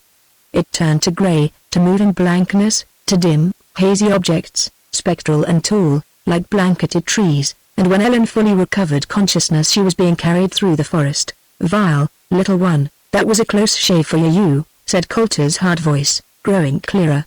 "Reckon your keelin' over was natural enough." He held her lightly in both arms, her head resting above his left elbow. Ellen saw his face as a gray blur, then taking sharper outline, until it stood out distinctly, pale and clammy, with eyes cold and wonderful in their intense flare. As she gazed upward Coulter turned his head to look back through the woods, and his motion betrayed a keen, wild vigilance. The veins of his lean, brown neck stood out like whipcords. 2 comrades were stalking beside him. Ellen heard their stealthy steps, and she felt Coulter sheer from one side or the other. They were proceeding cautiously, fearful of the rear, but not wholly trusting to the fore. "Reckon we'd better go slow and look before we leap," said one whose voice Ellen recognized as Springer's. "Sure. That open slope ain't to my likin', with our neighbor's friend prowling round," drawled Coulter, as he set Ellen down on her feet. Another of the rustlers laughed. "Say, can't he twinkle through the forest? I had 4 shots at him. Harder to hit than a turkey running crossways." This facetious speaker was the evil-visaged, sardonic Summers. He carried 2 rifles and wore 2 belts of cartridges. "Ellen, sure you ain't so dead white as you was," observed Coulter, and he chucked her under the chin with familiar hand. "Set down he. I don't want you stopping any bullets. And there's no tellin'." Ellen was glad to comply with his wish. She had begun to recover wits and strength, yet she still felt shaky. She observed that their position then was on the edge of a well-wooded slope from which she could see the grassy canyon floor below. They were on a level bench, projecting out from the main canyon wall that loomed gray and rugged and pine-fringed. Summers and Cotter and Springer gave careful attention to all points of the compass, especially in the direction from which they had come. They evidently anticipated being railed or circled or headed off, but did not manifest much concern. Summers lit a cigarette. Springer wiped his face with a grimy hand and counted the shells in his belt, which appeared to be half empty. Coulter stretched his long neck like a vulture and peered down the slope and through the aisles of the forest up toward the canyon rim. "Listen," he said, tersely, and bent his head a little to one side, ear to the slight breeze. They all listened. Ellen heard the beating of her heart, the rustle of leaves, the tapping of a woodpecker, and faint, remote sounds that she could not name. "Dear, I reckon," spoke up Summers. "Aha. Vile, I reckon they ain't drailing us yet," replied Coulter. "We gave them a shade better and they sent us." "Short and sweet," ejaculated Springer, and he removed his black sombrero to poke a dirty forefinger through a buffet hole in the crown. "That's how close I come to cashin'. I was lying behind a log, listening and watching, and when I stuck my head up a little zam. Somebody made my bonnet leak." "Where's Queen?" asked Coulter. "He was with me first off," replied Summers. "And then when the shootin' slacked after I'd plugged that big, red-faced, white-haired pal of Isbel's." "Reckon that was Blaisdell," interrupted Springer. Queen, he got tired laying low, went on Summers. He wanted action. I heard him chew into himself, and when I asked him what was eating him, he up and growled he was going to quit this engine fighting. And he slipped off in the woods. Vile, that's the gunfighter of it, declared Coulter, wagging his head. Ever since that cowman, Blue, braced us and said he was Kingfisher, why Queen has been sulkier and sulkier. He can't help it. He'll do the same trick as Blue tried. And sure he'll get his everlasting. But he's the Texas breed all right. Say, do you reckon Blue really is Kingfisher? Queried Summers. No. Ejaculated Coulter, with downward sweep of his hand. Many a would-be gunslinger has borrowed Fisher's name. But Fisher is dead these many years, aha. Vile, maybe, but don't you forget it that Blue was no would-be, declared Summers. He was the genuine article. I should smile, affirmed Springer. The subject irritated Coulter, and he dismissed it with another forcible gesture and a counter-question. How many left in that Isbell outfit? No tellin'. The shore was enough of them, replied Summers. Anyhow, the woods was full of flying bullets. Springer, did you account for any of them? Nope, not that I noticed, responded Springer, dryly. I had my chance at the half-breed. Reckon I was nervous. Was Slater near you when he yelled out? No. He was lying beside Summers. Wasn't that a queer way for a man to act? Broke in Summers. A bullet hit Slater, cut him down the back as he was lying flat. Reckon it wasn't bad. But it hurt him so that he jumped right up and staggered round. He made a target big as a tree. And maybe them Isbells didn't riddle him. That was when I got my crack at Bill Isbell, declared Coulter, with grim satisfaction. When they shot my horse out from under me, I had Ellen to think of and couldn't get my rifle. Sure had to run, as you seen. Vile, as I only had my 6-shooter, there was nothing for me to do but lay low and listen to the sping of lead. Wells was standing up behind a tree about 30 yards off. He got plugged, and falling over he began to crawl my way, still holding to his rifle. I crawled along the log to meet him. But he dropped our boot halfway. I went on and took his rifle and belt. When I peeped out from behind a spruce bush then I seen Bill Isbell. He was shooting fast, and all of them was shooting fast. That war, when they had the open shot at Slater. Vile, I bored Bill Isbell right through his middle. He dropped his rifle and, all bent double, he fooled around in a circle till he flopped over the rim. I reckon he's laying right up there somewhere below that dead spruce. I'd sure like to see him. Vile, you'd be as crazy as Zane if you tried that, declared Summers. We're not out of the woods yet. I reckon not, replied Coulter. And I've lost my horse. Where do you leave yours? They're down the canyon, below that willow break. And saddled and none of them tied. Reckon we'll have to look them up before dark. Coulter, what were we going to do? Demanded Springer. Wait here a while then cross the canyon and work round up under the bluff, back to the cabin. And then what? Queried Summers, doubtfully eyeing Coulter. We've got to eat, we've got to have blankets, rejoined Coulter, testily. And I reckon we can hide there and stand a better show in the fight than running for it in the woods. Vile, I'm giving you a hunch that it looked like you was running for it, retorted Summers. Yes, unpacking the girl, added Springer. Looks funny to me. Both rustlers eyed Coulter with dark and distrustful glances. What he might have replied never transpired, for the reason that his gaze, always shifting around, had suddenly fixed on something. Is that a wolf? He asked, pointing to the rim. Both his comrades moved to get in line with his finger. Ellen could not see from her position. Sure that's a big loafer, declared Summers. Reckon he scented us. That he goes along the rim, observed Coulter. He doesn't act leery. Looks like a good sign to me. Maybe the Isbells have gone the other way. Looks bad to me, rejoined Springer, gloomily. And why? Demanded Coulter. I seen that animal. First time I reckoned it was a loafer. Second time it was right near the Isbells. And I'm damned now if I don't believe it's that half-loafer sheepdog of Gas Isbells. Vile, what if it is? Ha. Sure we needn't worry about hiding out, replied Springer, sententiously. With that dog Gene Isbell could trail a grasshopper, the hell are you say? Muttered Coulter. Manifestly such a possibility put a different light upon the present situation. The man grew silent and watchful, occupied by brooding thoughts and vigilant surveillance of all points. Summers slipped off into the brush, soon to return, with intent look of importance. I heard something, he whispered, jerking his thumb backward. Rolling gravel cracking of twigs. No dear. Reckon it'd be a good idea for us to slip round across to this bench. Vile, here you fellas go, and I'll watch he, returned Coulter. Not much, said Summers, while Spring leered knowingly. Coulter became incensed, but he did not give way to it. Pondering a moment, he finally turned to Ellen. You wait here till I come back. And if I don't come in reasonable time, you slip across the canyon and through the willows to the cabins. Wait till about dark. With that he possessed himself of one of the extra rifles and belts and silently joined his comrades. Together they noiselessly stole into the brush. Ellen had no other thought than to comply with Coulter's wishes. There was her wounded uncle who had been left unattended, and she was anxious to get back to him. Besides, if she had wanted to run off from Coulter, where could she go? Alone in the woods, she would get lost and die of starvation. Her lot must be cast with the Jorth faction until the end. That did not seem far away. Her strained attention and suspense made the moments fly. By and by several shots pealed out far across the side canyon on the right, and they were answered by reports sounding closer to her.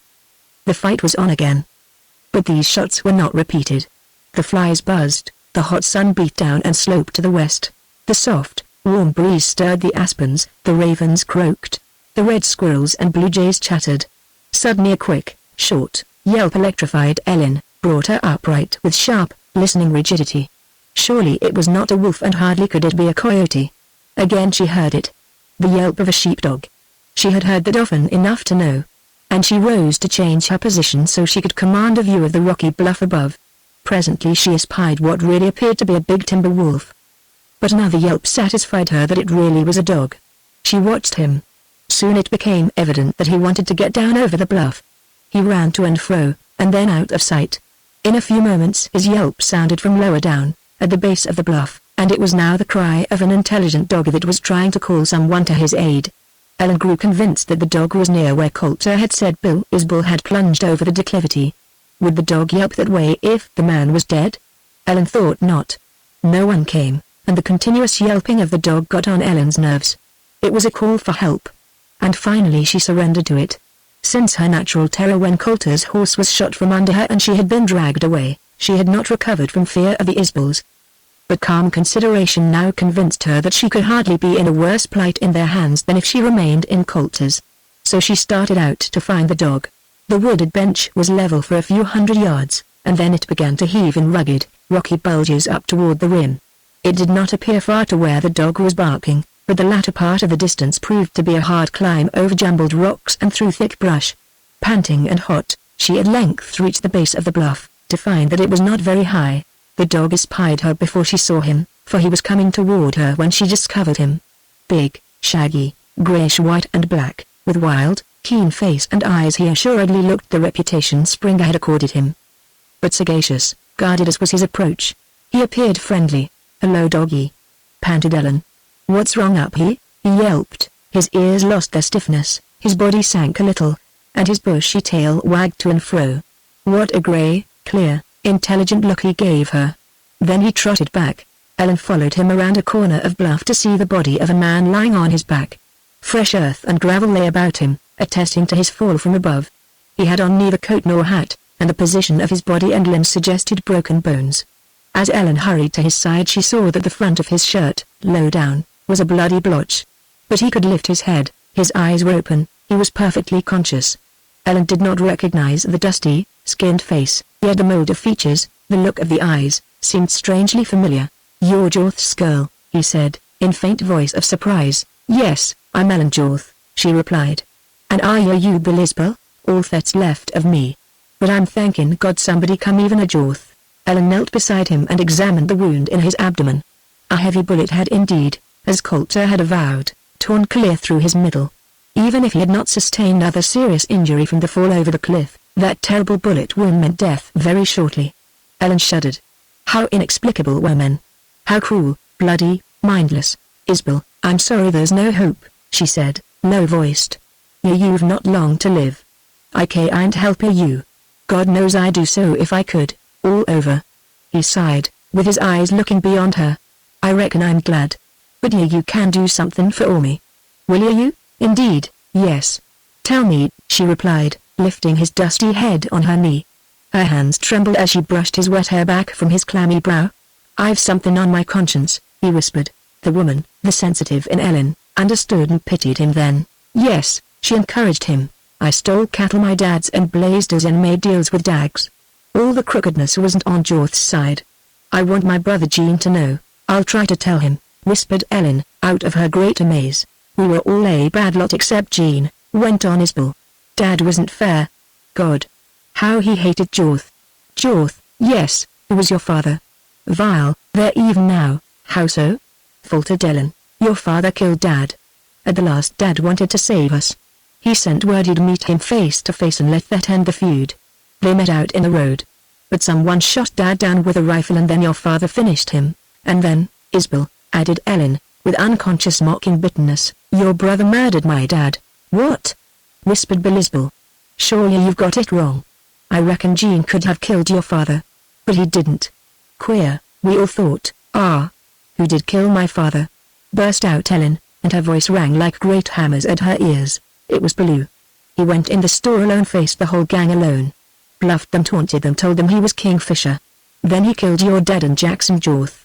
Jean was out back of the store. We were out front. There was shooting. Colmer was hit. Then Blue ran out bad hurt. Both of them died in Mika's yard, and so Jean Isbell has not killed a Jorth, said Ellen, in strange, deep voice. No, replied Isbell, earnestly. I reckon this feud was hardest on Jean. He never lived he. And my sister Anne said he got sweet on you. Now did he? Slow, stinging tears filled Ellen's eyes, and her head sank low and lower. Yes he did, she murmured, tremulously. Aha. Vile, that accounts, replied Isbell, wonderingly. Too bad. It might have been.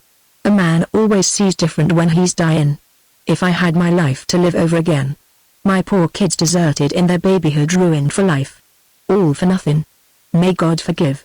Then he choked and whispered for water. Ellen laid his head back and, rising, she took his sombrero and started hurriedly down the slope, making dust fly and rocks roll. Her mind was a seething ferment. Leaping, bounding, sliding down the weathered slope, she gained the bench, to run across that, and so on down into the open canyon to the willow-bordered brook. Here she filled the sombrero with water and started back, forced now to walk slowly and carefully. It was then, with the violence and fury of intense muscular activity denied her, that the tremendous import of Bill Isbell's revelation burst upon her very flesh and blood, and transfiguring the very world of golden light and azure sky and speaking forestland that encompassed her. Not a drop of the precious water did she spill. Not a misstep did she make. Yet so great was the spell upon her that she was not aware she had climbed the steep slope until the dog yelped his welcome. Then with all the flood of her emotion surging and resurging, she knelt to allay the parching thirst of this dying enemy whose words had changed frailty to strength, hate to love, and the gloomy hell of despair to something unutterable. But she had returned too late. Bill Isbell was dead. Chapter 13. Jean Isbell, holding the wolf dog Shep in leash, was on the trail of the most dangerous of Jorth's gang, the gunman Queen.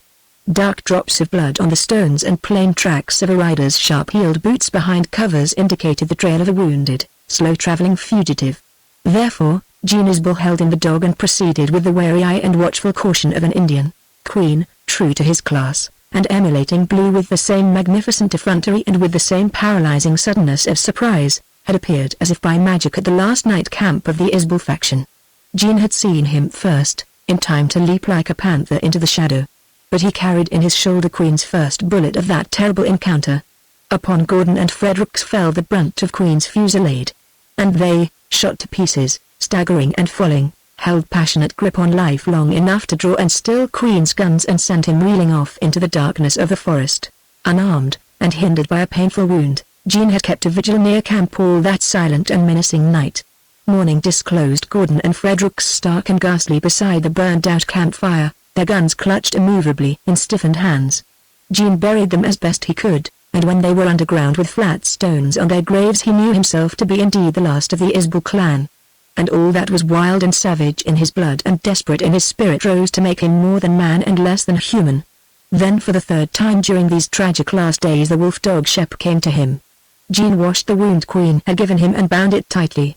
The keen pang and burn of the lead was a constant and all-powerful reminder of the grim work left for him to do. The whole world was no longer large enough for him and whoever was left of the Jorths. The heritage of blood his father had bequeathed him, the unshakable love for a worthless girl who had so dwarfed and obstructed his will and so bitterly defeated and reviled his poor, romantic, boyish faith, the killing of hostile men, so strange in its after-effects.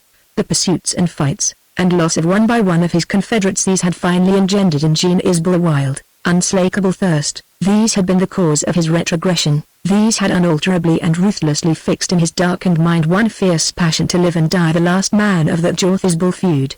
At sunrise Jean left this camp, taking with him only a small knapsack of meat and bread, and with the eager, wild Shep in leash he set out on Queen's bloody trail. Black drops of blood on the stones and an irregular trail of footprints proved to Jean that the gunman was hard hit. Here he had fallen, or knelt, or sat down, evidently to bind his wounds. Jean found strips of scarf, red and discarded, and the blood drops failed to show on more rocks. In a deep forest of spruce, under silver-tipped spreading branches, Queen had rested, perhaps slept. Then laboring with dragging steps, not improbably with a lame leg, he had gone on, up out of the dark green ravine to the open, dry, pine-tipped ridge. Here he had rested, perhaps waited to see if he were pursued. From that point his trail spoke an easy language for Jean's keen eye. The gunman knew he was pursued. He had seen his enemy.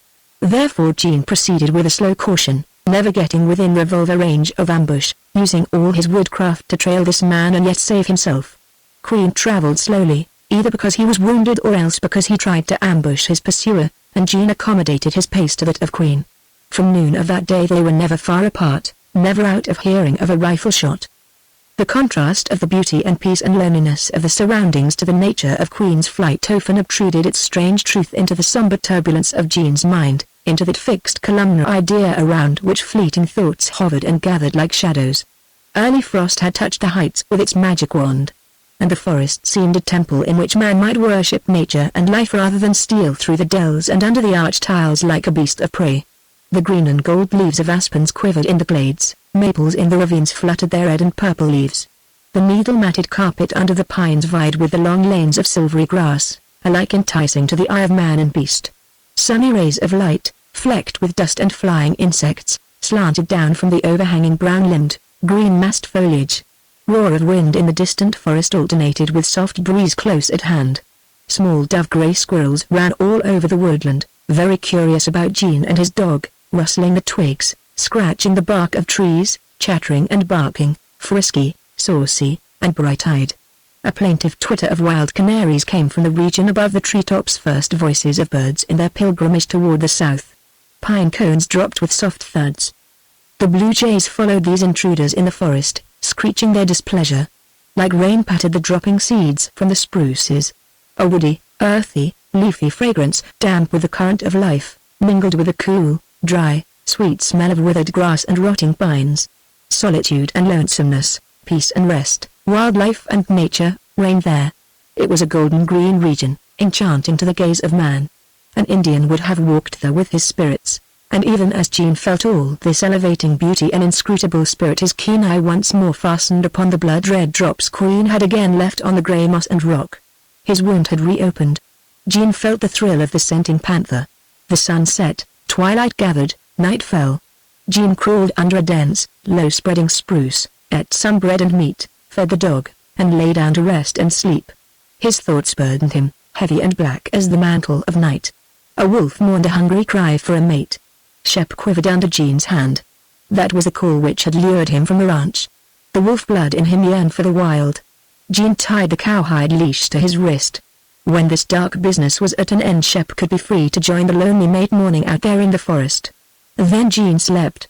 Dawn broke cold, clear, frosty, with silvered grass sparkling, with a soft, faint rustling of falling aspen leaves. When the sun rose red, Jean was again on the trail of Queen.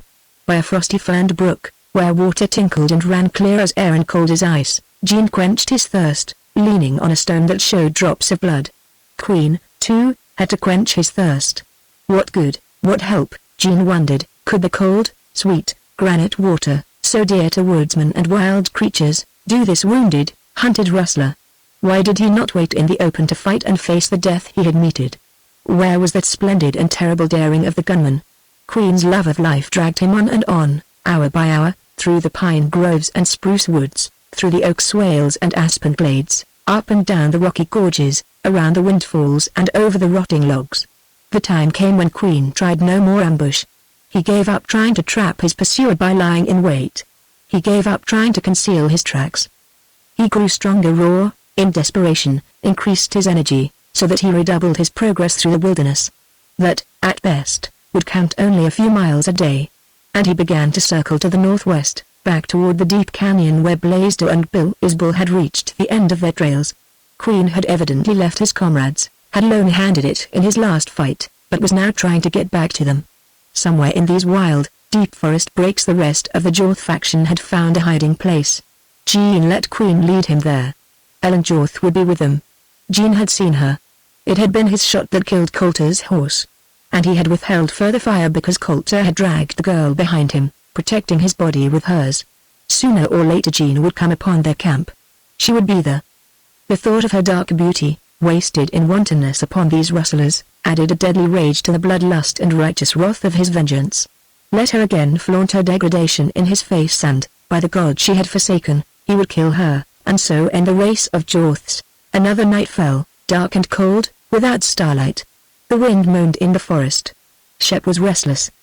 He sniffed the air. There was a step on his trail. Again a mournful, eager, wild, and hungry wolf cry broke the silence. It was deep and low, like that of a baying hound, but infinitely wilder. Shep strained to get away. During the night, while Jean slept, he managed to chew the cowhide leash apart and run off. Next day no dog was needed to trail Queen. Fog and low drifting clouds in the forest and a misty rain had put the rustler off his bearings. He was lost, and showed that he realized it. Strange how a matured man, fighter of 100 battles, steeped in bloodshed, and on his last stand, should grow panic-stricken upon being lost. So Jean Isbell read the signs of the trail. Queen circled and wandered through the foggy, dripping forest until he headed down into a canyon. It was one that notched the rim and led down and down, mile after mile into the basin. Not soon had Queen discovered his mistake. When he did do so, night overtook him. The weather cleared before morning. Red and bright the sun burst out of the east to flood that low basin land with light. Jean found that Queen had traveled on and on, hoping, no doubt, to regain what he had lost. But in the darkness he had climbed to the Manzanita slopes instead of back up the canyon. And here he had fought the hold of that strange brush of Spanish name until he fell exhausted. Surely Queen would make his stand and wait somewhere in this devilish thicket for Jean to catch up with him. Many and many a place Jean would have chosen had he been in Queen's place. Many a rock and dense thicket Jean circled or approached with extreme care. Manzanita grew in patches that were impenetrable except for a small animal.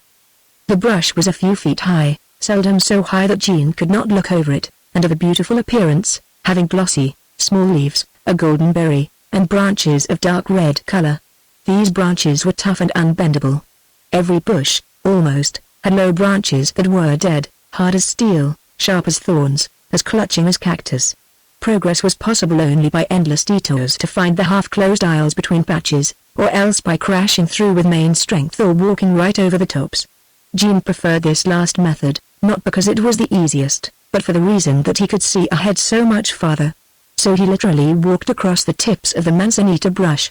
Often he fell through and had to step up again, many a branch broke with him, letting him down, but for the most part he stepped from fork to fork, on branch after branch, with balance of an Indian and the patience of a man whose purpose was sustaining and immutable. On that south slope under the rim the sun beat down hot. There was no breeze to temper the dry air. And before midday Jean was laboring, wet with sweat, parching with thirst, dusty and hot and tiring. It amazed him, the doggedness and tenacity of life shown by this wounded rustler. The time came when under the burning rays of the sun he was compelled to abandon the walk across the tips of the Manzanita bushes and take to the winding, open threads that ran between. It would have been poor sight indeed that could not have followed Queen's labyrinthine and broken passage through the brush. Then the time came when Jean espied Queen, far ahead and above, crawling like a black bug along the bright green slope. Sight then acted upon Jean as upon a hound in the chase. But he governed his actions if he could not govern his instincts. Slowly but surely he followed the dusty, hot trail, and never a patch of blood failed to send a thrill along his veins. Queen, headed up toward the rim, finally vanished from sight. Had he fallen? Was he hiding? But the hour disclosed that he was crawling. Jean's keen eye caught the slow moving of the brush and enabled him to keep just so close to the rustler, out of range of the 6-shooters he carried. And so all the interminable hours of the hot afternoon that snail-pace flight and pursuit kept on. Halfway up the rim the growth of Manzanita gave place to open, yellow, rocky slope dotted with cedars. Queen took to a slow ascending ridge and left his bloody tracks all the way to the top, where in the gathering darkness the weary pursuer lost them. Another night passed. Daylight was relentless to the rustler. He could not hide his trail. But somehow in a desperate last rally of strength he reached a point on the heavily timbered ridge that Jean recognized as being near the scene of the fight in the canyon.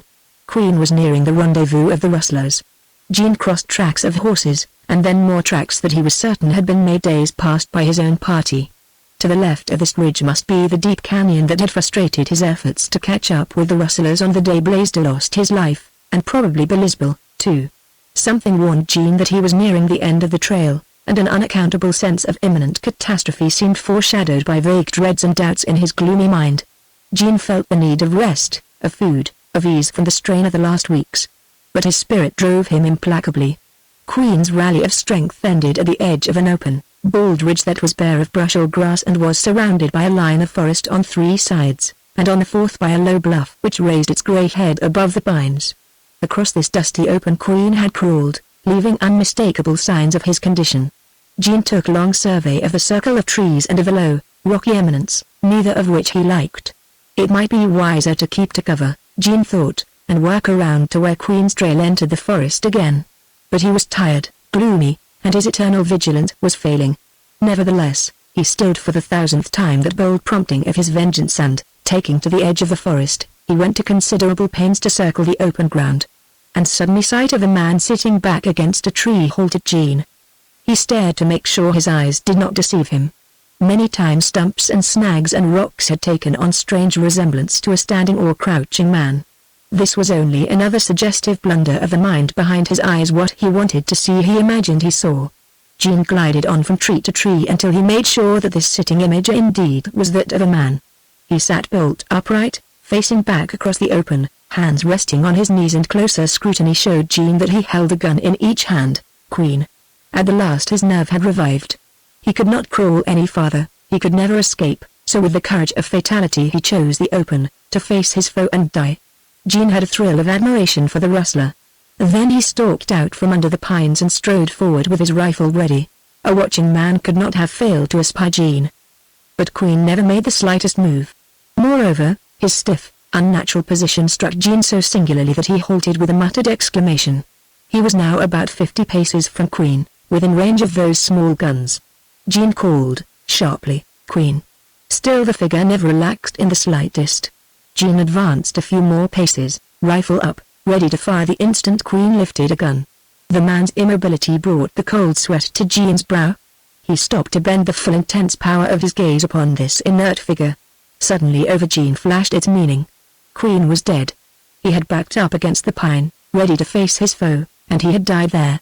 Not a shadow of a doubt entered Jean's mind as he started forward again. He knew. After all, Queen's blood would not be on his hands. Gordon and Fredericks in their death throes had given the rustler mortal wounds. Jean kept on, marveling the while. How ghastly thin and hard. Those 4 days of flight had been hell for Queen. Jean reached him, looked down with staring eyes. The guns were tied to his hands. Jean started violently as the whole direction of his mind shifted. A lightning glance showed that Queen had been propped against the tree, another showed boot tracks in the dust. By heaven, they've fooled me, hissed Jean, and quickly as he leapt behind the pine he was not quick enough to escape the cunning rustlers who had waylaid him thus. He felt the shock, the bite and burn of lead before he heard a rifle crack. A bullet had dripped through his left forearm. From behind the tree he saw a puff of white smoke along the face of the bluff, the very spot his keen and gloomy vigilance had described as one of menace. Then several puffs of white smoke and ringing reports betrayed the ambush of the tricksters. Bullets sparked the pine and whistled by. Jean saw a man dart from behind a rock and, leaning over, run for another. Jean's swift shot stopped him midway. He fell, got up, and floundered behind a bush scarcely large enough to conceal him. Into the bush Jean shot again and again. He had no pain in his wounded arm, but the sense of the shock clung in his consciousness, and this, with the tremendous surprise of the deceit, and sudden release of long-damned overmastering passion, caused him to empty the magazine of his Winchester in a terrible haste to kill the man he had hit. These were all the loads he had for his rifle. Blood passion had made him blunder. Jean cursed himself, and his hand moved to his belt. His 6-shooter was gone. The sheath had been loose. He had tied the gun fast.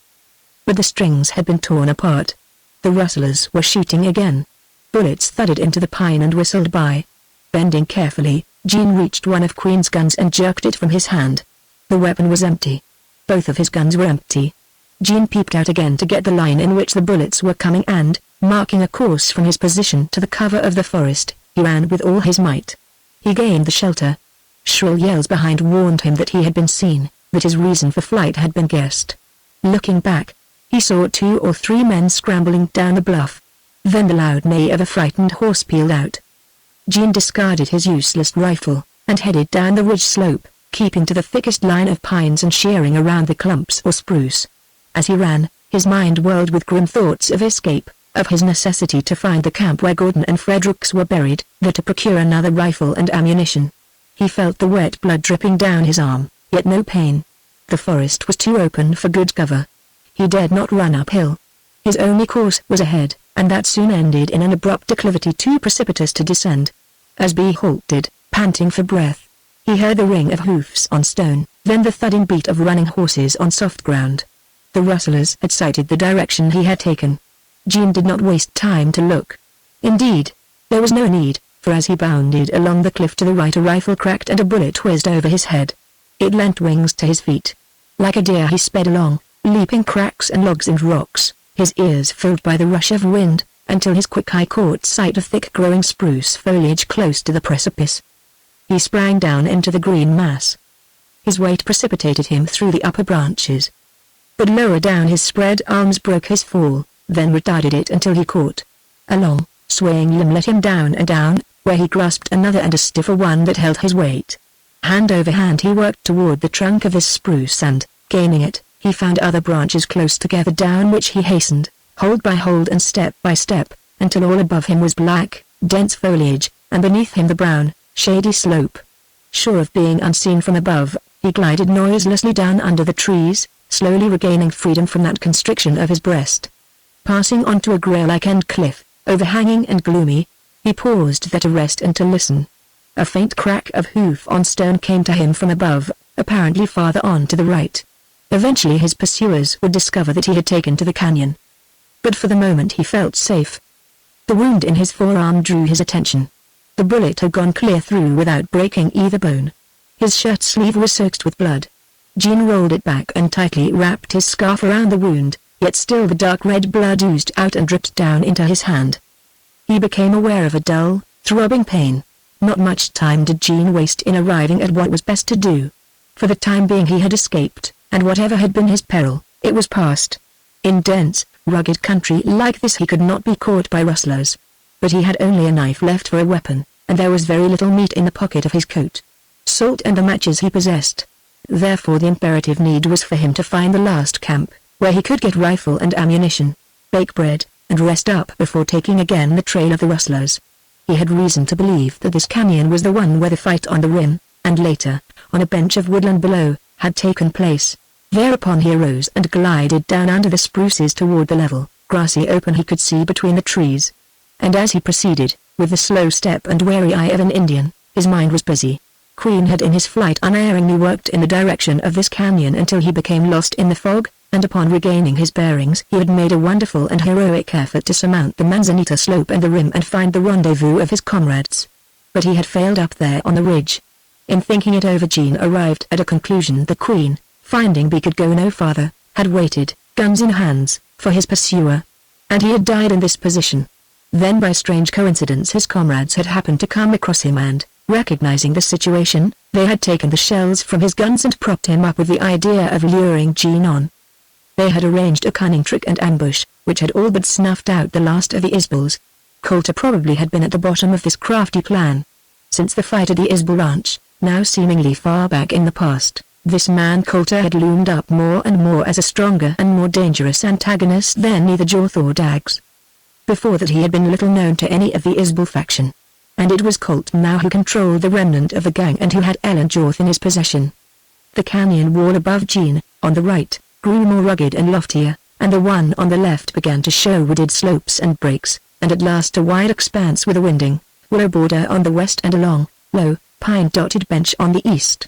It took several moments of study for Zane to recognize the rugged bluff above this bench. On up that canyon several miles was the site where Queen had surprised Gene and his comrades at their campfire. Somewhere in this vicinity was the hiding place of the rustlers. Thereupon Gene proceeded with the utmost stealth, absolutely certain that he would miss no sound, movement, sign, or anything unnatural to the wild peace of the canyon. And his first sense to register something was his keen smell. Sheep. He was amazed to smell sheep. There must be a flock not far away. Then from where he glided along under the trees he saw down to open places in the willow brake and noticed sheep tracks in the dark, muddy bank of the brook. Next he heard faint tinkle of bells, and at length, when he could see farther into the open enlargement of the canyon, his surprised gaze fell upon an immense grey, woolly patch that blotted out acres and acres of grass. Thousands of sheep were grazing there. Gene knew there were several flocks of Jorth's sheep on the mountain in the care of herders, but he had never thought of them being so far west, more than 20 miles from Schwellen Canyon. His roving eyes could not descry any herders or dogs. But he knew there must be dogs close to that immense flock. And, whatever his cunning, he could not hope to elude the scent and sight of shepherd dogs. It would be best to go back the way he bad come, wait for darkness, then cross the canyon and climb out, and work around to his objective point. Turning at once, he started to glide back. But almost immediately he was brought stock still and thrilling by the sound of hoofs. Horses were coming in the direction he wished to take. They were close. His swift conclusion was that the men who had pursued him up on the rim had worked down into the canyon. One circling glance showed him that he had no shore covert near at hand. It would not do to risk their passing him there. The border of woodland was narrow and not dense enough for close inspection. He was forced to turn back up the canyon, in the hope of soon finding a hiding place or a break in the wall where he could climb up. Hugging the base of the wall, he slipped on, passing the point where he had espied the sheep, and gliding on until he was stopped by a bend in the dense line of willows. It sheered to the west there and ran close to the high wall. Gene kept on until he was stooping under a curling border of willow thicket, with branches slim and yellow and masses of green foliage that brushed against the wall. Suddenly he encountered an abrupt corner of rock. He rounded it, to discover that it ran at right angles with the one he had just passed. Peering up through the willows, he ascertained that there was a narrow crack in the main wall of the canyon. It had been concealed by willows low down on leaning spruces above. A wild, hidden retreat. Along the base of the wall there were tracks of small animals. The place was odorous, like all dense thickets, but it was not dry. Water ran through there somewhere. Gene drew easier breath. All sounds except the rustling of birds or mice in the willows had ceased. The break was pervaded by a dreamy emptiness. Gene decided to steal on a little farther, then wait till he felt he might safely dare go back. The golden-green gloom suddenly brightened. Light showed ahead, and parting the willows, he looked out into a narrow, winding canyon, with an open, grassy, willow-streaked lane in the center and on each side a thin strip of woodland. His surprise was short-lived. A crashing of horses back of him in the willows gave him a shock. He ran out along the base of the wall, back of the trees. Like the strip of woodland in the main canyon, this one was scant and had but little underbrush. There were young spruces growing with thick branches clear to the grass, and under these he could have concealed himself. But, with the certainty of sheepdogs in the vicinity, he would not think of hiding except as a last resource. These horsemen, whoever they were as likely to be sheep herders as not. Gene slackened his pace to look back. He could not see any moving objects, but he still heard horses, though not so close now. Ahead of him this narrow gorge opened out like the neck of a bottle. He would run onto the head of it and find a place to climb to the top. Hurried and anxious as Gene was, he yet received an impression of singular, wild nature of this side gorge.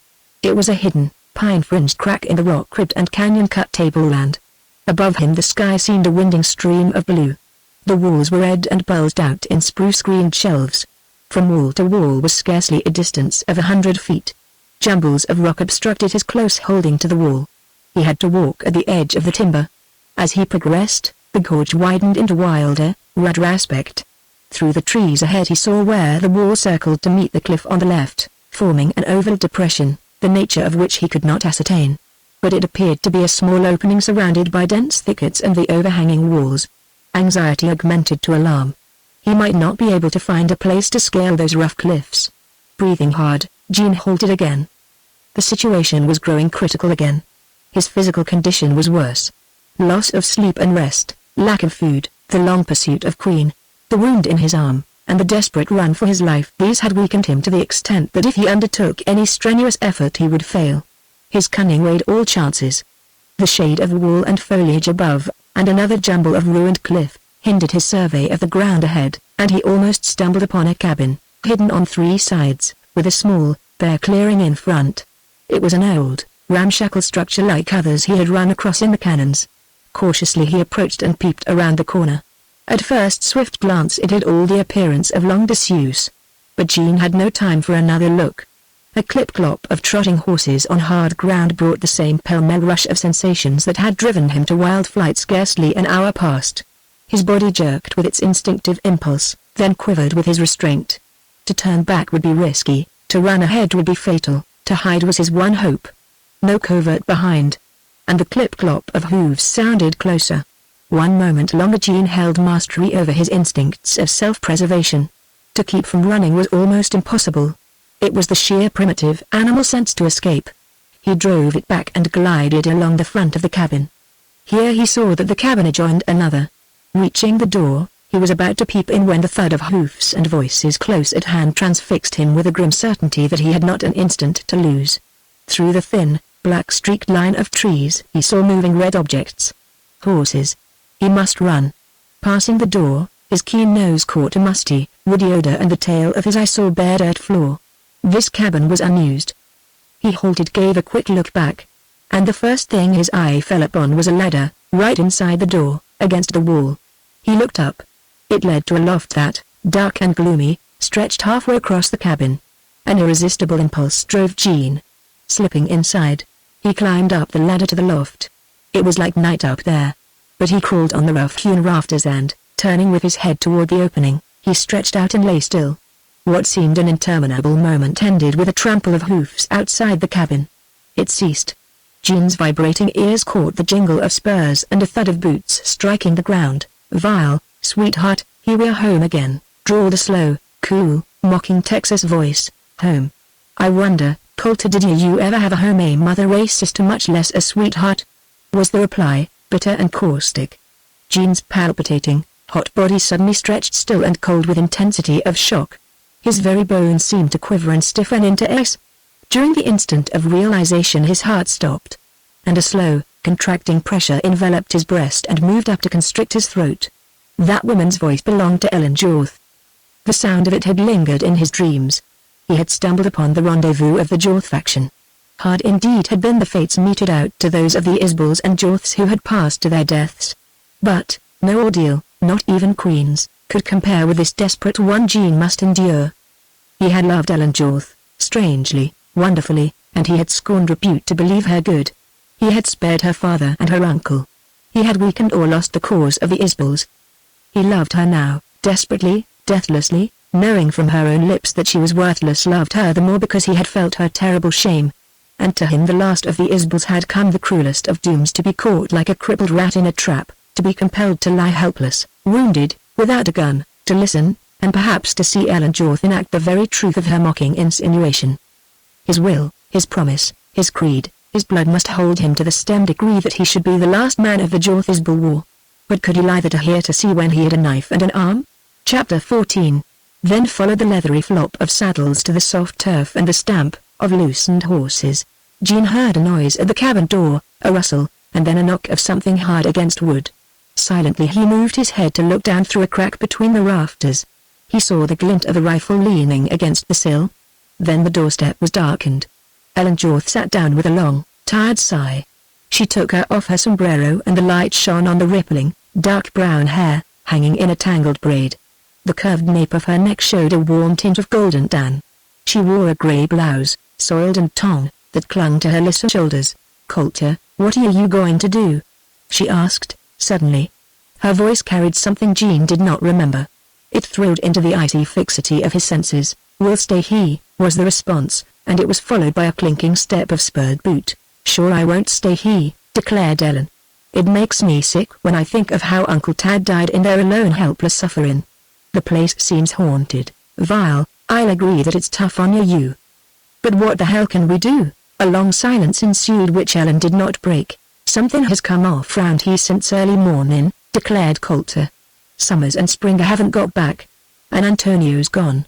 Now, honest, Ellen, didn't you hear rifle shots off somewhere? I reckon I did, she responded, gloomily. And which way? Sounded to me up on the bluff, back pretty far. Vile, sure, that's my idea. And it makes me think hard. You know Summers come across the last camp of the Isbels. And he dug into a grave to find the bodies of Jim Gordon and another man he didn't know. Queen kept good his brag. He braced that Isbel gang and killed those fellas. But either him or Gene Isbel went off leaving bloody tracks. If it was Queen's you can bet Isbel was after him. And if it was Isbel's tracks, why sure Queen would stick to them. Summers and Springer couldn't follow the trail. They're sure not much good at tracking. But for days they've been riding the woods, hoping to run across Queen. While now, maybe they run across Isbel instead. And if they did and got away from him they'll be he sooner or later. If Isbel was too many for them he'd hunt for my trail. I'm gambling that either Queen or Gene Isbel is dead. I'm hoping it's Isbel. Because if he ain't dead he's the last of the Isbels, and maybe I'm the last of Jorth's gang. Sure I'm not hankering to meet the half-breed. That's why I say we'll stay here. This is as good a hiding place as there is in the country. We've grub. There's water and grass.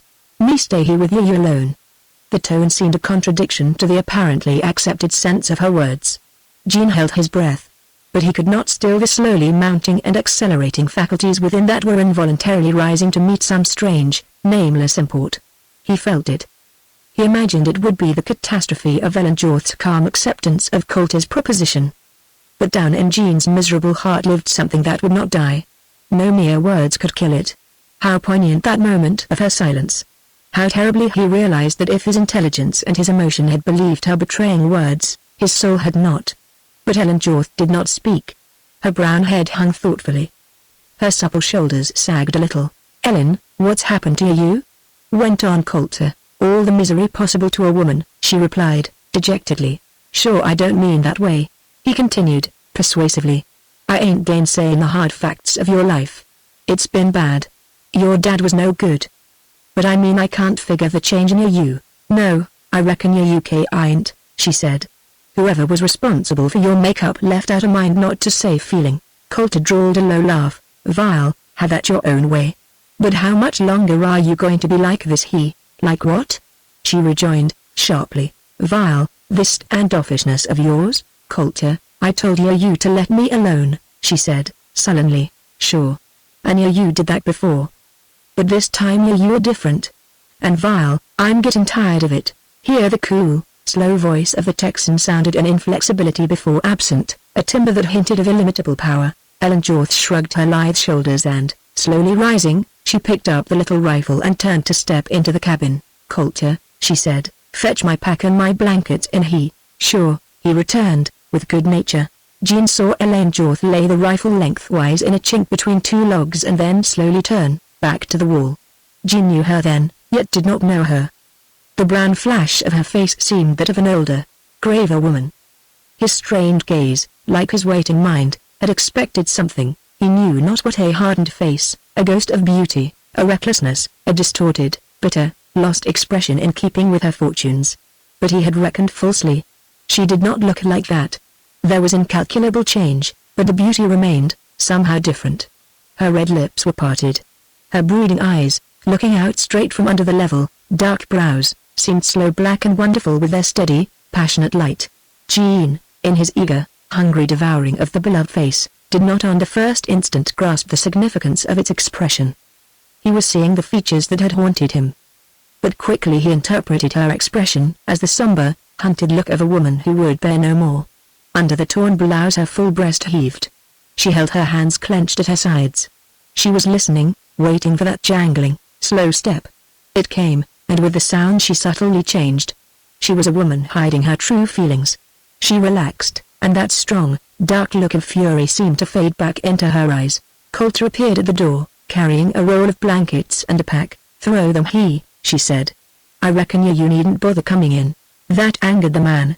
With one long stride he stepped over the doorsill, down into the cabin, and flung the blankets at her feet and then the pack after it. Whereupon he deliberately sat down in the door, facing her. With one hand he slid off his sombrero, which fell outside, and with the other he reached in his upper vest pocket for the little bag of tobacco that showed there. All the time he looked at her. By the light now unobstructed Jean descried Coulter's face, and sight of it then sounded the roll and drum of his passions. "Vile, Ellen, I reckon we'll have it out right now." And he said, and with tobacco in one hand, paper in the other, he began the operations of making a cigarette. However, he scarcely removed his glance from her. "Yes?" queried Ellen Jorth. "I'm going to have things the way they were before and more," he declared. The cigarette paper shook in his fingers. "What do you mean?" she demanded. You know what I mean," he retorted. Voice and action were subtly unhinging this man's control over himself. "Maybe I don't. I reckon you'd better talk plain." The rustler had clear gray-yellow eyes, flawless, like crystal, and suddenly they danced with little fiery flecks. "The last time I laid my hand on you I got hit for my pains. And sure that's been ranklin', Coulter. You'll get hit again if you put your hands on me," she said, dark, straight glance on him. A frown wrinkled the level brows. You mean that?" he asked, thickly. "I sure do." Manifestly he accepted her assertion. Something of incredulity and bewilderment, that had vied with his resentment, utterly disappeared from his face. "I've been waiting for you to love me," he declared, with a gesture not without dignified emotion. "You're giving in without that wasn't so much to me." And at these words of the rustler's Jean Isbell felt an icy, sickening shudder creep into his soul. He shut his eyes. The end of his dream had been long in coming, but at last it had arrived. A mocking voice, like a hollow wind, echoed through that region, that lonely and ghost-like hall of his heart which had harbored faith. She burst into speech, louder and sharper, the first words of which Jean's strangely throbbing ears did not distinguish. I never gave in to you and I never will, but, girl, I kissed you, hugged you, handled you," he expostulated, and the making of the cigarette ceased. "Yes, you did, you brute, when I was so downhearted and weak I couldn't lift my hand," she flashed. "Ah, you mean I couldn't do that now? I should smile, I do, Jim Coulter," she replied. "Vile, maybe I'll see presently," he went on, straining with words. "But I'm sure curious. Dags, then he was nothing to you?" "No more than you," she said, morbidly. "He used to run after me long ago, it seems. I was only a girl then, innocent, and I'd not known any but rough men. I couldn't all the time, every day, every hour, keep him at arm's length. Sometimes before I knew I didn't care. I was a child. A kiss meant nothing to me. But after I knew..." Ellen dropped her head in brooding silence. "Say, do you expect me to believe that?" he queried, with a derisive leer. "Bah. What do I care what you believe?" she cried, with lifting head. "How about's embrace, that coyote? He lied about me, Jim Coulter. And any man half a man would have known he lied. Vile, Sim. Always bragged about you been his girl," asserted Coulter. "And he wasn't over particular about details of your lovemaking?" Ellen gazed out of the door, over Coulter's head, as if the forest out there was a refuge. She evidently sensed more about the man than appeared in his slow talk, in his slouching position. Her lips shut in a firm line, as if to hide their trembling and to still her passionate tongue. Jean, in his absorption, magnified his perceptions. Not yet was Ellen Jorth afraid of this man, but she feared the situation. Jean's heart was at bursting pitch. All within him seemed chaos, a wreck of beliefs and convictions. Nothing was true. He would wake presently out of a nightmare. Yet, as surely as he quivered there, he felt the imminence of a great moment, a lightning flash, a thunderbolt, a balance struck. Coulter attended to the forgotten cigarette. He rolled it, lighted it, all the time with lowered, pondering head, and when he had puffed a cloud of smoke he suddenly looked up with face as hard as flint, eyes as fiery as molten steel. "Vile, Ellen, how about Jean Isbell, our half-breed and Isbell's friend who was sure seen handling you familiar?" he drawled. Ellen Jorth quivered as under a lash, and her brown face turned a dusty scarlet, that slowly receding left her pale. "Damn you, Jim Coulter!" she burst out, furiously. "I wish Jean Isbell would jump in that door or down out of that loft. He killed Greaves for defiling my name. He'd kill you for your dirty insult. And I'd like to watch him do it. You cold-blooded Texan. You thieving rustler. You liar.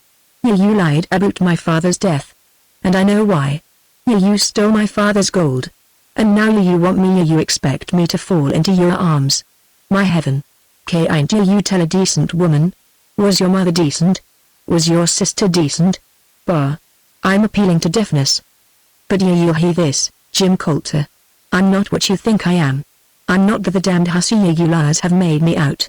I'm a Jorth, alas. I've no home, no relatives, no friends. I've been forced to live my life with rustlers, vile men like you and Dags and the rest of your like. But I've been good. Do you hear that? I am good, so help me God. You and all your rottenness can't make me bad. Coulter lounged to his tall height, and the laxity of the man vanished. Vanished also was Gene Isbell's suspended icy dread. The cold clogging of his fevered mind vanished in a white, living, leaping flame. Silently he drew his knife and lay there watching with the eyes of a wildcat. The instant Coulter stepped far enough over toward the edge of the loft, Gene meant to bound erect and plunge down upon him. But Gene could wait now. Coulter had a gun at his hip. He must never have a chance to draw it. Aha. Solely you wish Gene Isbell would hop in, do you? Queried Coulter. Vile, if I had any pity on you, that's done for it. A sweep of his long arm, so swift Ellen had no time to move, brought his hand in clutching contact with her. And the force of it flung her half across the cabin room, leaving the sleeve of her blouse in his grasp. Pantingly she put out that bared arm and her other to ward him off as he took long, slow strides toward her. Gene rose half to his feet, dragged by almost ungovernable passion to risk all on one leap. But the distance was too great. Coulter, blind as he was to all outward things, would hear, would see in time to make Gene's effort futile. Shaking like a leaf, Gene sank back, eye again to the crack between the rafters. Ellen did not retreat, nor scream, nor move. Every line of her body was instinct with fight, and the magnificent blaze of her eyes would have checked a less callous brute. Coulter's big hand darted between Ellen's arms and fastened in the front of her blouse.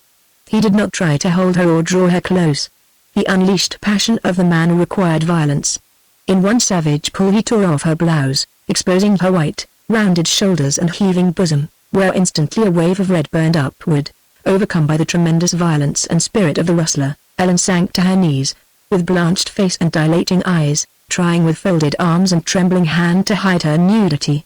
At that moment the rapid beat of hoofs on the hard trail outside halted Coulter in his tracks. Hell! He exclaimed. And who's that?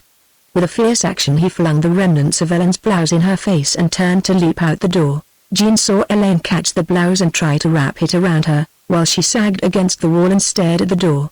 The hoofbeats pounded to a solid thumping halt just outside. Jim's R's held to pay. Rasped out a panting voice. Vile, Springer, I reckon I wished you'd paid it without spoiling my deals, retorted Coulter, cool and sharp. Deals? Ha. You'll be forgetting your lady love in a minute, replied Springer. When I catch my breath. Where's Summers? Demanded Coulter. I reckon he's all shot up if my eyes didn't fool me. Where is he? Yelled Coulter. Jim, he's laying up in the bushes round that bluff. I didn't wait to see how he was hurt. But he sure stopped some lead. And he flopped like a chicken with its head cut off. Where's Antonio? He run like the greaser he is, declared Springer, disgustedly. Aha. And where's Queen?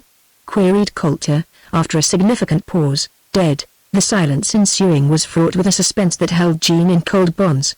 He saw the girl below rise from her knees, one hand holding the blouse to her breast, the other extended, and with strange, repressed, almost frantic look she swayed toward the door. Vile, talk, ordered Coulter, harshly. Jim, there ain't a hell of a lot, replied Springer, drawing a deep breath, but what there is sure interest in. Me and Summers took Antonio with us. He left his woman with the sheep. And we rode up the canyon, climb out on top, and made a circle back on the ridge. That's the way we've been hunting fur tracks. Up there in a bare spot we run plump into Queen sitting against a tree, right out in the open. Queerest sight you ever seen. The damn gunfighter had sat down to wait for Isbell, who was trailing him, as we suspected, and he died there. He wasn't cold when we found him. Summers was quick to see a trick. So he propped Queen up and tied the guns to his hands and, Jim, the queerest thing about the deal was this Queen's guns was empty. Not a shell left. It beat us holler. We left him there, and hid up high on the bluff, maybe 100 yards off. The horses we left back of the thicket. And we waited there a long time. But, sure enough, the half-breed come. He was too smart. Too much Injun. He would not cross the open, but went around. And then he seen Queen. It was great to watch him. After a little he shoved his rifle out and went right for Queen. This is when I wanted to shoot. I could have plugged him. But Summers says wait and make it sure. When Isbell got up to Queen he was sort of half hid by the tree. And I couldn't wait no longer, so I shot. I hit him, 2. We all began to shoot. Summers showed himself, and that's when Isbel opened up. He used up a whole magazine on Summers and then, sudden-like, he quit. It didn't take me long to figure maybe he was out of shells. When I seen him run I was certain of it. Then we made for the hosses and rode after Isbel. Pretty soon I seen him running like a deer down the ridge. I yelled and spurred after him. There is where Antonio quit me. But I kept on. And I got a shot at Isbel. He ran out of sight. I followed him by spots of blood on the stones and grass until I couldn't trail him no more. He must have gone down over the cliffs. He couldn't have done nothing else without me seeing him. I found his rifle, and here it is to prove what I say. I had to go back to climb down off the rim, and I rode fast down the canyon. He's somewhere along that west wall, hiding in the brush, hard hit if I know anything about the color of blood. Vile. That beats me holler, too, ejaculated Coulter. Jim, what's to be done? Inquired Springer, eagerly. If we're sharp we can corral that half-breed. He's the last of the Isbels, pard. He's the last of the Isbel outfit, declared Coulter. If you can show me blood in his tracks I'll trail him. You can bet I'll show you, rejoined the other rustler. But listen. Wouldn't it be better for us first to see if he crossed the canyon? I reckon he didn't. But let's make sure. And if he didn't we'll have him somewhere along that west canyon wall. He's not got no gun. He'd never run that way if he had. Jim, he's our meat. Sure, he'll have that knife, bonded Coulter. We needn't worry about that, said the other, positively. He's hard hit, I tell you. All we got to do is find that bloody trail again and stick to it going careful. He's laying low like a crippled wolf. Springer, I want the job of finishing that half-breed, hissed Coulter. I'd give 10 years of my life to stick a gun down his throat and shoot it off. All right. Let's rustle. Maybe you'll not have to give much more than 10 minutes. Because I tell you I can find him. It had been easy but, Jim, I reckon I was afraid. Leave your hoss for me and go aid, the rustler then said, brusquely. I've a job in the cabin haw. Vile, Jim, I'll rustle a bit down the trail and wait. No hunting Gene Isbel alone not for me. I've had a queer feeling about that knife he used on Greaves. And I reckon you'd ought to let that Jorth hussy alone long enough to. Springer, I reckon I've got to hog-tie her. His voice became indistinguishable, and footfalls attested to a slow moving away of the men. Gene had listened with ears acutely strung to catch every syllable while his gaze rested upon Ellen who stood beside the door. Every line of her body denoted a listening intensity. Her back was toward Gene, so that he could not see her face. And he did not want to see, but could not help seeing her naked shoulders. She put her head out of the door. Suddenly she drew it in quickly and half-turned her face, slowly raising her white arm. This was the left one and bore the marks of Coulter's hard fingers. She gave a little gasp. Her eyes became large and staring. They were bent on a hand that she had removed from a step on the ladder. On hand and wrist showed a bright red smear of blood. Gene, with a convulsive leap of his heart, realized that he had left his bloody tracks on the ladder as he had climbed. That moment seemed the supremely terrible one of his life. Ellen Jorth's face blanched and her eyes darkened and dilated with exceeding amaze and flashing thought to become fixed with horror. That instant was the one in which her reason connected the blood on the ladder with the escape of Gene Isbel.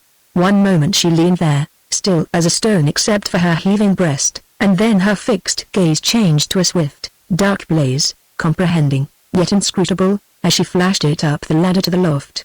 She could see nothing, yet she knew and Gene knew that she knew he was there. A marvelous transformation passed over her features and even over her form.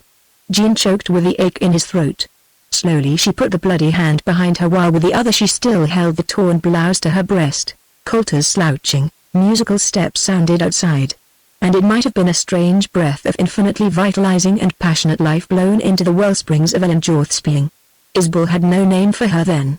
The spirit of a woman had been to him a thing unknown. She swayed back from the door against the wall in singular, softened poise, as if all the steel had melted out of her body.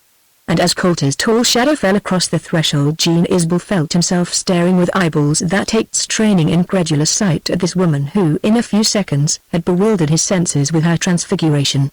He saw but could not comprehend. Jim, I heard all Springer told you, she said. The look of her dumbfounded Coulter and her voice seemed to shake him visibly. Suppose you did. What then? He demanded, harshly, as he halted with one booted foot over the threshold. Malignant and forceful, he eyed her darkly, doubtfully. I'm afraid, she whispered. What of? Me? No. Of Gene Isbell. He might kill you, and then where would I be? Vile, I'm damned. Ejaculated the rustler. What's got into you? He moved to enter, but a sort of fascination bound him. Jim, I hated you a moment ago, she burst out. But now with that Gene Isbell somewhere near hiding watching to kill you and maybe me, too, I don't hate you anymore. Take me away. Girl, have you lost your nerve? He demanded. My God. Coulter ain't you see? She implored.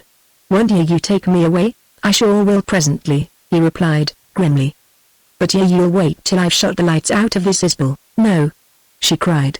Take me away now. And I'll give in, I'll be what you want. You can do with me as you like. Coulter's lofty frame leapt as if at the release of bursting blood. With a lunge he cleared the threshold to loom over her. Am I out of my head, or are you? He asked, in low, hoarse voice. His darkly corded face expressed extremist amaze. Jim, I mean it, she whispered, edging an inch nearer him, her white face uplifted, her dark eyes unreadable in their eloquence and mystery. I've no friend but you. I'll be yours. I'm lost. What does it matter? If you want me, take me now before I kill myself. Ellen Jorth, there's something wrong about you, he responded. Did you tell the truth when you denied ever been a sweetheart of Sin Bruce? Yes, I told you the truth, aha. And how do you account for laying me out with every dirty name you could give tongue to? Oh, it was temper. I wanted to be let alone. Temper. Vile, I reckon you've got one, he retorted, grimly. And I'm not sure you are not crazy or lying. An hour ago I couldn't touch you may now if you promise to take me away at once. This place has got on my nerves. I couldn't sleep here with that Isbell hiding around. Could you? Vile, I reckon I'd not sleep very deep. Then let us go. He shook his lean, eagle-like head in slow, doubtful vehemence, and his piercing gaze studied her distrustfully. Yet all the while there was manifest in his strung frame an almost irrepressible violence, held in abeyance to his will. That about you been so good? He inquired, with a return of the mocking drawl. Never mind what's past, she flashed, with passion dark as his. I've made my offer. Sure there's a lie about you somewhere, he muttered, thickly. Man, could I do more? She demanded, in scorn. No. But it's a lie, he returned. You'll get me to take you away and then feel me run off God knows what. Women are all liars. Manifestly he could not believe in her strange transformation. Memory of her wild and passionate denunciation of him and his kind must have seared even his calloused soul. But the ruthless nature of him had not weakened nor softened in the least as to his intentions. This weather-vane veering of hers bewildered him, obsessed him with its possibilities. He had the look of a man who was divided between love of her and hate, whose love demanded a return, but whose hate required a proof of her abasement. Not proof of surrender, but proof of her shame. The ignominy of him thirsted for its like. He could grind her beauty under his heel, but he could not soften to this feminine inscrutableness. And whatever was the truth of Ellen Jorth in this moment, beyond Coulter's gloomy and stunted intelligence, beyond even the love of Gene Isbell, it was something that held the balance of mastery. She read Coulter's mind. She dropped the torn blouse from her hand and stood there, unashamed, with a wave of her white breast pulsing, eyes black as night and full of hell, her face white, tragic, terrible, yet strangely lovely. Take me away, she whispered, stretching one white arm toward him, then the other. Coulter, even as she moved, had leapt with inarticulate cry and radiant face to meet her embrace. But it seemed, just as her left arm flashed up toward his neck, that he saw her bloody hand and wrist. Strange how that checked his ardor, threw up his lean head like that striking bird of prey. Blood. What the hell? He ejaculated, and in one sweep he grasped her. How'd you do that? Are you cut? Hold still. Ellen could not release her hand. I scratched myself, she said. Where? All that blood. And suddenly he flung her hand back with fierce gesture, and the gleams of his yellow eyes were like the points of leaping flames. They pierced her, read the secret falsity of her. Slowly he stepped backward, guardedly his hand moved to his gun, and his glance circled and swept the interior of the cabin. As if he had the nose of a hound and sight to follow scent, his eyes bent to the dust of the ground before the door. He quivered, grew rigid as stone, and then moved his head with exceeding slowness as if searching through a microscope in the dust further to the left to the foot of the ladder and up one step another a third all the way up to the loft. Then he whipped out his gun and wheeled to face the girl. Ellen, you've got your half-breed he said, with a terrible smile. She neither moved nor spoke. There was a suggestion of collapse, but it was only a change where the alluring softness of her hardened into a strange, rapt glow. And in it seemed the same mastery that had characterized her former aspect. Herein the treachery of her was revealed. She had known what she meant to do in any case. Coulter, standing at the door, reached a long arm toward the ladder, where he laid his hand on a rung. Taking it away, he held it palm outward for her to see the dark splotch of blood. "See?" "Yes, I see," she said, ringingly. Passion wrenched him, transformed him. All that about leaving here with me about giving in was a lie. "No, Coulter. It was the truth. I'll go yet now if you'll spare him." She whispered the last word and then made a slight movement of her hand toward the loft. "Girl!" he exploded, incredulously.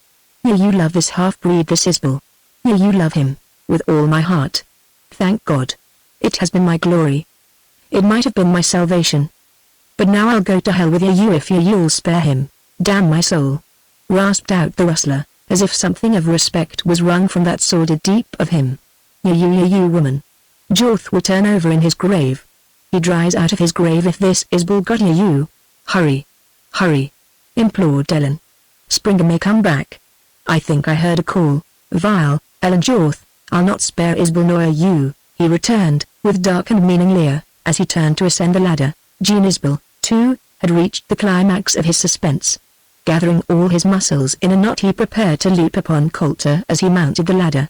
But Ellen Jorth screamed piercingly and snatched her rifle from its resting place and, cocking it, she held it forward and low. Coulter, her scream and his uttered name stiffened him. You will spare Jean Isbel," she rang out.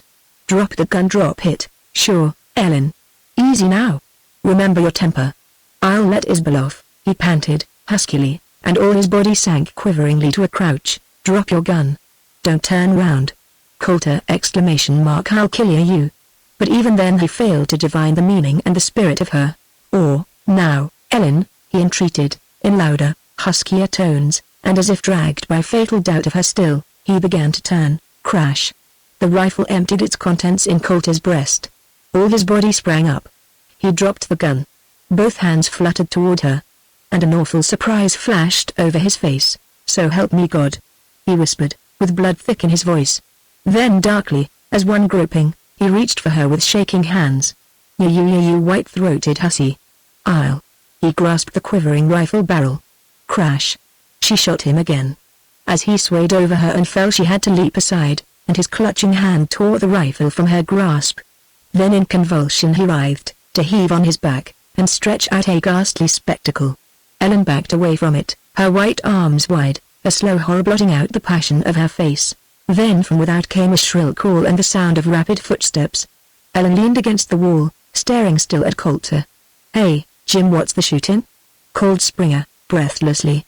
As his form darkened the doorway, Jean once again gathered all his muscular force for a tremendous spring. Springer saw the girl first and he appeared thunderstruck. His jaw dropped. He needed not the white gleam of her person to transfix him. Her eyes did that, and they were riveted in unutterable horror upon something on the ground.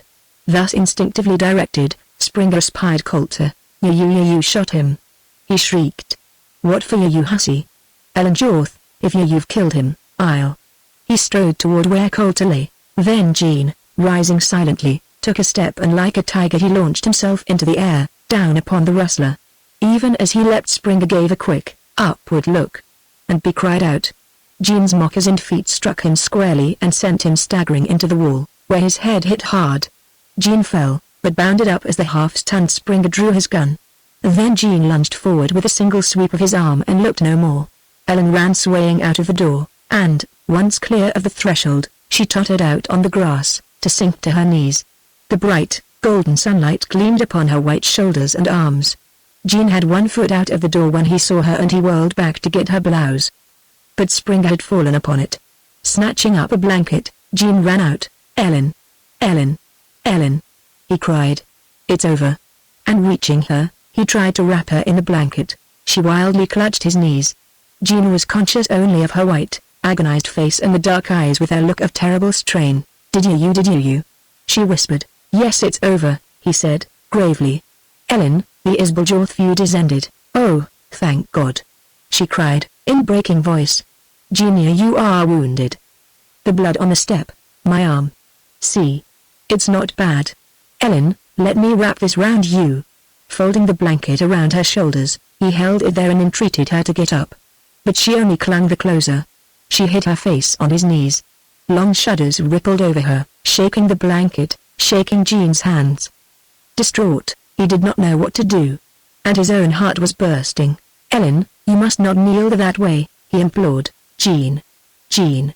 She moaned, and clung the tighter. He tried to lift her up, but she was a dead weight, and with that hold on him seemed anchored at his feet. "I killed Coulter," she gasped. "I had to kill him. I offered to fling myself away, for me." He cried, poignantly. "Oh, Ellen. Ellen. The world has come to an end." "Hush. Don't keep saying that. Of course you killed him. You saved my life. For I'd never have let you go off with him. Yes, you killed him.